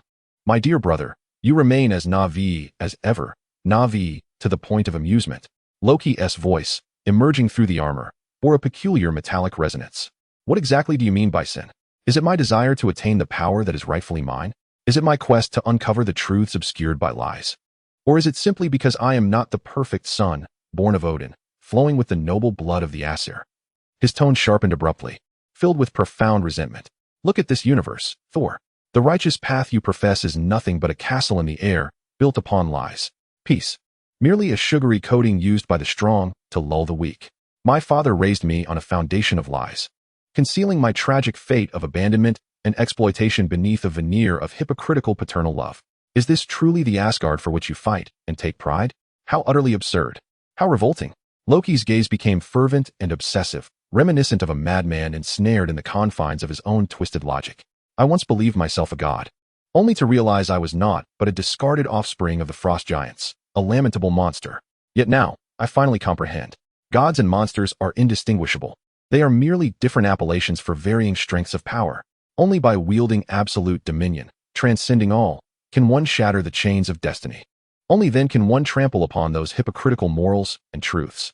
He spread his arms wide, as if to embrace the battlefield frozen by his might. This belt, this unparalleled surge of power coursing through my being, unveils a more authentic and expansive world. A universe where strength reigns supreme, the weak are devoured by the strong, and the rules are inscribed solely by the most formidable. And you, Thor, along with your decaying Asgard, your sanctimonious father, and all that you hold dear, shall be utterly crushed beneath this torrent known as reality. You will all become the stepping stones for the emergence of a new era. His crimson gaze once again fixed upon Thor, imbued with a cruel semblance of pity. Redemption? No, I do not seek redemption. Everything I have done is to dismantle this hypocritical equilibrium, to rend apart this brutal truth. I shall ascend as the deity of the new world. With absolute coldness and relentless order, I will reshape this rotting cosmos rife with lies and deceit. And you, my beloved brother, Loki's voice suddenly turned as frigid as ancient ice, shall be the first sacrifice upon my ascent to the throne of divinity. Before his words could dissipate, Loki offered Thor no further opportunity for response. He forcefully pressed his palm against the device at his waist. Buzz. The device emitted a sharper, more ominous hum, akin to a shriek from the abyss. The pristine ice energy, imbued with a spectral blue sheen, collided violently with the viscous, shadowy energy radiating an eerie purple glow, reminiscent of two serpents entwined, gnashing at one another, symbolizing destruction and chaos, erupting fiercely from within him. Boom. The two extremes of bizarrely harmonious energies intertwined and clashed, instantaneously birthing a cataclysmic tempest of energy. The bone-chilling coldness spread as if tangible, freezing and distorting the very light in the air, creating peculiar ice crystal prisms that refracted dizzying, warped shadows. The viscous shadow energy writhed like a living entity, greedily consuming the surrounding light, conjuring vast swathes of heart-stopping darkness that seemed capable of devouring even the soul. At that moment, the entire battlefield felt as though it had been forcibly dragged into the frozen inferno at the juncture of Niflheim and Helheim, a realm suffused with despair and the stench of death. Loki's body began to levitate slowly, his black ice crystal armor radiating an even more sinister glow amidst the raging energy storm. Behind him, the tattered yet still ethereal black cloak danced violently in the energy storm, resembling the wings of a dark deity. He looked down from his lofty position upon Thor, as if truly a divine being scrutinizing the diminutive and humble mortals below. Feel despair, Thunder God, Kamen Rider. Loki's voice echoed directly within the depths of their souls, cold and imbued with a will to annihilate. Before this absolute zero and endless deception, your so-called courage, justice, and hope are but fragile bubbles, destined to dissolve into cold, meaningless dust. Bear witness.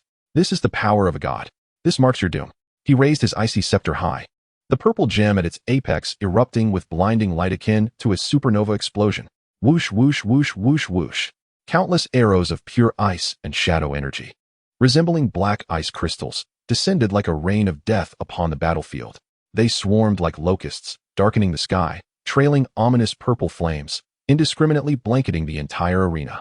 Each arrow carried a bone-chilling cold capable of freezing souls and a deceptive power that could erode minds and distort reality. This was no mere attack, it was a cataclysmic, all-encompassing Judgment Day roar. Faced with this overwhelming onslaught of destruction, Thor let out a furious roar, his body crackling with lightning.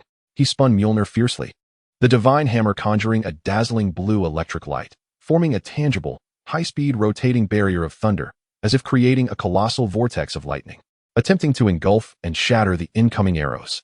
Bang, bang, bang, bang, bang. The dense black ice crystal arrows collided against the lightning barrier like raindrops, producing violent explosions.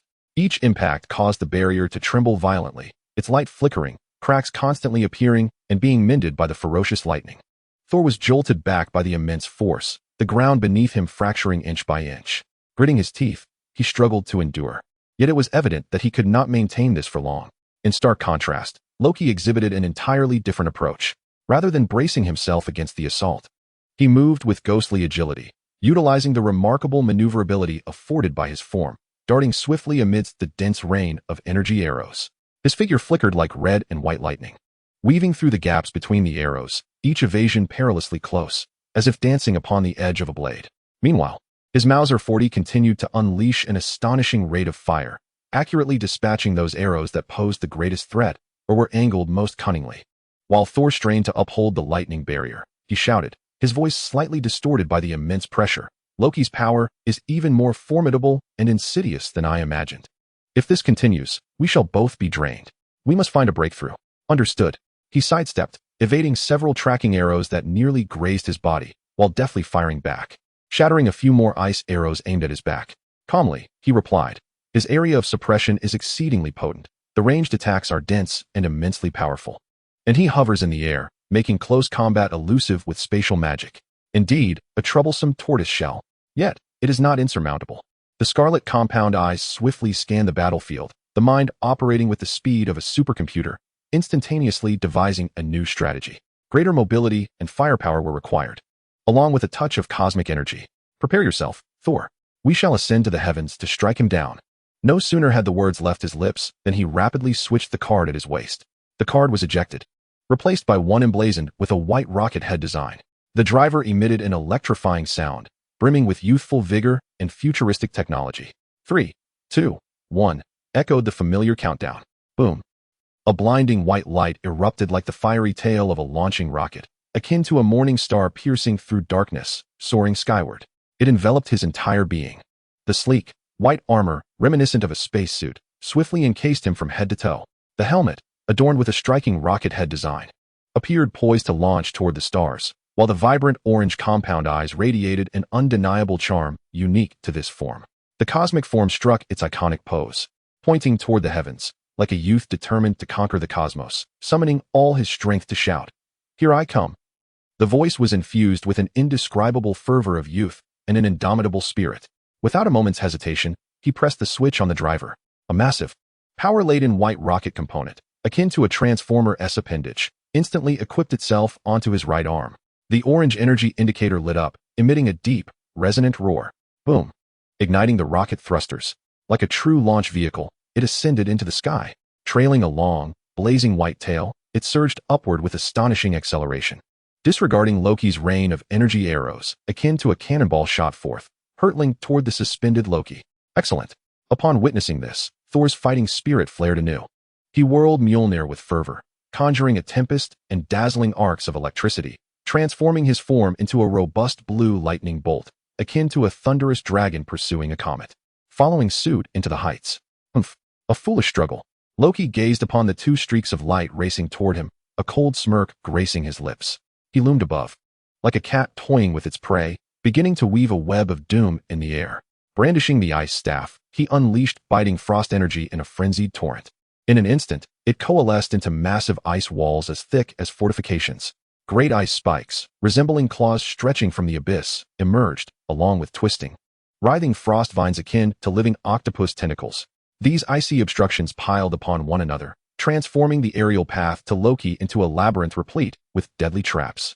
Simultaneously, the sky rained down black ice crystal arrows like a torrential downpour, seemingly endowed with tracking abilities, veering in direction, shooting with greater density and ferocity toward the rapidly advancing Thor. A fierce aerial confrontation, where thunder and flames clash against ice and deceit, is poised to erupt beyond the 9 realms in Midgard. Chapter 41, Aerial Combat. The combined assault of thunder and rockets. Faced with Loki's intricate net of traps, the orange gleam of the compound eyes in his form flickered, revealing no hint of trepidation, but rather an exuberant zeal reminiscent of youth, charging forward with unwavering determination. Such obstacles could never deter my resolve to surge toward the cosmos. He bellowed, immediately pressing the switch on his left arm. The drill switch, accompanied by a resonant mechanical sound, equipped a colossal, gleaming spiral drill on his left arm in an instant. The drill's tip spun at high velocity, emitting a piercing shriek akin to the sound of metal being sliced. Like a humanoid battering ram, it collided directly with the massive, wall-like ice barriers. The rapidly rotating drill easily shattered the resilient ice into fragments, which scattered like a blizzard. He forcefully carved a straight path through Loki's icy labyrinth. Simultaneously, the switch on his left leg was activated. The radar switch unfurled like a satellite antenna. Invisible detection waves emanated from the center, swiftly radiating outward like ripples, precisely capturing the trajectory, speed, and energy response of every incoming black ice crystal arrow. Thor. At 3 o'clock, 5 high-energy reaction arrows. To your upper right, 7 arrows. Be wary of the frosty vines. Through the internal communication system, the analyzed data was relayed in real time to the ever-vigilant Thor. Received. Thor roared, placing complete trust in this mysterious knight fighting alongside him. He swung Mjolnir with fervor, unleashing a dazzling fan of lightning chains from the hammerhead. Like an expansive net of thunder, he preemptively detonated or shattered a majority of the pursuing arrows indicated by the radar. Simultaneously, leveraging his unparalleled mastery of Mjolnir, he executed an array of intricate aerial maneuvers, resembling a nimble bolt of blue lightning, deftly evading the colossal frost vines that twisted like venomous serpents, seeking to ensnare him. The first phase of interception was effortlessly breached by their harmonious coordination. In the blink of an eye, they closed in at high speed on the suspended Loki. The launcher switch on his right leg was engaged. 5 cannon ports unfurled like a beehive, instantly locking onto Loki. 5 small missiles, trailing fiery tails, surged forth like a vengeful swarm toward Loki. Simultaneously, the drill module on his right arm was disengaged, reverting to the explosive rocket module.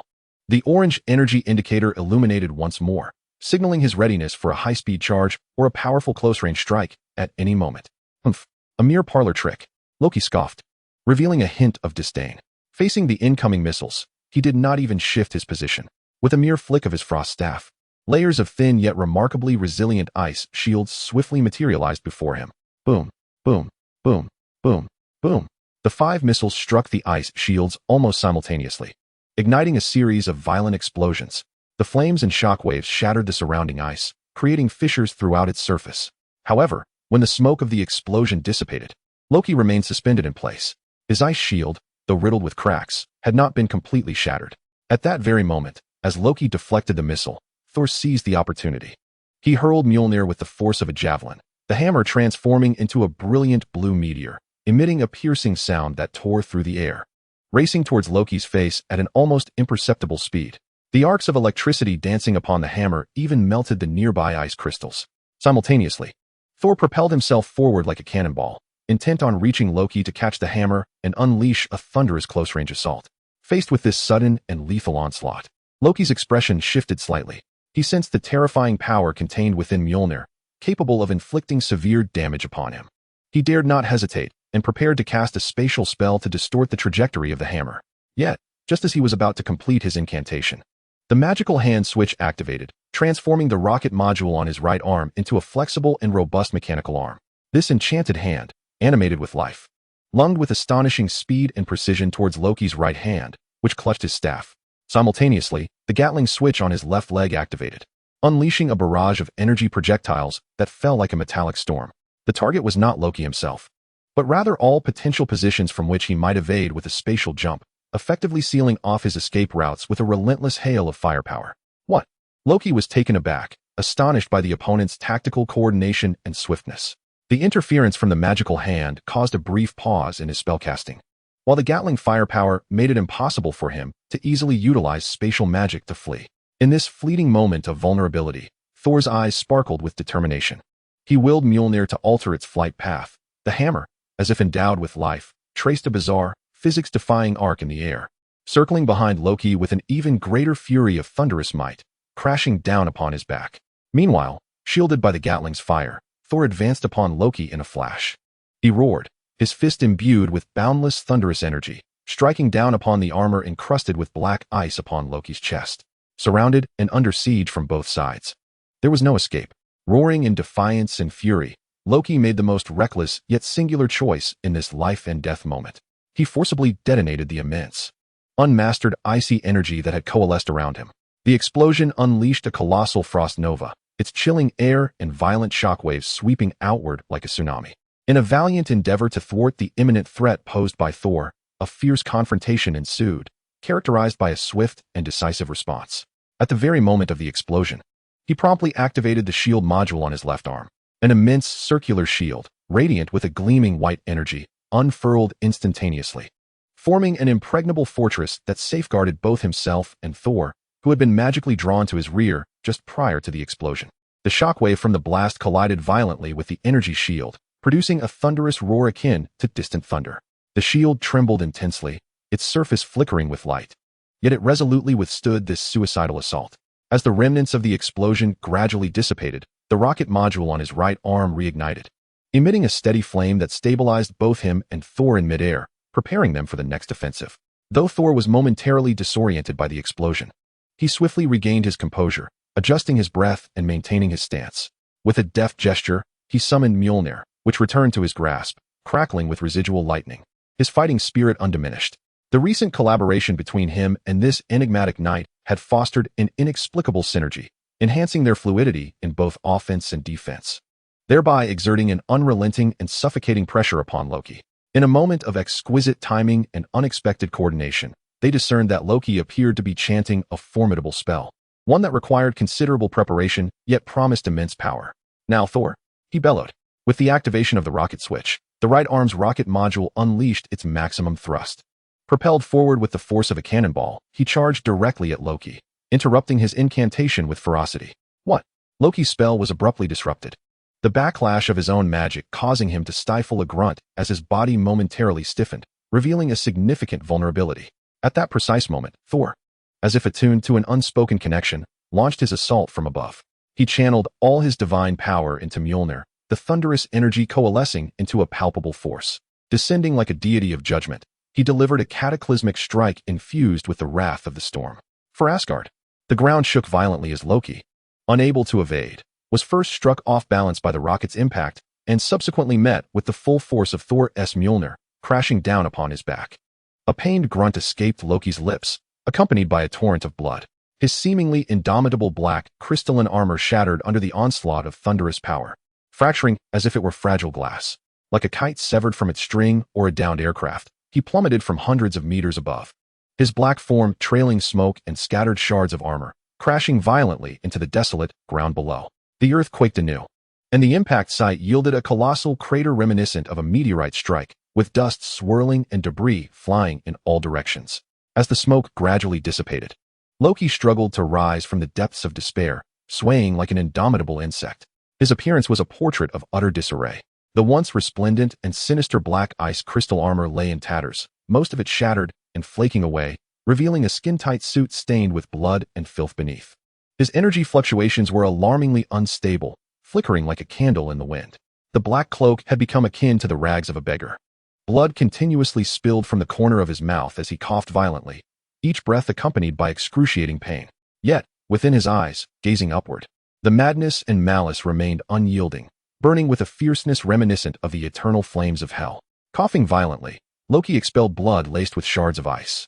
Did he believe that this was the end? How foolish. Truly, it was an egregious folly. He laughed nervously, his voice a rasping echo. You have no comprehension of the magnificent power to which I am connected. This frail body and this pitiful planet are merely stepping stones for the arrival of that great being.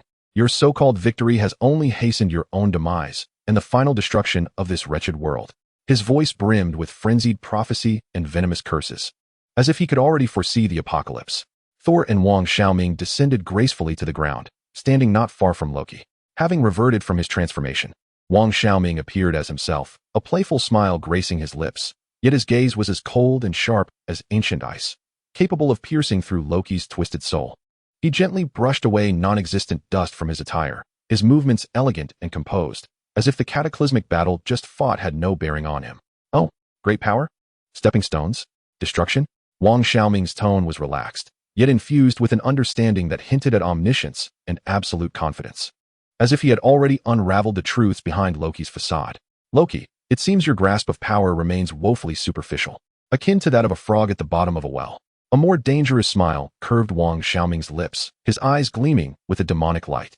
Allow me to enlighten you on what true despair is, his voice suddenly chilling, imbued with an undeniable authority and oppressive weight, and what it means to be the destroyer of worlds.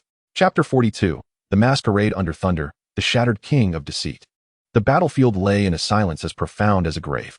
The lingering smoke had yet to clear, and the air was thick with a tension that was almost suffocating. Wang Xiaoming, in his transformed state, Thor the god of thunder, and Loki, the god of mischief, battered and broken, stood as if they were actors frozen in a tableau before the curtain fell upon this desolate stage.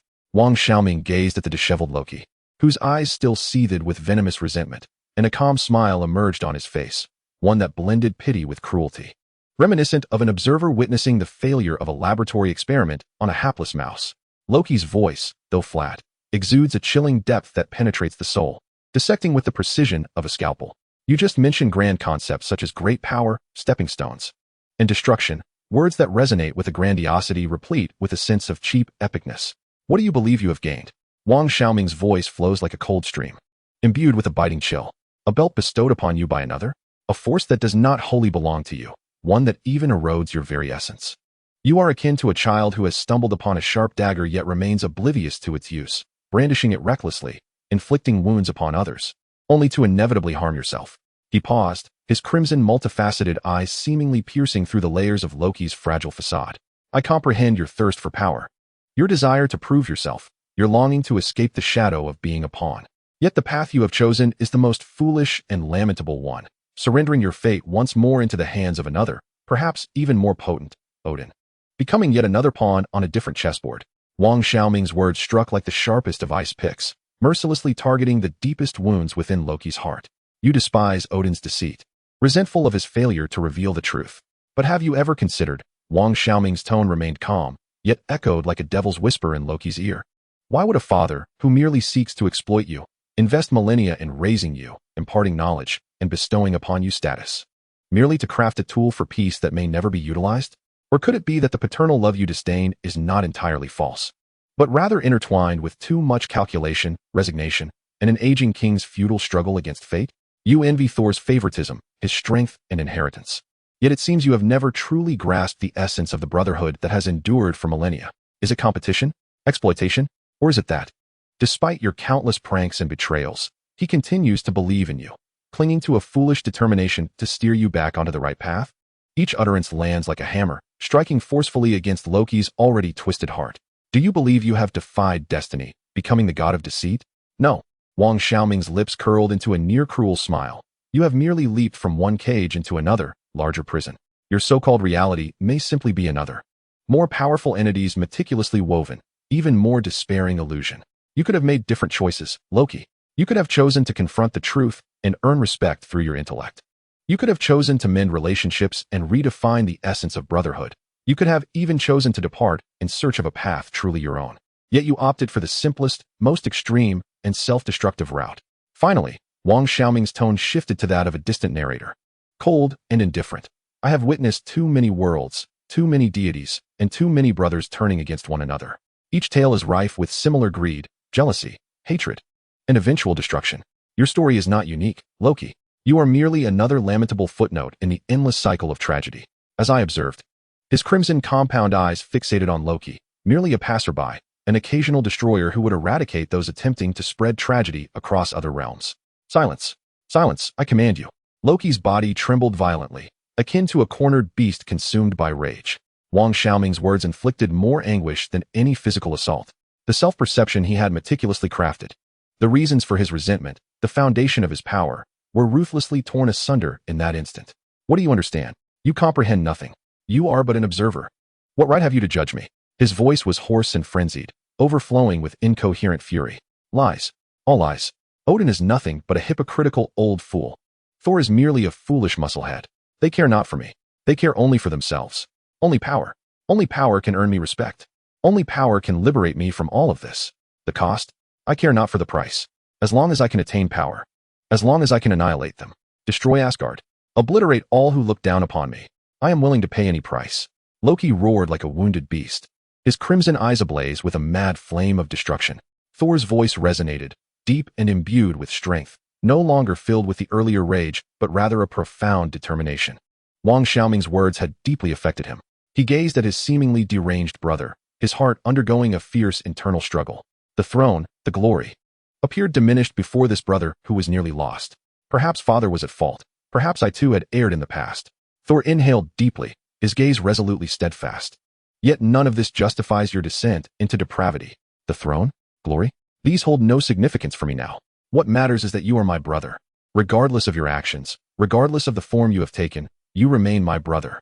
I cannot stand idly by as this malevolent power consumes you, leading you to utter destruction. I will not allow your triumph.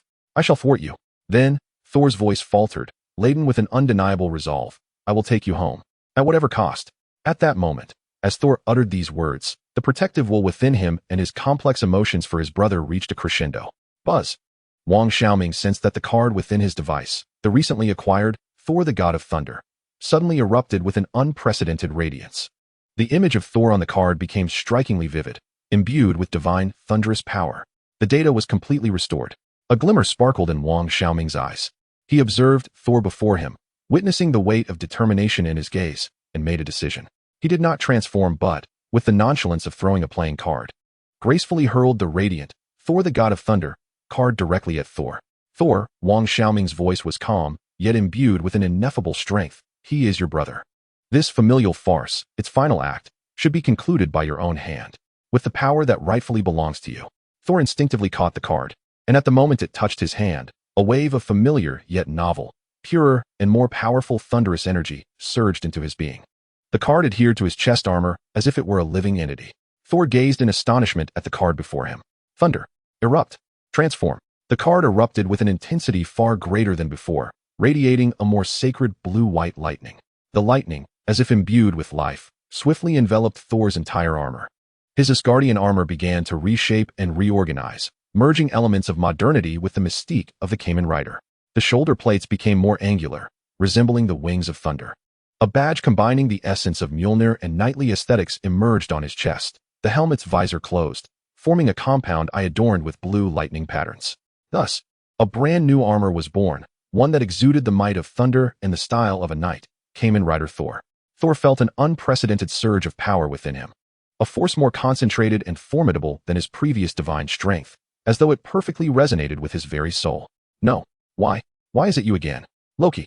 Witnessing Thor's new form and sensing the pure divine might that even surpassed his newly acquired power, fell into a state of frantic despair. I will never concede. I shall destroy you. Annihilate everything. Loki howled in madness, recklessly channeling the power of his belt. The strange belt emitted a mournful cry under the strain, its surface cracking with countless fissures. Black mist and frost energy erupted like a raging volcano, engulfing Loki entirely. He relinquished all defense, converting his entire strength into a pure, destructive onslaught. Loki transformed into a colossal whirlwind of energy, interwoven with black ice crystals and purple shadows, wielding a terrifying power capable of rending space and freezing souls. Recklessly charging toward Kamen Rider Thor. This was his final, most potent attack, a desperate bid for mutual destruction. In the face of this annihilating force, Kamen Rider Thor neither dodged nor attempted to obliterate it with thunder. He simply advanced slowly, step by step, into the heart of the terrifying energy storm. The storm, akin to countless icy blades, sliced through his new armor, producing a grating sound and leaving deep scars. The black shadowy energy coiled around him like a venomous serpent, seeking to corrode his will. A bone-chilling cold seeped into his armor, freezing his blood. Each step was an arduous struggle, as if he bore the weight of the entire world. The impact of the energy shook his body violently, causing the ground beneath him to fracture continually. Yet his steps never faltered, never retreated. Through the visor of the knight's helmet, one could see the depth of Thor's gaze. There was no anger, no fear. Only a profound sorrow akin to the ocean, and an unwavering determination as solid as rock. He was not engaged in battle, but rather enduring, embracing, and striving to reclaim the shattered bond of brotherhood. Loki, is this truly what you desire? Is this the ultimate outcome of the power you seek? Even so, I cannot abandon you, Thor whispered within his heart. At the heart of the energy storm, the armor of the Kamen Rider Thor began to falter, shattering and peeling away like the petals of a wilting flower. Yet Thor pressed onward until he arrived at the core of the tempest. Confronting the figure consumed by madness and despair, he extended his hand, clad in fractured armor, not to strike, but gently, as if soothing an injured beast, resting it upon Loki's shoulder. Enough, Loki, this must all come to an end. His voice, though soft, carried a penetrating power that reached deep into the chaos of Loki's mind. In that instant of contact, flashes of long-buried memories surged through Loki's tumultuous thoughts in their childhood. Odin cradled him and Thor in his arms, seated upon the throne, his deep voice imparting that the essence of kingship lies not in conquest, but in guardianship and responsibility. He recalled sneaking out of the palace with Thor, playing beneath the world tree, where Thor clumsily comforted him when a prank went awry, saying, "Do not fear, Loki. Your brother is here." Before the coronation ceremony, he watched the spirited Thor, feeling jealousy, yet also a complex emotion of perhaps unacknowledged pride for his brother's impending ascension. These warm, long-forgotten fragments of memory pierced through the darkness within him like sunlight. The madness and resentment that had sustained him began to thaw like ice and snow. The uncontrollable, malevolent energy enveloping him started to dissipate under the purifying dual force of Thor's pure and protective thunder, along with the chivalric power of a knight. The device at Loki's waist emitted a final mournful cry before shattering completely, transforming into countless black motes of light that scattered like dust in the air. The black crystalline armor that had ensnared him also disintegrated and vanished. Devoid of the support of power, Loki's body softened, collapsing weakly to the ground, succumbing to unconsciousness. The contorted expression on his face faded, replaced by an almost childlike weariness and tranquility. The battle concluded, and the battlefield fell into an eerie silence. Moments later, cheers of survival echoed from a distance. Sif, the three warriors of the divine realm, Jane, Darcy, and Coulson, along with all who witnessed this moment, could not help but rejoice in the hard-won victory. However, Kamen Rider Thor slowly raised his hand, silencing the jubilation of the crowd. He dispelled his transformation, reverting to his true form. As the newly born knight's armor dissolved like particles of light, he approached the unconscious Loki, gazing at his pale visage with intricate emotions. Thor bent down, as if lifting a precious treasure, carefully hoisting the unconscious Loki onto his shoulder. He raised his gaze to the heavens, summoning every ounce of strength within him to cry out from the depths of his soul, "Heimdall, open the rainbow bridge. Take us home." In the sky, a radiant column of multicolored light descended like a divine miracle, enveloping Thor and Loki. At the final moment before being transported away by the Bifrost, Thor turned his head to glance at Wang Xiaoming, his eyes brimming with sincere gratitude and recognition. "Thank you, Wang Xiaoming. Regardless of who you are or where you hail from, you shall forever be my friend. Asgard owes you a favor." Loki, seemingly in a state of unconsciousness, stirred slightly, the corners of his mouth curling into an imperceptible arc, whether of relief or mockery, it was uncertain. He appeared to direct his gaze towards Wang Xiaoming and, in a breath that only he could hear, murmured, "Be cautious. In other universes, they have already set their sights on you." Before his words could linger, the colorful beam shot skyward, and the figures of Thor and Loki vanished within the brilliance of the Bifrost. Wang Xiaoming stood rooted to the spot, gazing up at the sky where the rainbow bridge had disappeared, then glanced down at the card in his hand, though it had dimmed. It still pulsed with the power of thunder. The Thor, God of Thunder, card. "I have forcibly intervened and altered Loki's fate, but is this truly a blessing?" He mused softly, his crimson eyes glinting with an elusive light. "I have disrupted the original tragedy of this world. Yet I may have invited forth a more formidable threat from the realm of conflict." A smile, filled with excitement and curiosity, crept upon his lips. "Ah, this is becoming increasingly intriguing. However, for now, the tale of this world reaches a temporary conclusion. Loki has received the ending he deserves, and Thor has completed his growth. As for what lies ahead, that is no concern of mine, the transient masked rider. It seems, in the eyes of the god of conflict, doom, my journey is far from over." In the dark caverns at the roots of the world tree, Before the three fates, a massive tapestry was undergoing violent and unprecedented changes. The threads representing Loki's destiny became blurred, with faint glimmers emerging, symbolizing redemption or alternate possibilities. The threads signifying Asgard and the Nine Realms also began to fluctuate dramatically. Impossible. The trajectory of fate has been forcibly altered. Ward exclaimed. Who is it? Who possesses such formidable power to dare interfere with the flow of the river of destiny? Verdandi's voice trembled. Skuld's eyes sparkled with countless chaotic future visions. Her tone heavy with unprecedented gravity and a hint of fear. It is he, an entity that belongs to no world, yet connects all worlds, traversing the seams of time and space, bringing both destruction and rebirth. The voices of the three goddesses overlapped, resonating throughout the vast cavern. Filled with awe and unease, the World Destroyer. Chapter 43, The Iron Heart and the General's Game. The Blueprint of the Brotherhood. In a temporary military command tent on the outskirts of New York City, isolated from the tumult and chaos of the outside world, only the low hum of operational equipment and the faint scent of disinfectant permeated the air, creating a cold and solemn atmosphere. Tony Stark, clad in a well-tailored casual suit, leaned against a simple military chair.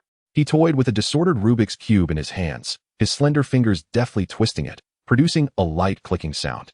A nonchalant smile graced his face, yet deep within his sharp brown eyes lay a penetrating scrutiny and subtle contemplation. Opposite him sat General Thaddeus Thunderbolt Ross, a formidable figure in the military clad in a crisp uniform adorned with numerous medals. His physique was as solid as granite, exuding an aura of authority that commanded respect without a word. He sat with a commanding presence, leaning slightly forward, his hawk-like eyes fixed intently on Tony, as if attempting to unravel the mysteries of this audacious genius. The air inside the tent was taut and silent, akin to a bowstring drawn tight.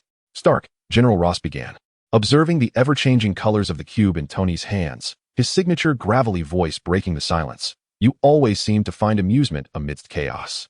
His tone carried a hint of military rigidity, coupled with an almost imperceptible bewilderment at Tony's carefree demeanor.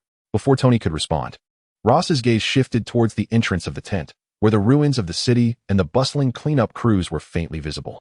But this world is no longer a playground where you can whimsically manipulate a Rubik's Cube. Look at what is unfolding outside. He proceeded to enumerate recent events that would unsettle any decision-maker, his voice low yet imbued with an undeniable sense of urgency. The rampaging Hulk, an unpredictable gamma bomb roaming through the city, remains beyond our complete control. A monster born from military experimentation gone awry has nearly leveled Manhattan, resulting in incalculable loss and panic. Ross's brow furrowed slightly, evidently troubled by another presence, that of the enigmatic masked rider who appeared and vanished mysteriously, exhibiting capabilities that defied understanding. No one knows his origins or intentions. He is like a phantom, an uncontrollable variable. Returning his focus to Tony, Ross's tone grew graver. This world has become increasingly perilous, filled with forces beyond our command. The old order is collapsing, Stark. We require new strength, new rules to confront the impending storm. Tony ceased his manipulation of the cube and looked up, his face adorned with his signature blend of mockery and curiosity. Oh, General, your apocalyptic rhetoric sounds somewhat familiar, he remarked, leaning forward slightly, clearly intrigued by the topic. Not long ago, a one-eyed fellow mysteriously showed up at my doorstep, speaking of a greater universe and the formation of a team, but he was so vague it felt like a riddle. Far less straightforward than your approach, General. With this, Tony alluded to Nick Fury, his words laced with a hint of probing, eager to gauge how much Ross knew about the plans of S.H.I.E.L.D. He shifted the topic abruptly, a glimmer of fervent excitement, characteristic of a scientist, flashing in his eyes. However, regarding the Hulk, Dr. Bruce Banner, I am indeed familiar with him. He is a remarkably talented gamma radiation physicist, and his research findings are quite astonishing. I never anticipated he would transform in such a manner. Truly, a captivating subject for study. The emphasis he placed on subject for study laid bare the profound intrigue this brilliant inventor harbored for the unknown forces at play, rather than mere sympathy. Then, he turned his gaze to General Ross, his tone taking on a playful edge, akin to a cat toying with a mouse. As for the abomination, I've heard that you military personnel have kept that behemoth well under wraps. What's this, General? You summoned me all the way to this makeshift den of yours to assist in refining your supermonster initiative? Let me make it abundantly clear. Stark Industries is not currently entertaining military contracts, especially not for projects that sound so inhumane. Tony deliberately employed sharp words to strike at Ross's vulnerabilities, while distinctly delineating their boundaries. General Ross's facial muscles twitched imperceptibly, clearly taken aback by Tony's unrelenting mockery. Yet, being a seasoned veteran, he swiftly regained his composure. Suppressing his displeasure, he attempted to play the camaraderie card. Stark, let us not be so hasty. While we may not have any commercial dealings at present, the friendship between us, or rather, the long-standing collaboration between the Stark family and the military, has always persisted, hasn't it? He initially intended to mention Howard Stark, but, considering the complex relationship between Tony and his father, opted for a more generalized statement. However, it appeared that Tony was not swayed by Ross's platitudes. He remained silent, fixated on the Rubik's Cube in his hands, his fingers moving with the swiftness of lightning. Click, click, click. The crisp sounds echoed within the tent. Moments later, with a final click, the cube's 6 faces aligned in perfect harmony. Tony placed the restored cube on the table with a resounding clatter, as if signaling the end of idle chatter. He lifted his gaze, his smile evaporating, replaced by a piercing and direct look. All right, General, let us dispense with the pleasantries. Time is of the essence. What is it that you truly desire? Speak plainly. Seeing this, General Ross also abandoned his circumlocution. He leaned forward once more, lowering his voice as though sharing a crucial secret. The politicians at the hearing, those who merely engage in grandiloquent discourse, and the folks at the Pentagon who are eyeing your technology, have been clamoring for your Iron Man suit, eager to stake their claim, even wishing to nationalize it. I know this must be quite a bother for you. I can assist in alleviating this nuisance, ensuring those buzzing flies are silenced for good. Ross accurately identified the political pressure Tony was currently facing, tossing out the first bait. Tony raised an eyebrow, a playful smile re-emerging on his face. Oh? That does sound tempting. However, General, while the politicians at the hearing desire it, and those at the Pentagon do as well, you wouldn't be looking to insert yourself into the fray on behalf of the military to lay claim to my suit, would you? He intentionally misinterpreted Ross's intentions, turning the tables. No. Ross immediately shook his head, his tone shifting to one of seriousness and allure. Stark, I have a superior idea. One that can liberate you entirely from these troubles and grant you mastery over the future. He began to elaborate on his plan. Although he did not explicitly mention the name of the Iron Brotherhood, its underlying philosophy became glaringly evident. We have all witnessed the emergence of perilous technologies and uncontrollable forces in this world. Politicians are merely engaged in a struggle for power, while bureaucrats only delay and evade responsibility. Entrusting these forces to them is akin to handing a nuclear bomb to a troop of monkeys. That is a gross irresponsibility towards all of humanity. General Ross's voice was deep and resonant, imbued with dissatisfaction and concern regarding the existing system. Only individuals like you and I, who truly comprehend power, can bear the weight of responsibility, possess unwavering will, and are qualified to wield it, determining its applications, safeguarding it from misuse, and steering humanity in the right direction. His tone was laced with a sense of elitism, his gaze fixed intensely upon Tony, as if he were admiring a flawless work of art. And you, Tony Stark, with your intellect, your creativity, and the future technologies you embody, will be the cornerstone of this new order. We do not seek to strip you of your armor. Rather, we aim to establish an elite organization centered around you, a collective composed of the most exceptional warriors, scientists, and strategists, dedicated to jointly safeguarding and managing these world-altering forces. He subtly outlined the blueprint of the organization. It would operate with a strict hierarchy, functioning as efficiently as a military unit. The top decision-makers would possess ultimate authority. The mightiest warriors would execute the most perilous missions. The wisest minds would conduct research and control the technology.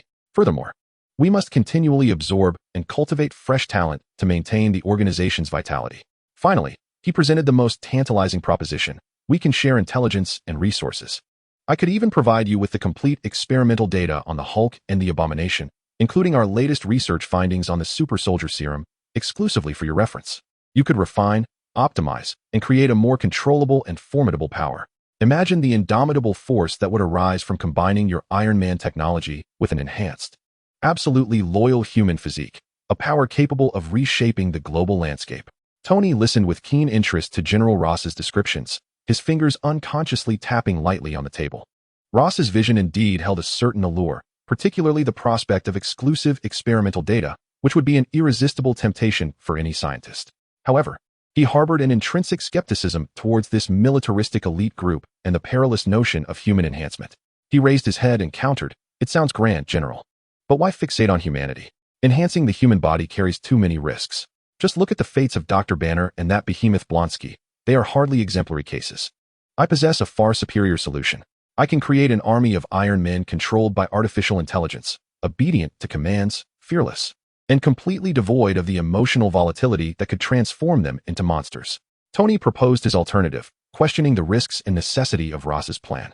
General Ross shook his head, a flicker of exasperation for Tony's naive notions flashing in his eyes. Artificial intelligence? Tony, machines will always remain machines. They lack the creativity of humanity, the potential for explosive ingenuity in dire circumstances, the adaptability of humans, and, most importantly, the essence of the human soul. On the ever-shifting battlefield, when confronted with threats from the depths of the cosmos or other dimensions that we cannot foresee, what you require is a comrade capable of independent thought, one whom you can trust with your back, rather than a mere collection of cold programs that obey commands. He added, attempting to enhance the credibility and historical weight of the plan.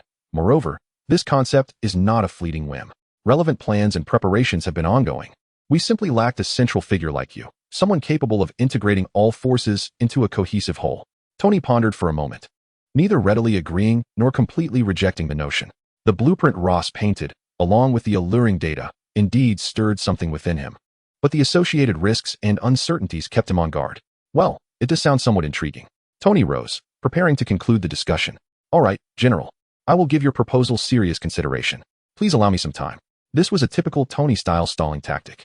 Just as Tony reached the tent's entrance, General Ross's voice resonated once more, imbued with an undeniable seriousness and a hint of subtle provocation. Stark, I am aware that Nick Fury from S.H.I.E.L.D. is also courting you. In the future, you may have to choose to join a team.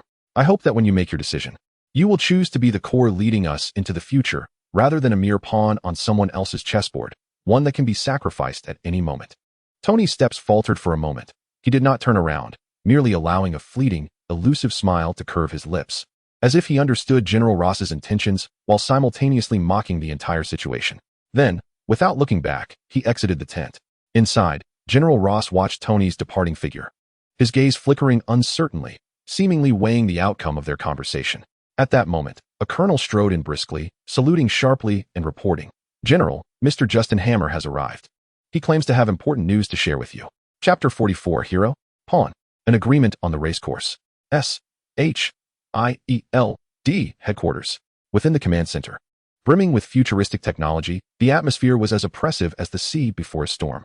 A colossal holographic screen silently and repeatedly displayed the harrowing battle in New Mexico, where the destroyer rampaged like a demon from hell. Loki's new form wielded a cold and eerie power that sent chills down the spine, and Thor, the god of thunder, regained his divine strength, showcasing a new knightly stance. Most enigmatic of all was the self-proclaimed Masked Rider, who shifted through various forms, ultimately teaming up with Thor to defeat the seemingly invincible king of deceit. Nick Fury stood with his back to the screen, one hand braced against the cold metallic control console. His iconic black trench coat resembled a solidified shadow, isolating him from the surrounding interplay of light and darkness. The flickering radiance reflected in his singular eye, while his countenance was so somber it seemed to drip with melancholy. He did not turn around. Instead, he broke the stifling silence with a deep voice, laden with palpable dissatisfaction and immense pressure. Coulson, provide me with your assessment report regarding this family gathering. He emphasized the last 4 words deliberately, infused with fury over the situation spiraling out of control and a profound discontent towards the deities treating Earth as their battleground. Phil Coulson stood a few paces behind Fury, his head slightly bowed, striving to maintain the objectivity and composure befitting an agent, though a subtle gravity was discernible upon closer inspection. Yes, Director, Coulson swiftly and clearly reported, the incident appears to have originated from an internal power struggle within Asgard. Loki Odinson has acquired an unknown power surpassing his own capabilities and is manipulating the destroyer to hunt the exiled Thor Odinson down to Earth. The battle erupted in New Mexico, resulting in substantial devastation. He paused, seemingly organizing his thoughts. Loki's newly exhibited power, according to the analysis of residual energy at the scene, encompasses extreme ice properties and a deceptive fluctuation akin to distorting reality or creating illusions. The black belt he utilized is unrecorded in our database concerning Norse mythology. Preliminarily assessed as not belonging to any known technological or magical system, its origin remains obscure and exceedingly perilous. The destructive capability of the destroyer far exceeds our previous evaluations. Conventional weaponry proves nearly ineffective against it. The warriors 3 and Lady Sif, despite their valiant efforts, sustained severe losses. The crucial turning point was the return of Thor Odinson's powers. The specific reasons remain unclear, yet he not only regained his godly might, but also exhibited a new, enhanced form that integrates a certain knightly essence. Whether this is related to the Kamen Rider remains uncertain for now. Coulson inhaled deeply, finally addressing the most unsettling presence. As for Kamen Rider Wang Xiaoming, he played a pivotal role in this incident once again. He demonstrated the ability to transform into Kamen Rider in various forms, even briefly showcasing a capability for gigantification. Ultimately, he allied with Thor to defeat Loki. We have yet to fully decipher his power system. Its diversity and unpredictability have surpassed our understanding. Coulson's tone grew grave. Director, my personal assessment is that although he seemingly aligned with us during this incident, he embodies a colossal and unpredictable variable. His intentions remain ambiguous, and his actions are difficult to foresee. He could either be a formidable ally in our future confrontations against threats or another uncontrollable menace. The current situation has unveiled too many high-level forces beyond our control. SHIELD must urgently formulate a response strategy. After listening to the report, Fury fell silent for a moment, slowly turning around. The glint in his single eye sparkled with the keen intensity of a hawk, brimming with shrewdness and calculation. The struggle for the throne of Asgard has devolved into a calamity upon Earth. Fury's voice was frigid, laced with an almost palpable fury. A band of self-proclaimed deities has transformed our planet into their battleground. Such arrogance is beyond comprehension. He approached the screen, gazing at the frozen image of Loki's malevolent visage. Loki's newfound power, that belt, is no ordinary artifact. Coulson, investigate immediately. Utilize all resources at your disposal to uncover its origins. I must discern who stands behind him. Thor, the god of thunder, has returned, donning a new form. Fury's gaze shifted to Thor's armor, resplendent with thunderous might and chivalric elegance. What is the nature of their connection? Is this a sharing of power or mere imitation? Or perhaps a deeper bond exists? Ultimately, Fury's gaze settled upon the crimson figure. Wang Xiaoming. He whispered the name, his single eye brimming with trepidation and a morbid curiosity. Like a specter, he traversed through these events, at times appearing as a hero, at other moments as a disruptor. What are his intentions? Who is he truly? Fury swiftly linked the recent events in New Mexico with the prior Hulk incident and the Abomination's emergence. Monsters, deities, enigmatic knights. This world is spiraling further into chaos and peril. His fists clenched involuntarily. The plan I envisioned for the Avengers must be expedited. At that moment, the door to the command center slid open silently, and Natasha Romanoff entered like a cat melding into shadows. Her demeanor was composed, akin to a finely tuned instrument. Approaching Fury, she reported succinctly in a tone only they could hear. General Ross has just made a secret contact with Tony Stark in New York. Fury's single eye narrowed sharply. Oh, that old curmudgeon is making swift moves. What was discussed? The specifics remain unclear. The communication was highly encrypted, Natasha replied. However, based on intercepted fragments of information, General Ross's recent activities and his established modus operandi suggest he is also attempting to assemble a team composed of exceptional individuals. She paused, emphasizing, he appears to want Stark to be the core technological pillar of this team, or rather its leader, rather than merely a key member, as we had planned. Natasha added her assessment. General Ross has always exhibited a radical attitude towards superhuman powers, craving absolute control. His overtures toward Stark are undoubtedly not innocent. They likely pertain to the super soldier project he is obsessed with, or the abomination he has been secretly detaining. Ross. Fury cursed under his breath, his eye flashing with fury, nearly boiling over. That old curmudgeon. He remains incorrigible. Does he wish to outpace me? To establish his own army of monsters? A delusion. He must not succeed. Fury inhaled deeply, suppressing his rage, his mind racing as he issued a series of commands. Romanoff. Fury's voice regained its composure, yet carried an undeniable authoritative tone. Your primary mission remains unchanged. Continue to approach Stark. Keep a close watch on him. I want to know every detail of his interactions with Ross. When necessary, his solitary eye glanced at Natasha, imbued with a hint of cold resolve, as he took measures to ensure he would not entirely align himself with Ross. Regardless of your methods, be it charm or the binding of interests, I require Stark to at least remain neutral, preferably to stand with us. Coulson. Fury turned to Coulson, urging him to pursue the lead without respite. Exercise your highest authority, analyze all the abilities he has displayed, and attempt to construct a database of his behavioral patterns in order to seek opportunities for further contact. Simultaneously, Fury's tone softened somewhat, yet his purpose grew increasingly defined. Make another visit to Stark Industries and seek out Pepper Potts. Represent SHIELD, conveying our profound concern for Mr. Stark's safety. and detail the professionalism and absolute reliability of the security measures we offer, emphasizing that they are far superior to the crude tactics employed by the military. Coulson, leverage the good rapport you have established with Ms. Potts. Make her understand that only S.H.I.E.L.D. can be the true protector worthy of Tony Stark's trust. Yes, Director. Both Coulson and Natasha nodded in acknowledgement. Fury casually inquired, what about Barton? Hawkeye is currently executing a covert mission in Europe and is in a state of radio silence, Coulson replied. Fury nodded, his gaze returning to the screen, where a still image of Thor appeared to stand alongside Stark, his brow furrowed. I have a foreboding sense that greater troubles lie ahead. Everyone, stay vigilant. Especially you, Natasha. His solitary eye sharply fixed on the Black Widow. Stark's safety is paramount. A barely perceptible smile played at the corners of Natasha's lips, but she swiftly regained her professional composure, nodding before blending back into the shadows of the command center. Tony Stark's seaside villa, akin to a work of art, basked in sunlight streaming through expansive floor-to-ceiling windows, with the gentle sound of waves lapping at the shore, carrying a hint of briny delight. Having just concluded an unpleasant secret meeting with General Ross, Tony returned to his familiar sanctuary. Approaching the bar, he reached for a bottle of expensive whiskey, preparing to pour himself a drink to soothe his frayed nerves. Suddenly, the air in the center of the living room distorted, and a familiar, kaleidoscopic temporal curtain appeared out of thin air, reminiscent of a scene from a science fiction film. Tony raised an eyebrow, halting his actions. He had long grown accustomed to such entrances, merely curling his lip in mild disdain. Indeed, the next moment, Wang Xiaoming leisurely emerged from the temporal curtain, as if strolling through his own backyard. Oh look, who do we have here? Tony set down his glass, his face instantly transforming into an exaggerated expression as he strode forward, clapping Wang Xiaoming on the shoulder. My savior and temporary nightly partner? You left in such a rush last time that I owe you a meal of gratitude. Honestly, he complained, after you dispatched that dark green, oily brute, you just vanished. I hurriedly wrapped up my affairs in Europe and flew back to New York, eager to see the spectacle, only to find you had already departed. Had I known, I wouldn't have bothered. What a wasted trip. Wang Xiaoming's face displayed a perfectly timed expression of regret, as if he had missed an extraordinary spectacle. Then, with a playful smile, he remarked, is that so? What a pity.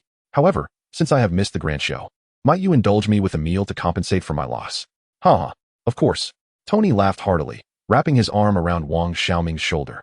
But I fear that today may not be feasible. I must journey to Monaco tomorrow, you know, for the historic Grand Prix. I have a few trivial matters to attend to as well. He casually alluded to the impending crisis, as if he were merely attending a routine gathering. Then he glanced at Wang Xiaoming, a spark of daring challenge igniting in his eyes, reminiscent of a race car driver. What do you say, Mr. Kamen Rider? Are you intrigued by speed and passion? Do you have the audacity to race against me, the Iron Man, on the track? Of course.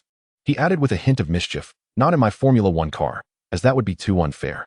But I can prepare an equally top-tier supercar for you, so you too can experience the thrill of sheer velocity. A flicker of interest glimmered in Wang Xiaoming's eyes. Racing? It seemed far more exhilarating than dealing with politicians and schemers. Racing? That sounds delightful. A confident smile graced his lips as he replied, sure, I'll match you all the way. Chapter 45. A thrilling adventure in Monaco. The Thunder Knight's track punishment. Monaco, Monte Carlo.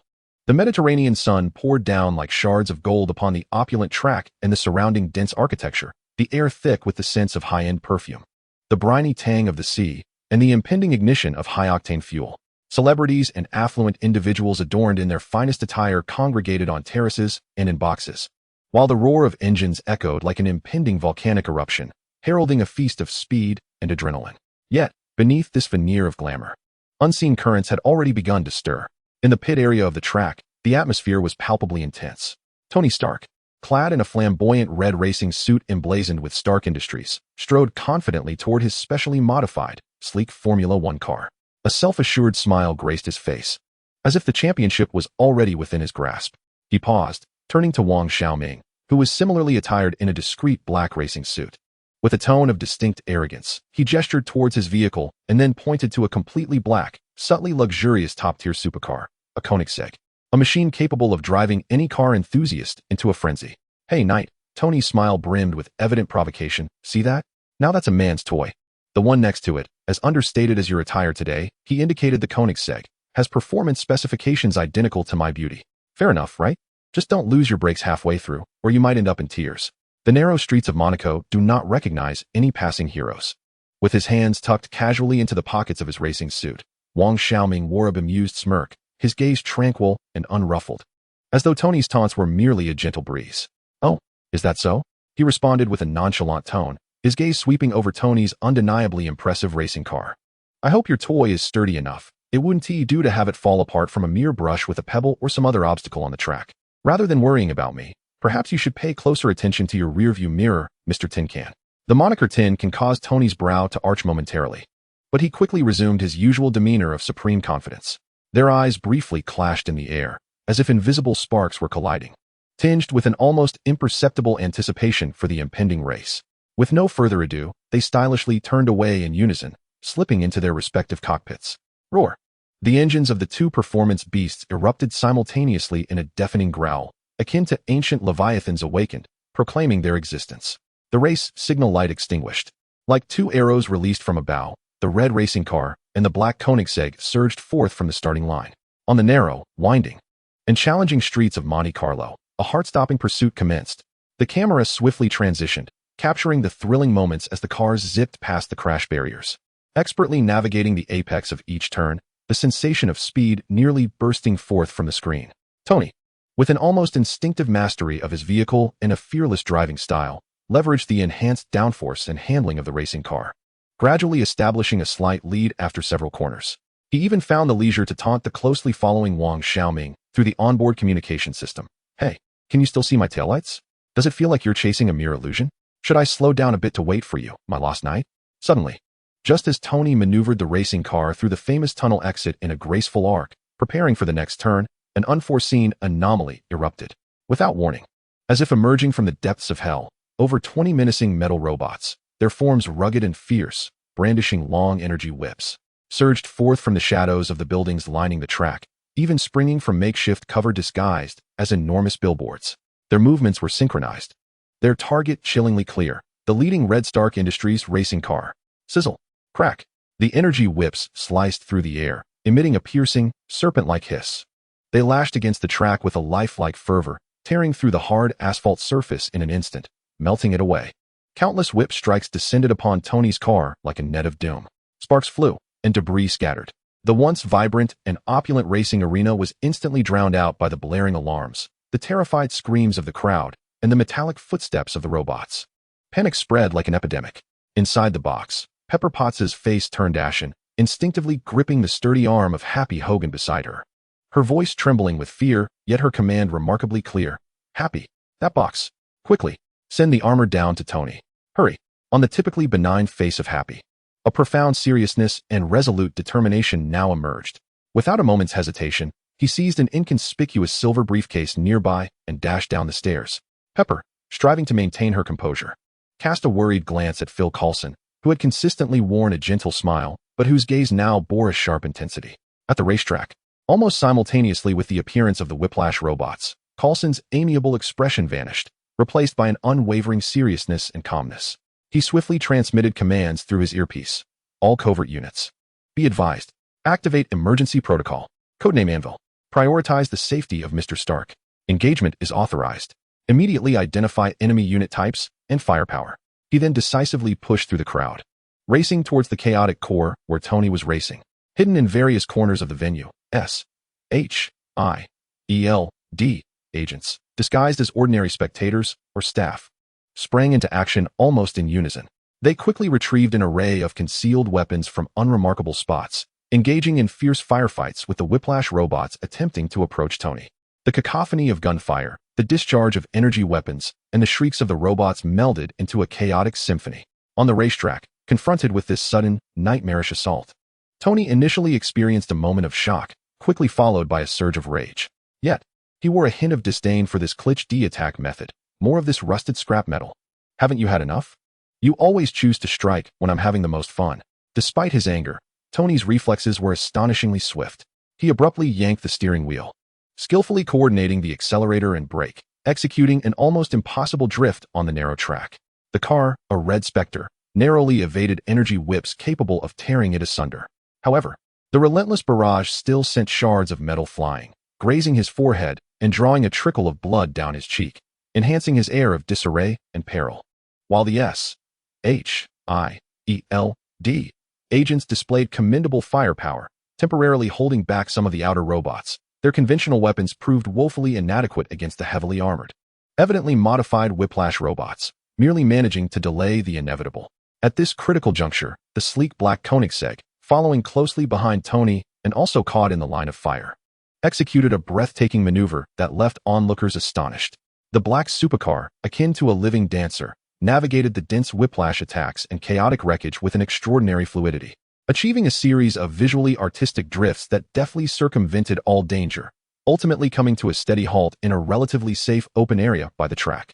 The door swung upward, and Wang Xiaoming emerged with poise, as though the harrowing chase and ambush bore no relevance to him.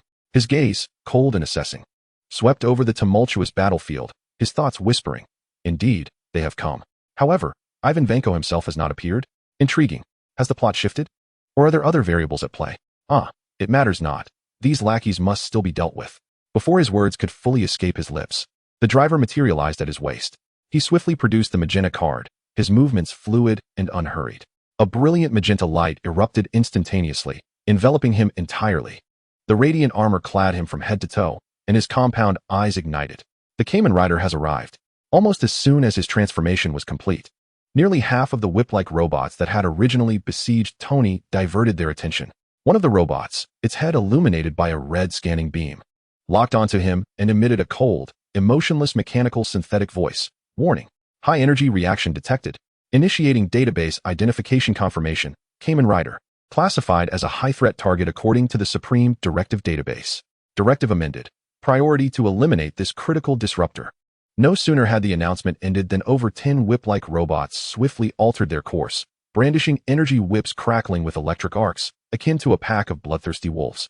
Lunging toward him, it seemed they were acutely aware that this sudden arrival of the Kamen Rider represented the greatest peril. Observing the tide of advancing robots, a smirk curled at the corner of his mouth, intrigued. They even have my data?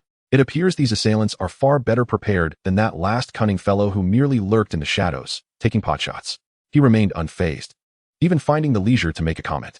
Then, extending his right hand toward the card box at his waist, he produced a card that shimmered with the divine radiance of thunder, the fully formed Thor card that had materialized after his battle with Loki. Since you all have such a penchant for playing with electricity, the voice resonated through the armor, tinged with mockery. Allow me to introduce you to true thunder. He inserted the card into the driver. Boom. It was as if the Lord of the Nine Realms responded to his summons. The previously magenta armor was instantaneously enveloped in a layer of shimmering silver-blue metallic components, exuding the opulence and might characteristic of Asgard. The helmet's design took on an imposing visage, adorned with classic winged embellishments and lightning motifs symbolizing thunder, while his orange compound eyes seemed to encapsulate an endless storm. At the center of his chest armor appeared a circular runic energy core reminiscent of Thor's battle armor, radiating a powerful energy wave. Most striking was the war hammer that materialized in his right hand, glowing with blinding blue electricity, an impeccable replica of Mjolnir. The crackling blue arcs of electricity coiled around him like ethereal serpents, presenting him as if the true god of thunder had graced the mortal realm. The overwhelming divine might, intermingled with the power of the rider, pervaded the air, rendering it heavy and searing. This awe-inspiring spectacle was witnessed in its entirety by Tony Stark, who had narrowly donned his suitcase-style armor under the fierce protection of Happy and S.H.I.E.L.D. agents. Behind the visor of his helmet, his brown eyes widened in disbelief, pupils constricting sharply in response to sheer astonishment. He momentarily forgot the perilous situation he was in, fixating on the figure bathed in lightning, his mind blank as if struck by genuine thunder. Thor. Is this for real? Who is this muscular behemoth from Norse mythology? Wait, how many transformation forms does he possess? From where did he acquire such divine power? Could it be that those cursed myths and legends are indeed true? An unprecedented upheaval in worldview surged through Tony Stark, a steadfast advocate of science and an avowed atheist, akin to a tsunami crashing over his very essence. He felt the cognitive framework he had painstakingly constructed over the decades groaning under the weight of disbelief, on the verge of collapse. This revelation was more shocking and absurd than witnessing an alien spacecraft landing on his doorstep. Just as Tony teetered on the brink of a shattered worldview, the embodiment of the thunder god stirred, faced with a dozen formidable whip-like robots, brandishing energy whips and charging forth. The thunder god did not even shift his stance. With effortless grace, he merely waved his hand, wielding Mjolnir with nonchalance. Boom. The hammer sliced through the air, unleashing a deafening roar. There was no need for direct contact. Vivid, writhing blue lightning chains erupted from the hammerhead, striking with an accuracy surpassing human reflexes, brutally lashing against the foremost robots. ZZZZZT. Amidst the gut-wrenching crackle of electricity and the sound of melting metal, those seemingly indestructible whips of machinery were reduced to charred remnants, as if tossed into a steel furnace. Consumed by the ferocity of divine thunder, they had no chance to even struggle. Swiftly, with a flick of his wrist, Mjolnir flew from his grasp as if imbued with a life of its own. Whoosh! The hammer transformed into a swirling blue comet, hurtling forward with an annihilating momentum, moving at a speed nearly imperceptible to the eye, and collided with the remaining robots. Bang! Bang! Bang! Bang! It penetrated the armored chests of 3 or 4 machines with ease, unleashing a cataclysmic explosion of electrical energy that scattered their parts like confetti. Then, the formidable warhammer traced a graceful arc in the air, returning to his hand as if it were a trivial task. But this was not the end. Without even approaching the hesitant robots who seemed paralyzed by the terrifying spectacle, the Thunder God merely raised his empty left hand, pointing skyward. Crack! As if responding to his command, the previously clear sky darkened, coalescing into a tempest of destructive lightning. Brilliant bolts, thicker than barrels, rained down from above, striking with unerring precision upon each remaining whip-like robot. The thunderous explosions reverberated throughout the entire arena. Flames soared, and thick smoke billowed. The entire sequence was executed with a cleanliness and swiftness that was astounding, as effortless as slicing through vegetables, obliterating all in its path. In a mere span of several seconds, more than 20 formidable whiplash robots, which had posed a significant challenge to both S.H.I.E.L.D. agents and Tony Stark, were utterly and decisively crushed before the Thor form, reduced to mere fragile toys. They were annihilated, leaving behind a scattered array of metallic debris, smoking and crackling with electricity. The battle came to an end. The Thor form stood silently amidst the chaos, resembling the epicenter of a miniature war, as the dazzling arcs of electricity gradually receded into his being like a retreating tide. He reverted to his original form, Wang Xiaoming, and even went so far as to brush off non-existent dust from his racing suit, as if the cataclysmic display of thunderous destruction had merely been a post-meal exercise. With a leisurely stride, he approached Tony Stark, who had just donned his armor and was scanning the wreckage with a vigilant stance, ensuring no threats remained. A teasing smile graced Wang Xiaoming's face as his gaze swept over Tony's impressive, yet undeniably disheveled suit, pausing at the still fresh wound on his forehead. Mimicking a classic line from the movies with a slight alteration, he casually inquired, "Hey, Tin Can, have you found your competitive state?" Tony Stark, observing the unscathed figure before him, calm and composed as if he had merely taken a stroll to tidy up some refuse, contrasted sharply with his own disheveled appearance amidst the hellish wreckage of robots. A vein on his forehead throbbed in response. Ultimately, this proud billionaire and genius inventor could only huff in frustration, desperately maintaining his bravado, perhaps to mask the profound shock brewing within, and gritted his teeth to retort. "Shut up. I'm in perfect shape. But could you perhaps opt for a slightly more understated appearance next time you make an entrance? One might think a muscle-bound deity from Asgard has come to visit." Terrifying.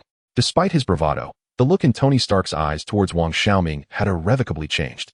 They were now filled with incredulous questions, a deep curiosity, and an unacknowledged reverence for the unknown power displayed. Meanwhile, Coulson was efficiently directing the quick-reacting S.H.I.E.L.D. agents to swiftly secure the area, collect samples of the Whiplash robot remains, and amicably take over all subsequent operations, politely ushering out local law enforcement and other unrelated personnel. The gazes of Wang Xiaoming and Tony once again met against the backdrop of chaos, the air thick with unspoken questions and a newfound, intricate understanding. Who had dispatched these evidently targeted Whiplash robots against Tony Stark? Where had the shadowy figure Ivan Vanko disappeared to? What role, if any, had General Ross played in this assault? And how would Tony Stark's perception of the world transform after witnessing merely the tip of the iceberg of divine power and its unfathomable depth? The sun in Monaco continues to shine brightly, yet a shadow seems to be just beginning to manifest over this opulent gambling city. Chapter 46. A disturbing awareness. The Anti-Night Initiative is launched. In Stark Tower, a high-tech laboratory reminiscent of a futuristic fortress, an invisible tension permeates the air. The harrowing scene from the Monaco racetrack plays repeatedly in Tony Stark's mind, like a high-definition reel. Those robots, wielding energy whips and displaying a reckless disregard for life, along with the terrifying power that crushed everything when transformed into the God of Thunder, have morphed into tangible impacts, striking fiercely against his proud, science-based intellect. Jarvis. Tony, having just disembarked from his private jet, still clad in his casual suit, plunged into the lab with an urgency that was palpable. I need you to investigate those scrap heaps in Monaco. Retrieve all their attack patterns, energy signatures, structural materials, especially that damned mastermind behind it all. Compile every relevant piece of data you can find. Analyze it immediately. Understood, sir. Jarvis's calm and efficient electronic voice resonated. In an instant, the central holographic display illuminated, and a torrent of complex data cascaded like a waterfall, with various waveform graphs and structural analyses alternating rapidly. Jarvis was processing the information gathered from the Monaco site at a speed surpassing human capabilities, including basic data shared by Coulson from SHIELD,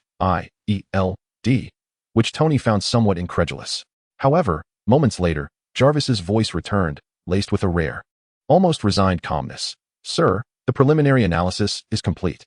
The attackers possess highly advanced counter-detection technology. All traceable digital footprints have been deliberately and expertly erased. Their energy source does not align with any known conventional or unconventional technology on Earth. Furthermore, their attack protocols and defensive logic indicate an unexpectedly profound understanding of certain Stark Industries systems. Currently, we are unable to directly identify the mastermind behind this operation. Damn it! Tony exclaimed, his eyes locked onto the untraceable conclusion displayed on the screen, frustration boiling over as he raked his meticulously styled hair into disarray. Prepared and knowledgeable about my systems? This is utterly infuriating. He pivoted sharply, and his gaze immediately fell upon the uninvited yet consistently timely presence of Wang Xiaoming. Wang Xiaoming was casually reclined on an expensive leather sofa in the corner of the lab, nonchalantly holding a bottle of what appeared to be premium sparkling water pilfered from Tony's private bar, exuding an air of leisure as if he had just enjoyed a spectacular fireworks display rather than surviving a life-and-death assault. He seemed utterly indifferent to Tony's agitation and the investigative dilemma at hand. This detached demeanor ignited an uncontainable ire within Tony. Striding towards Wang Xiaoming, he spoke with incredulity and barely contained anger. Hey, I'm talking to you. Do you see this? Even Jarvis could not uncover any clues. Aren't you the slightest bit curious about who is orchestrating this behind the scenes? Those robots were clearly targeting me. They nearly turned my prized racing car into scrap metal. Could you not exhibit even a modicum of camaraderie? Wang Xiaoming leisurely sipped his water, setting the bottle down, a characteristic, enigmatic smile gracing his lips, a smile tinged with a hint of irreverence. He raised his gaze to Tony, who was clearly on the brink of frustration, and spoke in a teasing, relaxed tone. Curious? Well, perhaps just a smidgen. He shifted the focus, leaning slightly forward, his eyes sparkling with inquisitiveness, as if he were scrutinizing an intriguing subject of experimentation. However, rather than concerning myself with who unleashed a swarm of buzzing little pests, I am typically more fascinated by the unfolding of the narrative itself. For instance, I am quite eager to observe how the great and omnipotent Iron Man will respond after experiencing all of this firsthand. He deliberately placed emphasis on the word response, redirecting the attention from pursuing the enemy to Tony's own actions and decisions. Tony felt as if he had been struck, the words leaving him feeling as though he had punched a cloud.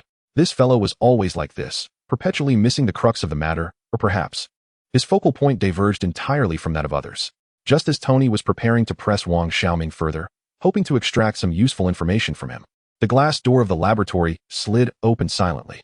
Pepper Potts entered with a pale visage, yet her gaze was resolute as she strode in swiftly. Her eyes scanned the laboratory, and upon spotting Wang Xiaoming, she maintained her professionalism despite the lingering fright, nodding politely. Mr. Wang, you are here as well. She then turned to Tony, her voice laced with trepidation and unwavering determination. Tony, what transpired in Monaco was terrifying.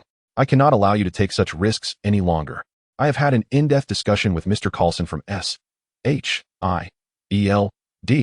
and he indicated that they could provide the highest level of security, dispatching the most professional team to ensure your safety. I believe we should accept their assistance. Hey, Pepper, take it easy, take it easy. Tony interjected immediately, his expression shifting back to one of supreme confidence, even bordering on arrogance, as he opened his arms as if to embrace Pepper, only to be halted by her disapproving glance. I am Iron Man. Have you forgotten what I said on television? A few malfunctioning robots are hardly a challenge. They could barely serve as a warm-up. However, under the gaze of Pepper's blue eyes, filled with concern and resolve, Tony's tone softened. He retracted his irreverent demeanor, a rare seriousness flickering in his eyes, though he still spoke with his signature domineering flair. But you are right, Pepper. What matters most is your safety. I will speak with that suit-wearing Agent Coulson, who resembles an insurance salesman, and ensure he sends a capable team to protect you. 24 hours a day, never leaving your side. Before Pepper could retort, he had already transformed into a man with a newfound purpose, striding purposefully toward his armor display area. Fingers danced across the vast holographic screen with the grace of a butterfly, summoning data on battle armor from its real-world application in Monaco, damage reports, and design blueprints from previous generations. His gaze was sharp, and his mind functioned with the speed of a supercomputer, muttering instinctively, energy whips with exceptional flexibility and destructive power, intricate high-speed attack modes, rapid deployment of armor, and a need to enhance protective strength. Suddenly, his fingers halted, as the holographic display revealed several frames capturing the blurred image of his transformation into the God of Thunder on the Monaco racetrack. Though the image quality was poor, the terrifying sense of power, capable of summoning thunder and crushing all, emanated through the screen. Furthermore, the energy output levels of his God of Thunder form and the armor's near immunity to energy attacks captivated Tony's attention, igniting an intense focus tinged with fervor. The vision of Thor, embodying a near-magical force that defied existing physical laws, struck like a hammer against his pride and intellectual framework as a leading scientist. He could not comprehend this, and it was intolerable. He must unravel this mystery. No, he must transcend it. Pepper observed Tony, once again fully immersed in his technical realm, and sighed deeply in resignation. She understood that once he entered this state, any persuasion would be futile. Approaching him, she gently patted his arm and softly implored, "All right. I know I cannot sway you. But promise me, Tony, whatever you do, please be careful. There are many matters awaiting your attention at the company, and there is a crucial board meeting this afternoon. You promised you would attend. Don't forget." Got it. Don't worry, Pepper. I'll have it all sorted before the meeting," Tony replied, his focus unwavering as he waved his hand dismissively, entirely captivated by the ever-evolving design parameters on the holographic screen. Pepper shook her head in exasperation, politely bidding farewell to Wang Xiaoming on the sofa before turning to leave the laboratory, her heart laden with concern. Once she departed, the lab fell into a temporary silence, save for the low hum of the equipment and the rapid tapping of Tony's fingers on the holographic interface. After a moment, as he continued to swiftly manipulate the holographic display, sketching the outlines of new armor components, he seemed to speak to himself. Yet it was as if he could no longer contain his curiosity, turning to Wang Xiaoming with a question laced with shock, doubt, and an involuntary thirst for knowledge. So, in this world, are those myths and legends real? Are there truly aliens? Like that big guy with the hammer who can generate electricity? He was clearly referring to the extraordinary power represented by his transformation into the God of Thunder, one that transcended earthly understanding. Wang Xiaoming, still reclining on the sofa in a languid manner, appeared to be listening to a story that bore no relevance to him. Observing Tony's tense posture, evidently shaken by the impact on his perception, he replied in his characteristic, ambiguous tone, "Yes." This affirmative response caused Tony to abruptly pause in his actions.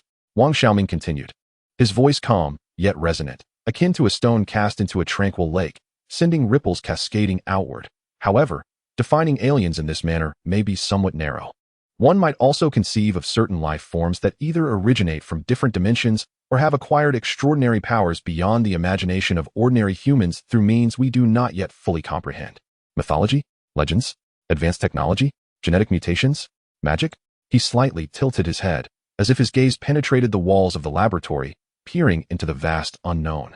A cryptic smile gracing his lips. Entities akin to my own existence. At times, the boundaries between these sources of power are not as distinctly drawn as one might think. Is that so? Tony murmured, the words lingering in the air as his eyes flickered uncertainly, tumultuous thoughts surging within him. Though Wang Xiaoming's words remained elusive, they intertwined with the thunderous might he had witnessed in Monaco and the information he had just gleaned regarding the New Mexico incident. While he held reservations about Coulson's report, suspecting it to be a ploy by the one-eyed figure to manipulate and intimidate him, the existence of extraterrestrial deities seemed to gain validation. It was as if countless scattered pieces of a puzzle began to forcibly coalesce in his mind, appending the cognitive framework he had meticulously built over decades.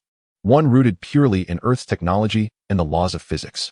Gods, aliens, interdimensional beings, superhuman individuals, regardless of the truth, or perhaps the amalgamation of all. It signified that this world harbored an abundance of forces far beyond his current understanding of steel armor technology. Forces that were unfathomable, unpredictable, and even formidable to contend with. Uncontrollable power. Tony's gaze sharpened, glinting with a dangerous intensity. Transformations? Drivers? Cards? Could one even become a legendary deity? His eyes instinctively darted toward the composed Wang Xiaoming on the sofa, whose abilities resembled an incomprehensible black box. A walking enigma. It was imperative to decipher his principles. Yet, Tony immediately dismissed this notion. No, now was not the time for understanding the underlying principles. More crucial than comprehension was the creation of something capable of countering, if not suppressing, such extraordinary powers. An overwhelming impulse surged within him, a fervor characteristic of top-tier scientists facing the unknown. A pride intrinsic to Iron Man that refused to concede, enveloping him entirely. Jarvis. Tony's voice became unnaturally calm. Yet the resolve contained within was as steadfast as steel. Initiate a new project, with the highest encryption level. Codename, Godslayer. He grimaced slightly, his fingers tracing the air as he deleted that name. Let it be called Countermeasure. Project Objective. His pace quickened, excitement and intellect sparkling in his eyes. To conduct a thorough analysis and simulation of the energy patterns, combat strategies, and defensive characteristics exhibited by Kamen Riders and other potential entities that may emerge in the future. Design a new conceptual armor equipped with highly targeted defensive capabilities, energy absorption and counteraction features, as well as formidable solo combat abilities. I shall reveal the hidden essence of these so-called knights. Behold the so-called deities that tower above. Witness the technological prowess of Earth, the brilliance of Tony Stark, and the might of Iron Man, none of which should be underestimated. Once I have constructed this countermeasure armor, a confident and somewhat frenzied smile will grace Tony's lips. As he anticipates astonishing all, he is wholly absorbed in the preliminary design of the countermeasure armor, as the holographic screen illuminates a hazy yet distinctly innovative silhouette. Unlike any previous iteration of Iron Man's armor, a robust design with sharp angles, seemingly integrating a unique energy conduit structure and a complex defensive matrix. In a corner of the laboratory, Wang Xiaoming observes Tony, who appears invigorated and consumed by his feverish inventiveness, a subtle, meaningful smile curling his lips. Everything seems to unfold according to an intriguing script, progressing in the direction he had hoped for. The gears of a new narrative have begun to turn, producing a crisp sound due to this minor incident. The scene draws closer, ultimately focusing on the holographic screen before Tony, displaying a newly created folder icon with the highest access privileges. Chapter 47, The Shattered Symphony, The Birth Dance of the Green Goblin. Nightfall casts a somber hue over the bustling city of New York. At the pinnacle of Hammer Industries, Justin Hammer's private office resembles a cold prison crafted from opulence. The vast floor-to-ceiling windows reflect the city's dazzling lights, yet fail to dispel the dimness within, where vanity and ambition intertwine in a chilling atmosphere. A few strategically placed spotlights coldly illuminate Hammer and his meticulously curated collection of weapon models, akin to props upon a stage. The resounding, majestic strains of Wagner's Ride of the Valkyries are distorted to serve as the backdrop for Justin Hammer's personal fantasies, echoing through the vast office with an especially jarring and ostentatious quality. Alone, he holds a glass of amber-hued, expensive whiskey, his face radiating an almost pathological excitement and twisted pride. Approaching the grand windows, he finds himself framed against the backdrop of New York's myriad lights, silently gesturing with exaggerated motions towards his own reflection, or perhaps to the city beneath him, a symbol of wealth and power, conducting an unvoiced yet flamboyant performance. His body sways to the fervent music, performing a clumsy, rigid dance filled with overwhelming arrogance and ecstatic triumph. Yes, triumph. He can almost savor its sweet taste. The cunning and calculating General Thunderbolt Ross, representative of military power and official endorsement, and the Russian madman Ivan Vanko, who possesses technology rivaling Stark's. These once unruly forces have now been cleverly integrated into Justin Hammer's grand design. Ross's ambitious Iron Brotherhood plan? Merely a stepping stone for him to leverage in his ascent to power. He believed he could effortlessly exploit this plan, manipulating those old fools at his whim. Soon, he would utterly crush that damned Tony Stark, the perpetual obstacle in his path. He envisioned trampling that arrogant scoundrel and his ridiculous metallic toys beneath his feet. At that moment, the gaze of the entire American arms industry, nay, the world, would be fixed upon him, Justin Hammer. The thought ignited a fervent blaze in his eyes, brimming with profound jealousy, resentment, and a twisted exhilaration at the prospect of revenge against Stark. The fruit of victory appeared irresistibly alluring, the taste of power exquisitely delightful. He greedily sipped his whiskey, savoring this false sense of fulfillment built upon fragile self-esteem and distorted desires. However, just as Hammer reveled in the crescendo of his self-spun ecstasy, a jarring interruption ensued. The symphony of his office, once resplendent, was suddenly choked, twisted, and discordant. The triumphant brass transformed into a piercing lament, while the smooth strings were clawed at, producing a grating sound that sent shivers down one's spine. The lights flickered erratically, casting his rigid smile into disarray. A bone-chilling cold spread without warning, freezing the air and halting his euphoria. The smile on Hammer's face became a grotesque mask of plaster. A flicker of confusion and unease rapidly replaced his earlier smugness. Who is there?" he shouted with a bravado that trembled under the weight of the sudden upheaval. The response did not emanate from any corner of the room, but rather from a cold, imposing voice devoid of any human emotion, echoing like ice from the depths of the abyss, or like the indifferent judgment from a celestial throne, piercing directly into the deepest recesses of his mind. "Is this your way of celebrating victory, Justin Hammer?" The voice dripped with unspeakable contempt and undeniable power, each syllable a chilling chisel that precisely pierced through his layers of vanity and arrogance, ruthlessly exposing his innermost essence of humility, cowardice, jealousy, and bitterness. To dwell in borrowed power and false alliances, believing one can attain true greatness? The voice struck his fragile nerves like a cold hammer, each blow resonating with truth. "You are merely a poor imitation of Stark, a wretched creature living in his shadow, yearning for attention, yet eternally confined to the role of a mere specter. No matter how high you climb, your soul has long been corroded by envy." No, that is not true. You lie. I am Justin Hammer, the captain of Hammer Industries." Hammer frantically clutched his head, attempting to dispel the nightmarish voice, but it lingered like a parasite, reverberating deep within his consciousness, amplifying and laying bare his innermost fears and insecurities under the icy scrutiny. The voice seemed to carry a hint of barely concealed irritation and restraint, as if enduring some invisible force. "The rules of this dimension, nay, this planet, are utterly vexing. Boundaries established by ancient guardians confine the full manifestation of our power. Otherwise, why would I waste words on mere ants, less significant than dust?" This seemingly casual remark, however, conceals a far more terrifying truth, elevating Hammer's fear to its zenith. What manner of being is the master of this voice? Just as Hammer's mental defenses teeter on the brink of collapse, grappling with overwhelming dread and unwillingness, that voice resounds once more, akin to a devil casting forth a singular lifeline, laden with lethal temptation. Even ants possess the chance to bite a lion, provided one dares to pay the requisite price and embrace true power. Before the last words faded, a resounding rip echoed. The air before Hammer, as if sliced by an invisible blade, abruptly split open, revealing a narrow, irregular fissure. The edges of this rift flickered with ominous violet-black energy arcs, exuding a potent aura of foreboding and chaos, as if connecting to an abyss brimming with madness and destruction. Following this, accompanied by a nauseating sound reminiscent of some creature's writhing, a bizarre, contorted belt, seemingly an unsettling amalgamation of cold metal and some disturbing biological tissue, was violently expelled from the chasm. The belt possessed a dull metallic hue, yet was adorned with pulsating, vein-like patterns of a sickly green, radiating an unsettling glow. It lay quietly upon the luxurious carpet, akin to a coiled serpent, brimming with indescribable danger and insanity. Hammer gazed at the belt in terror, his body trembling violently from fear. Reason dictated that this was certainly no benign object. It was a trap, a curse. Yet he had no time to make any choice, not even to fully entertain a moment of hesitation. Time was scarce. The choice had already been made for him. The cold voice delivered its final judgment. In an instant, an invisible energy, akin to the shadows of the abyss, ensnared Hammer's limbs and body, pinning him firmly in place, immobile. His eyes widened in terror as he beheld a peculiar syringe materializing beside his neck. The syringe was filled with a viscous liquid, perpetually bubbling, emanating a blindingly bright green fluorescence. Before he could utter a sound, with a cruel, merciless demeanor, the syringe was manipulated by an unseen force and plunged brutally into the artery of his neck. "No!" Hammer let out a heart-wrenching, inhuman wail.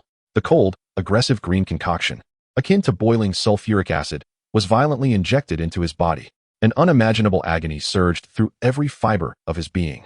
His body convulsed and twisted violently, as if cast into a cauldron of boiling oil. His skin rapidly lost its color, transforming into a sickly, nauseating deep green before his very eyes. Muscle fibers grotesquely swell like frenzied vines, tearing and contracting. The bones within emit a disconcerting cacophony of cracks, as if they are about to rupture from the flesh. His expression oscillates wildly between excruciating pain and a newfound, frenzied ecstasy, contorting into an inhuman, ghastly visage. He begins to emit a neurotic, intermittent sound akin to the dying growls and cackles of a beast. This maniacal and terrifying laughter intertwines with the shattered echoes of a symphony that has long since distorted, composing a chilling melody, the anthem of destruction and madness. The opulent decor of the office, exquisite models, are unwittingly swept to the ground by his thrashing, mutated arms, producing a series of jarring crashes. His eyes rapidly become bloodshot, pupils dilating and constricting, ultimately tainted with a murky yellow hue, glimmering with a feral ferocity. His nails sharpen into talons, effortlessly tearing through the luxurious carpet.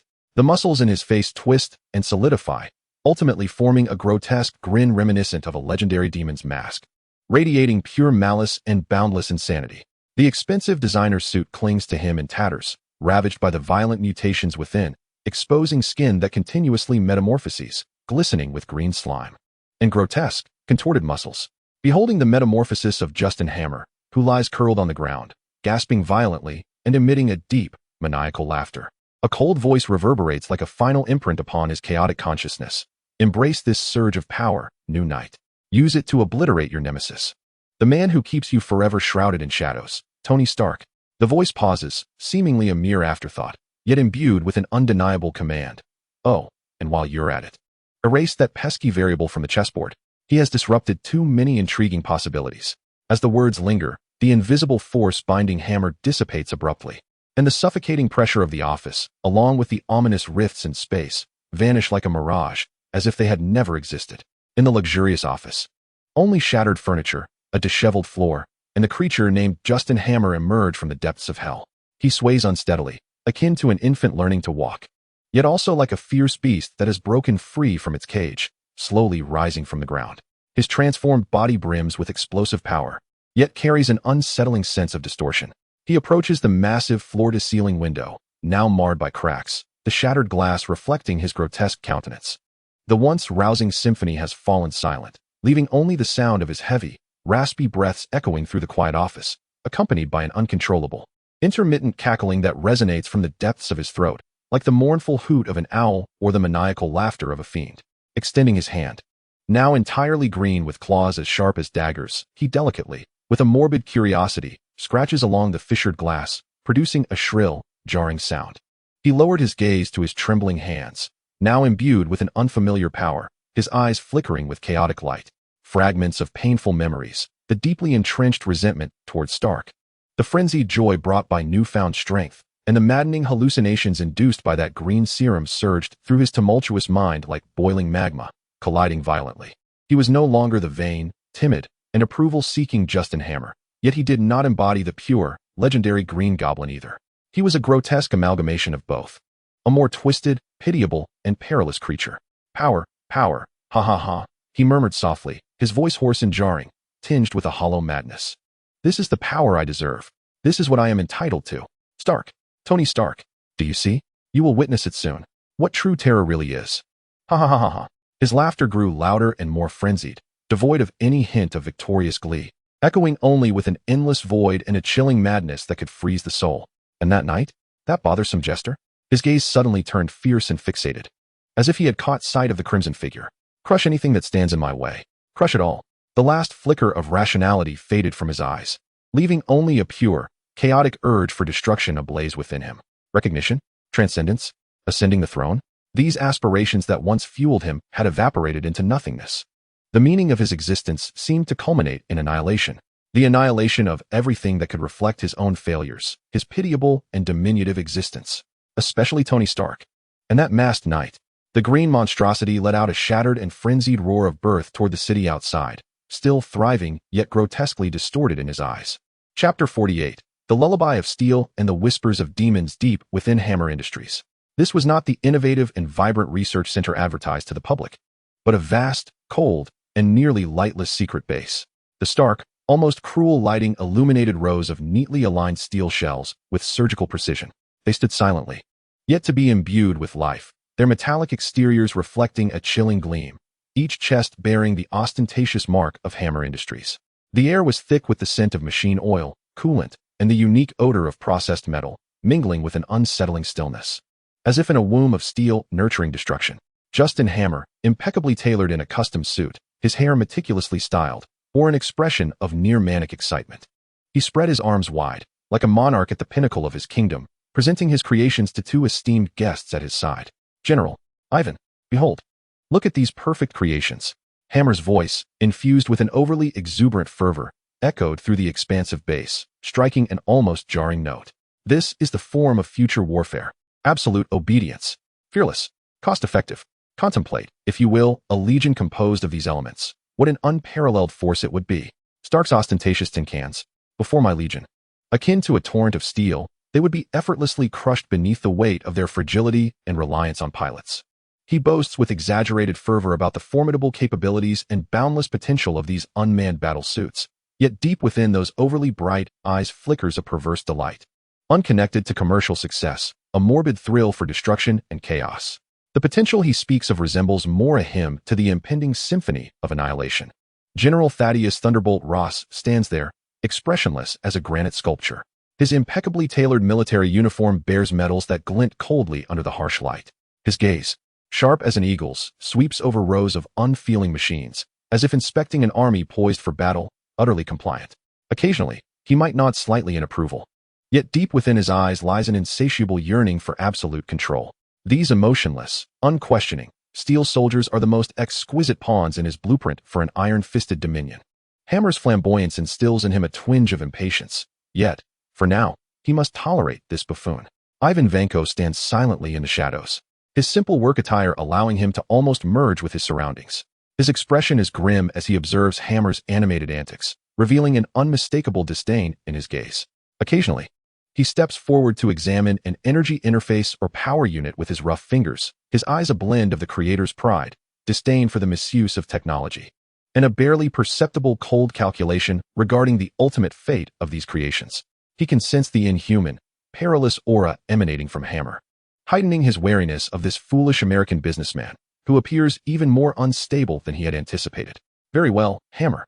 General Ross finally speaks, his voice deep and resonant, interrupting Hammer's self-indulgence. These soldiers seem to hold significant potential. However, his tone shifts, becoming sharper. Yet, mere weapons are insufficient. The era we inhabit is spiraling into chaos. He begins to subtly steer the conversation towards his true objective, the uncontrollable Gamma monster, that ghostly figure with unpredictable abilities, and the so-called hero, Tony Stark, who naively views powerful weapons as personal playthings. The old order is crumbling. We require a stronger force and a more robust organization to confront it all.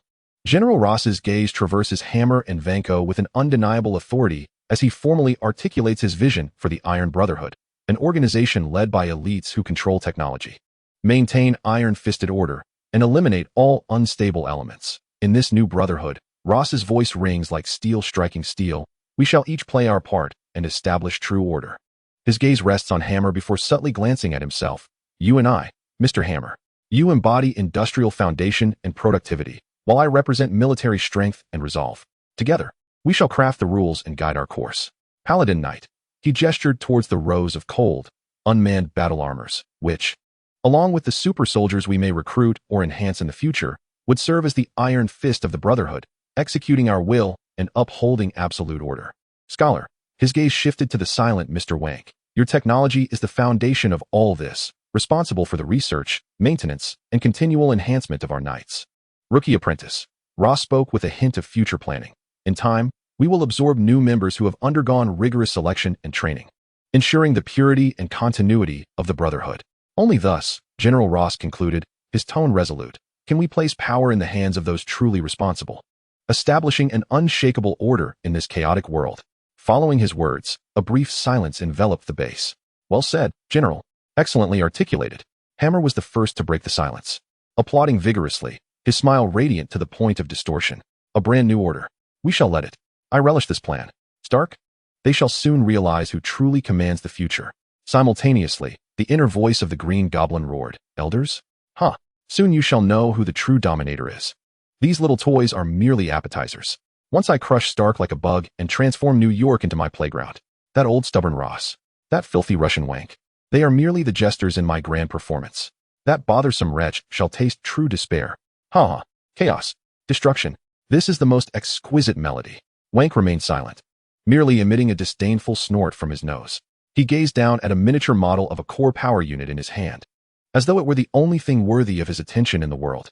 Yet, his heart was far from tranquil. Two fools, one enamored with power, the other indulging in vanity. They believe they control me, my technology. Soon, when these tin cans turn to scrap at the most critical moment, or when they turn their guns upon them, they will understand who the true master is. Stark, I shall personally reclaim everything that belongs to me, using his most cherished technology to utterly obliterate him. As for these two who have exploited me, they will pay the price. General Ross observed the reactions of the two, a barely perceptible cold smile curling at the corners of his mouth, while his mind was filled with intricate schemes of manipulation. Order must be founded upon absolute power and control. Hammer's greed and Wang's resentment are tools to be utilized. These machines shall be my sword, severing the roots of all chaos. Stark, Fury, and even those self-righteous Iron Men and Knights shall either submit or be annihilated before absolute order. The presidential position? Merely a stepping stone towards a higher tier of control. On the surface, the three reached a consensus to expedite the testing and final optimization of this batch of unmanned battle armors, showcasing their unparalleled might to the world through a meticulously planned public demonstration or counterterrorism operation. On one hand, there is a need to thoroughly intimidate Stark and the enigmatic S.H.I.E.L.D. On the other, it is essential to demonstrate value to the military and government elite, thereby securing coveted large-scale contracts and deployment permissions. To achieve this shared objective, Ross will leverage his military resources and political clout to pave the way for the exercises. Hammer will exhaust the full production capacity of Hammer Industries to ensure both the quantity and quality of the battle suits. And Vank will be responsible for the final technical adjustments and enhancements of the remote control systems. Thus, for the sake of our common future and the imminent new order, Hammer excitedly raised a glass of champagne, mysteriously procured from somewhere, and proposed a toast. General Ross picked up another glass, his expression remaining grave. Vank hesitated momentarily before ultimately lifting a glass, his gaze inscrutable. Clink! The three glasses gently collided under the stark white light, producing a crisp sound, a symbolic celebration of a grand collaboration founded upon lies, betrayal, and each party's ulterior motives. The camera slowly pulled back, fixing on rows of cold, unmanned battlesuits. Their electronic eyes resembled the slumbering gaze of demons, reflecting an eerie green or crimson glow in the light. In the background, the low hum of machinery resonated, steady and continuous, akin to a steel lullaby being composed. The alliance, built upon deceit and treachery, resembled a castle constructed of sand, its foundations already hollowed out by an army of ambition. They fancied themselves as chess players, meticulously plotting and calculating every gain and loss. Yet they had become mere pawns on a destiny's chessboard, manipulated by deeper malice or pure chaos. The steel lullaby would ultimately transform into a lament of destruction, while the whispers of demons had already begun to echo in the hearts of all, foretelling a tragedy from which none could escape, slowly drawing back the blood-red curtain on the stage known as the future. Chapter 49. The noise of the prelude and the invitation of the lone wanderer in the early morning of New York. It was as if a colossal machine had been set to fast forward, awakening rapidly in the faint light of dawn, plunging into the clamor of a new day. Unlike any other day, the air was thick with an intensified, deliberately magnified restlessness and anticipation. Major news channels, from authoritative broadcasters to high-traffic internet media, almost simultaneously focused their lenses on a single name, Justin Hammer, and the forthcoming future security conference he was about to host. The dazzling giant electronic screens in Times Square repeatedly showcased a carefully crafted promotional video by Hammer Industries. Shadowy yet powerful steel silhouettes emerged against stirring background music, accompanied by provocative slogans such as Iron Curtain Project, Beyond Time, Revolutionizing Defense, Defining the Future, Absolute Security. The online world was ablaze with headlines on the topic. Is Hammer Industries challenging Stark? A new darling of the military is born? Will Justin Hammer's ambitious creation disrupt the status quo? All information pointed to a singular core. This conference would serve as a pivotal moment for Hammer Industries, and for Justin Hammer himself, to flex their muscles before the world, with their sights set squarely on the long-shadowed figure of Tony Stark and his Iron Man stature.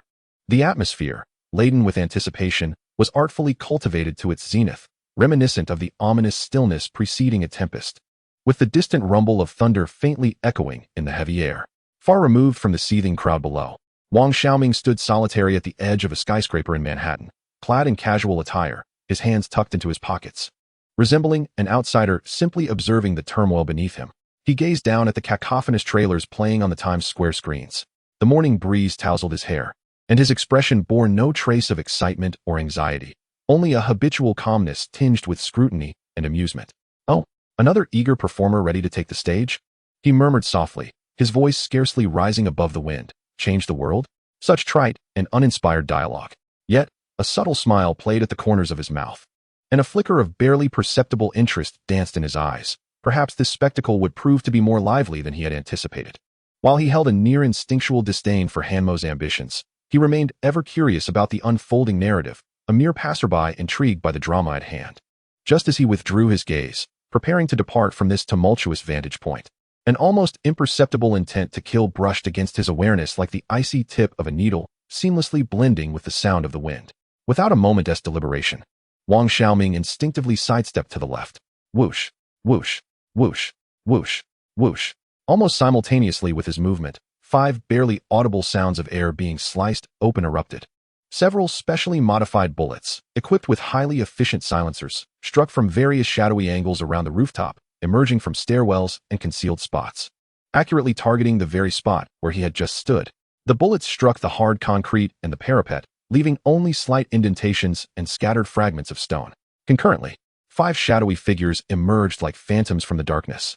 Clad in identical black tactical gear, their appearances obscured, they were thoroughly armored and bore no discernible insignia of any organization.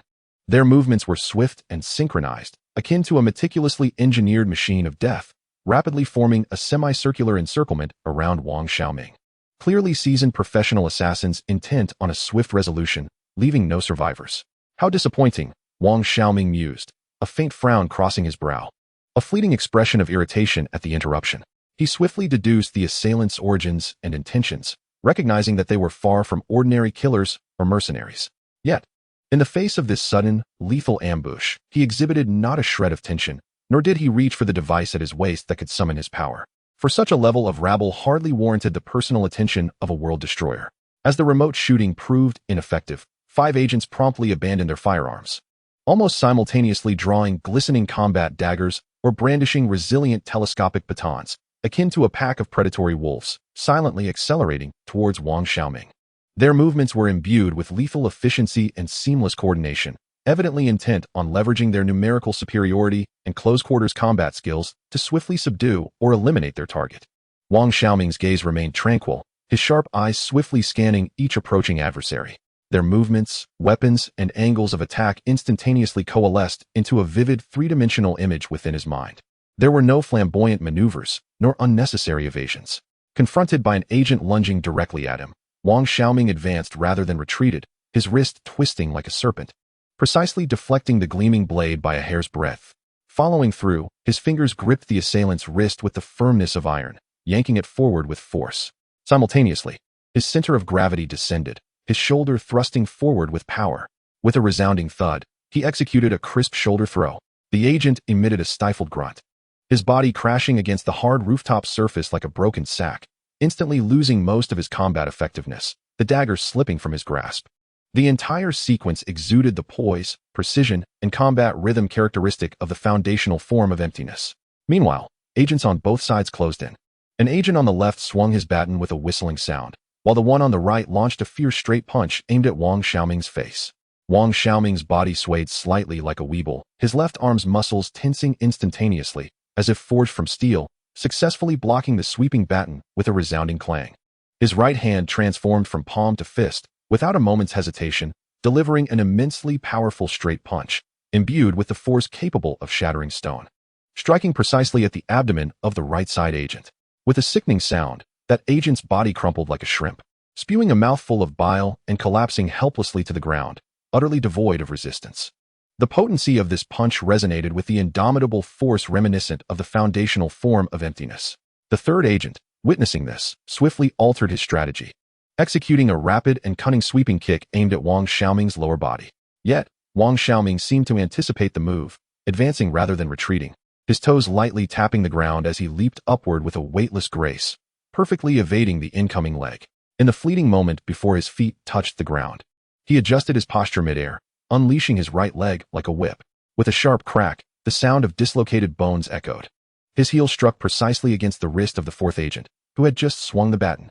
The tremendous force shattered the agent's wrist bone, eliciting a pained groan as the weapon slipped from his grasp, retreating while clutching his injured wrist. This display of precision and speed bore an echo of the fluidity of the foundational form of emptiness.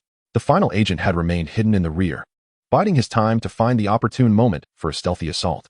At this moment, he finally discovered what he considered a perfect opportunity, stealthily approaching like a venomous serpent, his dagger gleaming with a cold light, poised to strike at Wang Xiaoming's lower back. However, Wang Xiaoming appeared to possess eyes in the back of his head. In the split second when the adversary's dagger was about to make contact, he abruptly spun around. His body whirled like a rotating top, pivoting his forearm to intercept the incoming blade at an astonishing angle. The metallic clash emitted a sharp, jarring sound. Simultaneously, his right knee surged upward like a cannonball, colliding with the unsuspecting jaw of the last agent with a resounding thud. The agent's vision darkened, and his body toppled backwards like a marionette with severed strings, crashing to the ground, rendered utterly unconscious. The entire sequence unfolded with a fluid grace, precise and clean. From the moment the first bullet was fired to the last agent hitting the ground, a mere few seconds elapsed. Wang Xiaoming's breathing remained remarkably steady, as if he had merely completed a casual warm-up exercise amidst the 5 incapacitated agents in black. He brushed off non-existent dust from his casual jacket with a characteristic, nonchalant gesture. His expression bore no trace of triumphant joy, nor relief from a narrow escape, but rather a hint of irritation at being disturbed and a chilling awareness of the situation. Hydra, he murmured to himself, his voice laced with unmasked disdain and a touch of coldness. How audacious of a pack of rodents lurking in the shadows to dare emerge and provoke me. They truly are playing with fire. This tone, more a statement of fact than an expression of anger, conveyed the message: you have chosen the wrong adversary, and you shall soon pay the price. He lifted his gaze, directing it once more towards the distant, bustling city and the grand spectacle set to unfold. Enough of this pest control, he mused, seemingly speaking to himself while making a decision. The Hammer Industries release event tonight sounds rather intriguing. It would be a pity not to witness how the story unfolds. He glanced down at his casual attire, a smirk curling at the corner of his lips. But one must dress somewhat presentably to attend a show. Ignoring the sprawled Hydra agents awaiting subsequent handling, Wang Xiaoming turned and strolled towards the staircase like an ordinary city tourist. Disappearing from the rooftop, the identity of his assailants and their motives for targeting him seemed to linger in his mind for only a fleeting moment, overshadowed by his intrigue in the events themselves and his unquenchable desire as a passing masked rider to witness the unfolding narrative. At this moment, his attention was captivated by the forthcoming Hammer release event. A meticulously orchestrated affair was about to commence, and an uninvited guest was preparing to enter. The night in New York was destined to be anything but tranquil. Chapter 50. The applause of the curtain call and the piercing whistle of the opening the night enveloped the city like a vast expanse of black velvet, gradually cloaking the clamor of New York. As the lights illuminated, the steel forest shimmered in a dazzling array of colors.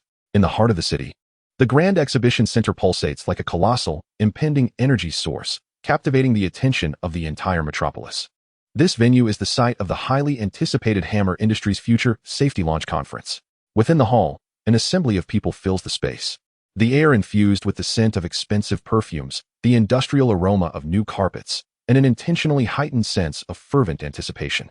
Countless journalists, armed with an array of cameras, jostle for the prime shooting positions, their flashes creating a strobe-like illumination that nearly pierces the viewer's retina. Security personnel, clad in black suits and discreet earpieces, are strategically positioned throughout, their sharp gazes scanning the crowd to maintain an air of order. Yet, beneath this veneer of glamour and clamor, unseen currents of tension surge violently.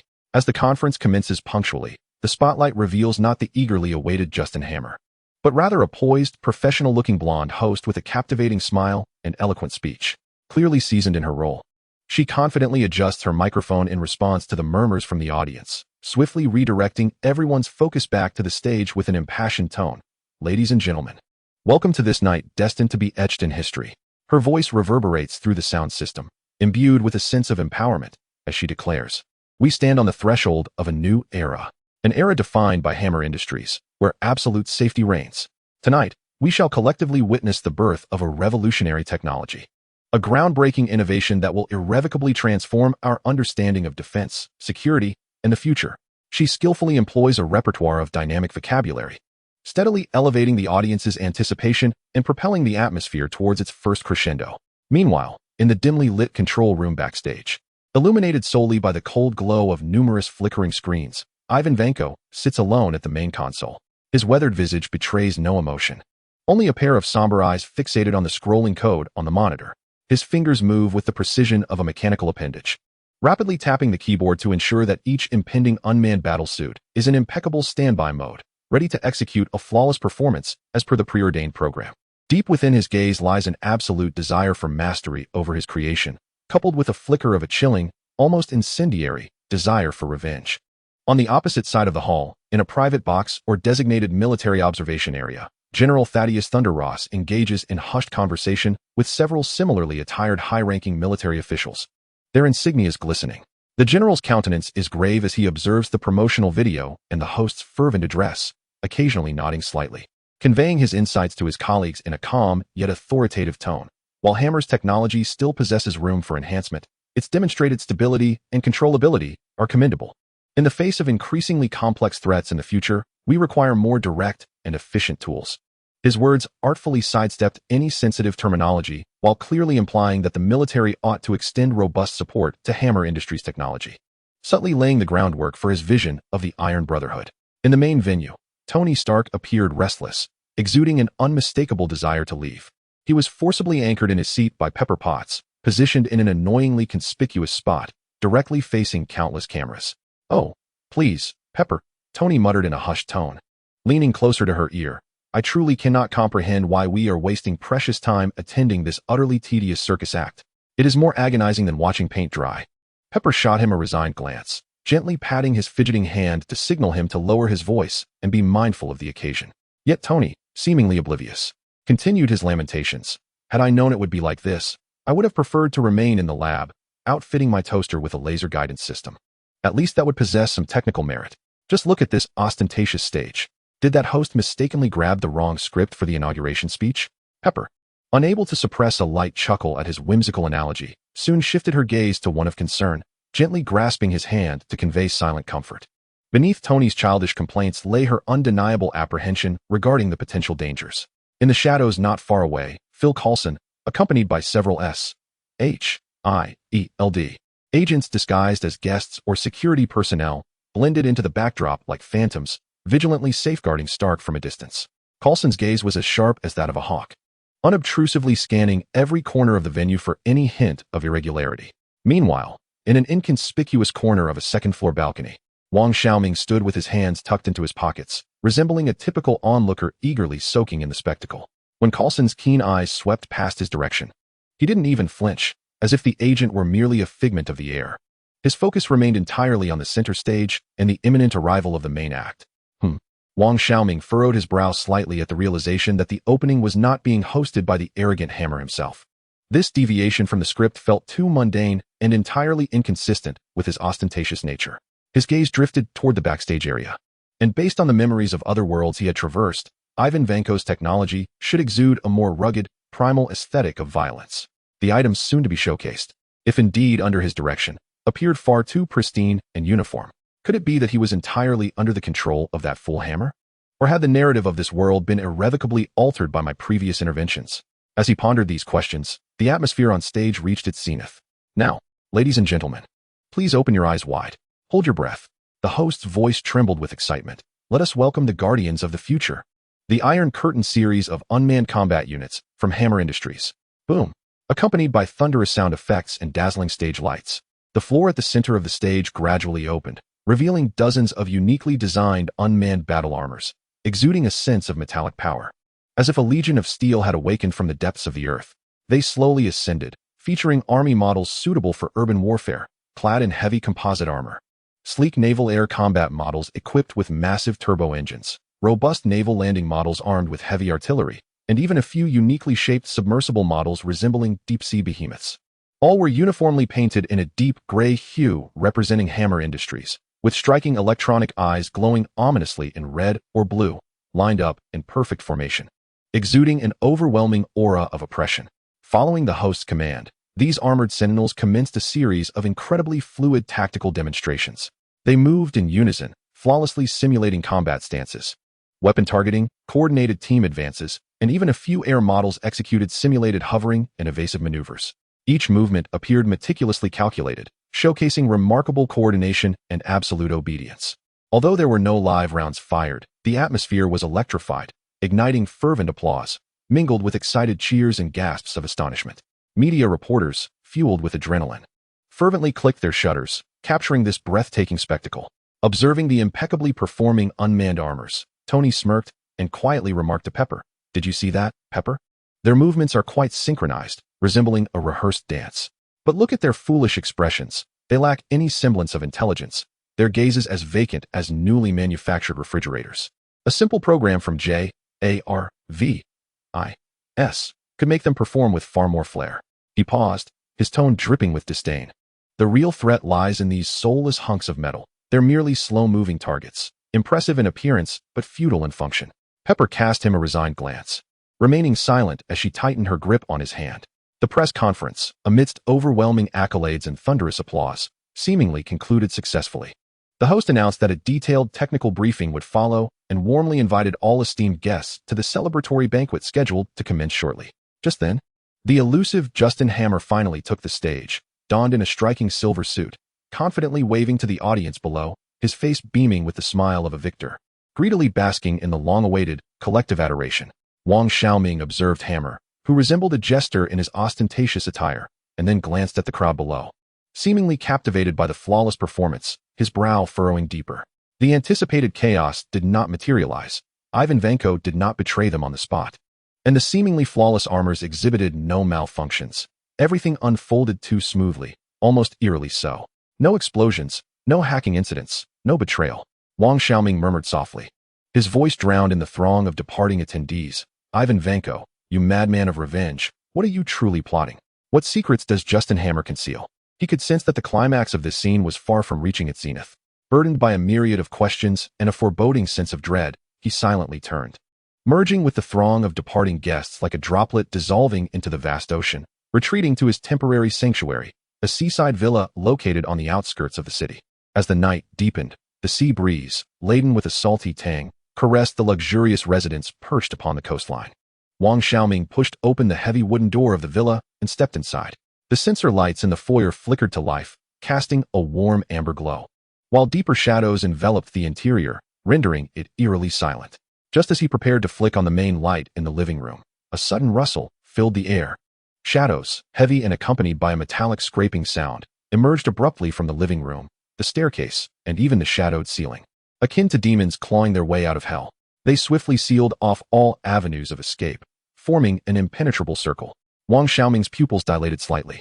These were far from the Hydra-foot soldiers encountered during daylight, nor were they the mass-produced Iron Curtain armors showcased at the press conference. Before him stood 6 grotesquely designed war armors, embodying a brutal aesthetic, evidently subjected to extensive enhancements. They loomed larger and heavier than the prototypes first utilized by Vank, with exposed hydraulic pipes and energy conduits at their joints, rough welding marks, and the residual scratches on their armored surfaces bore witness to their frenzied modifications and potential fierce battles.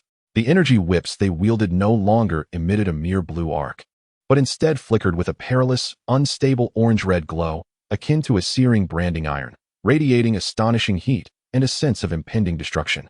One of the armors, clearly the leader, bore a weightier exterior, equipped with what appeared to be miniaturized missile launchers or energy cannons on its shoulders, and a vague, twisted skull insignia emblazoned upon its chest.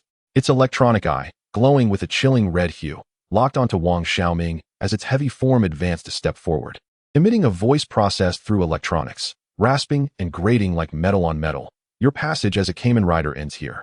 The voice paused, laden with unmasked malice and murderous intent. "Someone has sent me to greet you with steel and thunder." Meanwhile, on a main thoroughfare in New York City, the night was painted in vibrant hues by the neon lights. Happy Hogan piloted a stretch limousine smoothly through the traffic. In the back seat, Tony Stark animatedly critiqued Hammer's absurd silver suit and the robotic figure's stiff movements, eliciting a chuckle from Pepper. The atmosphere was relatively relaxed, as though the harrowing moments in Monaco and the farcical press conference had faded into the past. Surrounding them, several inconspicuous black vehicles maintained a discreet distance, serving as the security detail provided by SHIELD. Suddenly, boom! A deafening explosion erupted unexpectedly in the near distance. A black vehicle, tasked with clearing the way, was instantaneously obliterated, exploding into a swirling fireball. Following this, a fierce barrage descended like hail, with bullets, energy beams, and even small explosives raining down from all directions. Happy gripped the steering wheel tightly, the luxury car skirting the edge of chaos as it wildly swerved, the tires emitting a piercing screech. Surrounding vehicles, gripped by terror, scattered in all directions, instantly causing a broader chaos and a series of collisions. The cacophony of gunfire, explosions, screams, and the clashing of metal converged, transforming this once bustling street into a hellish battlefield. The agents of S.H.I.E.L.D. reacted swiftly, bursting forth from the damaged vehicles, taking cover and engaging in fierce gunfire with the unknown assailants. Amidst this tumultuous inferno, a peculiar figure sliced through the thick smoke like a specter in the night.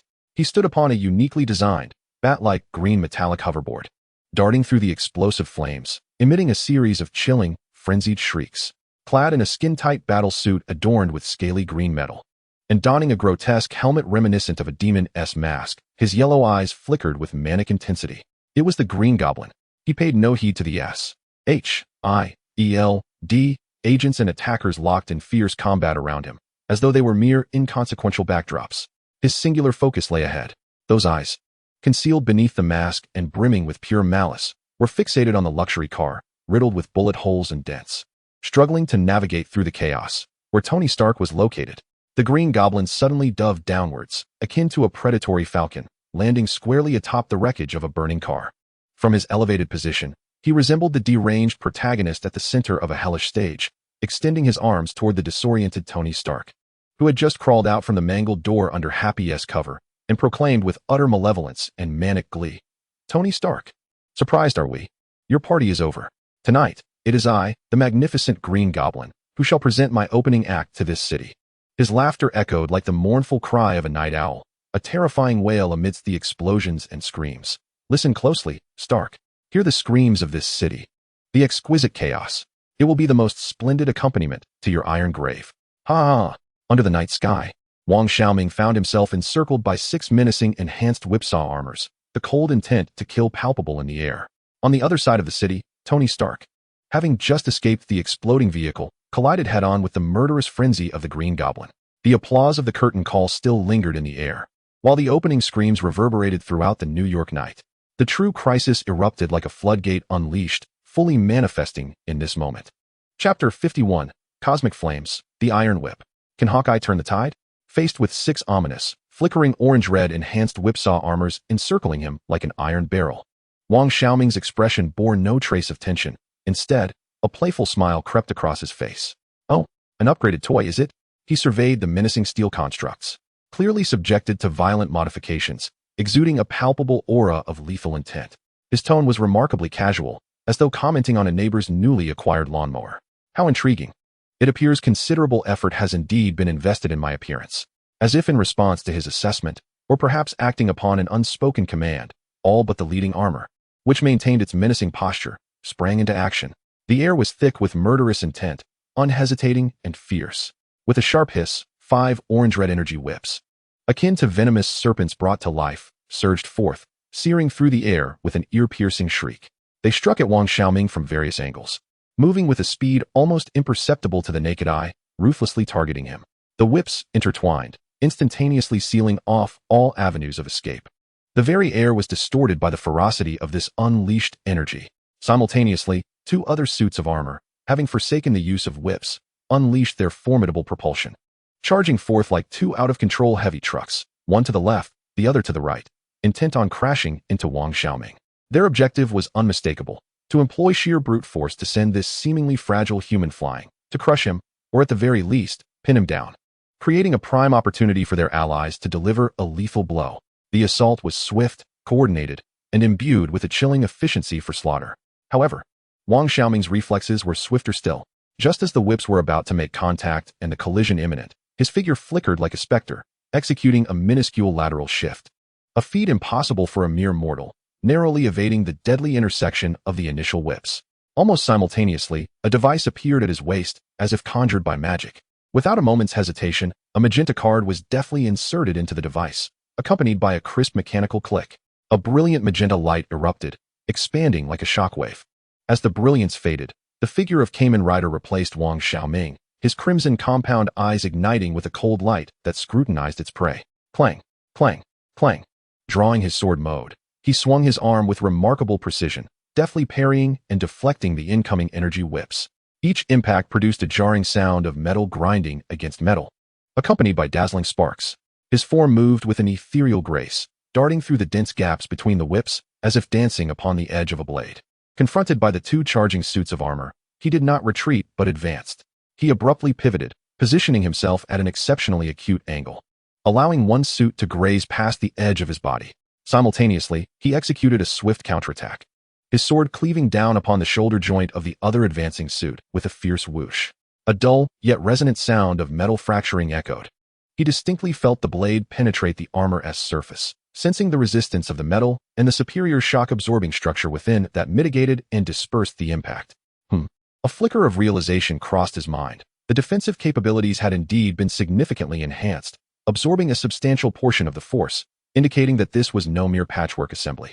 At that moment, the unmoving lead battle armor, with its cold, red-glowing electronic eye, locked onto its target, emitting a harsh, grating sound reminiscent of rusty metal grinding, a mockery painstakingly mimicking Ivan Vank's distinctive deep voice. Useless. Your combat data and power patterns have been thoroughly analyzed, particularly your laughable lightning abilities.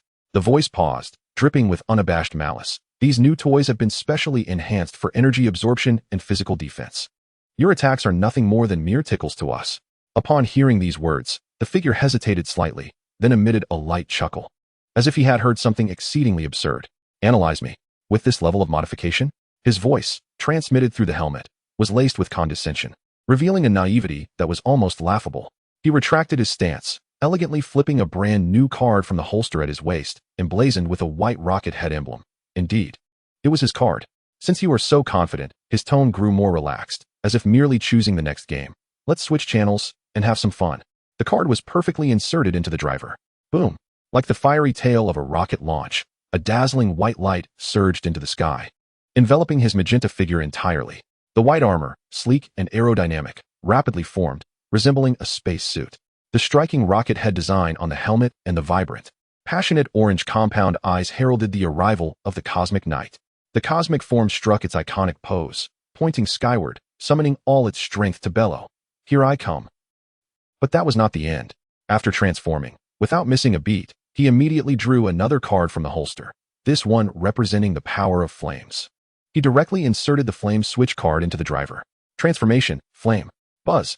The white armor ignited, instantly morphing into a brilliant, blazing red, reminiscent of roaring flames. On his left arm, he equipped a uniquely designed firefighting weapon, resembling a fire hose. Flameform, engage. Faced with the oncoming whips of the battle armor, he opted for a completely different combat approach this time. Taste this. He swiftly switched to flame mode, aiming at the two battle armors, once again swinging their orange-red energy whips towards him, and unleashed a fierce blast. Whoosh! A powerful, dragon-like torrent of searing flames erupted, carrying enough heat to melt steel, and engulfed the two armors entirely. The heavy armor plates emitted a hissing, piercing sound under the terrifying heat, as exposed circuits and sensors rapidly melted and deformed. Their movements visibly slowed, becoming rigid, even emitting plumes of black smoke. Eliminate him, commanded the lead armor. The remaining three battle armors, including the leader, immediately altered their strategy, swiftly dispersing to employ long-range harassment attacks with their energy whips.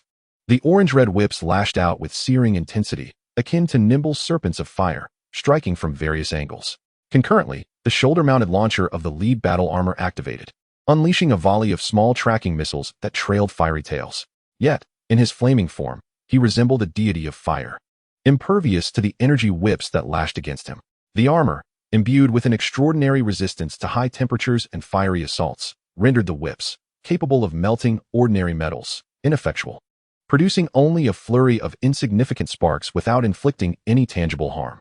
As missiles approached, he danced like a specter, deftly evading within the constricted space. In a swift maneuver, he switched his weapon to extinguishing mode. With a powerful blast, akin to a high-pressure water cutter, a torrent of frigid water erupted, striking one of the battle armors attempting a flank. The immense force sent the cumbersome armor reeling, ultimately crashing against the sturdy load-bearing wall of the villa with a resounding thud. The icy spray enveloped its optical sensors, plunging it into temporary blindness and completely immobilizing it. Without hesitation, he repeated the tactic, transitioning back to flame mode to unleash a concentrated burst of high-temperature energy at the joint of another armor's leg. The structural integrity was swiftly compromised, rendering its movements exceedingly cumbersome. Then, switching again to extinguishing mode, he unleashed a powerful jet of water, toppling it like a bowling pin, leaving it unable to rise. In mere moments, 4 of the originally menacing 6 enhanced battle armors had been dismantled through the agile tactics of fire and water, leaving only the lead armor and 1 other capable of feeble movement. The lead armor, sensing the dire turn of events, exhibited rapid flickers from its electronic eye, its energy core glowing intensely, seemingly poised to activate a formidable weapon or a self-destruct sequence. Thinking to escalate the conflict? There would be no opportunity for that. Detecting the adversary's intentions, he steeled his gaze. Without a moment's hesitation, he inserted the card representing the flame switch into the main slot, prompting the driver to emit the standby sound for a final assault. The ultimate attack was initiated. He raised the mechanism, maintaining flame mode high, aiming the barrel at the lead armor. A colossal surge of incandescent flame energy coalesced at the muzzle, akin to a miniature sun, compressing with ferocity. The surrounding air warped under the extreme heat, producing a thunderous roar. With a fierce shout, he pulled the trigger. An immensely powerful beam of flame, bright enough to illuminate the entire villa's living room, surged forth, imbued with terrifying thermal energy and a will for destruction, shooting out like divine retribution. It surged with unparalleled force, instantly engulfing the lead armor and its neighboring companion, which, in its futile attempt to resist, was vaporized as effortlessly as paper. A violent explosion erupted within the villa, flames and shockwaves sweeping through the entire ground floor like a tsunami. The fiery orange glow illuminated the crimson figure, resembling a deity of destruction wielding flames. As the aftermath of the explosion gradually dissipated and the flames flickered out, the scene was left in utter disarray. The ground lay strewn with twisted, molten fragments of metal, billowing thick black smoke, with not a single intact piece of armor in sight, nor even any recognizable components.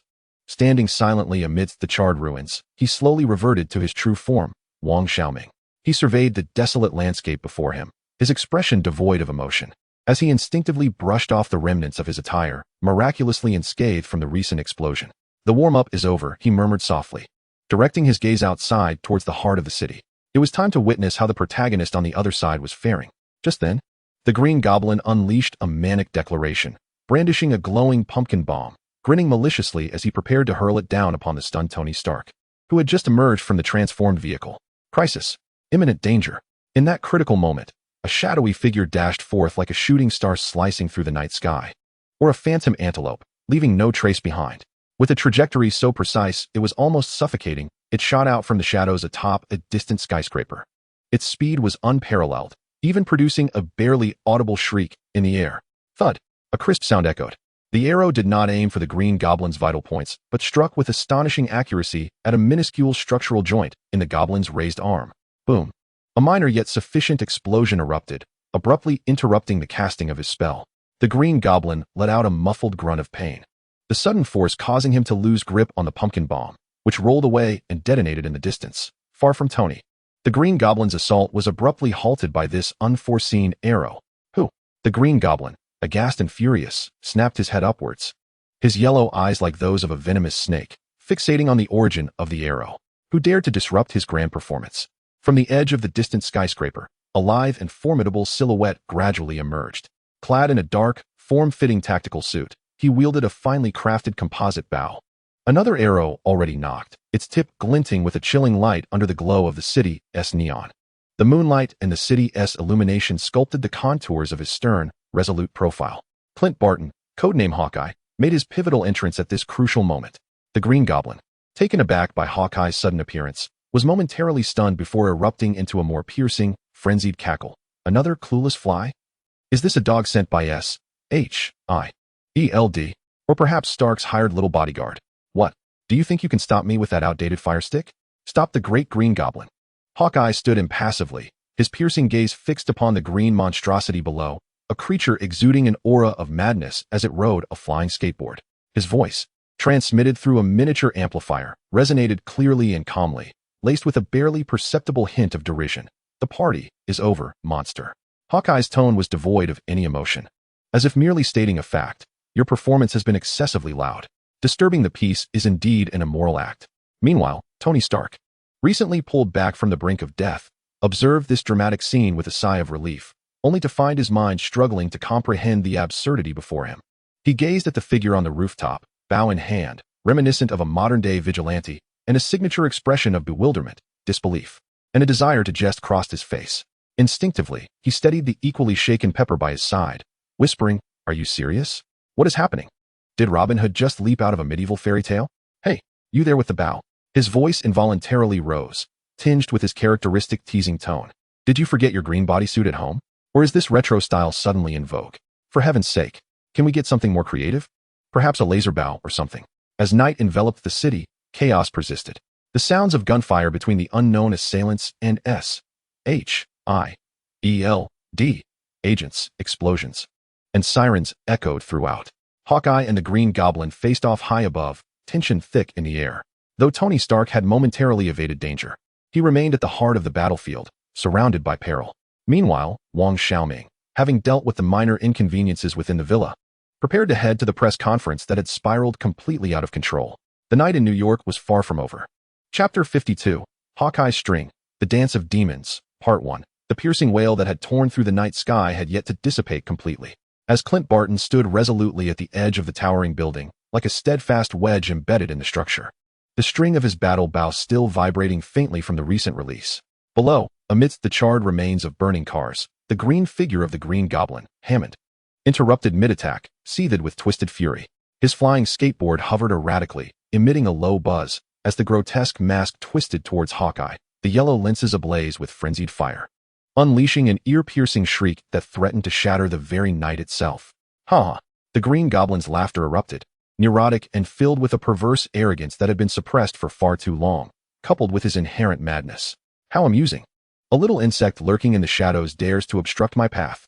Are you a pawn sent by those filthy rats at SHIELD? Or perhaps you are the archer hired by that bastard Stark. With those antiquated wooden sticks in your hands, you think you can stop me?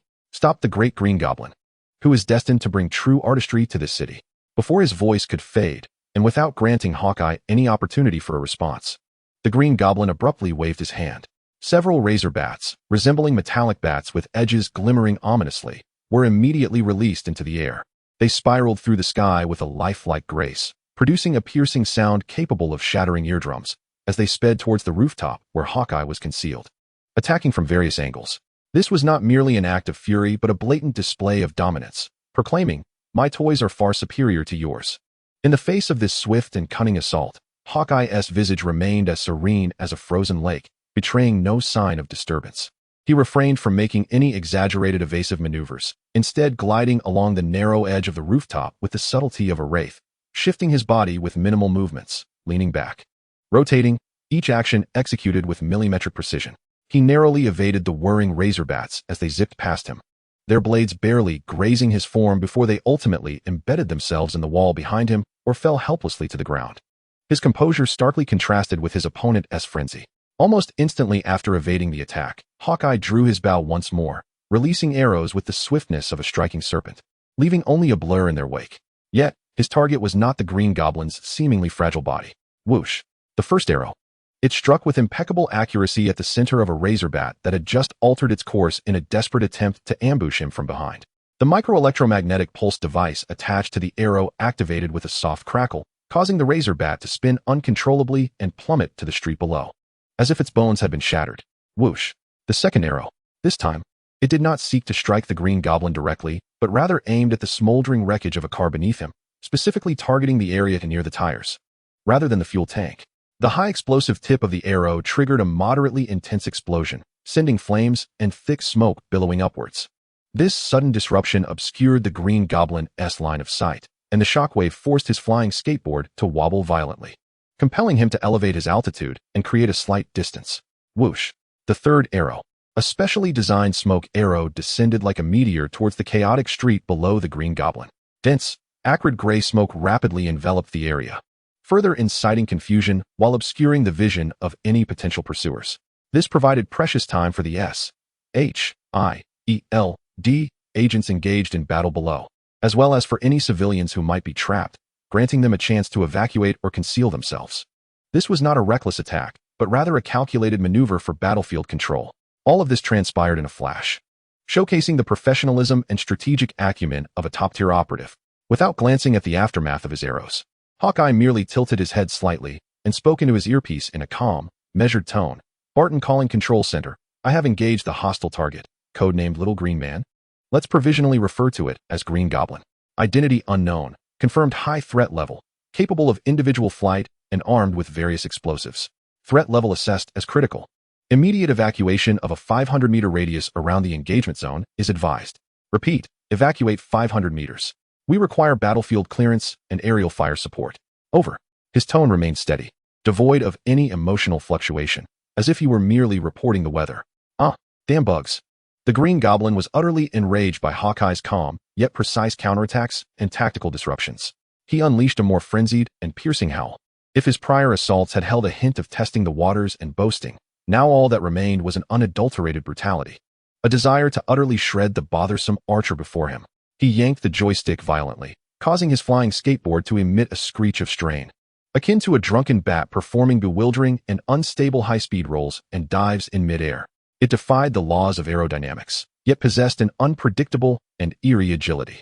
The pumpkin bombs were hurled with reckless abandon, some shrieking as they plummeted towards Hawkeye's rooftop perch, detonating with a thunderous explosion, scattering debris and concrete like raindrops, forcing Hawkeye to constantly reposition.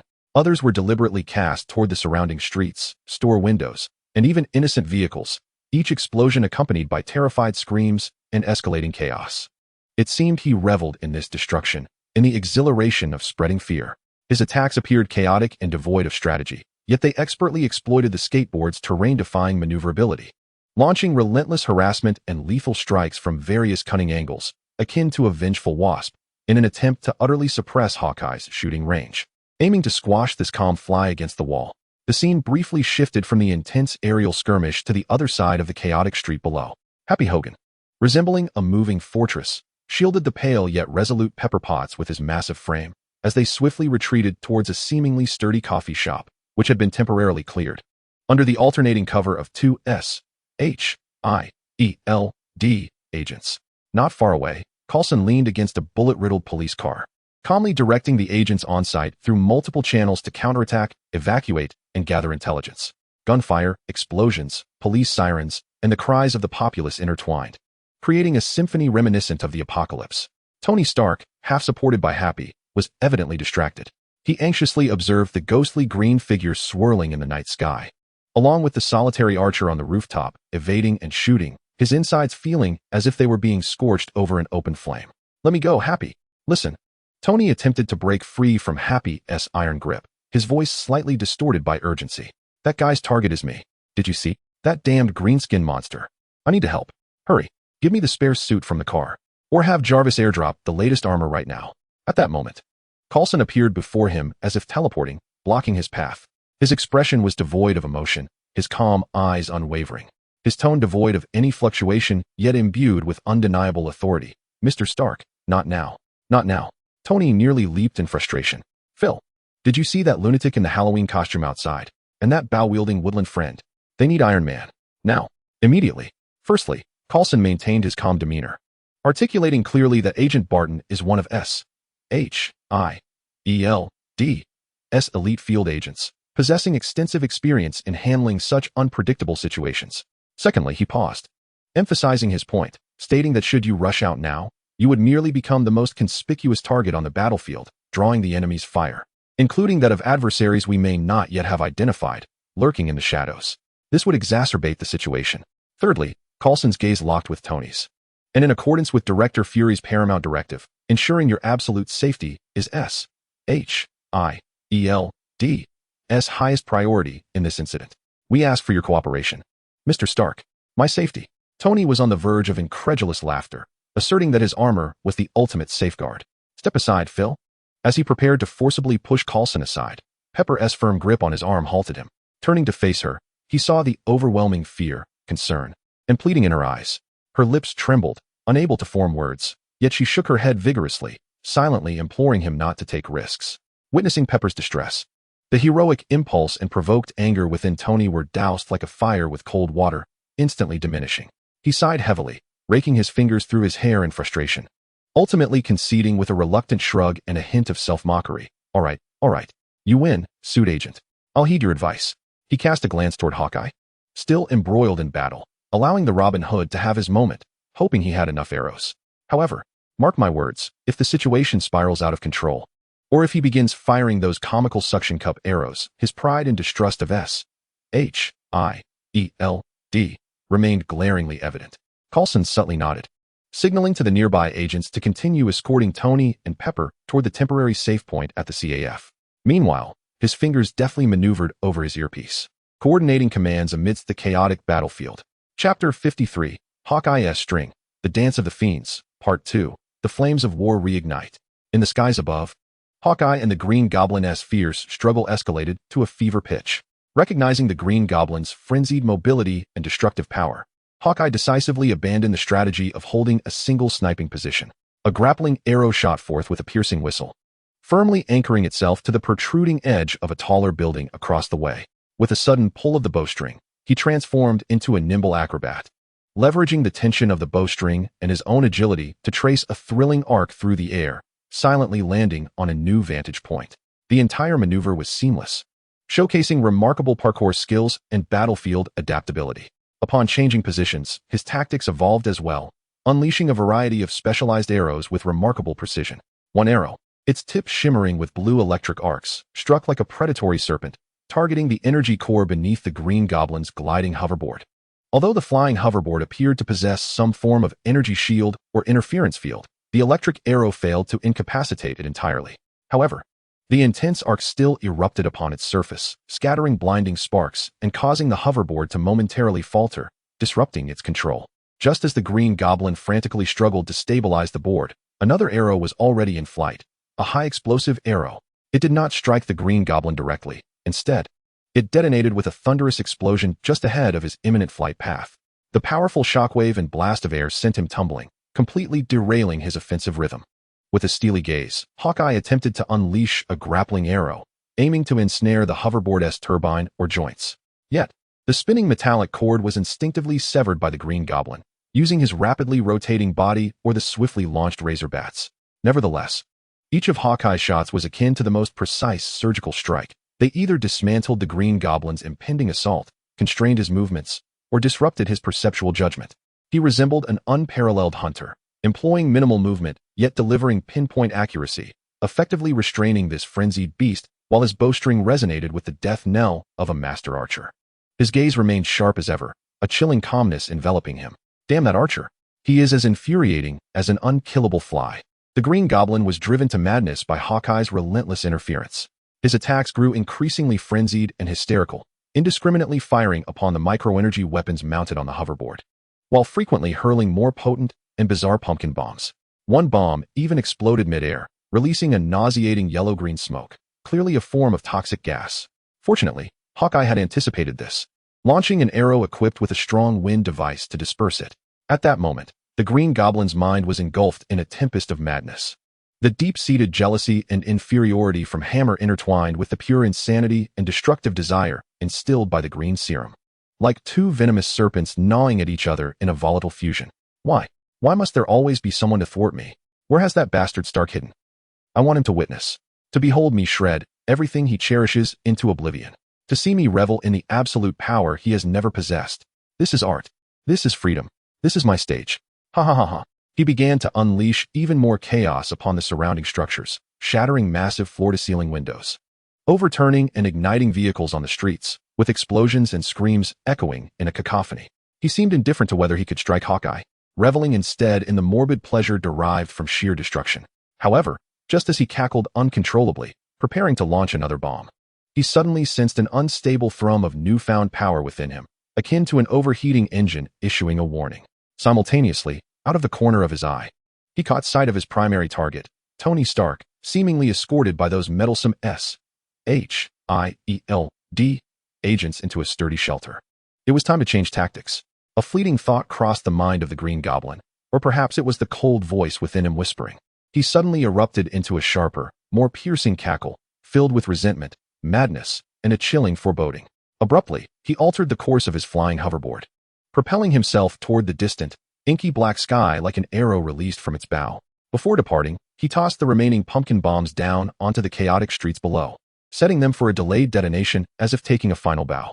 Immediately, the exhaust ports of the hoverboard belched forth searing flames, akin to a last farewell. He turned his head, the the grotesque mask seeming to pierce the night, fixating on the direction of Hawkeye, or rather, casting a malicious proclamation toward the city he had thrown into disarray. Remember this moment. Bowman, remember the terror that the Green Goblin has unleashed upon you. This is merely the beginning, the prologue of a grand masquerade. Once I unearth that cowardly tin can and crush him like a bug, you shall be next.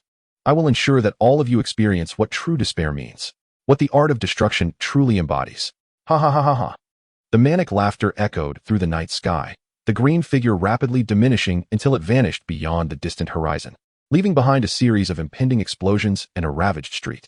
On the rooftop of a towering building, Hawkeye slowly lowered his bow, gazing toward the direction in which the Green Goblin had disappeared, his gaze remaining sharp and composed. He did not pursue. Perhaps he deemed it futile, or perhaps he had received orders to hold his position, or perhaps he needed to prioritize addressing the bombs about to detonate below. He simply raised his communicator once more, reporting to the other end. Target has disengaged. Preliminary assessment indicates an escape toward the eastern part of the city. Repeat, target has disengaged. Multiple explosives remain at the scene. Countdown at 15 seconds. Requesting immediate intervention from the explosive ordnance disposal team. Over. Just moments after the Green Goblin's figure had completely vanished into the night. On a rooftop not far from the battlefield, in a corner shrouded in shadows, the air rippled like water. A barely perceptible aurora curtain, shimmering with iridescent hues, silently emerged and then vanished in an instant. Wang Xiaoming stood there, hands tucked into the pockets of his trench coat, his gaze serenely directed toward the path the Green Goblin had taken, as if the breathtaking aerial battle had merely been a somewhat noisy street performance. A pensive expression graced his face. The Green Goblin?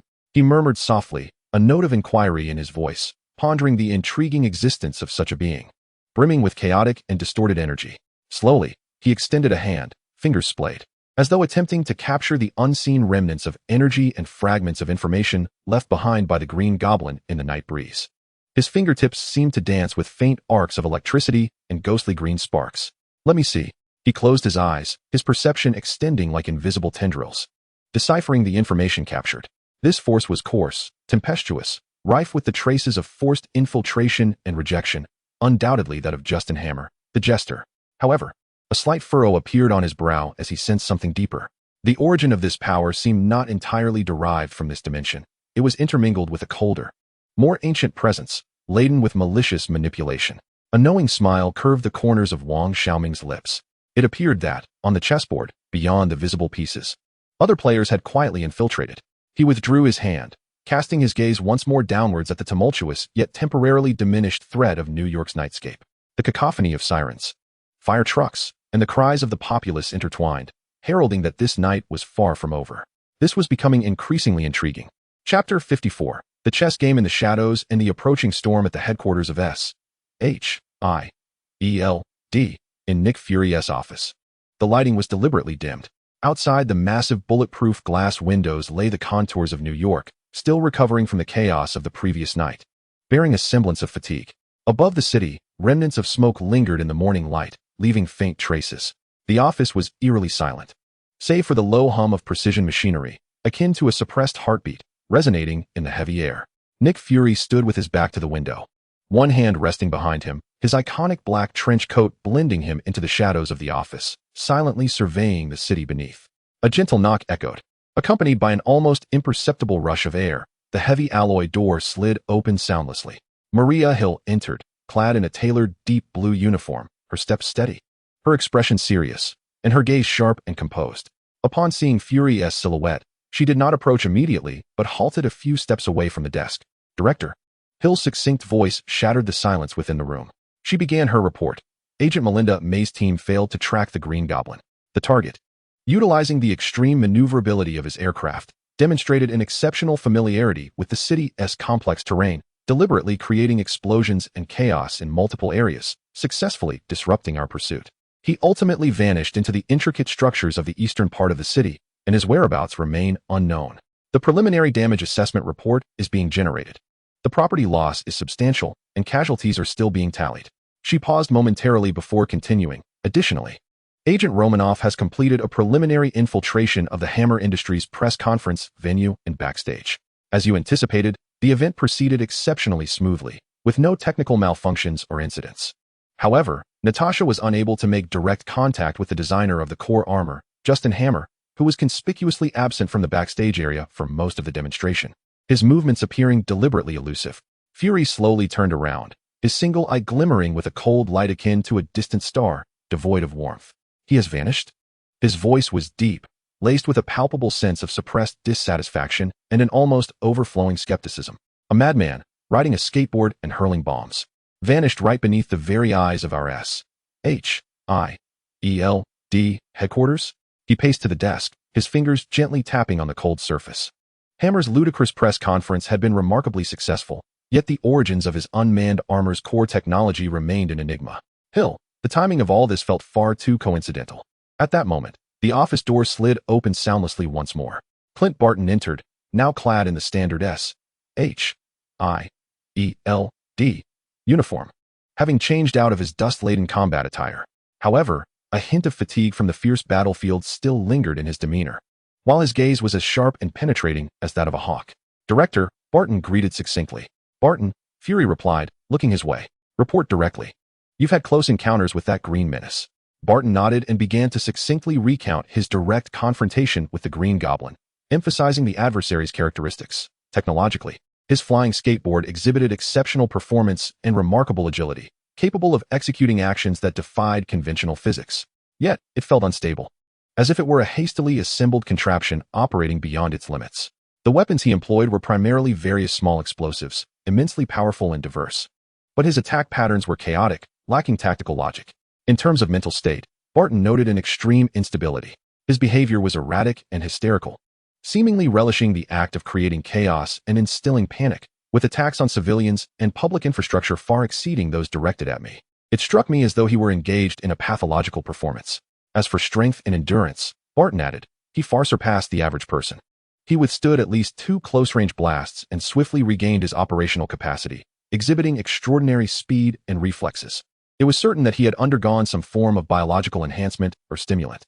Ultimately, Barton expressed his personal impression. In summary, it felt as if he were contending with a lunatic high on potent drugs, wielding a collection of perilous high-tech gadgets. His next move was utterly unpredictable, posing an extreme danger, driven solely by malice. Fury remained silent for a moment after hearing this, then turned his gaze to Hill. "Hill, what is your initial impression of this Green Goblin?" Setting aside the technological and combat aspects, he sought his capable deputy's insights, focusing more on psychological profiling. Hill pondered briefly before responding. "Unstable, extremely dangerous. His behavioral patterns resemble an irrational outburst rather than a terror attack with a clear strategic objective. However, the level of his equipment and the extraordinary physical capabilities he has displayed are far beyond what ordinary criminals or the mentally ill possess. There must be high-level technical support behind him, and there could be deeper reasons leading to his almost self-destructive mental state." She maintained an objective composure befitting a professional agent. At that moment, the office door opened for a third time, and Natasha Romanoff entered like a shadowy cat, silent and stealthy. "Director," her voice was low, imbued with an almost imperceptible metallic quality. "I circumvented the security systems surrounding Hammer Industries and, following the conclusion of the press conference, conducted a more thorough reconnaissance of their back-end production area and the periphery of their data center." Natasha promptly got to the crux of the matter, reporting her pivotal discoveries. The security level of their production and research areas was extraordinarily high, surpassing standard commercial or military benchmarks. Furthermore, all newly appointed security personnel for the core areas were not sourced from Hammer Industries' own security company. Rather, they exhibited a conspicuous background and operational characteristics of elite military special forces, equipped with the latest military-grade apparatus, yet all unit insignia had been deliberately erased. Military personnel? Upon hearing this crucial information, Fury's single eye narrowed, akin to a venomous serpent poised to strike. "Military personnel guarding Justin Hammer's production line?" he muttered softly, immediately conjuring the rigid and ambitious visage of Thaddeus Ross in his mind. His thoughts swiftly leaped back to the press conference itself. "Hill," Fury suddenly inquired. The array of unmanned combat suits showcased by Hammer tonight was vast and fluid in motion. They require a substantial energy supply to operate, yet it appeared during the live demonstration that they were not connected to any external power source. What kind of energy do they utilize? Miniaturized energy cores? Technology akin to the arc reactor? He pinpointed the most critical technological anomaly. Hill's eyes brightened as she quickly grasped Fury's implication.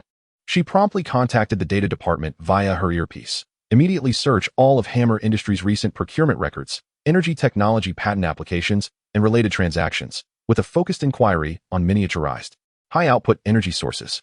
Cross-reference their energy output characteristics with the early arc reactor technology of Stark Industries. Moments later, Hill lifted her gaze, her expression turning increasingly grave. We have identified a potential connection. Although no direct evidence indicates that Hammer Industries independently possesses similar technology. The database cross-referencing pointed to some anomalous procurements of rare materials and energy components linked to a name, Anton Vanko. She quickly retrieved the information and summarized. Anton Vanko, a renowned physicist from the former Soviet Union, collaborated with Howard Stark on early theoretical research of the arc reactor during the Cold War. However, he was later exposed by Mr. Stark for espionage activities and ideological differences, leading to his exile back to the Soviet Union, where he fell into obscurity. Both Barton and Natasha in the office displayed expressions of dawning comprehension. Everything began to make sense. It was Vanko who had been covertly supporting Hammer. Or perhaps Hammer had acquired the technology he left behind. However, Hill swiftly added a caveat that shattered this simplistic inference. According to existing records, even if Vanko were still alive, he would be in the twilight of his years. Nonetheless, he has a son, Ivan Vanko, who is also a remarkably gifted physicist, reputed to have inherited all his father's research and a deep-seated animosity towards the Stark family. Ivan Vanko's whereabouts have remained exceedingly clandestine, having been labeled a potential international security threat by multiple intelligence agencies over the years. In an instant, all clues, like iron filings drawn to a magnet, clearly pointed towards two individuals, Ivan Vanko and Justin Hammer, who was covertly colluding with the military and entangled in the armor release event. A glint of cold light flickered in Fury's eyes, dispelling any hesitation. His icy command cut through the air like a drawn blade. Natasha, your new primary target is Ivan Vanko. I need to know where he is hiding, what he is doing, and the sordid deal he has struck with Hammer and Ross. Utilize all your resources and means to unearth him. Barton, you have the most direct understanding of that green menace.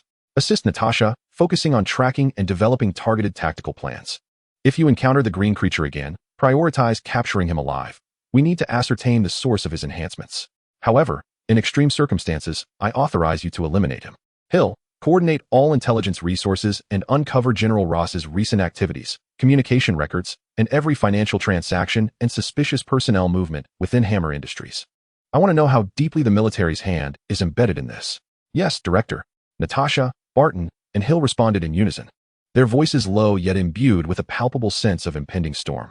At that moment, Phil Coulson, having concluded the initial coordination at the scene and reassured Stark, stepped into the office, observing the atmosphere thick enough to be sliced. He instinctively attempted to lighten the mood with his characteristic dry humor. It seems I just missed the most riveting part. So our conclusion is that the man dressed like a cheap disco ball, Justin Hammer, has now ascended to the top of the wanted list.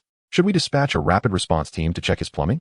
Inside the office, Hill, Natasha, and Barton exchanged subtle expressions, clearly perceiving Hammer as more of a foolish, pitiful puppet pushed to the forefront by Vanko or General Ross, with the true threat lying in the forces behind him. However, Nick Fury's countenance remained inscrutable, his single eye harboring depths of understanding and vigilance that no one could penetrate. Unlike the others, he did not underestimate Hammer due to his foolishness and absurdity.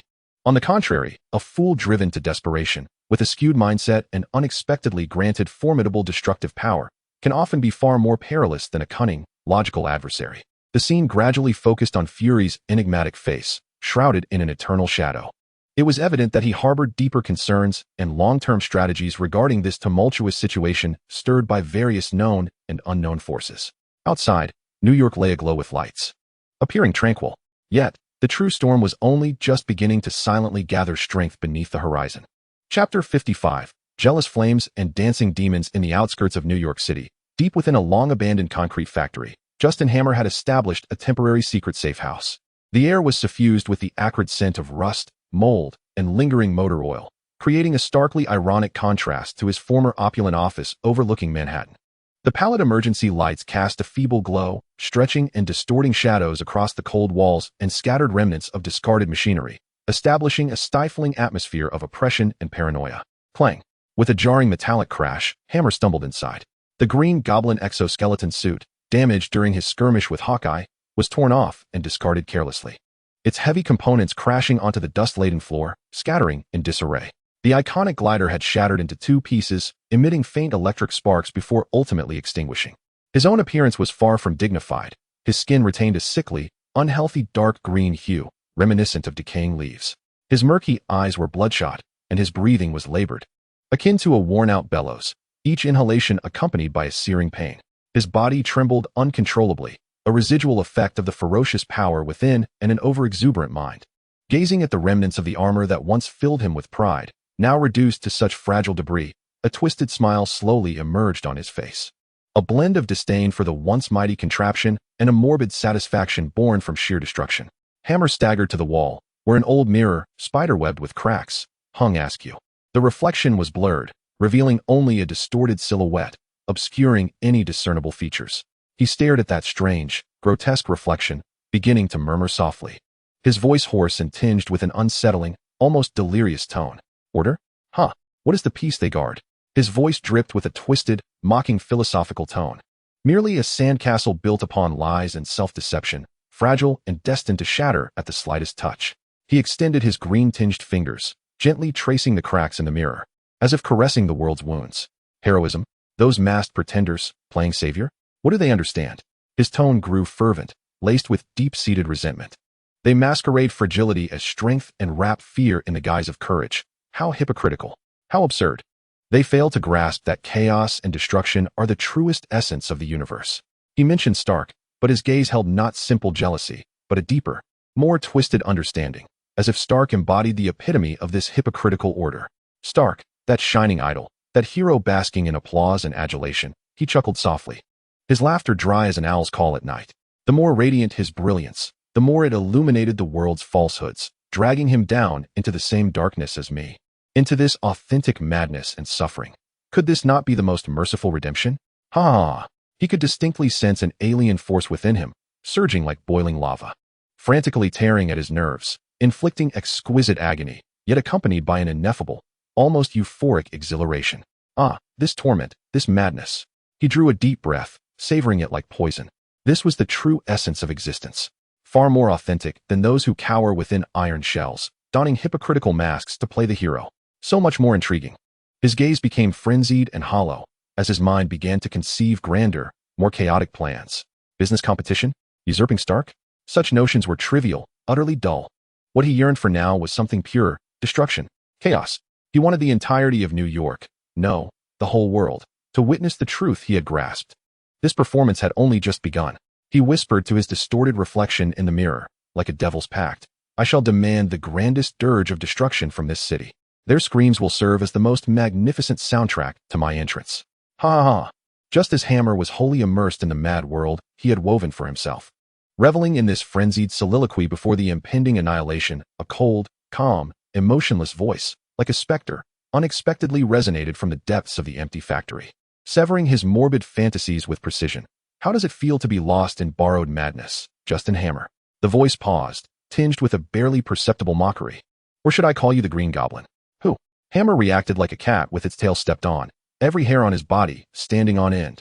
He jolted, his body spinning like a tightly wound spring, instinctively adopting a twisted posture of defense and attack, his murky yellow eyes glinting with ferocity. Fixated on the source of the voice. In the dim light, a shadow had silently taken form at the entrance of the safe house. A figure stood there, gripping a uniquely designed firearm, the very weapon's form he had adopted, its cold muzzle unwaveringly aimed at Hammer, the gun's body glinting with a metallic sheen. The crimson lines in the gloom resembling a perilous warning signal. It was Wang Xiaoming. Tell me, Wang Xiaoming's voice remained calm, yet it bore an intangible, undeniable pressure. Piercing towards Hammer with surgical precision. Who has transformed you into this? What is the source of that power which does not belong to this world? After the initial shock, the look of terror on Hammer's face was swiftly replaced by a more sinister, distorted grin. He seemed amused by Wang Xiaoming's inquiry. Or perhaps it was the madness within him that rendered him fearless. Oh, ha ha, he emitted a low, raspy laugh, akin to sandpaper scraping. Are you intrigued by my new appearance? Do you wish to know? Very well. His smile abruptly morphed into one of fierce malignance. You can ask when you descend into hell. Before the last words had escaped his lips, with a roar, Hammer unleashed a primal scream, like a maddened beast, exerting all his strength to hurl a heavy metal workbench towards Wang Xiaoming. The heavy metallic table soared through the air, cutting through the atmosphere with a deafening roar. In stark contrast, his own movements were markedly different.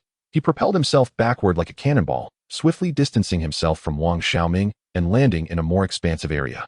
Crash! The metal workbench was effortlessly dodged by Wang Xiaoming, crashing heavily to the ground and creating a tremendous noise that stirred a cloud of dust. Yet, Wang Xiaoming's gun remained firmly locked onto the freshly grounded hammer, as if it were a relentless parasite. Did you think that the airborne jester was all I had to offer?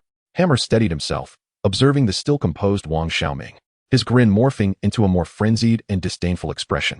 His tone bore an almost sermon-like fervor. Navi, utterly Navi. You have no comprehension. You will never understand. You cannot fathom the tremendous despair I embrace, the brutal reality I endure.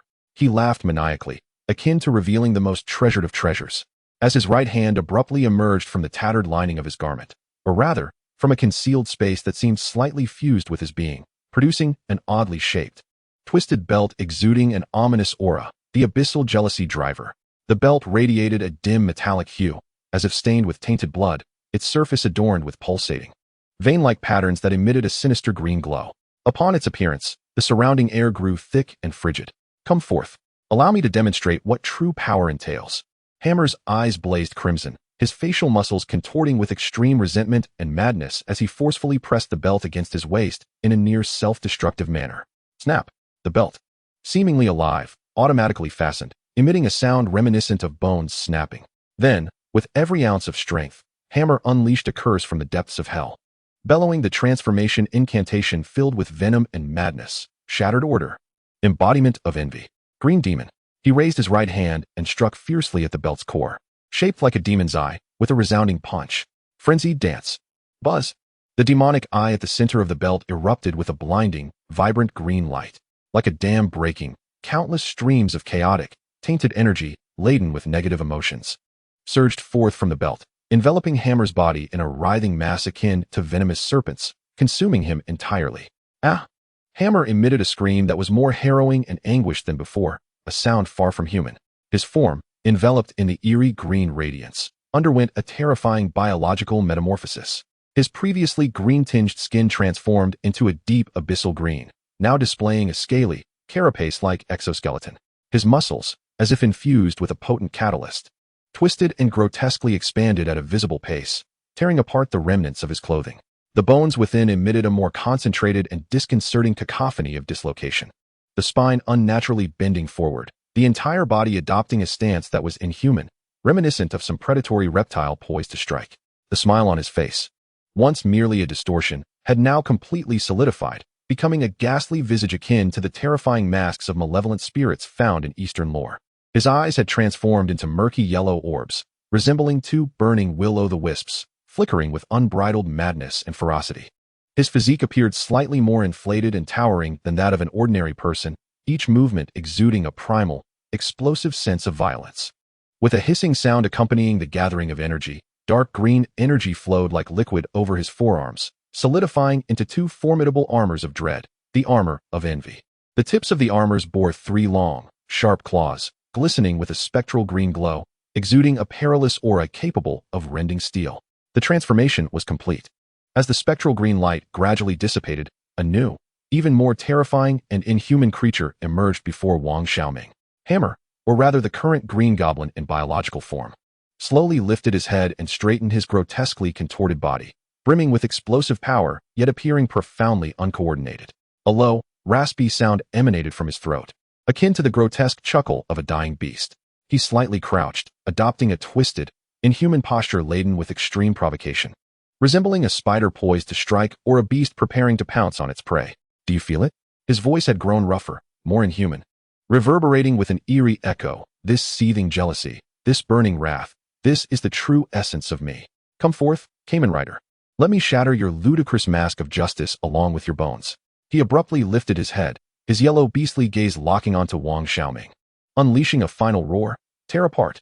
Chapter 56. The Emperor's green demon Wang Xiaoming gazed at the creature before him, now entirely a slave to power, exuding a potent aura of tainted energy from the fighting realm, his expression icy and unwavering. So, it is indeed the corruption of the fighting realm's power, such a tragic fate, utterly beyond salvation. He slowly retracted his gun mode with unhurried grace. Simultaneously, his other hand reached for the card box at his waist, retrieving his own magenta card. Without uttering a word, he inserted the card into the driver. A brilliant magenta light erupted, akin to a blade cleaving through darkness. Kamen Rider, once again, descends. The battle was about to commence. Roar! The Green Goblin, hammer, struck first. He unleashed a roar that bore no semblance to humanity, dropping to all fours and charging like a cannonball. The dark green figure blurred, leaving a hazy afterimage on the ground, moving with astonishing speed. His right arm swung out, the claws of the armor of envy shimmering with ethereal green energy, slicing through the air with a piercing shriek as they viciously aimed for the chest armor. With a piercing gaze, unwavering and unyielding, the body slightly sank, the left foot advancing half a step to stabilize the center of gravity. The sword mode instantly manifested in hand, precisely blocking upward with remarkable accuracy. The clash erupted with a resounding clang as claws met blade, producing blinding sparks and a deafening metallic resonance. A tremendous, ferocious force surged along the blade, causing the arm wielding the sword to tremble slightly under its weight. This power far exceeded that of the previous whips and war armors. In the very moment of the block, the green demon's left fist struck like a venomous serpent, accompanied by a howling rush of wind, aiming directly for the face. The assault was swift, fluid, and instinctively primal, the body leaning back like a resilient weeble, narrowly evading the fierce punch.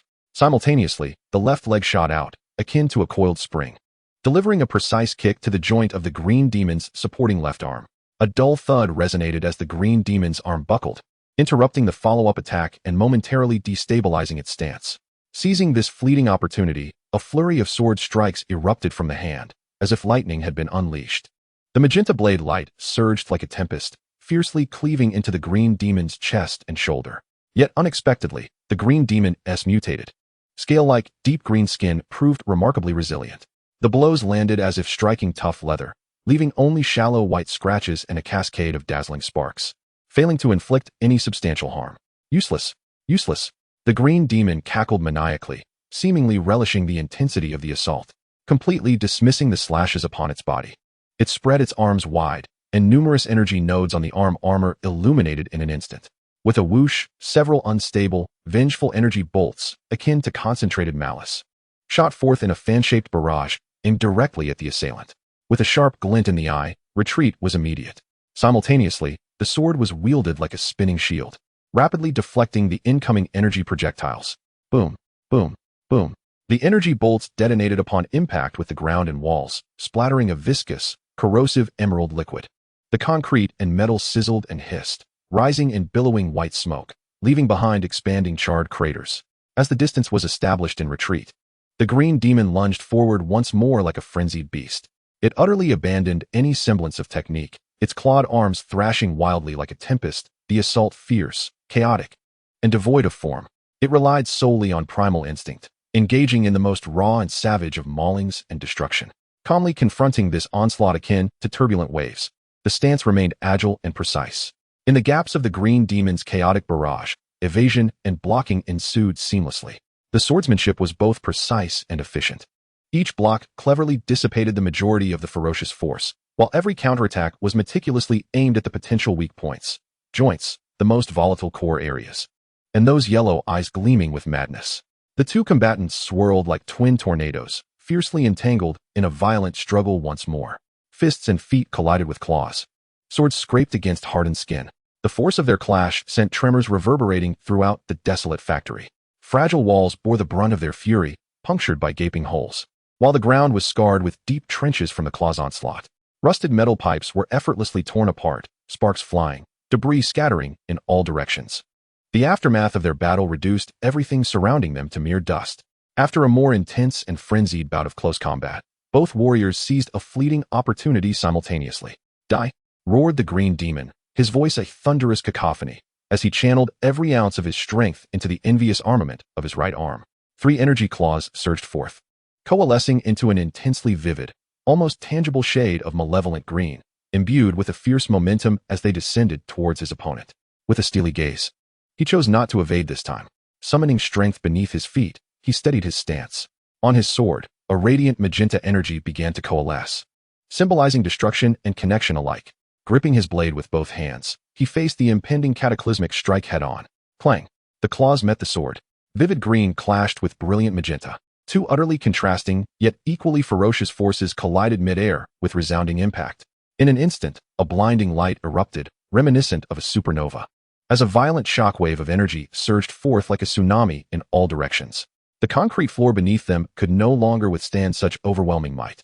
Fracturing like glass struck by a heavy hammer, forming a vast web of cracks. The immense recoil thrust both warriors backward with ferocity, their heavy footfalls carving deep grooves into the ground until they barely regained their balance against distant walls or abandoned machinery. Smoke and dust swirled around them as they re-established their distance. The green demon's chest heaved violently, his breaths labored and heavy.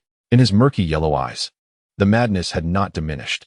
Rather, it blazed more intensely, akin to an unquenchable fire from the depths of hell. Slowly raising his weapon, the sword's tip angled toward the ground. The residual magenta energy flickered upon the blade. His crimson compound eyes, like cold searchlights, fixated relentlessly on the grotesque figure across from him, now utterly dehumanized. The battle had momentarily reached a stalemate. Yet the palpable aura of death and destruction hung thicker than ever in the air. The true dance of madness had only just begun. Chapter 57, Tear of the Sun. Purifying frenzy deep within the abandoned factory. The swirling dust resembled solidified specters, drifting languidly beneath the harsh glare of emergency lights. The echoes of their energy clash had yet to fully subside, leaving an atmosphere heavy with both searing heat and chilling cold. Standing amidst the chaos, the warrior in magenta armor emanated a unique sheen in the dim light. His sword pointed downward, the energy's afterglow pulsed rhythmically, as opposite him, the green demon, transformed by Justin Hammer, breathed heavily, each gasp resembling a worn bellows, his throat emitting low, beastly growls. The murky yellow beast's eyes now burned with an even more frenzied and intense flame, fixating steadfastly on the figure before it. The brief standoff resembled the oppressive silence before a storm, stifling and suffocating.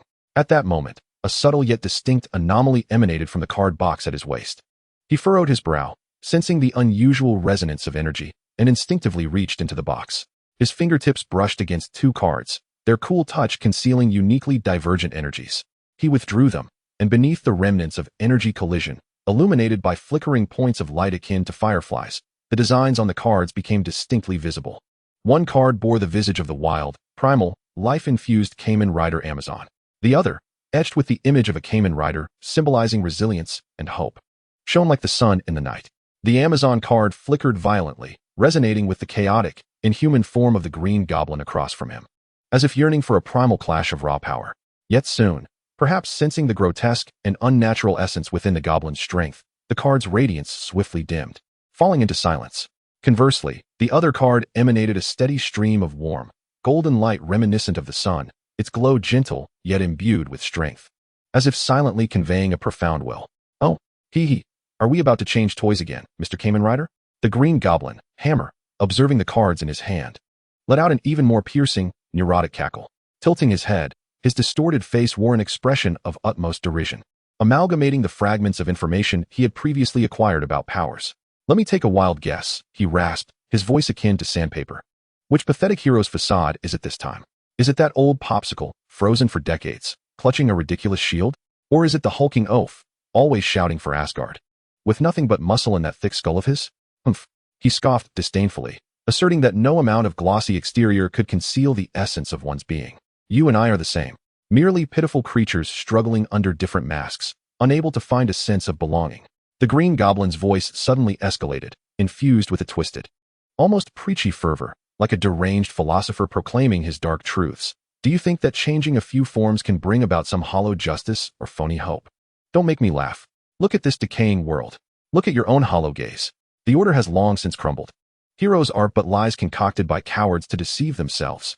There is only suffering, only madness, only those like me, who dare to confront the deepest darkness within, who dare to embrace this endless jealousy and resentment, can grasp the true essence of power.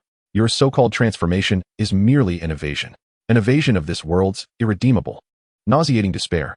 Slowly lifting his head, his gaze drifted over the dim card in his hand, ultimately resting upon the one that radiated a sun-like brilliance.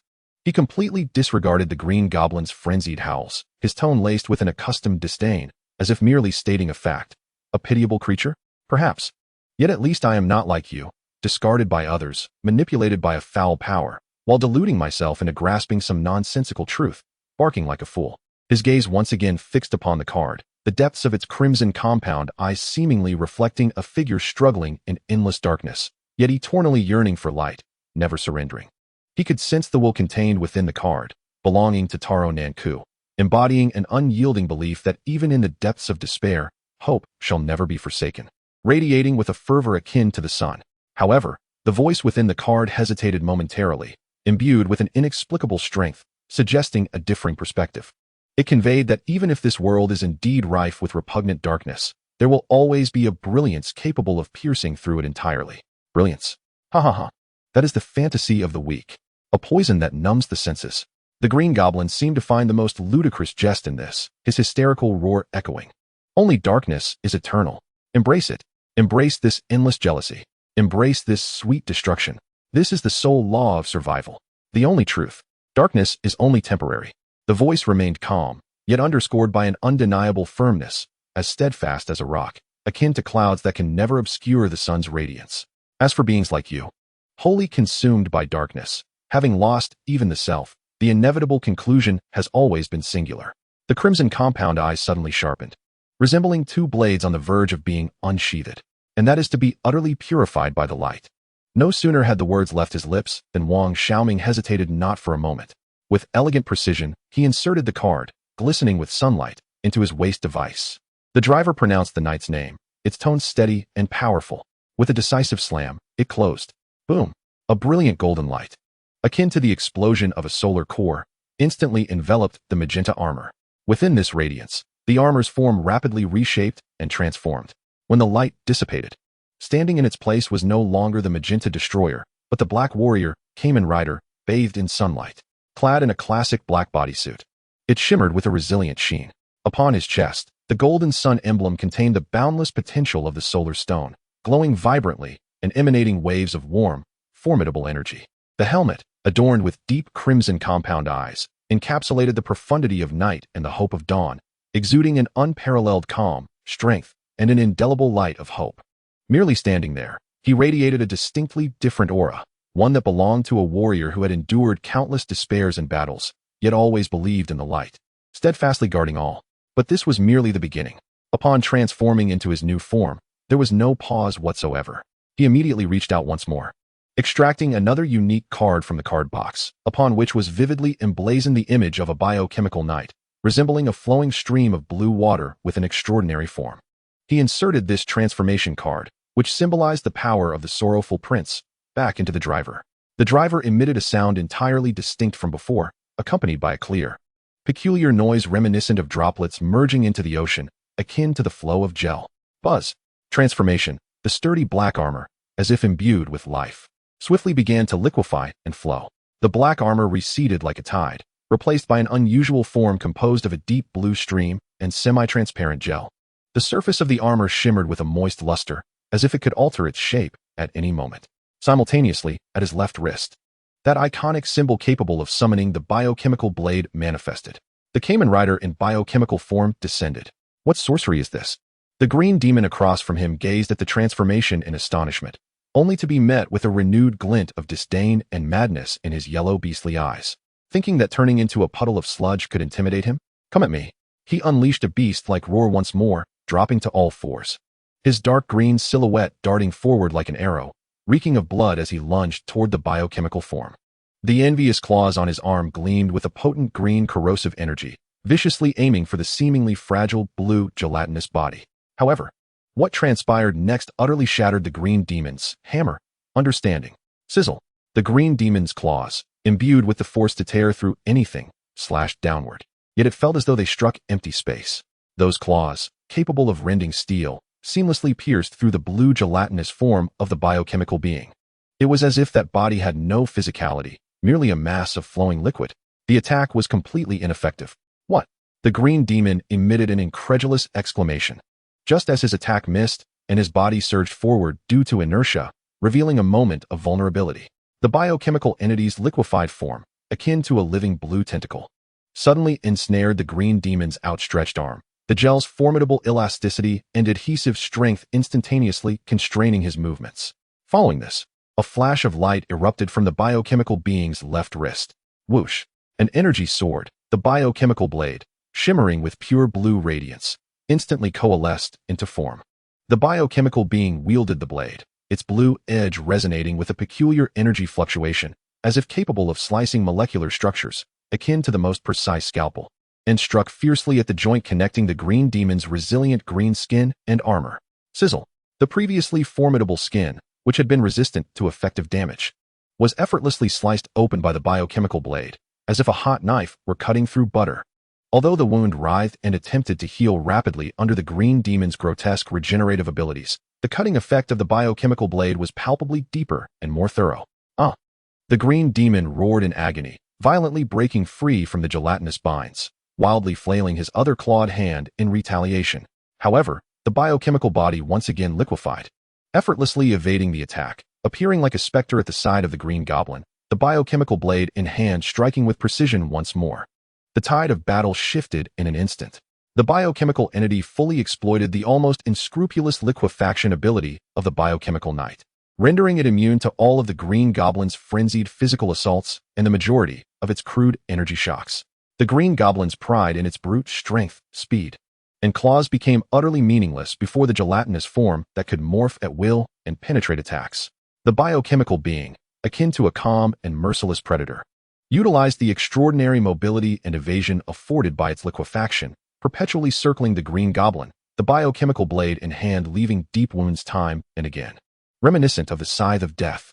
Although the green goblin possessed remarkable regenerative abilities, each strike was accompanied by excruciating pain and a drain of energy.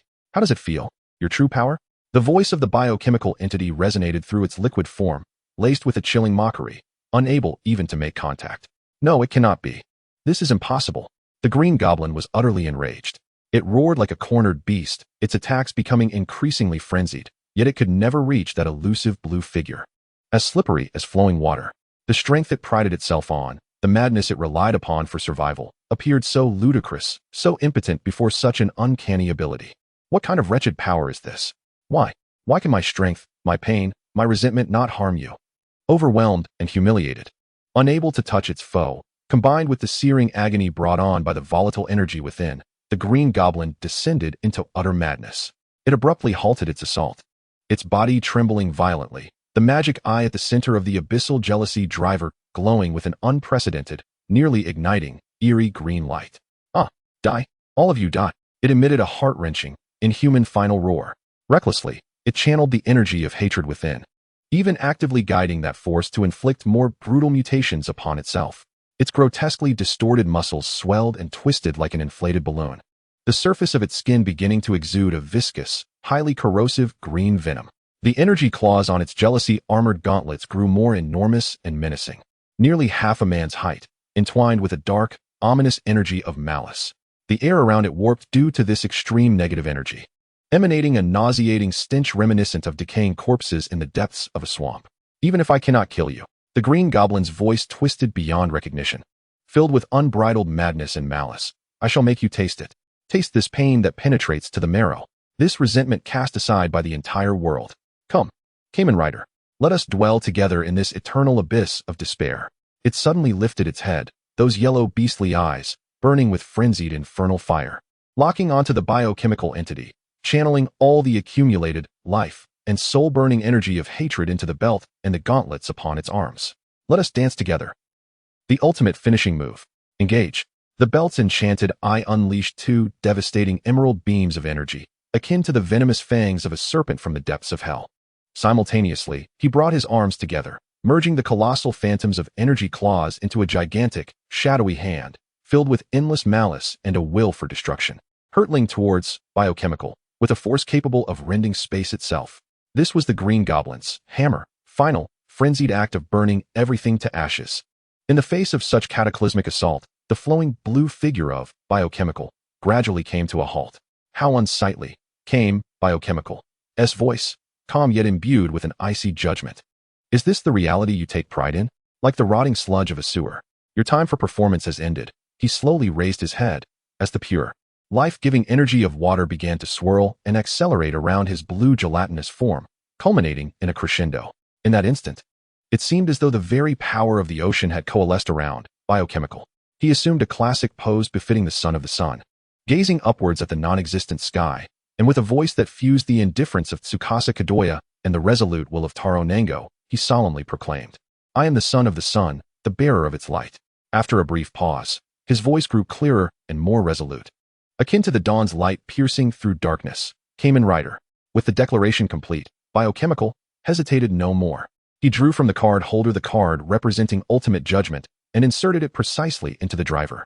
Sparks ignited as the driver emitted the final climactic sound effect like a roaring torrent. Biochemical raised his left wrist high. Pure, life-affirming blue energy surged wildly towards the coalescing biochemical blade in the void. The blue blade expanded exponentially, transforming into a massive energy sword, reminiscent of a rushing river and solidified water.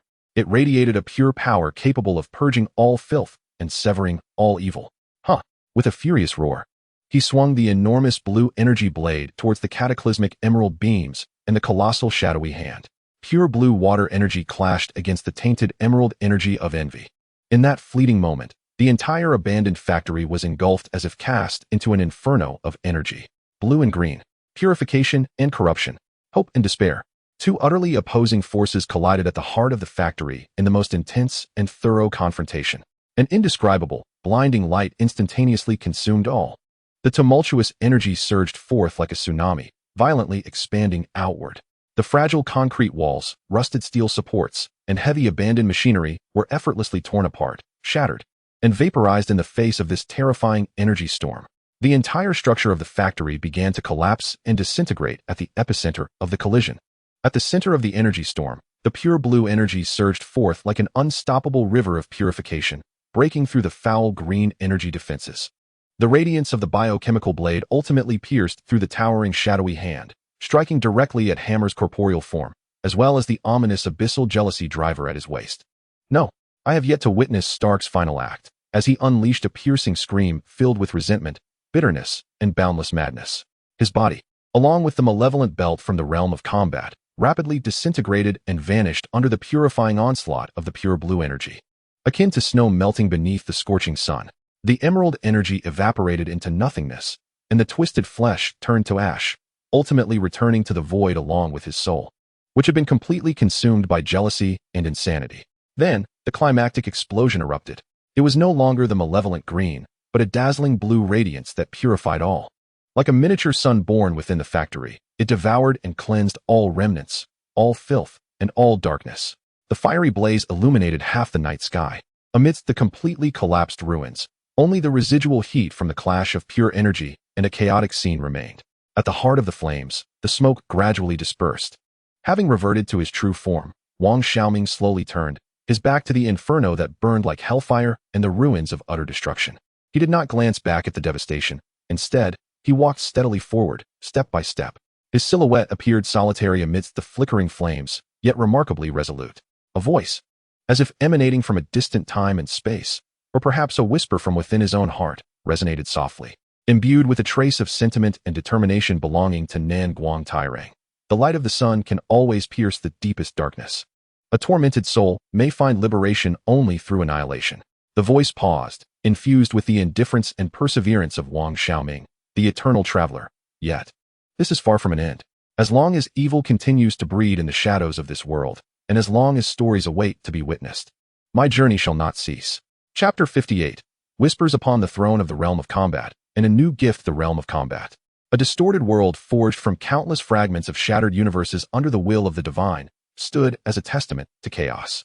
At its core, an imposing fortress known as the Doomsday Castle loomed, a grotesque amalgamation of Gothic spires, the frigid edges of Latvian steel, and incomprehensible cosmic energy technology.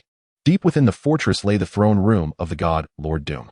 This space was less a room and more a realm of solidified will. The light was dim, as cold as a grave. Only the throne itself, along with a colossal observation sphere suspended before it, seemingly composed of pure energy, emanated a chilling glow that enveloped everything in an oppressive atmosphere. The air was thick with the acrid scent of ozone, the mustiness of ancient magical parchment, and an intangible yet pervasive essence of rust that accompanied absolute power. The god Lord Victor von Doom sat upon his fearsome throne, crafted from an unknown black metal and flowing energy. His signature green cloak cascaded down like a frozen waterfall, covering the steel throne behind him, utterly still. The metallic mask obscured all of his expressions, leaving only a pair of profound eyes which calmly gazed through the crevices of the mask at the levitating orb of energy before him. Within the orb, a silent playback unfolded, akin to the highest definition imagery, depicting the battle that transpired in another numbered universe, within the confines of an abandoned factory. It captured the moment when Justin Hammer was consumed by jealousy, frantically transforming into the twisted Green Goblin, followed by the crimson-clad Kamen Rider switching forms, first embodying the sunlit Black Warrior, then morphing into a bizarre blue liquid form, ultimately wielding a blue blade of light, akin to a purifying river, to utterly obliterate the pitiful creature along with the malevolent force within it. Every detail, every clash of energy, every transformation was precisely captured by this extraordinary observational device, presenting itself before Doom. As the battle's imagery concluded, the energy orb gradually returned to tranquility, leaving only a faint glow in its wake. Doom maintained his position, resembling an immutable statue of steel. After a considerable duration, he emitted a low, almost soliloquy-like evaluation, his voice emanating through the metallic mask, cold and devoid of any emotional fluctuation. Akin to the most sophisticated apparatus analyzing failed experimental data, the foolish vessel was so easily ignited by the flames of jealousy, and so effortlessly crushed by the fear brought forth by equal power, leading to its destruction.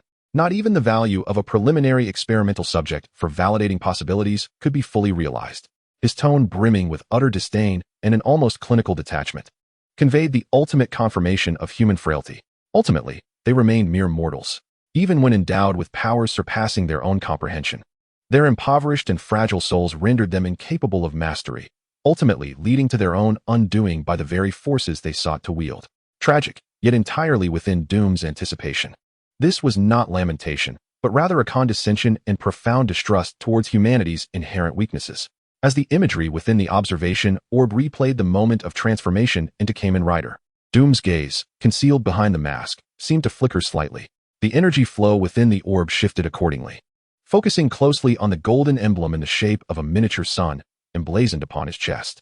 Even across dimensions and through the observational apparatus, Doom, the supreme being of both magic and technology, could distinctly sense the energy emanating from that form, that stone, a pure, searing light energy, akin to the core of a star, embodying an indomitable spirit of hope, unyielding and resolute. This energy, in stark contrast to the chaos, disarray, destruction, and rebirth represented by the realm of conflict, as well as the ironclad order and philosophy of dark power he espoused, seemed utterly incompatible, like ice and fire in stark opposition. This pure light stirred within Doom an instinctual, profound aversion and discomfort.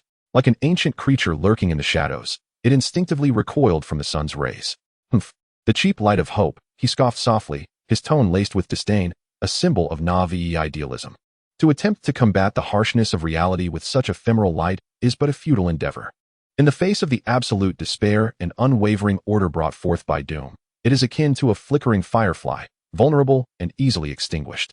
Yet, when the scene shifts to the biochemical night manifested in a fluid azure form, Doom's reaction transforms entirely. Gone is the prior disdain, replaced by a palpable curiosity, a thirst for exploration that befits a foremost scholar confronting the unknown. Is this intriguing metamorphosis merely a manifestation of pure energy, or a complete liquid incarnation? The mechanics behind an assault that defies the laws of physics and the ability to directly purify energy sources tainted by the forces of the battle realm merit Doom's contemplation. However, he soon perceives the inherent will of protection and purification of evil embodied in the Knight's wielding of the Blade of Sanctification. Yet, the foundation of such power appears to rest upon a fragile obsession with guardianship, or, rather, a will to purify, a feeble cornerstone that ultimately cannot uphold true greatness. He delivers yet another frigid judgment. Doom gradually diverts his gaze from the observation sphere, reflecting on the platitudes uttered before the purification of Hammer, such as darkness cannot conquer light, and hope endures. Light, justice, hope. Doom's murmurs echo throughout the vast throne hall, tinged with an indifference that overlooks all existence. Mere fabrications of the weak grasping for solace in the face of an unyielding and frigid reality, laughable self-deceptions for survival. Behold this shattered multiverse, which has repeatedly demonstrated through countless cycles of destruction and rebirth the impotence and pallor of these vacuous concepts. His gaze seems to pierce through the castle walls, surveying the outside, a realm of fragmented worlds, forcibly stitched and twisted into a battle domain under his will, a strange continent eternally shrouded in dusk or night, filled with crumbling ruins yet establishing a severe order. Look upon these remnants of a cosmos once fraught with chaos and disorder, perpetually reborn through endless conflict and devastation. Under my will, they have been endowed with an entirely new, absolute order. The painful fusion is necessary. An iron-fisted rule is imperative. The sacrifice of the weak for the preservation of the whole is a matter of course. Only I, Victor Von Doom, Lord Doom, can put an end to the ceaseless cycle of folly. Only I can bring absolute and eternal peace to this shattered existence. His tone is imbued with an undeniable confidence and a grotesquely distorted messianic complex. He is convinced that all he does is the greatest salvation for this universe on the brink of annihilation. And that passing masked night, Doom's gaze turns frigid once more, akin to an exceedingly dangerous virus left over from the old world, wandering and spreading the plague of chaos and his ludicrous, uncertain possibilities.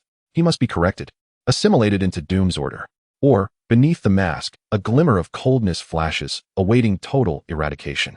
He believed that the previous method of directly endowing Hammer with power and brutally amplifying its negative emotions, while capable of creating an effective instrument of destruction in a short span, rendered the vessel itself too fragile.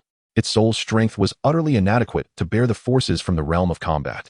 Ultimately, it would merely burst forth like fireworks, quickly spiraling out of control and leading to annihilation.